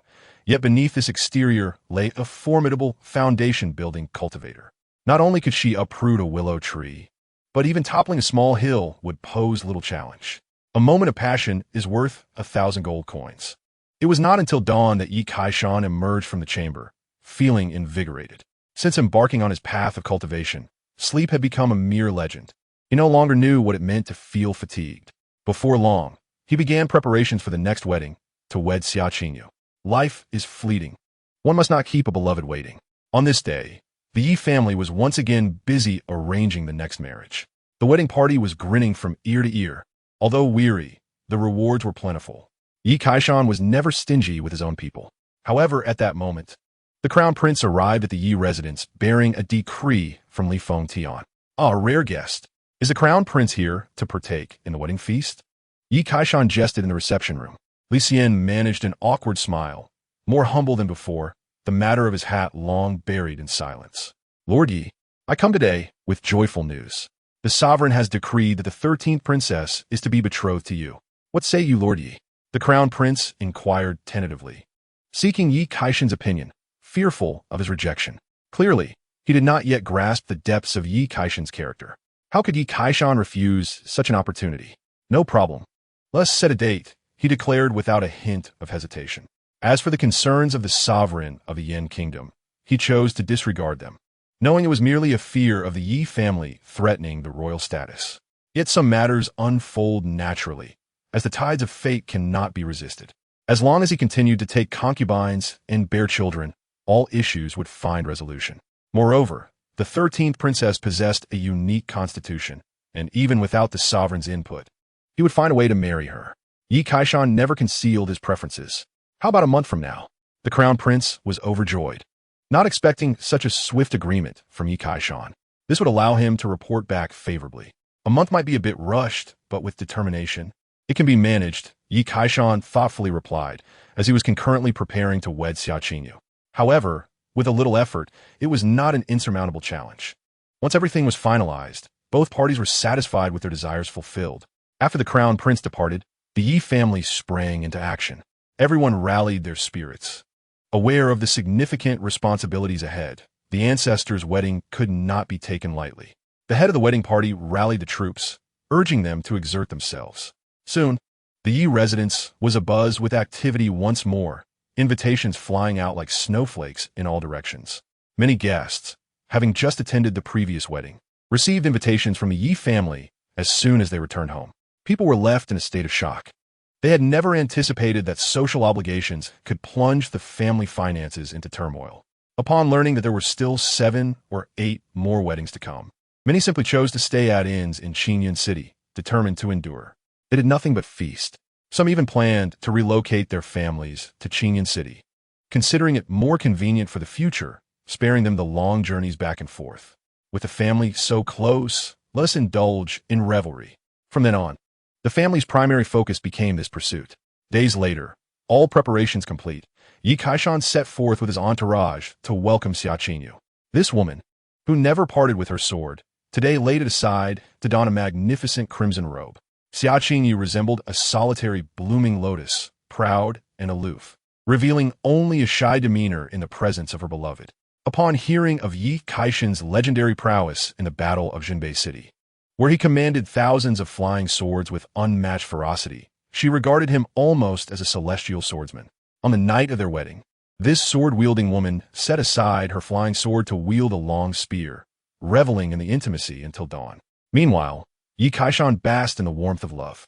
However, far beyond the borders of the Yin kingdom, the Tianlang kingdom experienced a tremor. No one anticipated that their elite forces, alongside the Mo Sha sect, would be unable to breach the gates of the Yin kingdom, repelled by an extraordinary force that had emerged from the void. Even the leaders of the Yao Xing, Cat People Clan, and Snake People Clan were captured, especially after hearing the news released by Li Fengxian. To regain Yao Xing, the head of the Tianlang kingdom must be exchanged. This news sent the Tianlang kingdom's ruler into a frenzy, unable to eat or sleep, nearly losing his sanity, fearing that the demon Sha sect master would come for his head. Investigate. Find out who this Yi Kaishan is. The ruler of the Tianlang kingdom roared, utterly distraught. Not only the Tianlang kingdom, but also several surrounding nations began to investigate Yi Kaishan. After all, a warrior at the Yuanying stage could influence too many matters, even affecting their stability, necessitating a cautious approach. The ruler of the Wu kingdom immediately ordered a halt to any small maneuvers against the Yin kingdom, deciding to wait for the investigation to conclude before making further plans. In an instant, due to Yi Kaishan, the already tumultuous 7 nations became even more turbulent. Meanwhile, Yi Kaishan remained blissfully unaware, focused solely on one goal. The time had come to marry the 13th princess. This occasion was even more grand, as she was a royal princess. Yi Laozu married another princess, the most gifted one at that, and the ruler had certainly invested heavily this time. Could he not? Yi Laozu could even defeat those at the Yuanying stage. If this continued, the Yin kingdom might have to change its surname. It was indeed challenging, exceedingly so. If I were the ruler, I would be at my wit's end. Yi Laozu not only possessed formidable strength, but also had numerous descendants scattered throughout the land. With deep roots established, some curious cultivators began to discuss. Yi Laozu not only had powerful cultivation, but also a vast number of descendants, present not only within the sects, but also within the court. The entire Yi family resembled a towering tree, with roots deeply embedded in the ground. Even if the Yin royal family wished to act against the Yi family, setting aside whether they could succeed, the subsequent consequences would be enough to cause a headache. They could understand the ruler of the Yin kingdom's approach. They could neither strike nor verbally assault him, only resorting to marriage to stabilize the situation. If one princess was insufficient, then they would add another. After much ado, Yi Kaishan finally welcomed the 13th princess back to Qingyun City. The process went smoothly. Upon learning she was to marry Yi Kaishan, Li Shengying was so excited that she nearly rushed over herself. Her personality was straightforward, akin to a valiant female general. The guests awaited eagerly, not only from prominent families, but also from the 4 great sects. They were more than generous in their hospitality. In the bridal chamber, Yi Kaishan once again experienced a different kind of charm, a moment that could be exchanged for even a celestial being. After marrying the princess, Yi Kaishan, with unwavering determination, subsequently took in several female cultivators from other immortal families. He never hesitated in this regard, tirelessly pursuing his desires. Finally, upon taking in his 5th concubine, on that very night, Yi Kaishan heard the long-awaited sound of the system. His spiritual root had finally achieved a significant breakthrough. Ding! Congratulations to the host. Your root bone has improved, reaching the earth-level low grade. At this moment, Yi Kaishan felt a surge of inexplicable power emanating from within, invigorating him and lifting his spirits. The leap from the Xian level to the earth level represented a qualitative transformation, enhancing his abilities in every aspect. The speed at which he absorbed the spiritual energy of heaven and earth increased significantly. Within the entire Yin kingdom, while many possessed Huang-level spiritual roots, Xian-level roots were not uncommon among certain immortal families and sections. However, earth-level spiritual roots were a different matter altogether. Thus far, Yi Kaishan had only encountered a handful of earth-level spiritual roots. Of course, his son Yihan, born from Yin Shui Tian, also possessed an earth-level spiritual root.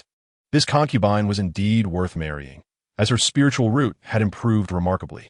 Overjoyed, Yi Kaishan immediately rewarded his beloved beside him. For several consecutive days, he devoted his energy to his newly wed concubines, particularly focusing on the 13th princess Li Shengying, who he treated with special care. She possessed the Yanling body, which gave her a certain probability of bearing offspring with unique spiritual roots. After Yi Kaishan's tireless efforts, the 13th princess finally became pregnant. Although it was challenging for cultivators to conceive, Yi Kaishan broke this rule through sheer frequency. A quantitative change led to a qualitative transformation. Just as the 13th princess became pregnant, Ji Yin was about to give birth.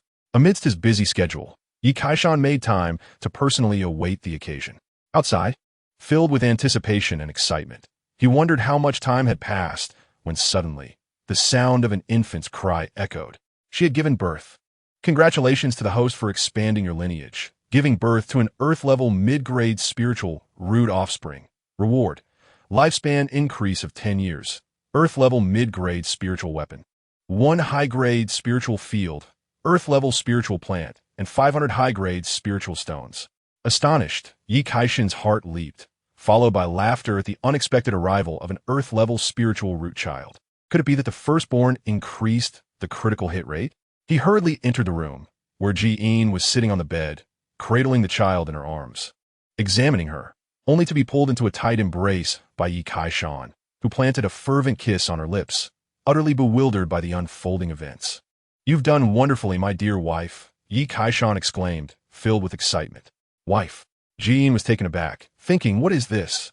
Is he implying I'm old? Calling me an old lady?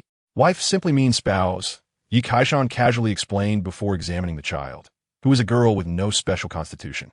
After a moment's thought, Yi Kaishan named her Yi Xiling. Our child actually possesses an earth-level spiritual root.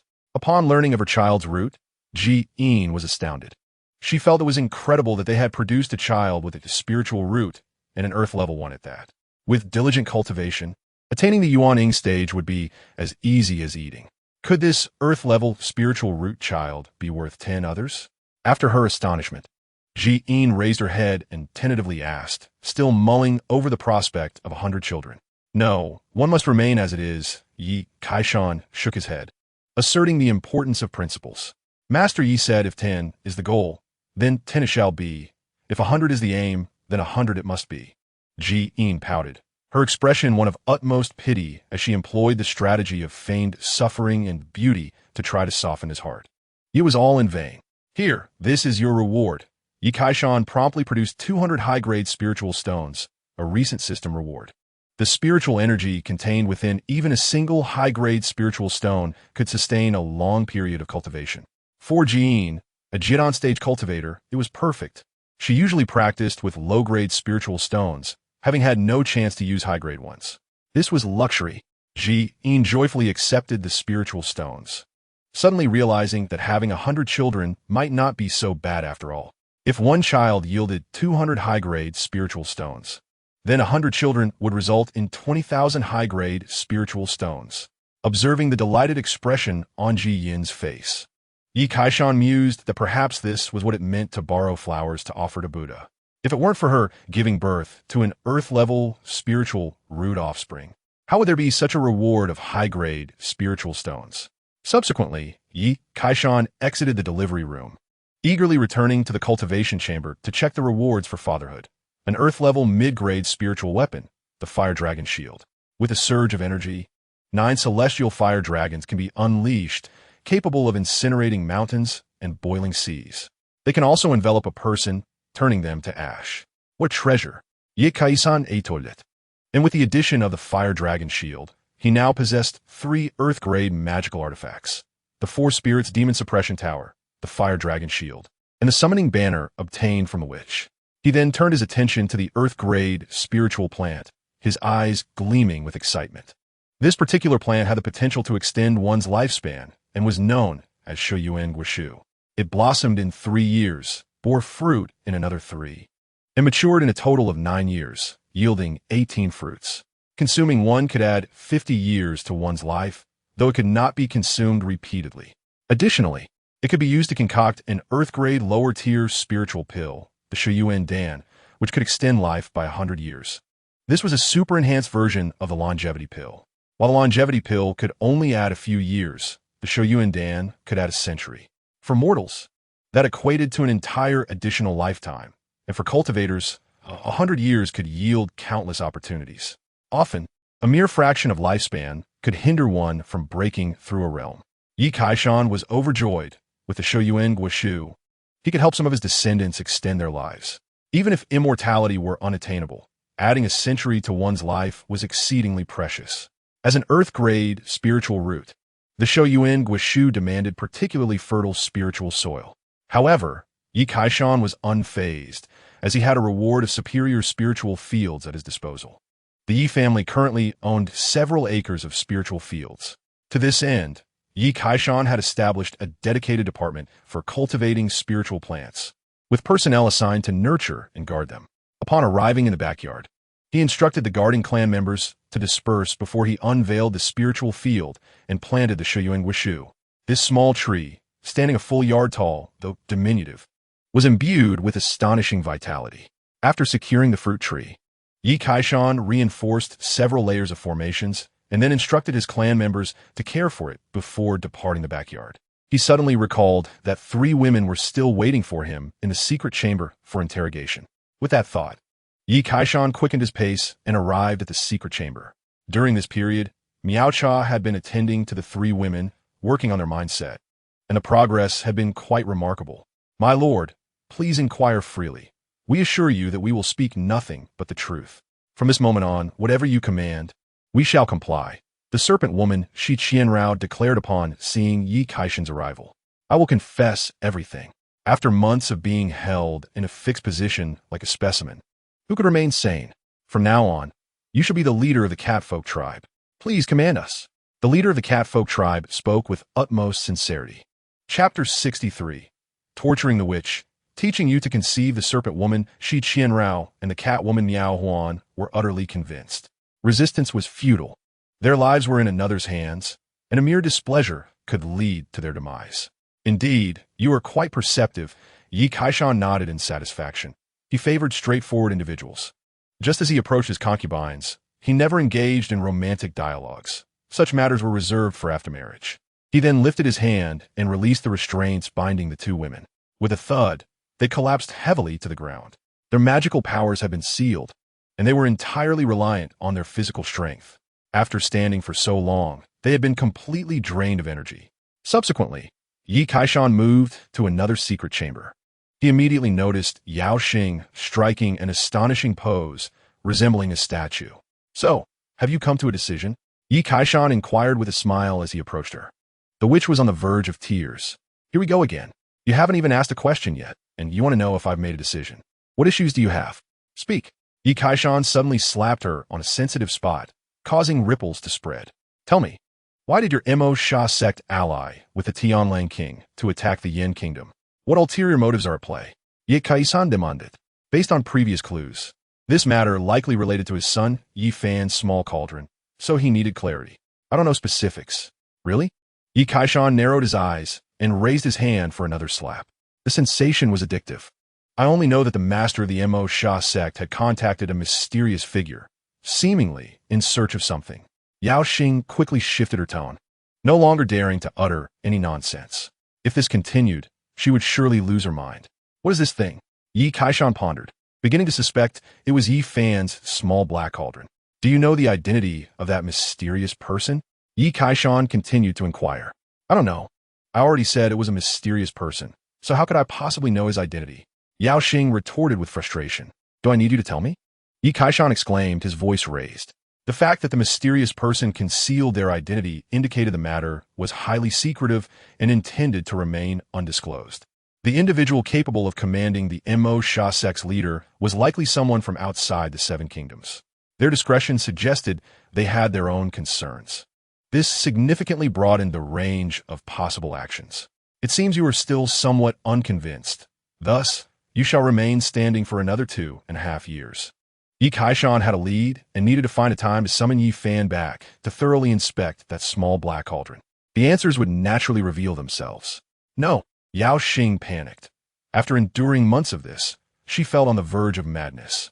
Another 2.5 years would surely be catastrophic. Maintaining a humiliating position not only burdened her physically, but also inflicted tremendous psychological harm. I yield.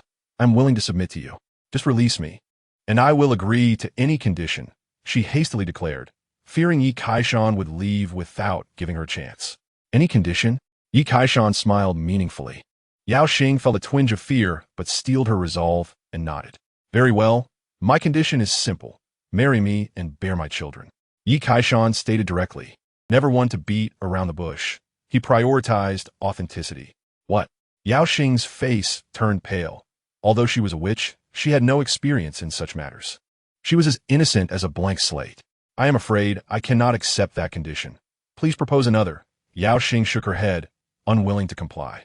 It appears you still hold on to your artistic inclinations. Continue standing here. Yi Kaishan chuckled, leaving her with that remark as he departed. He was in no rush. There were still numerous concubines awaiting his attention. Infuriated, the witch felt as if she might shatter her teeth with rage. Yi Kaishan exited the secret chamber and instructed someone to summon Yi Fan back, while simultaneously preparing for the next round of concubines. At this moment, yet another batch of concubines had given birth, resulting in several new spiritual root offspring. Among them, Jiang Hongdo gave birth to a child with an exceptional Xuanji spiritual root. For each spiritual root offspring born, a corresponding spiritual artifact would be rewarded. Just from the rewards of these spiritual artifacts, Yi Kaishan had amassed over 100. He distributed a portion to his more accomplished concubines as a reward for their childbirth. However, one must not solely focus on giving birth. There were times for maintenance and care as well. Nowadays, Yi Kaishan has amassed over 200 concubines. Under the influence of the Yin-Yang Supreme primordial skill, nearly all of them possess spiritual roots, and as time progresses, their numbers are set to increase gradually. Some of these concubines are in seclusion, while others are giving birth. With the vast resources of the Yi family at their disposal, their cultivation speed surpasses that of their time at the Xianmen by several folds.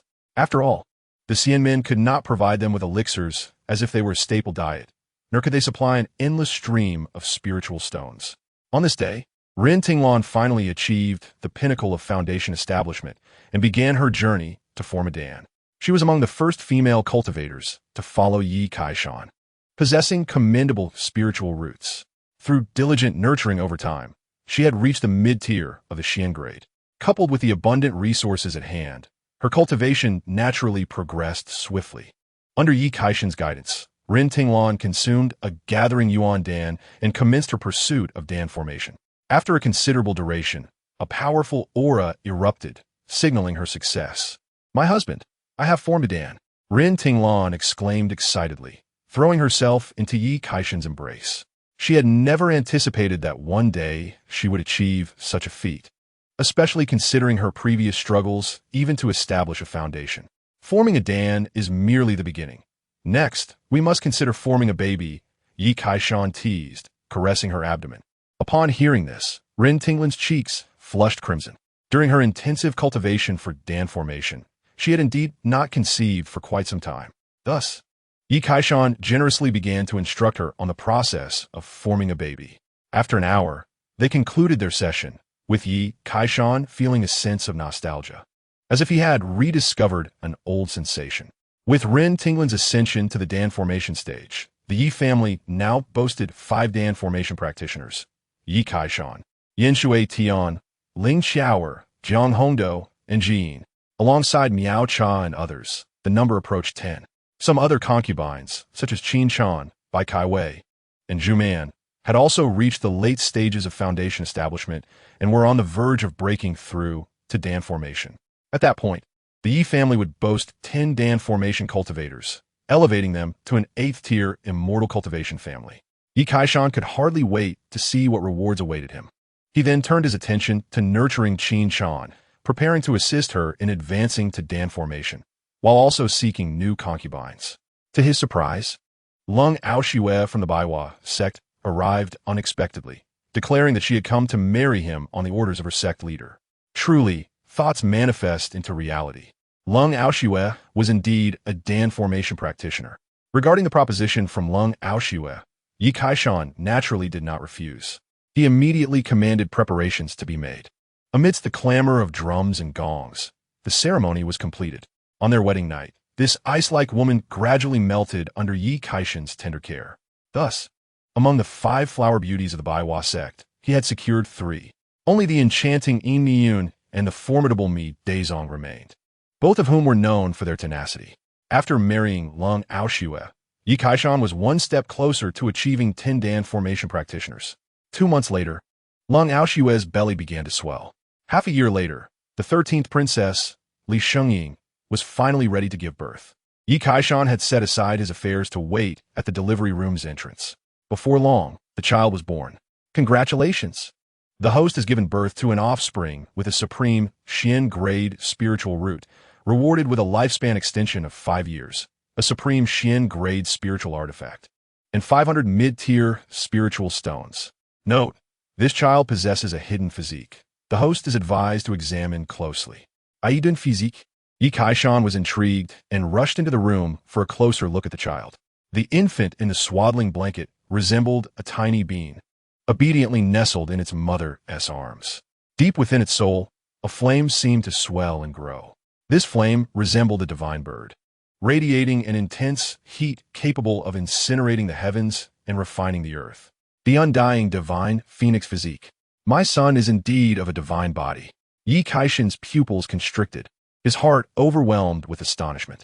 In the vastness of the world, numerous special physiques exist, broadly categorized into spiritual bodies, divine bodies, and immortal bodies. The majority fall under the spiritual body category, including the medicinal fairy of the Danding sect and the Shengying's flame spirit body. Above spiritual bodies lies the unparalleled divine body, a rarity found only among billions. The undying divine phoenix physique is one such example. This physique carries the legendary phoenix bloodline.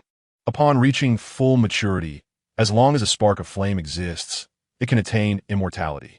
However, this child's undying divine phoenix physique remains in an unawakened state. Only upon awakening can it truly embody the essence of a divine body. Otherwise, it is but an ephemeral illusion. In this vast realm of immortal cultivation, among countless living beings, many hidden divine or even immortal bodies exist. Yet, some never awaken before departing from this world, a lamentable fate. The energy of a divine body is immense. The hidden special physique must be due to the current physical form's inability to bear such power. The shackles of the self remain unbroken, rendering it dormant and unactivated. Once awakened, it will undergo a transformative rebirth. Yi Kaishan cradled the child, examining it as though it were a priceless treasure. My husband, it's a boy. Shall we give him a name? Li Shengying gently suggested, rarely revealing such warmth. Let us call him Yi Kai. Yi Kaishan paused momentarily before naming the child. Given the multitude of offspring, naming had become a laborious task, but fortunately, his knowledge was sufficient. A month later, under Li Shengying's insistence, they held a celebration for the child's first month. Initially, Yi Kaishan was reluctant, as he was already overwhelmed with tasks, particularly with acquiring new concubines. However, Li Shengying expressed her desire for her family to contribute. The royal family of Yin Kingdom would surely attend the celebration. Upon hearing this, Yi Kaishan exclaimed in disbelief, noting that her ambition was quite lofty.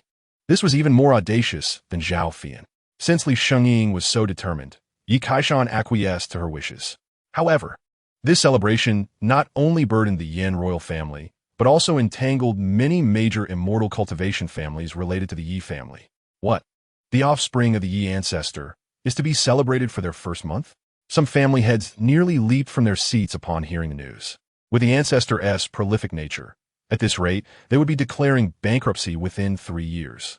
Despite being a seemingly ascetic immortal cultivation family, they found themselves ensnared by worldly affairs, either attending banquets or traveling to them, leaving little time for cultivation. The Yin royal family placed great importance on this celebration to strengthen their ties with the Yi family.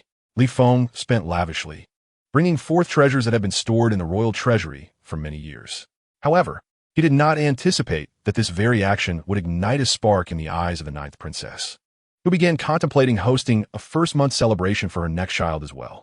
After the festivities, on this day, Yi Kaishan's eldest son, Yi Fan, returned home from his external training. Upon hearing the news, Yi Kaishan's face broke into a smile, the joy of a father evident. Naturally, he was delighted that his child had returned. Soon, the father and son met in a private chamber. The mysterious atmosphere left Yi Fan puzzled. "Father, what would be so serious?" Yi Fan, filled with confusion, inquired. Having spent several years honing his skills outside, his skin had darkened somewhat, giving him the appearance of someone in their 20s. His cultivation had reached the 3rd level of foundation establishment. Though his progress was not swift, it was steady. Yi Kaishan revealed the matter concerning the Mo Sha sect and the mysterious individual. "I suspect they have come for your small ding. Show it to me. Could it really be that coincidental?" Yi Fan replied with a wry smile, retrieving the small black ding. He held no reservations about his father. "This is merely my preliminary hypothesis. It remains unconfirmed." Yi Kaishan took the ding and examined it closely. Yet after a considerable time, he could discern nothing conclusive. He understood that in front of his son, he could not remain silent without losing face. "System, do you know the origins of this small black ding?" Yi Kaisan silently musit. After all, it is a system. It cannot solely be knowledgeable about branching out. The system can only detect the quality of treasures. "Then let us proceed. Assist me in examining this ding." Yi Kaishan nodded inwardly, satisfied with the functionality. Detection in progress. Detection successful. This ding is classified as a defective immortal artifact, sealed by an unknown force. It has lost its original power. An immortal artifact. Yi Kaishan was taken aback, astonished that this seemingly unremarkable small black ding was, in fact, an immortal artifact. Although it was flawed, the mere mention of it was enough to instill awe. The only lament was that its power was sealed, leaving it with only a name. Otherwise, even a trace of its celestial might could render the 7 great nations barren. Yi Kaishan returned the ding to Yi Fan and, with a serious expression, cautioned him, "Son, remember, unless absolutely necessary, do not reveal it." "Father, is there something wrong?" Yi Fan asked, puzzled. "Is it truly the object the Mo Sha sect seeks?" 9 times out of 10, Yi Kaishan affirmed, continuing from my observations. "This ding is likely a fragmented immortal artifact, struck by some force, resulting in its current state."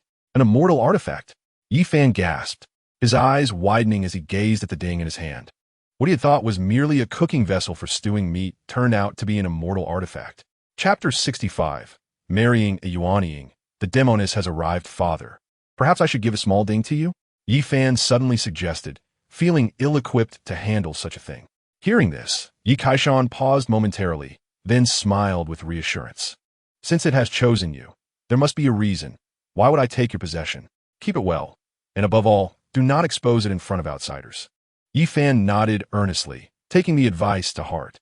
"By the way, you are not young anymore. It is time for you to marry and start a family."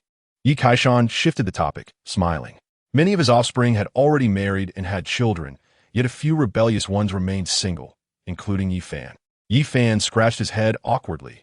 Wherever he went, he seemed to encounter relatives from the Yi family. At Yinlan's sect, it was even more pronounced, as he frequently ran into his stepmother. It could be said that he was constantly under scrutiny. As long as he revealed his name, he would be met with smiles. This left him completely unaware of the crises and excitement of his previous experiences. "Father, I prioritize my cultivation and do not wish to start a family just yet." "Very well. My child is grown and has his own plans. I respect your wishes," Yi Kaishan replied, understandingly, without pressing further. He subsequently imparted the nourishing spirit technique and some basic cultivation methods to Yi Fan. Given his current level, he was unable to grasp the more advanced techniques. As for the Crimson Flame blood-burning technique, which involved sacrificing one's lifespan, Yi Kaishan had no inclination towards it. His own lifespan was nearly infinite, extending for thousands of years, but his descendants did not share such longevity. A moment's carelessness could lead to dire consequences. Afterward, Yi Kaishan established a department for martial arts, where basic techniques would be made available for clan members to practice. This collection included not only his own methods, but also those acquired from various sources. A month later, as Yi Fan ventured out for training, Yi Kaishan visited a secret chamber to meet the renowned artist Yao Xing Demonis. Have you given it further thought? If 100 seems excessive, we can start with 10. To be frank, with your circumstances, Ji Yin also had 100, and not one less.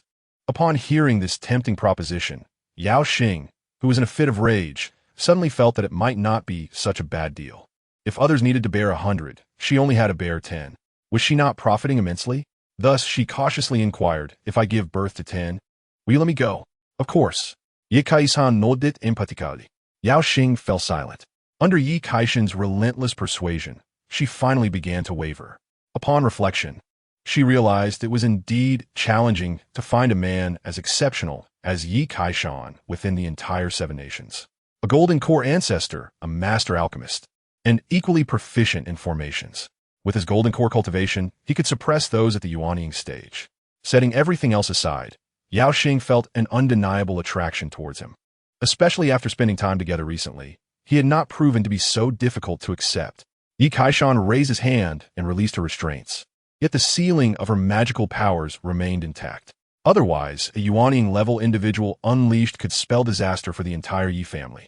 Half a month later, the Yi family celebrated with lights and festivities, as the ancestor was to take another concubine. When the public learned that the chosen one was a Yuanying cultivator, astonishment swept through them. Did this mean the Yi family would have a Yuanying ancestor to oversee them? 1. 2. Let's not forget, the Yi family's ancestor could suppress those at the Yuanying stage. The ancestor was simply formidable. Even the Yuanying ancestor of the Mo sect had been subdued. Those who received the news marveled in disbelief, calling it a clever strategy. Transforming enemies into allies was a level of brilliance rarely seen. How could this be achieved? I wish to learn. An elder from a cultivation family slapped his thigh, yearning for advancement. If he could also marry a concubine of higher cultivation than himself, how could his family not prosper? Not only him, but even Li Feng Tian, upon hearing the news, considered bringing gifts to seek apprenticeship. If he could marry several Yuanying female cultivators, the Yin kingdom would surely soar. Father, how can this continue? The eldest prince also sought to become a disciple, but feared that the Yi family would threaten the royal family's position. He was already the chosen successor. He did not wish to see the throne change hands before he could inherit it. Li Feng Tian pondered for a moment, then waved his hand, commanding, someone, quickly summon the Grand Princess. Father, this cannot go on, the eldest prince urged. What use is it to betroth the princess if you cannot marry as swiftly? Then what do you propose? Do you have a better solution? Li Feng Tian shot back, glaring. The eldest prince was momentarily at a loss. Upon reflection, he found that he truly had no better ideas. The Yi family's climate was already established, and their strength even surpassed that of the immortal sects. Moreover, their connections were exceptionally tight-knit, with at least 2 of the 4 major immortal sects maintaining substantial ties to the Yi family. Within the Yin kingdom, numerous renowned cultivation families were also interlinked with the Yi family through marriage. If it came to blows, he did not believe that these immortal cultivation families would truly side with the royal family. Upon careful reflection, the first prince inhaled sharply. Unbeknownst to him, the influence of the Yi family had already grown so vast. Without a single soldier or any effort, simply through the act of taking concubines, they had forged close ties with the major immortal cultivation families. Could this be the scheme of the Yi family's ancestral patriarch? Suddenly enlightened, the first prince realized that this was indeed the true aim of the Yi family's elder. From a very beginning, they had not engaged in conflict, relying solely on the act of taking concubines to ensnare their opponents. By the time one became aware, they would find themselves surrounded by the elder's loyal followers. First, we must stabilize the current situation. When the time is right, I will pay a visit to Dan Ding's zone, Li Feng Tian said thoughtfully, his expression grave. At this moment, the banquet of the Yi family was nearing its conclusion. That night, Yi Kaishan, after bidding farewell to the guests, pushed open the door to the bride's chamber. Sitting on the bed, Yao Xing trembled slightly, feeling a mix of fear and an inexplicable sense of anticipation at this impending moment. She sensed a strange emotion, one that she believed should not exist, a feeling of illness. "My dear, it's time to rest," Yi Kaishan said as he extinguished the candlelight and walked slowly to the bedside. What followed was a period of unforgettable moments. For many consecutive days, Yi Kaishan devoted himself entirely to Yao Xing, knowing that the higher one's cultivation, the more challenging it became to bear offspring. Therefore, he had to exert himself diligently, leaving no room for idleness. Every drop of sweat from his efforts would nurture the seeds of hope. Heaven rewards the diligent. One day, 6 months later, Yao Xing suddenly felt a faint life force stirring within her. At that moment, a miraculous glow of maternal love radiated from her face. "Ye Kaishan, I am a child." Yao Xing conveyed this complex news to Yi Kaishan. Over the course of their half-year interaction, she had unknowingly begun to accept this man. Chapter 66. A 1,000 offspring hostage? Concubine. Yao Xing also discovered a peculiar phenomenon. After communicating with Yi Kaishan, her constitution seemed to have been enhanced, becoming even better than before. Thus, she transitioned from initial resistance to eventual acceptance. Everything had changed imperceptibly. Upon learning of Yao Xing's pregnancy, Yi Kaishan was overjoyed. "Your belly is quite remarkable, consuming half a year of my time," he teased, gently caressing Yao Xing's abdomen. "Oomph." The enchantress turned her head away, showcasing her sharp silver teeth. During this 6-month period, Yi Kaishan's descendants had already surpassed 300, receiving various rewards such as pills and materials. Before long, the count of offspring broke through the milestone of 1,000. Ding! Congratulations, host, on surpassing 1,000 offspring. Family scale has increased. Rewards: divine thought communication. A 4th-tier spirit beast cub, 20 years of cultivation experience, 20 years of crafting experience, 500 high-grade spirit stones. My goodness, the rewards for my own offspring are truly bounteous. Yi Kaishan's face lit up with joy upon seeing the rewards. The difference compared to rewards for later generations was like heaven and earth. Divine thought communication is a secret technique that allows one to attach their divine thought to objects or spirit beasts, manipulating them at will, akin to having an external self. The extent of control is directly related to the strength of one's soul. In this regard, Yi Kaishan excelled. Although he was merely at the core formation stage, his divine consciousness had already reached the level of the nascent soul stage. The 4th-tier spirit beast cub, the heavy pupil spirit fox, is adept in illusions and possesses astonishing talent in ocular techniques. With a flick of his mind, Yi Kaishan summoned the heavy pupil spirit fox. A ball of snow-white light descended to the ground, revealing a palm-sized white fox before him. So small, Yi Kaishan was taken aback. Compared to the silver lightning, they were two extremes, one immense and the other diminutive. However, spirit beasts are not judged by size. When a heavy pupil spirit fox matures, a mere glance could subdue a 3rd-tier spirit beast. Upon its appearance, the heavy pupil spirit fox recognized Yi Kaishan as its master. It leaped into his palm, affectionately rubbing against his thumb. "How delightful!" Yi Kaishan laughed. It resembled a pocket-sized dog. After playing with it for a while, he noticed the little creature was hungry and offered it some spirit fruits to munch on. With Yi Kaishan's offspring surpassing 1,000, coupled with 300 grandchildren and the inclusion of concubines, the total population of the Yi family had exceeded 1,500, including servants, miscellaneous workers, guards, and others. The total population surpassed 5,000. Though the number of grandchildren was few, his offspring were striving diligently, and as they grew, a surge was anticipated. Otherwise, if 1,000 offspring could not surpass him, it would be quite disappointing. They must be spurred on. Yi Kaishan entered a secret chamber to practice the divine thought communication technique. Although this secret art seemed unimpressive, it possessed the potential for remarkable effects. It required thorough cultivation. He first absorbed the provided cultivation experience, and, after doing so, he was merely a step away from achieving complete core formation. Subsequently, he devoted himself entirely to mastering the divine thought communication. This training lasted for 6 months. However, Yi Kaishan did not remain confined to the secret chamber. He still needed to venture out and engage with the world. After half a year, he finally managed to begin employing the divine thought communication technique. Feeling that it was sufficient, he understood that procreation was of utmost importance. He then refined the rewards of the system's red lotus demon fire, and after several attempts, successfully forged a yellow-grade spirit sword. He then sought out those within the family who possessed talent for crafting, assigning them the responsibility of forging and establishing a shop.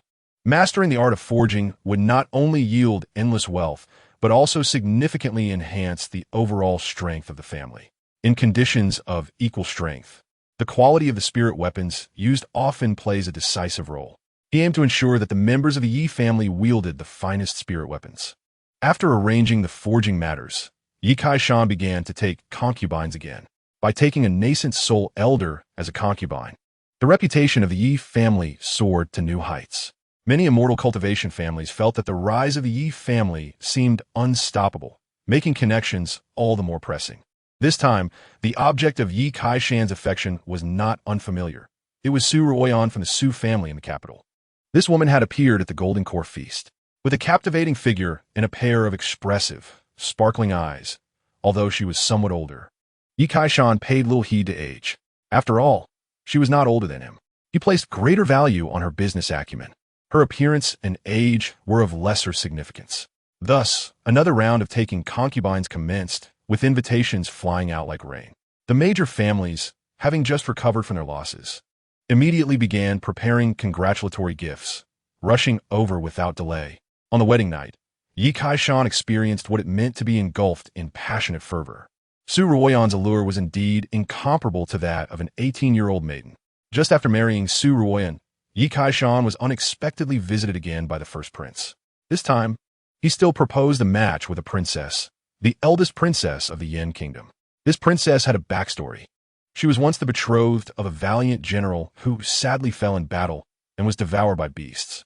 The eldest princess, deeply in love, often adorned herself in the guise of a grieving woman, with her hair elegantly pinned up.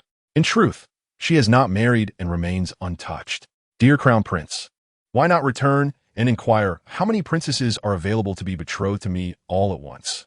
Yi Kaishan jested, having met this esteemed princess, who is an elegantly beautiful woman.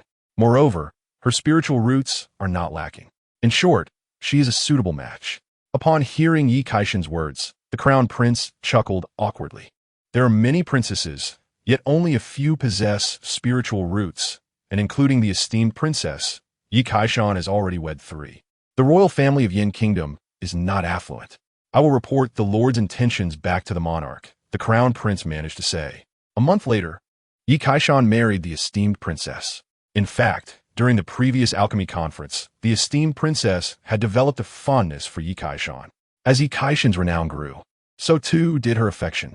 On their wedding night, the esteemed princess, with her hair elegantly styled, finally attained her rightful place.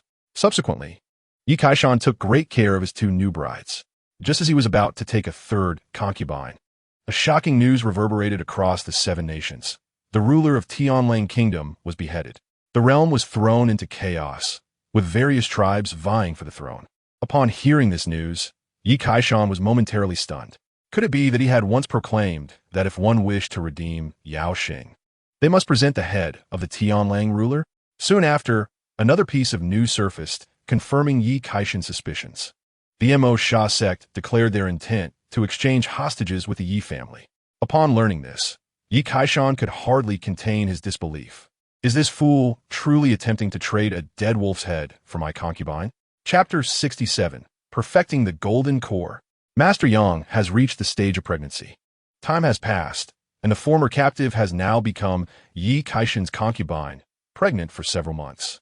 At this juncture, it was evidently impossible for him to surrender Yao Xing to the Mo Sha sect. Yi Kaishan had not anticipated that his casual remarks meant to sow discord would lead to such dire consequences, and he was astonished that the Mo Sha sect had indeed executed the ruler of Tianlang Kingdom. Brother, I was merely joking. Upon receiving this news, Yao Xing, with her pronounced belly, hurriedly approached, her expression grave. Yi Kaishan, what do you intend to do? The leader of the Mo Sha sect has likely emerged from seclusion. At this moment, her heart was in turmoil. If that old demon were to see her in this state, bearing the child of an enemy, he would surely be enraged beyond reason. Originally, Yao Xing was a favored disciple of the Mo Sha sect's leader, groomed to be a daughter-in-law and marry his son, Gao Ang. However, Chao Ang had been slain by Yi Kaishan with a single strike and had subsequently wed his unclaimed bride. The Chao family could not have anticipated this turn of events. Yao Xing could already foresee the fury that would consume the Mo Sha sect's leader upon learning of these developments. The old demon has emerged rather early. But there is no way I will hand you over, Yi Kaishan asserted resolutely. Upon hearing such unwavering conviction, Yao Xing felt a wave of emotion swell within her. However, this sentiment was short-lived, as Yi Kaishan's next words shattered it. You promised to bear me 10 children, yet not a single one has arrived. Yao Xing ground her teeth in frustration, wishing to bite him in retaliation.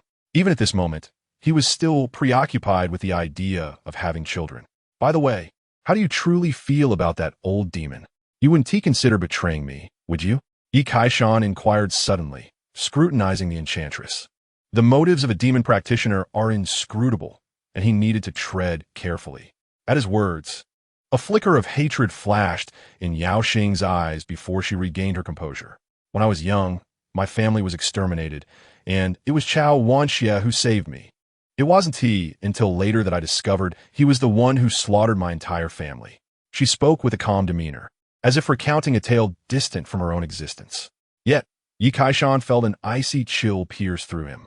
To have one's family annihilated by an enemy, only to regard that enemy as a savior for so long, such a situation would shatter anyone's psyche. Rest assured, I will help you avenge this wrong. However, once the vengeance is exacted, you must bear me 100 children in gratitude.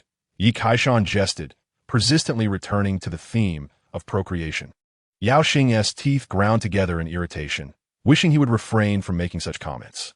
Chao Wanxia has long reached the late stage of the nascent soul. This time, he has likely attained completion. You may have been fortunate enough to defeat me, but you are no match for him. Yao Xing warned, still holding on to the belief that Yi Kaishan's victory over her was mere luck. Upon hearing this, Yi Kaishan chuckled softly and replied, You make a valid point. Yet I am no longer the person I once was. As he spoke, a hint of his aura subtly emerged. Yao Xing was taken aback, staring at Yi Kaishan in astonishment. You have achieved full golden core? Incorrect. It is the perfection of the golden core, Yi Kaishan corrected, revealing that not long ago, his cultivation had finally reached completion. Upon hearing his affirmative response, Yao Xing's heart surged with tumult. The last time they fought, he was merely at the mid-stage of the golden core. Now in just 2 or 3 years, he had broken through to full golden core. One absurd rate of cultivation. Even the chi refinement stage would not progress this swiftly. Moreover, the most crucial factor was that, to her knowledge, during these 2 or 3 years, Yi Kaishan had either been taking concubines or preparing to do so, or waiting for his concubines to give birth. The majority of his time had been spent in such pursuits. How could one adopt such a lax attitude, yet achieve such rapid advancement? Are you a reincarnated celestial being? If it were not for her deep interactions with Yi Kaishan, she would genuinely suspect that he was secretly practicing some nefarious technique. Do not become too complacent. Even if you have reached full golden core, there remains a significant disparity in realms between us. Yao Xing, regaining her composure, retorted defiantly, unable to stand Yi Kaishan's smug demeanor. Are you expressing concern for me? Yi Kaishan laughed. Oomph. The demoness turned her head away, full of pride. Yet, Yi Kaishan pulled her into an embrace. Who are you with? Despite this, Yi Kaishan did not let his guard down, just as Yao Xing had stated. The old demon was indeed a full realm above him, and not easily dealt with. Smaller realms may be traversed with ease, but larger realms pose a challenge. If he were at the initial stage of the nascent soul, the situation would be entirely different. However, Yi Kaishan, having just achieved completion, would not be able to break through in a short time. Forcing such a breakthrough would be unwise. Naturally, Yi Kaishan would not acquiesce to the demands of the Mo Sha sect. However, he could not afford to ignore them. If he were to simply sit idly by, should the old demon suddenly come knocking, the entire Yi family would face dire consequences. A nascent soul master lurking in the shadows is akin to a ticking time bomb. Once it detonates, it would spell disaster. Therefore, he must devise a means to neutralize this threat. Meanwhile, the external world was stirred by the news of the Tianlang ruler's execution. This is quite intriguing. The nascent soul enchantress has been wed by the esteemed ancestor of the Yi family, and she is likely expecting a child. How could she possibly return now? A buy-one-get-one free scenario, and the Mo Sha sect stands to gain immensely. The once feared old demon, who had unleashed a storm of bloodshed in Yin Kingdom, is poised to make a resurgence. Alas, the adversary of yesteryear is no longer present. Some lamented, realizing the gravity of the situation. In the past, in order to suppress Chao Wanxia, the old sect master of Yunlan Zone sacrificed his life. The Yuanying powerhouses of Baiwa Zone also suffered grave injuries in that battle, leading to their eventual demise shortly thereafter. Yet now, the old demon not only survives, but is rumored to have grown even stronger. Is this not a dire situation? In the royal city of Yingua, Li Fengtian sat uneasily upon his throne, his expression grim, fearing that the old demon might come for him next. Initially, the death of his arch-nemesis, the Lord of Tianlangua, should have been a cause for celebration, but he found no joy in it. Instead, an overwhelming sense of crisis enveloped him. Unfortunately, the old demon had no interest in taking concubines, rendering the prospect of placating him with a princess futile. However, at this critical moment, news emerged from Yunlanzhou. Resplendent rays of light obscured the sky above the sect, and terrifying fluctuations radiated in all directions. This was an omen only seen upon a breakthrough to the Yuanying stage. In that instant, after years of effort and exploration, Yang Menghua took a crucial step forward. She had finally broken through to Yuanying. This news undoubtedly served as a beacon of hope for the cultivators of Yingua. Upon learning of Yang Menghua's breakthrough, Yi Kaishan was taken aback.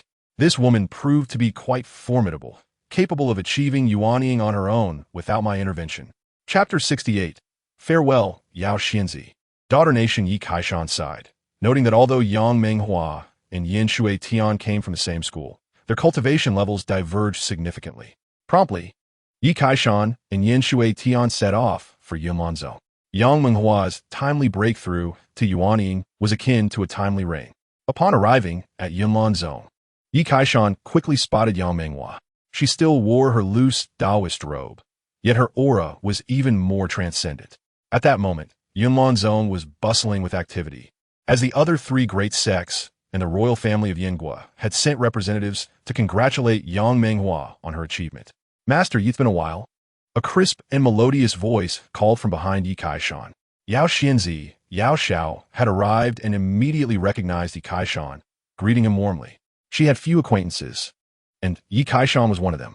At the last alchemy conference, Yi Kaishan's outstanding performance, exquisite skills, and graceful demeanor had left a deep impression on Yao Xiao. To her, Yi Kaishan felt like a kindred spirit. Yao Xinzi, you are here as well? Yi Kaishan replied with a smile, noticing that she was accompanied by Elder Dan Yangzi. The woman resembled a celestial herbalist, pure and ethereal, radiating an astonishing spiritual presence. Their conversation flowed easily, and Yi Kaishan warmly invited her to visit the Yi family, which Yao Xiao gladly accepted. Master Yi, I hope you don't mind if this old man joins as well. Elder Dan Yangzi interjected, having invited himself when not formally invited. Always welcome, Yi Kaishan replied, adhering to the adage that one should not refuse a smiling face. This old man had been completely charmed and was beyond resistance. Shortly thereafter, the congratulations concluded, and the guests began to depart, leaving only the core elders of Yunlanzhou behind. Master, have you heard? The old demon of Mo Sha Zone has emerged. Yin Shui Tian was the first to speak. As the old demon posed a threat to all four great sections, I am already aware. Yang Menghua nodded slightly, her expression grave. She then turned her attention to Yi Kaishan. Elder Yi, what are your thoughts? Without a moment's hesitation, Yi Kaishan responded, rather than waiting passively, we should take the initiative. Take the initiative? Just us? Yang Menghua hesitated, surprised by Yi Kaishan's decisiveness. After all, her own master had fallen to the old demon, let alone her, who had only recently entered the Yuanying stage. Even if Yi Kaishan possessed Yuanying-level combat power, he would likely not be a match for the old demon. At that moment, a disciple requested an audience, bringing the latest news. The Mo Sha Zong had seized control of Tianlangua, renaming it Mo Shagua, and had begun launching attacks on other nations. Upon hearing this, everyone in the hall was momentarily stunned. What did Mo Sha Zong intend to do? Were they seeking to annex the 7 nations? Elder Lu Xian looked astonished. The ambitions of the old demon are staggering. Yang Menghua's expression grew serious. There must be someone supporting him from behind. Yi Kaishan mused, recalling the mysterious figure. The region of the Seven Nations lay at a corner of Leizhou, surrounded by the sea on three sides, with the endless ocean at its back. Venturing inland through the Seven Nations led to the expansive Tian Luo wilderness. This wilderness was vast, featuring deserts, swamps, and all manner of demons and monsters. It was no easy feat for mortals, let alone qi refining or foundation-building cultivators, to traverse such a wilderness. Beyond it lay the true land of Leizhou. Due to the wilderness's barriers and the Seven Nations' barrenness, few outsiders ventured there, resulting in a semblance of peace. The Seven Nations comprise Yinghua, Tianlingua, Wugua, Tianshuigua, Baishogua, Linyuangua, and Baiyugua.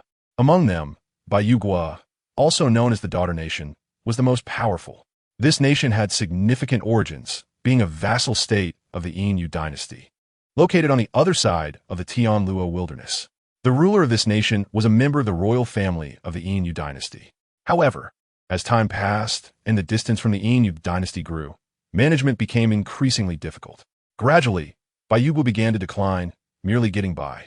Yet if Mo Sha Zong aimed to annex the Seven Nations, it would be tantamount to provoking the Yin dynasty. Even Mo Sha Zong would be insignificantly weak before the dynasty. Thus, the conclusion was clear. The mysterious figure supporting Mo Sha Zong must possess considerable power.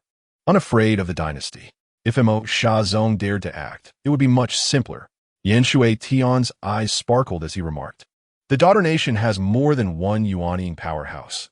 Dealing with an old demon should not be overly difficult. Are you suggesting that Mo Sha Zong is courting disaster? The elders in the hall chuckled, feeling a sense of relief. Regardless, we must closely monitor the movements of Mo Sha Zong, Yang Menghua stated solemnly, waving her hand to dismiss the other elders, leaving only Yi Kaishan and Yan Shui Tian behind. After a moment of silence, she slowly turned her gaze to Yi Kaishan. Elder Yi, I have heard that you have recently acquired many concubines. With such a busy schedule, I trust your cultivation has not suffered. Even during her secluded training, she remained acutely aware of the significant events unfolding recently. Yi Kaishan had taken concubine after concubine, hardly pausing. It was not an exaggeration to say he was completely immersed in the pleasures of the realm. In light of this, he surely had little time to focus on cultivation. Yi Kaishan possessed the unique golden dan of Yinghua, and with such talent, it would be a pity to squander it in such a manner. Thus, Yang Menghua felt it necessary to urge Yi Kaishan to dedicate more of his energy to his cultivation. Master, in truth, I have not neglected my training, Yi Kaishan asserted, revealing his cultivation prowess and exuding the full might of his perfected golden dan. Upon sensing this powerful aura, Yang Menghua's pupils constricted slightly. You have achieved perfected golden dan? She exclaimed, disbelief evident in her tone. This was an astonishing speed. Even while indulging in pleasures, could he really advance so rapidly? Was it true, as Yan Shui Tian suggested, that only by following one's desires could one progress unobstructed? In a moment of contemplation, Yang Menghua found herself questioning the very essence of life. The rapid advancement of Yi Kaishan in his cultivation was a profound experience for her, shattering her previous understanding. It was simply extraordinary. With this in mind, and constrained by her pride, Yang Menghua feigned calmness and advised him, if you could dedicate more of your energy to cultivation, you might have already stepped into the Yuanying realm. The future of the Seven Nations is fraught with instability. You should return and focus on enhancing your skills. With that, Yi Kaishan took hold of Yan Shui Tian's hand and waved goodbye as they departed. Upon exiting the Grand Hall, they encountered Elder Lu Xian, who appeared nonchalant at the entrance. Upon seeing Yi Kaishan, she immediately approached him. Elder Yi, I owe you my gratitude for your assistance at the giant elephant sect. I have yet to thank you, she said. It was merely a trifling matter, not worthy of mention. We were just about to return. If Elder Lu has no other engagements, would you care to join us for a stroll in Qingyan City? Yi Kaishan offered with a smile, extending a straightforward invitation. Chapter 69. Elder Lu, please do join us. That is precisely my intent, Lu Xian replied readily to Yi Kaishan's invitation. I have recently encountered a bottleneck in my cultivation. Perhaps a change of scenery will provide me with some insights. With that, Yi Kaishan, accompanied by the two women, left Yunlan's sect. His standards had risen considerably, and he was no longer inclined to associate with ordinary female cultivators. Lu Xian, being a Jidan cultivator, could potentially add to the Yi family's strength, bringing them one step closer to becoming an 8th-tier cultivation family. Upon witnessing Lu Xian's departure with Yi Kaishan, Yang Menghua could only sigh in resignation. It seemed her previous admonishments were utterly futile. This fellow remained unchanged, and even more audaciously, his sights were now set on the elders, disregarding ordinary disciples altogether. Nonetheless, Yang Menghua felt reassured by Lu Xian's composure, as she was a fervent cultivator, unlikely to be swayed by Yi Kaishan. Upon their return to Qingyan City, Yi Kaishan instructed Yan Shui Tian to accompany Lu Xian in exploring the grandeur of the Yi family, while he himself engaged in discussions about alchemy with Yao Xiao and Dan Yangzi. Yao Xianzi, may I inquire if you have ever crafted a paying Dan? Yi Kaishan suddenly asked during their discourse. After reaching the pinnacle of Jidan, one must consider the paying Dan necessary for breaking into the Yuanying realm.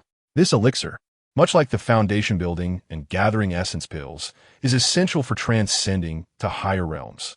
Yi Kaishan intended to refine the elixir himself, hoping that exchanging knowledge with Yao Xiao could spare him from unnecessary detours. It was not that he was incapable of crafting it, but that it would be more straightforward this way. I have never crafted a paying Dan, Yao Xiao replied earnestly, but I have witnessed our sect leader do so, and I possess some knowledge of the process. The paying Dan is used for breaking into the Yuanying realm, and there are very few Yuanying cultivators in the entire Yin nation, so it is rarely crafted. However, while I may not have first-hand experience, I have certainly observed the process. After listening to her insights, Yi Kaishan felt significantly enlightened, bolstering his confidence. If you require a paying Dan, I can request our sect leader to assist you in its crafting, Yao Xiao offered, understanding that while Yi Kaishan's alchemical skills were formidable, the complexity of crafting the paying Dan might still be a stretch for him. Furthermore, the spiritual herbs required were quite costly. A failure would lead to a complete waste of resources. No need for that. I shall first attempt it myself, Yi Kaishan replied with a smile. In the past, he might have struggled to craft a paying Dan, but with the recent bounty of alchemical experience he had received, there was no reason to doubt his ability now. In the following days, Yi Kaishan took Yao Xiao on a tour of their family's spiritual fields.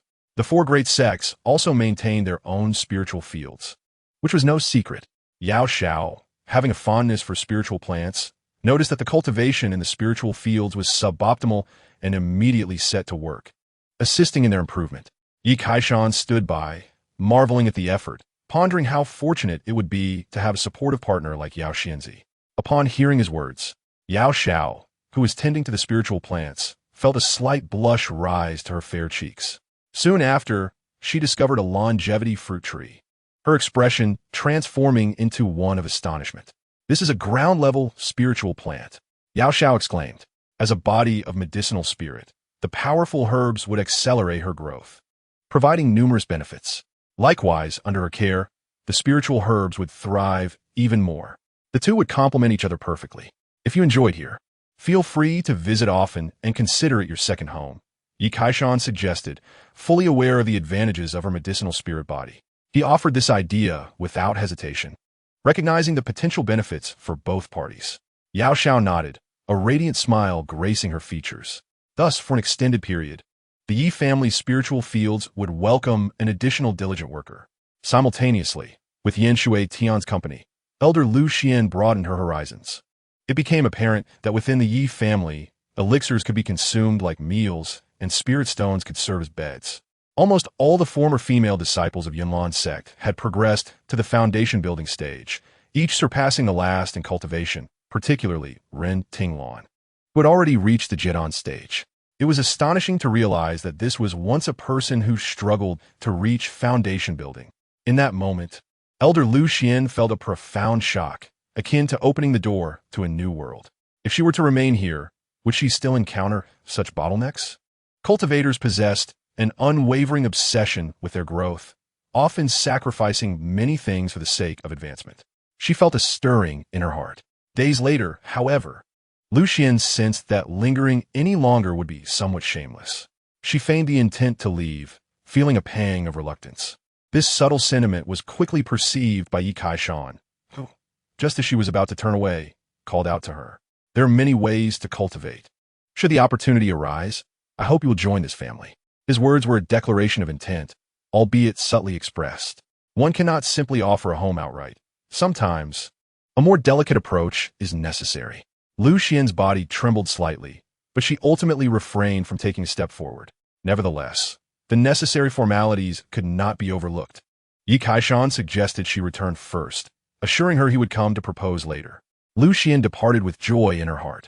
However, just as Yi Kaishan was poised to embark on a new round of courtship, an unexpected event transpired. On that day, the northern town of Yin Nation fell, forcing the proposal to be postponed.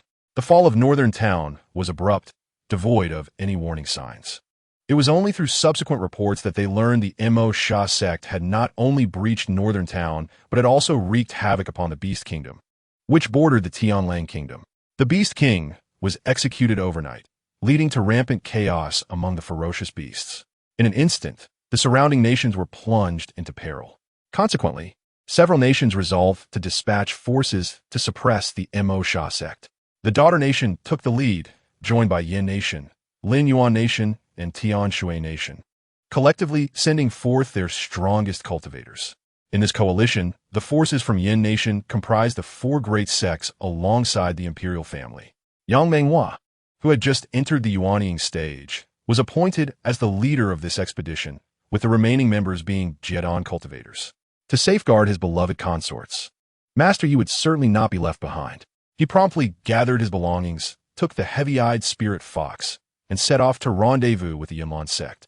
The little fox, being a fourth-tier spirit beast cub, would undoubtedly prove valuable in the face of the chaotic beasts.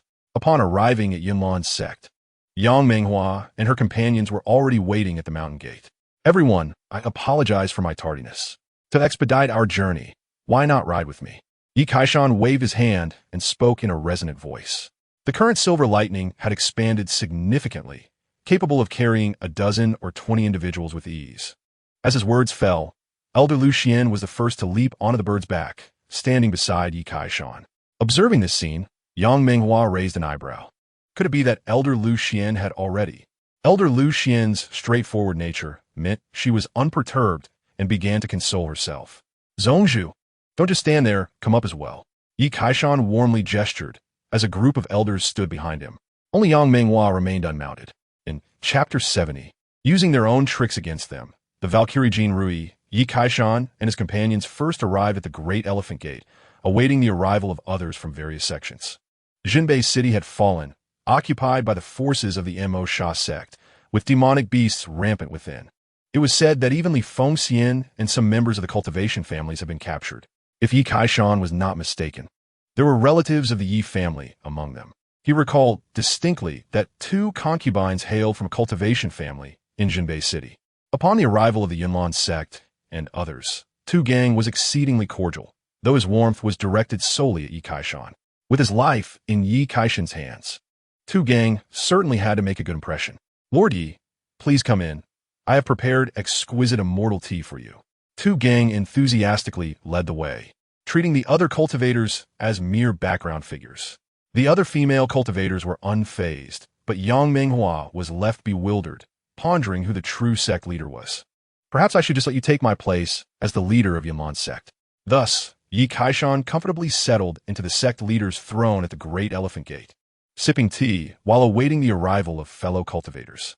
2 days later, teams from the Baiwa sect, Danding sect, and the royal family began to arrive in succession, with each faction dispatching a substantial number of powerful individuals. Within the Baiwa sect's ranks, Yi Kaishan was pleasantly surprised to spot Mi Yao. She stood there, regal and poised, her aura remarkably striking. Mi Zhongzhu, you have come as well? Yi Kaishan greeted with a smile, astonished that Mi Yao had also taken part this time. Master Yi, it has been a long time. Given the gravity of the situation, how could I possibly stay away? Mi Yao approached, engaging in familiar conversation. However, upon noticing the heavy-eyed spirit fox in Yi Kaishan's arms, her eyes sparkled with delight at the sight of the adorable creature. Ollie, go give me Zhongzhu a hug. Yi Kaishan gently patted the little fox's head and smiled. Mi Yao beamed, her face lighting up with a captivating smile. and the female cultivators from the Baiwa sect gathered around, playfully teasing the heavy-eyed spirit fox. Just as they were enjoying themselves, Yi Kaishan, in a playful moment, snatched the fox back, eliciting a chorus of playful protests from the women. The lively scene was a delightful chaos, leaving the surrounding male cultivators in awe. Pondering how Master Yi could attract so many consorts, it was evidently due to his charisma. The royal family members, including the crown prince and the third prince, looked on in admiration, almost taking notes. Miao, the esteemed leader of the Baiwa sect, typically maintained a distant demeanor even in the presence of their emperor. But ever since meeting Yi Kaishan, a smile had lingered on her face. Such a spectacle was rare to behold in the entirety of Yin country. Once everyone had gathered, they promptly set off towards Jinbei City. The 5 great nations united in an encirclement, determined to eradicate the Mo Sha sect. Upon arriving outside Jinbei City, Yi Kaishan swept his spiritual senses through the city, taking in the desolation, smoke of war, collapsed buildings, and splattered blood. It resembled a scene of devastation akin to a cataclysmic earthquake.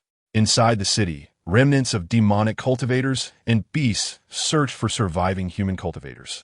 The once thriving town had transformed into a hellish landscape, illustrating the cruelty of the cultivation world. A pack of beasts, Yang Menghua gritted her teeth, her face etched with murderous intent. "Let us charge in," Mi Yao's icy voice echoed, incited by the grim scene before them. In the next moment, the group took flight on their swords, engaging in fierce combat with the demonic cultivators within the city. However, there were not many elite foes present. Merely a handful of Qi refinement and foundation establishment stage demonic cultivators, none at the core formation level. Clearly, the Mo Sha sect's elite had already retreated, fleeing at the first sign of conflict. No trace of Li Fengxian and the others was found in the city. Yi Kaishan captured a demonic cultivator for interrogation and learned that they had been taken to the capital of Tianlang country. "Good heavens, they are deliberately luring us there," Yi Kaishan remarked slowly, the enemy's intentions becoming quite clear. "What should we do then? Shall we deliberate further?" Dan Yangzi inquired, looking to Yi Kaishan for guidance. Yang Menghua and Miao, both sect leaders, turned their attention to him as well, seeking his opinion. The crown prince, initially wishing to voice his thoughts, swallowed his words upon witnessing the situation. "Since that is the case, we shall use their own tactics against them." Yi Kaishan smiled faintly, knowing he must eliminate the old demon from the Mo Sha sect, or he would find no peace. Using their own tactics? Isn't that too dangerous? What if we fall into an ambush? Miao pressed for clarification. "No worries. We shall contact the other 4 nations and head together to Tianlang country. With so many powerful allies, do we need to fear the Mo Sha sect?" Yi Kaishan replied calmly, uncertain whether the other 4 nations had also been ensnared by the Mo Sha sect's ploy. After all, dragging everyone into the fray would make their task easier. "It shall be done. Until Chao Wanxie is eliminated, Yin country will remain in turmoil. Even if there is an ambush, we must face it head-on." Yang Menghua declared coldly, supporting Yi Kaishan's proposal. She was more eager than anyone to slay the old demon and avenge her master. With the agreement of Yi Kaishan and Yang Menghua, the others ceased to voice further objections. Thus, the group soared beyond the borders of Yin country, advancing deep into Tianlang country. Meanwhile, Yang Menghua contacted powerful figures from other nations along the way. Although they were from different countries, as the leader of Yunlan sect, she had her connections. Among the 7 nations, most of the immortal sects were familiar with one another. Half a month later, Yi Kaishan and his entourage finally arrived at the heart of Tianlang country. Simultaneously, the teams from the other 4 nations received Yang Menghua's message and hastened toward their location. They concealed themselves within a nearby mountain range, awaiting the arrival of their allies before launching a coordinated strike. Days later, the team from Wugwa arrived first. Wugwa had previously maintained a murky relationship with the Mo Sha sect, but after Yi Kaishan captured the Demoness, they realized the situation was amiss and thus distanced themselves. Ultimately, the matter was left unresolved. After all, one nation could only do so much unless they committed an unforgivable sin that incited the collective wrath of the other 6 nations. Fellow cultivators, we have arrived late. The Wugwa contingent consisted of over a dozen members, all at least at the core formation stage, with a striking woman leading them, who had reached the nascent soul stage. This woman, Jean Rui, was the Valkyrie of Wugwa and the current monarch's younger sister. She had fought countless battles, earning immense merit for Wugwa, and held even greater prestige than the monarch himself.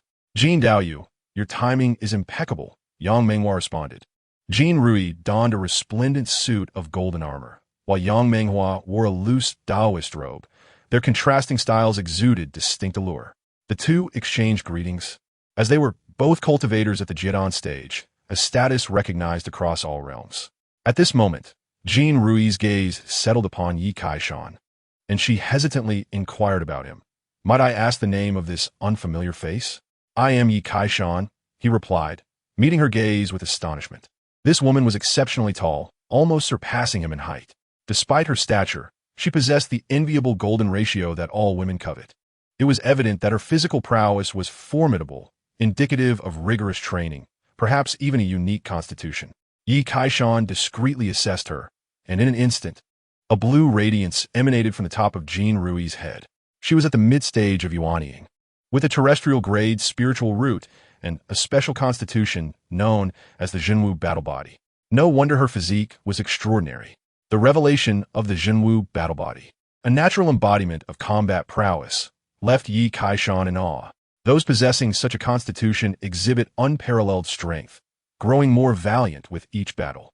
He mused on her potential for motherhood, admiring her stature. Upon hearing his introduction, Jin Rui displayed a look of surprise. You are Yi Kaishan, the one who captured the witch Yao Xing? Though she had heard of his reputation, she had not encountered him in person. Indeed, that is correct. Yi Kaishan affirmed with a nod. And where is the witch? Jin Rui asked. She is unable to come out. She is at home giving birth, he replied. The cultivators from Wugwa exchanged peculiar glances, for the witch was already at the Yuanying stage. The notion of her giving birth seemed absurd. The only conclusion they could draw was that he was a beast. Rumors suggested that this man was obsessed with taking concubines, and it appeared that the tales were not exaggerated. While the witch was clearly a captive, he had her bearing a child. It was no wonder he dared not bring her along. The old demon would surely explode with rage upon seeing her pregnant.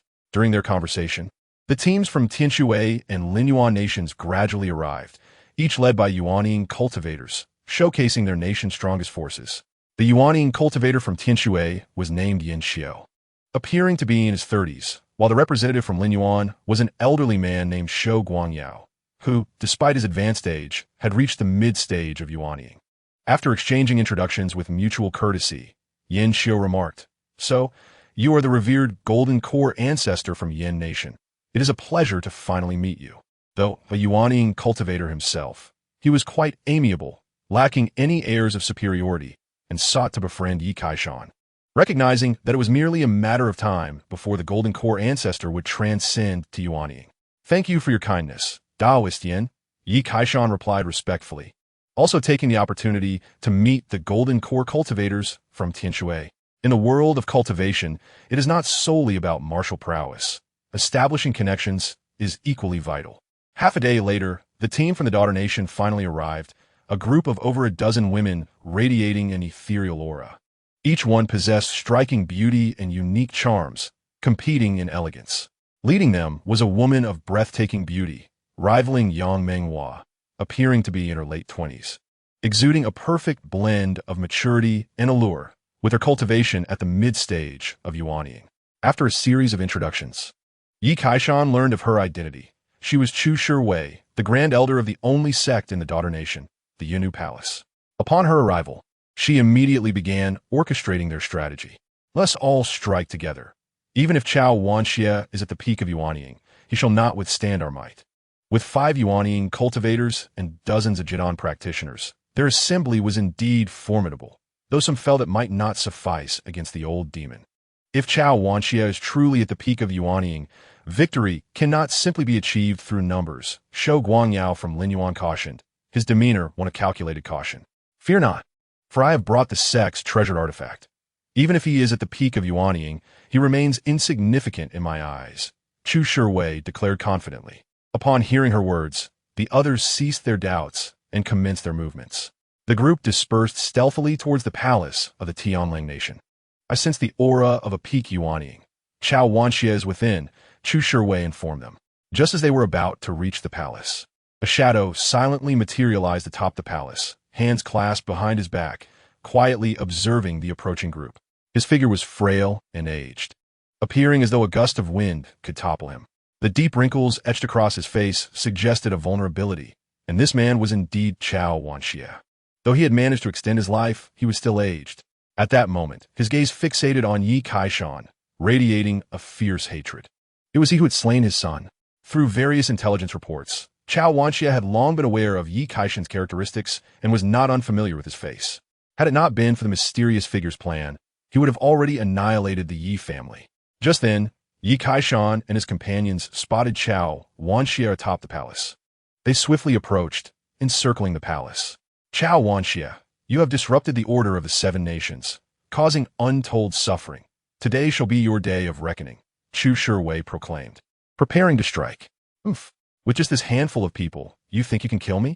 Chao Wanxia sneered contemptuously, his face contorting with disdain. His laughter abruptly halting as his cold gaze bore into Yi Kaishan. This is what you seek. Where's the person I want? He then tossed a severed head to the ground, which rolled to reveal the head of the Tianlang nation's ruler. Yi Kaishan cast a glance, mourning the sudden loss of the Tianlang ruler. Turning his gaze back to Chao Wanxia, he remarked, the times have changed. Yao Xing is now my concubine, with child, and resting at home. It is not that I refuse to give her to you. Rather, she has no desire to see you. Upon hearing this, Chao Wanxia clenched his fists tightly. This was meant for his son. He had intended to wait for his son to reach Yuanying before arranging their marriage. Yet now, his son was gone, and his daughter-in-law was pregnant with another child. Enraged by the thought, Chao Wanxia could no longer contain himself and roared, Beast, give me your life. He unleashed a powerful blow, a massive hand of magical energy extending towards Yi Kaishan. Only by crushing him into a mist of blood could he quell his pent-up rage. Attack! Chu Shiwei shouted, and without needing further instruction, the others unleashed their artifacts. In an instant, a fierce battle erupted. Yi Kaishan summoned the 4 spirits' demon-suppressing tower to collide with the magical hand, successfully blocking the attack. However, the immense force sent shockwaves through him, igniting his blood and qi.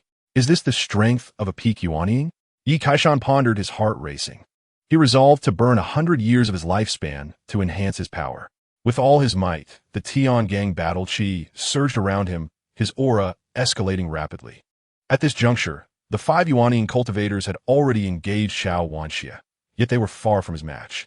The strongest among them fell short by 2 minor realms against the old demon. Chu Shiwei summoned the sect's treasured item, a mid-grade terrestrial bell. This is a soul attack type magical artifact capable of influencing an opponent's spirit, rendering them unable to wield their magical power. A chime resonated, and a wondrous force enveloped Chao Wanxia. Chapter 72. Suppressing the old demon, the mysterious person appears. Chao Wanxia felt dizzy. His body swayed, as if he were about to fall. Yet, in the next moment, he let out a furious shout and expelled a bead from his mouth. Upon its emergence, the bead countered the power of the bell, stabilizing his disoriented spirit. Die for me. Chao Wanxia moved, vanishing into thin air, employing the unique spatial movement technique inherent to Yuanying cultivators. Before anyone could discern his actions, Chu Shiwei was sent flying, spitting blood. The cultivators from the 5 nations were astounded, having not anticipated that the protective artifact of the Yinu Palace would prove ineffective. The black bead was a precious treasure that safeguarded one's spirit. The old demon's malevolence surged as he flickered among the crowd, causing several Jidan cultivators to explode. Even Jin Rui and Shou Guangyao were grievously wounded by his assault. He raised his hand and seized the Yuan Dan of a fallen cultivator, swallowing it whole. In his hands, Jidan cultivators were akin to chopping vegetables. Having accomplished this, Chao Wanxia set his sights on a graceful figure. Yang Menghua, feeling a surge of deadly power, realized that as an early-stage Yuanying cultivator, she was no match for Chao Wanxia. At that moment, a sword intent surged forth, a sword light stretching 1,000 feet, cascading down like a galaxy. Yi Kaishan had made his move, intercepting the old demon's path. You wretch, how dare you thwart my plans? I intended to save you for last, to let you experience the most brutal death imaginable. Since you are so eager, I shall send you on your way first.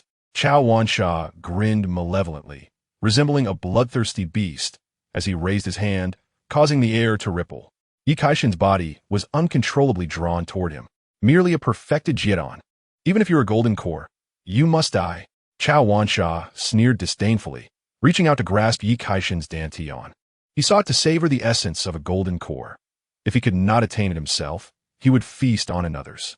Just then, a powerful current erupted from Yi Kaishan, strands of energy resembling sword chi intertwining. Centered around him, a tornado formed, engulfing Chao Wansha within. This was a distinctive domain formed by Tiangang battle energy, not quite a true domain. However, at such close range, any opponent would confront a tempest of assaults. In an instant, Chao Wansha's flesh was marked by countless lacerations. Had it not been for his resilient physique, he would have been reduced to fragments. He was filled with dread, channeling his magical power to swiftly create a protective shield around himself. Yi Kaishan unleashed a barrage of attacks with his treasures, his flying sword accompanying him, managing to suppress Chao Wansha. Incredible. Taoist Yi is exceptionally powerful. The onlookers were astonished. Is this truly a golden core ancestor? So terrifying. They were taken aback by the fierce confrontation between Yi Kaishan and the old demon. The cultivators from the 5 nations were dumbfounded. This was a battle transcending a significant realm. Moreover, Yi Kaishan possessed an outrageous number of treasures. As Yi Kaishan pressed the attack against Chao Wansha, the others quickly joined in, launching a coordinated offensive. However, due to the overwhelming force of the Tiangang battle energy, they could only attack from a distance. Yi Kaishan was invigorated by the battle, feeling his lifespan extending year by year, nearly 10,000 years of life, sufficient for him to draw upon. Lifespan 1. Combat power 1. Continually testing his limits. The more he fought, the more courage he gained, his spirit soaring. Chao Wansha was astonished, deeply questioning his existence. Could his opponent truly be a perfected Jian? This was utterly unfathomable. What he did not realize was that Yi Kaishan was not merely a perfected Jian. He had reached the pinnacle of Yin Dan. Taoist Yi is too formidable. No wonder he can take so many concubines. If I were a woman, I would want to marry him, a male cultivator exclaimed in admiration. Jin Rui gazed at Yi Kaishan with sparkling eyes, utterly captivated by his demeanor. A true man must confront challenges head-on.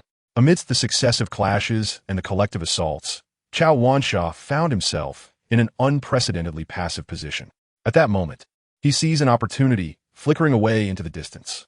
Where do you think you're going? Do you not wish to avenge your son? Yi Kaishan bellowed, bringing up old matters.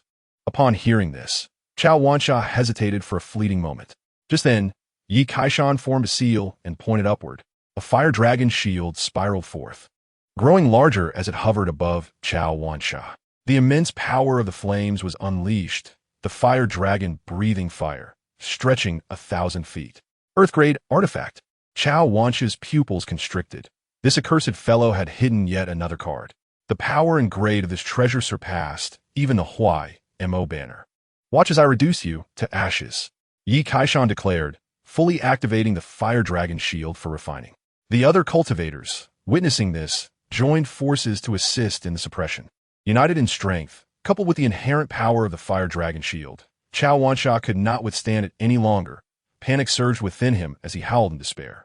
Master, save me. Upon hearing this, the crowd was momentarily taken aback, their expressions tinged with confusion. Who is he calling master? A dog barking for help? It's futile to call for your father when death is imminent. A cultivator scoffed, believing Chao Wansha had lost his sanity.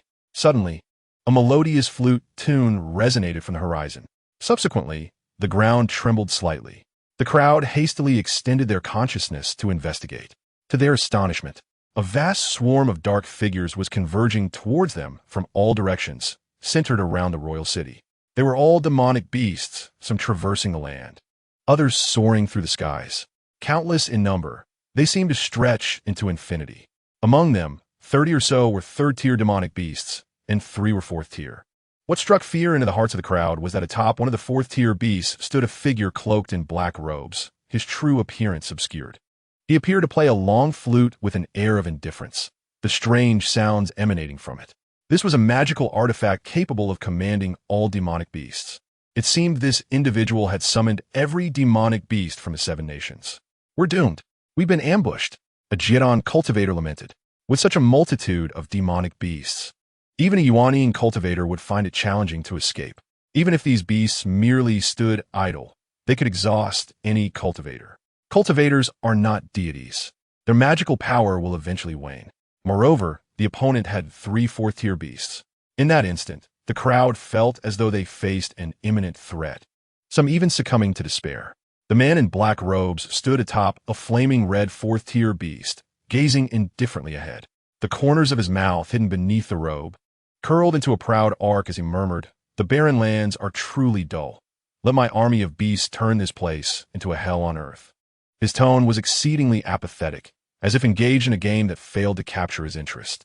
As the tide of beasts drew ever closer, Yi Kaishan freed a hand, beckoning forth the Chong Tong Ling who, cradling it in his arms.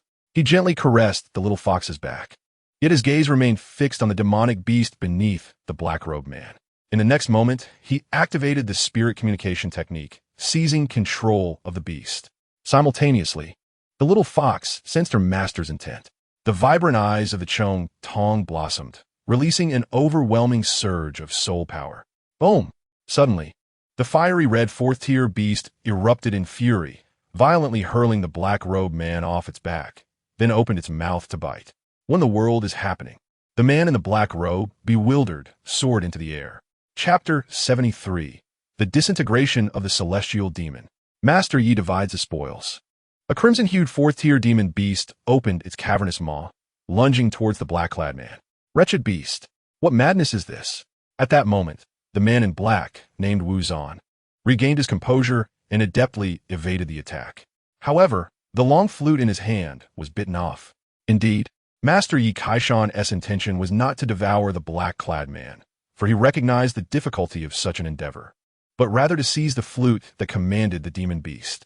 Wu Zhan's cultivation was not particularly high, merely at the mid-stage of Yuan Ying, which explained why Chao Wanxia showed him such deference.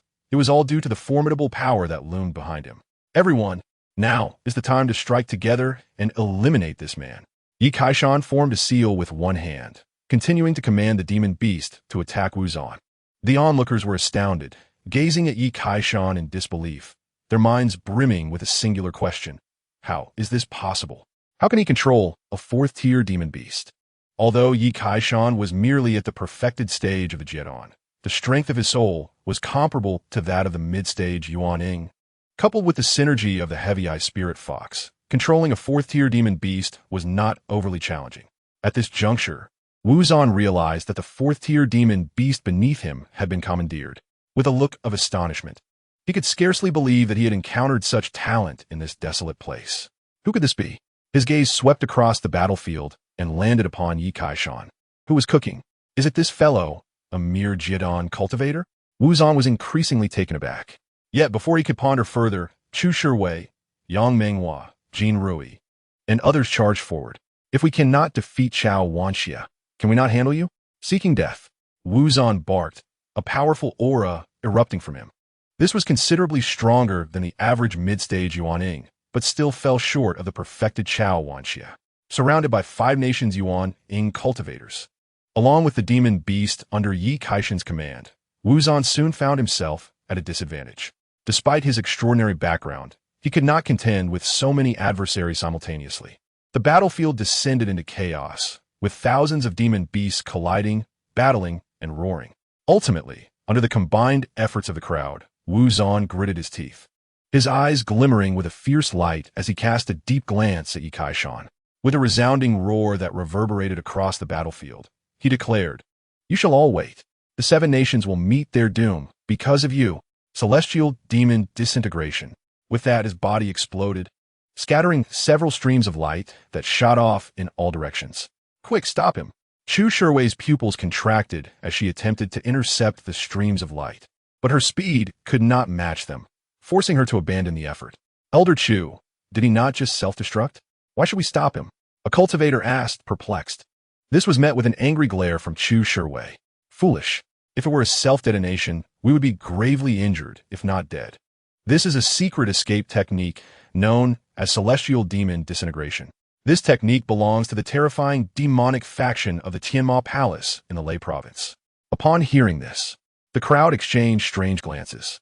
Did the elder imply that this individual was from the Tiamat Palace? Yi Kaishan flew forward, curiosity evident in his voice. Indeed, it is highly probable.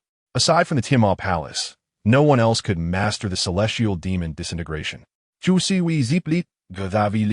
After the disintegration, he will surely enter a state of weakness. We must send someone to pursue him. He cannot be allowed to leave here alive. Yi Kaishan pondered for a moment before speaking slowly. He was not interested in the intricacies of the matter. He simply understood that after enmity was formed, one must eliminate the threat. Revenge should not be delayed. It was imperative, otherwise, if he notified the Tiamat Palace, trouble would inevitably follow. Chu Shiwei nodded and managed to offer a faint smile. Thanks to you, if it were not for your intervention, we might have faced total annihilation. The woman looked at Yi Kaishan with gratitude, a sentiment that was rare for her, who typically held little regard for men. You are too kind. As cultivators, it is our duty to eradicate evil and uphold righteousness. Yi Kaishan humbly straightened his posture and waved his hand dismissively. In truth, the eradication of evil was secondary to his primary aim of eliminating Chao Wanxia. Otherwise, he would be unable to eat or sleep peacefully. With the old demon now vanquished, he felt a sense of relief.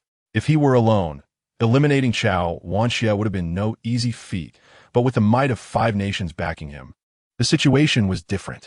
Yi Daoyu, I find your physical prowess impressive. Shall we engage in a contest one day? At that moment, Jin Rui approached, speaking boldly. Absolutely. I will be delighted. Yi Kaishan's eyes lit up in response. He had nearly perfected the 24-symbol golden body technique, making his physicality far beyond that of an ordinary Jiedan cultivator. Due to Jin Rui's true martial body, she held a particular passion for physical strength. Excellent. It is settled then.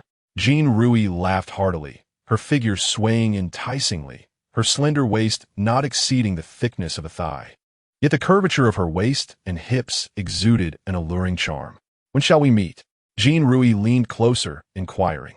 Yi Kaishan gazed at her face, so near, with her enticing lips. He swore that had there not been so many people around, he would have kissed her without hesitation. He did not expect her to be so eager, stirring a sense of urgency within him. How about after we finish dealing with the battlefield? I'm quite looking forward to witnessing your physical prowess, Daoyu Jin. Yi Kaishan stated earnestly. Agreed. Jin Rui nodded, straightening up to announce, in light of this great victory, Yi Daoyu has contributed immensely. The spoil shall be distributed by him. Is there any objection? The crowd remained silent, merely nodding in agreement. It seemed reasonable, and thus it was settled. Chu Shiwei echoed her affirmation. Very well, I shall humbly accept the honor. Yi Kaishan nodded firmly and began to distribute the spoils. He summoned back the fire dragon shield. Chao Wanxia had been reduced to a pile of ashes.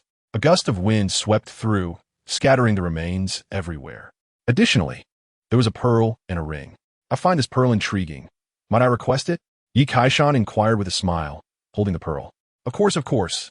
Without Yi Daoyu, we would not have been able to defeat Chao Wanxia. It is only right that you take it all.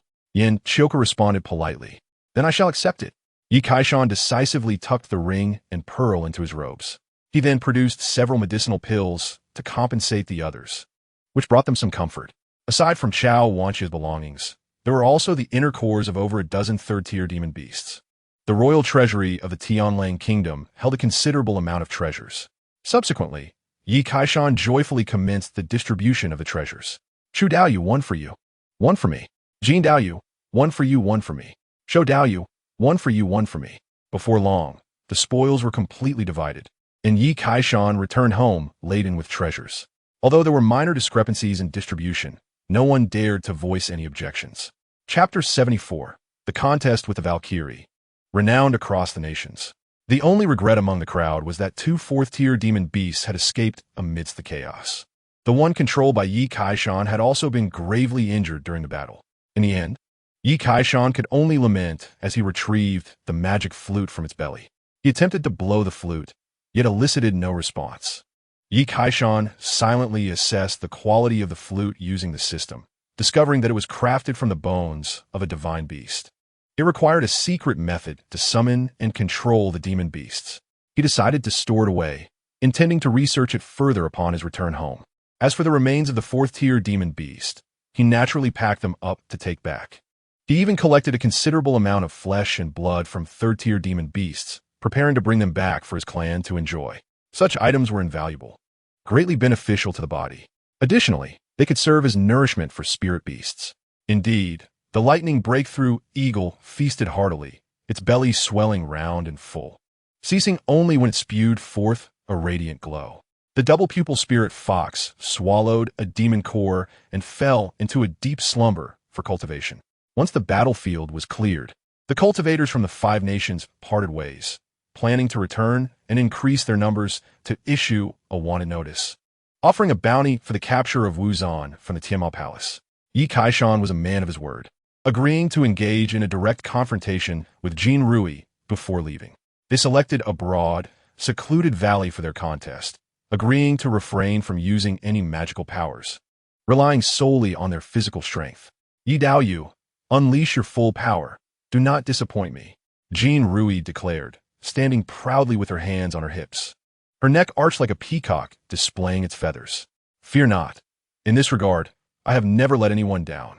Yi Kaishan stretched his limbs, his eyes sparkling with anticipation. He was eager to compare his physical prowess against that of the Valkyrie. I hope you can satisfy me. Come forth, Jin Rui called out, her body shooting forward like an arrow released from a bow, moving with incredible speed. Bang, bang, bang. In the blink of an eye, their fists clashed in the air, each movement imbued with the strength to move mountains and fill seas, causing the entire valley to tremble.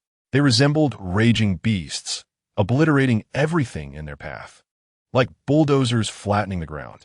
Amidst this chaos, faint sounds could be heard. Oomph! A weakling, you little spicy chicken, devoid of power. I haven't even exerted myself yet. Spiraling to the heavens? Utterly pathetic. Half an hour later, Yi Kaishan finally subdued her, unable to maintain his bravado any longer. You lost. I, Yi Kaishan, am strong, but I cannot shake the Valkyrie off me. He lay defeated, limbs sprawled in surrender. You win. My physical strength is indeed inferior to yours. Truly, you are a formidable, true martial body, growing stronger with each battle, a peerless physique. Yi Kaishan sincerely admired her. She was the fiercest woman he had encountered in his lifetime. To exaggerate, one might say he could scarcely move her limbs even in the bridal chamber. The disparity in strength was monumental. Yi Daoyu, you have somewhat disappointed me, Jin Rui remarked, rising to stand beside him, gazing down with an expression of unfulfilled desire. What does that look? Yi Kaishan sat up abruptly. Huh? Are you dissatisfied with my abilities? Jin Daoyu, I'm not in my best form today. I just emerged from a significant battle and am somewhat drained. If you possess the capability, wait until I have recuperated. At that time, it will be you who finds yourself on the ground. Yi Kaishan declared, his voice resonating. Is that so? Jin Rui replied, a smile playing on her lips as she appeared somewhat skeptical. Very well, let us set a date. I will ensure you are convinced. Agreed.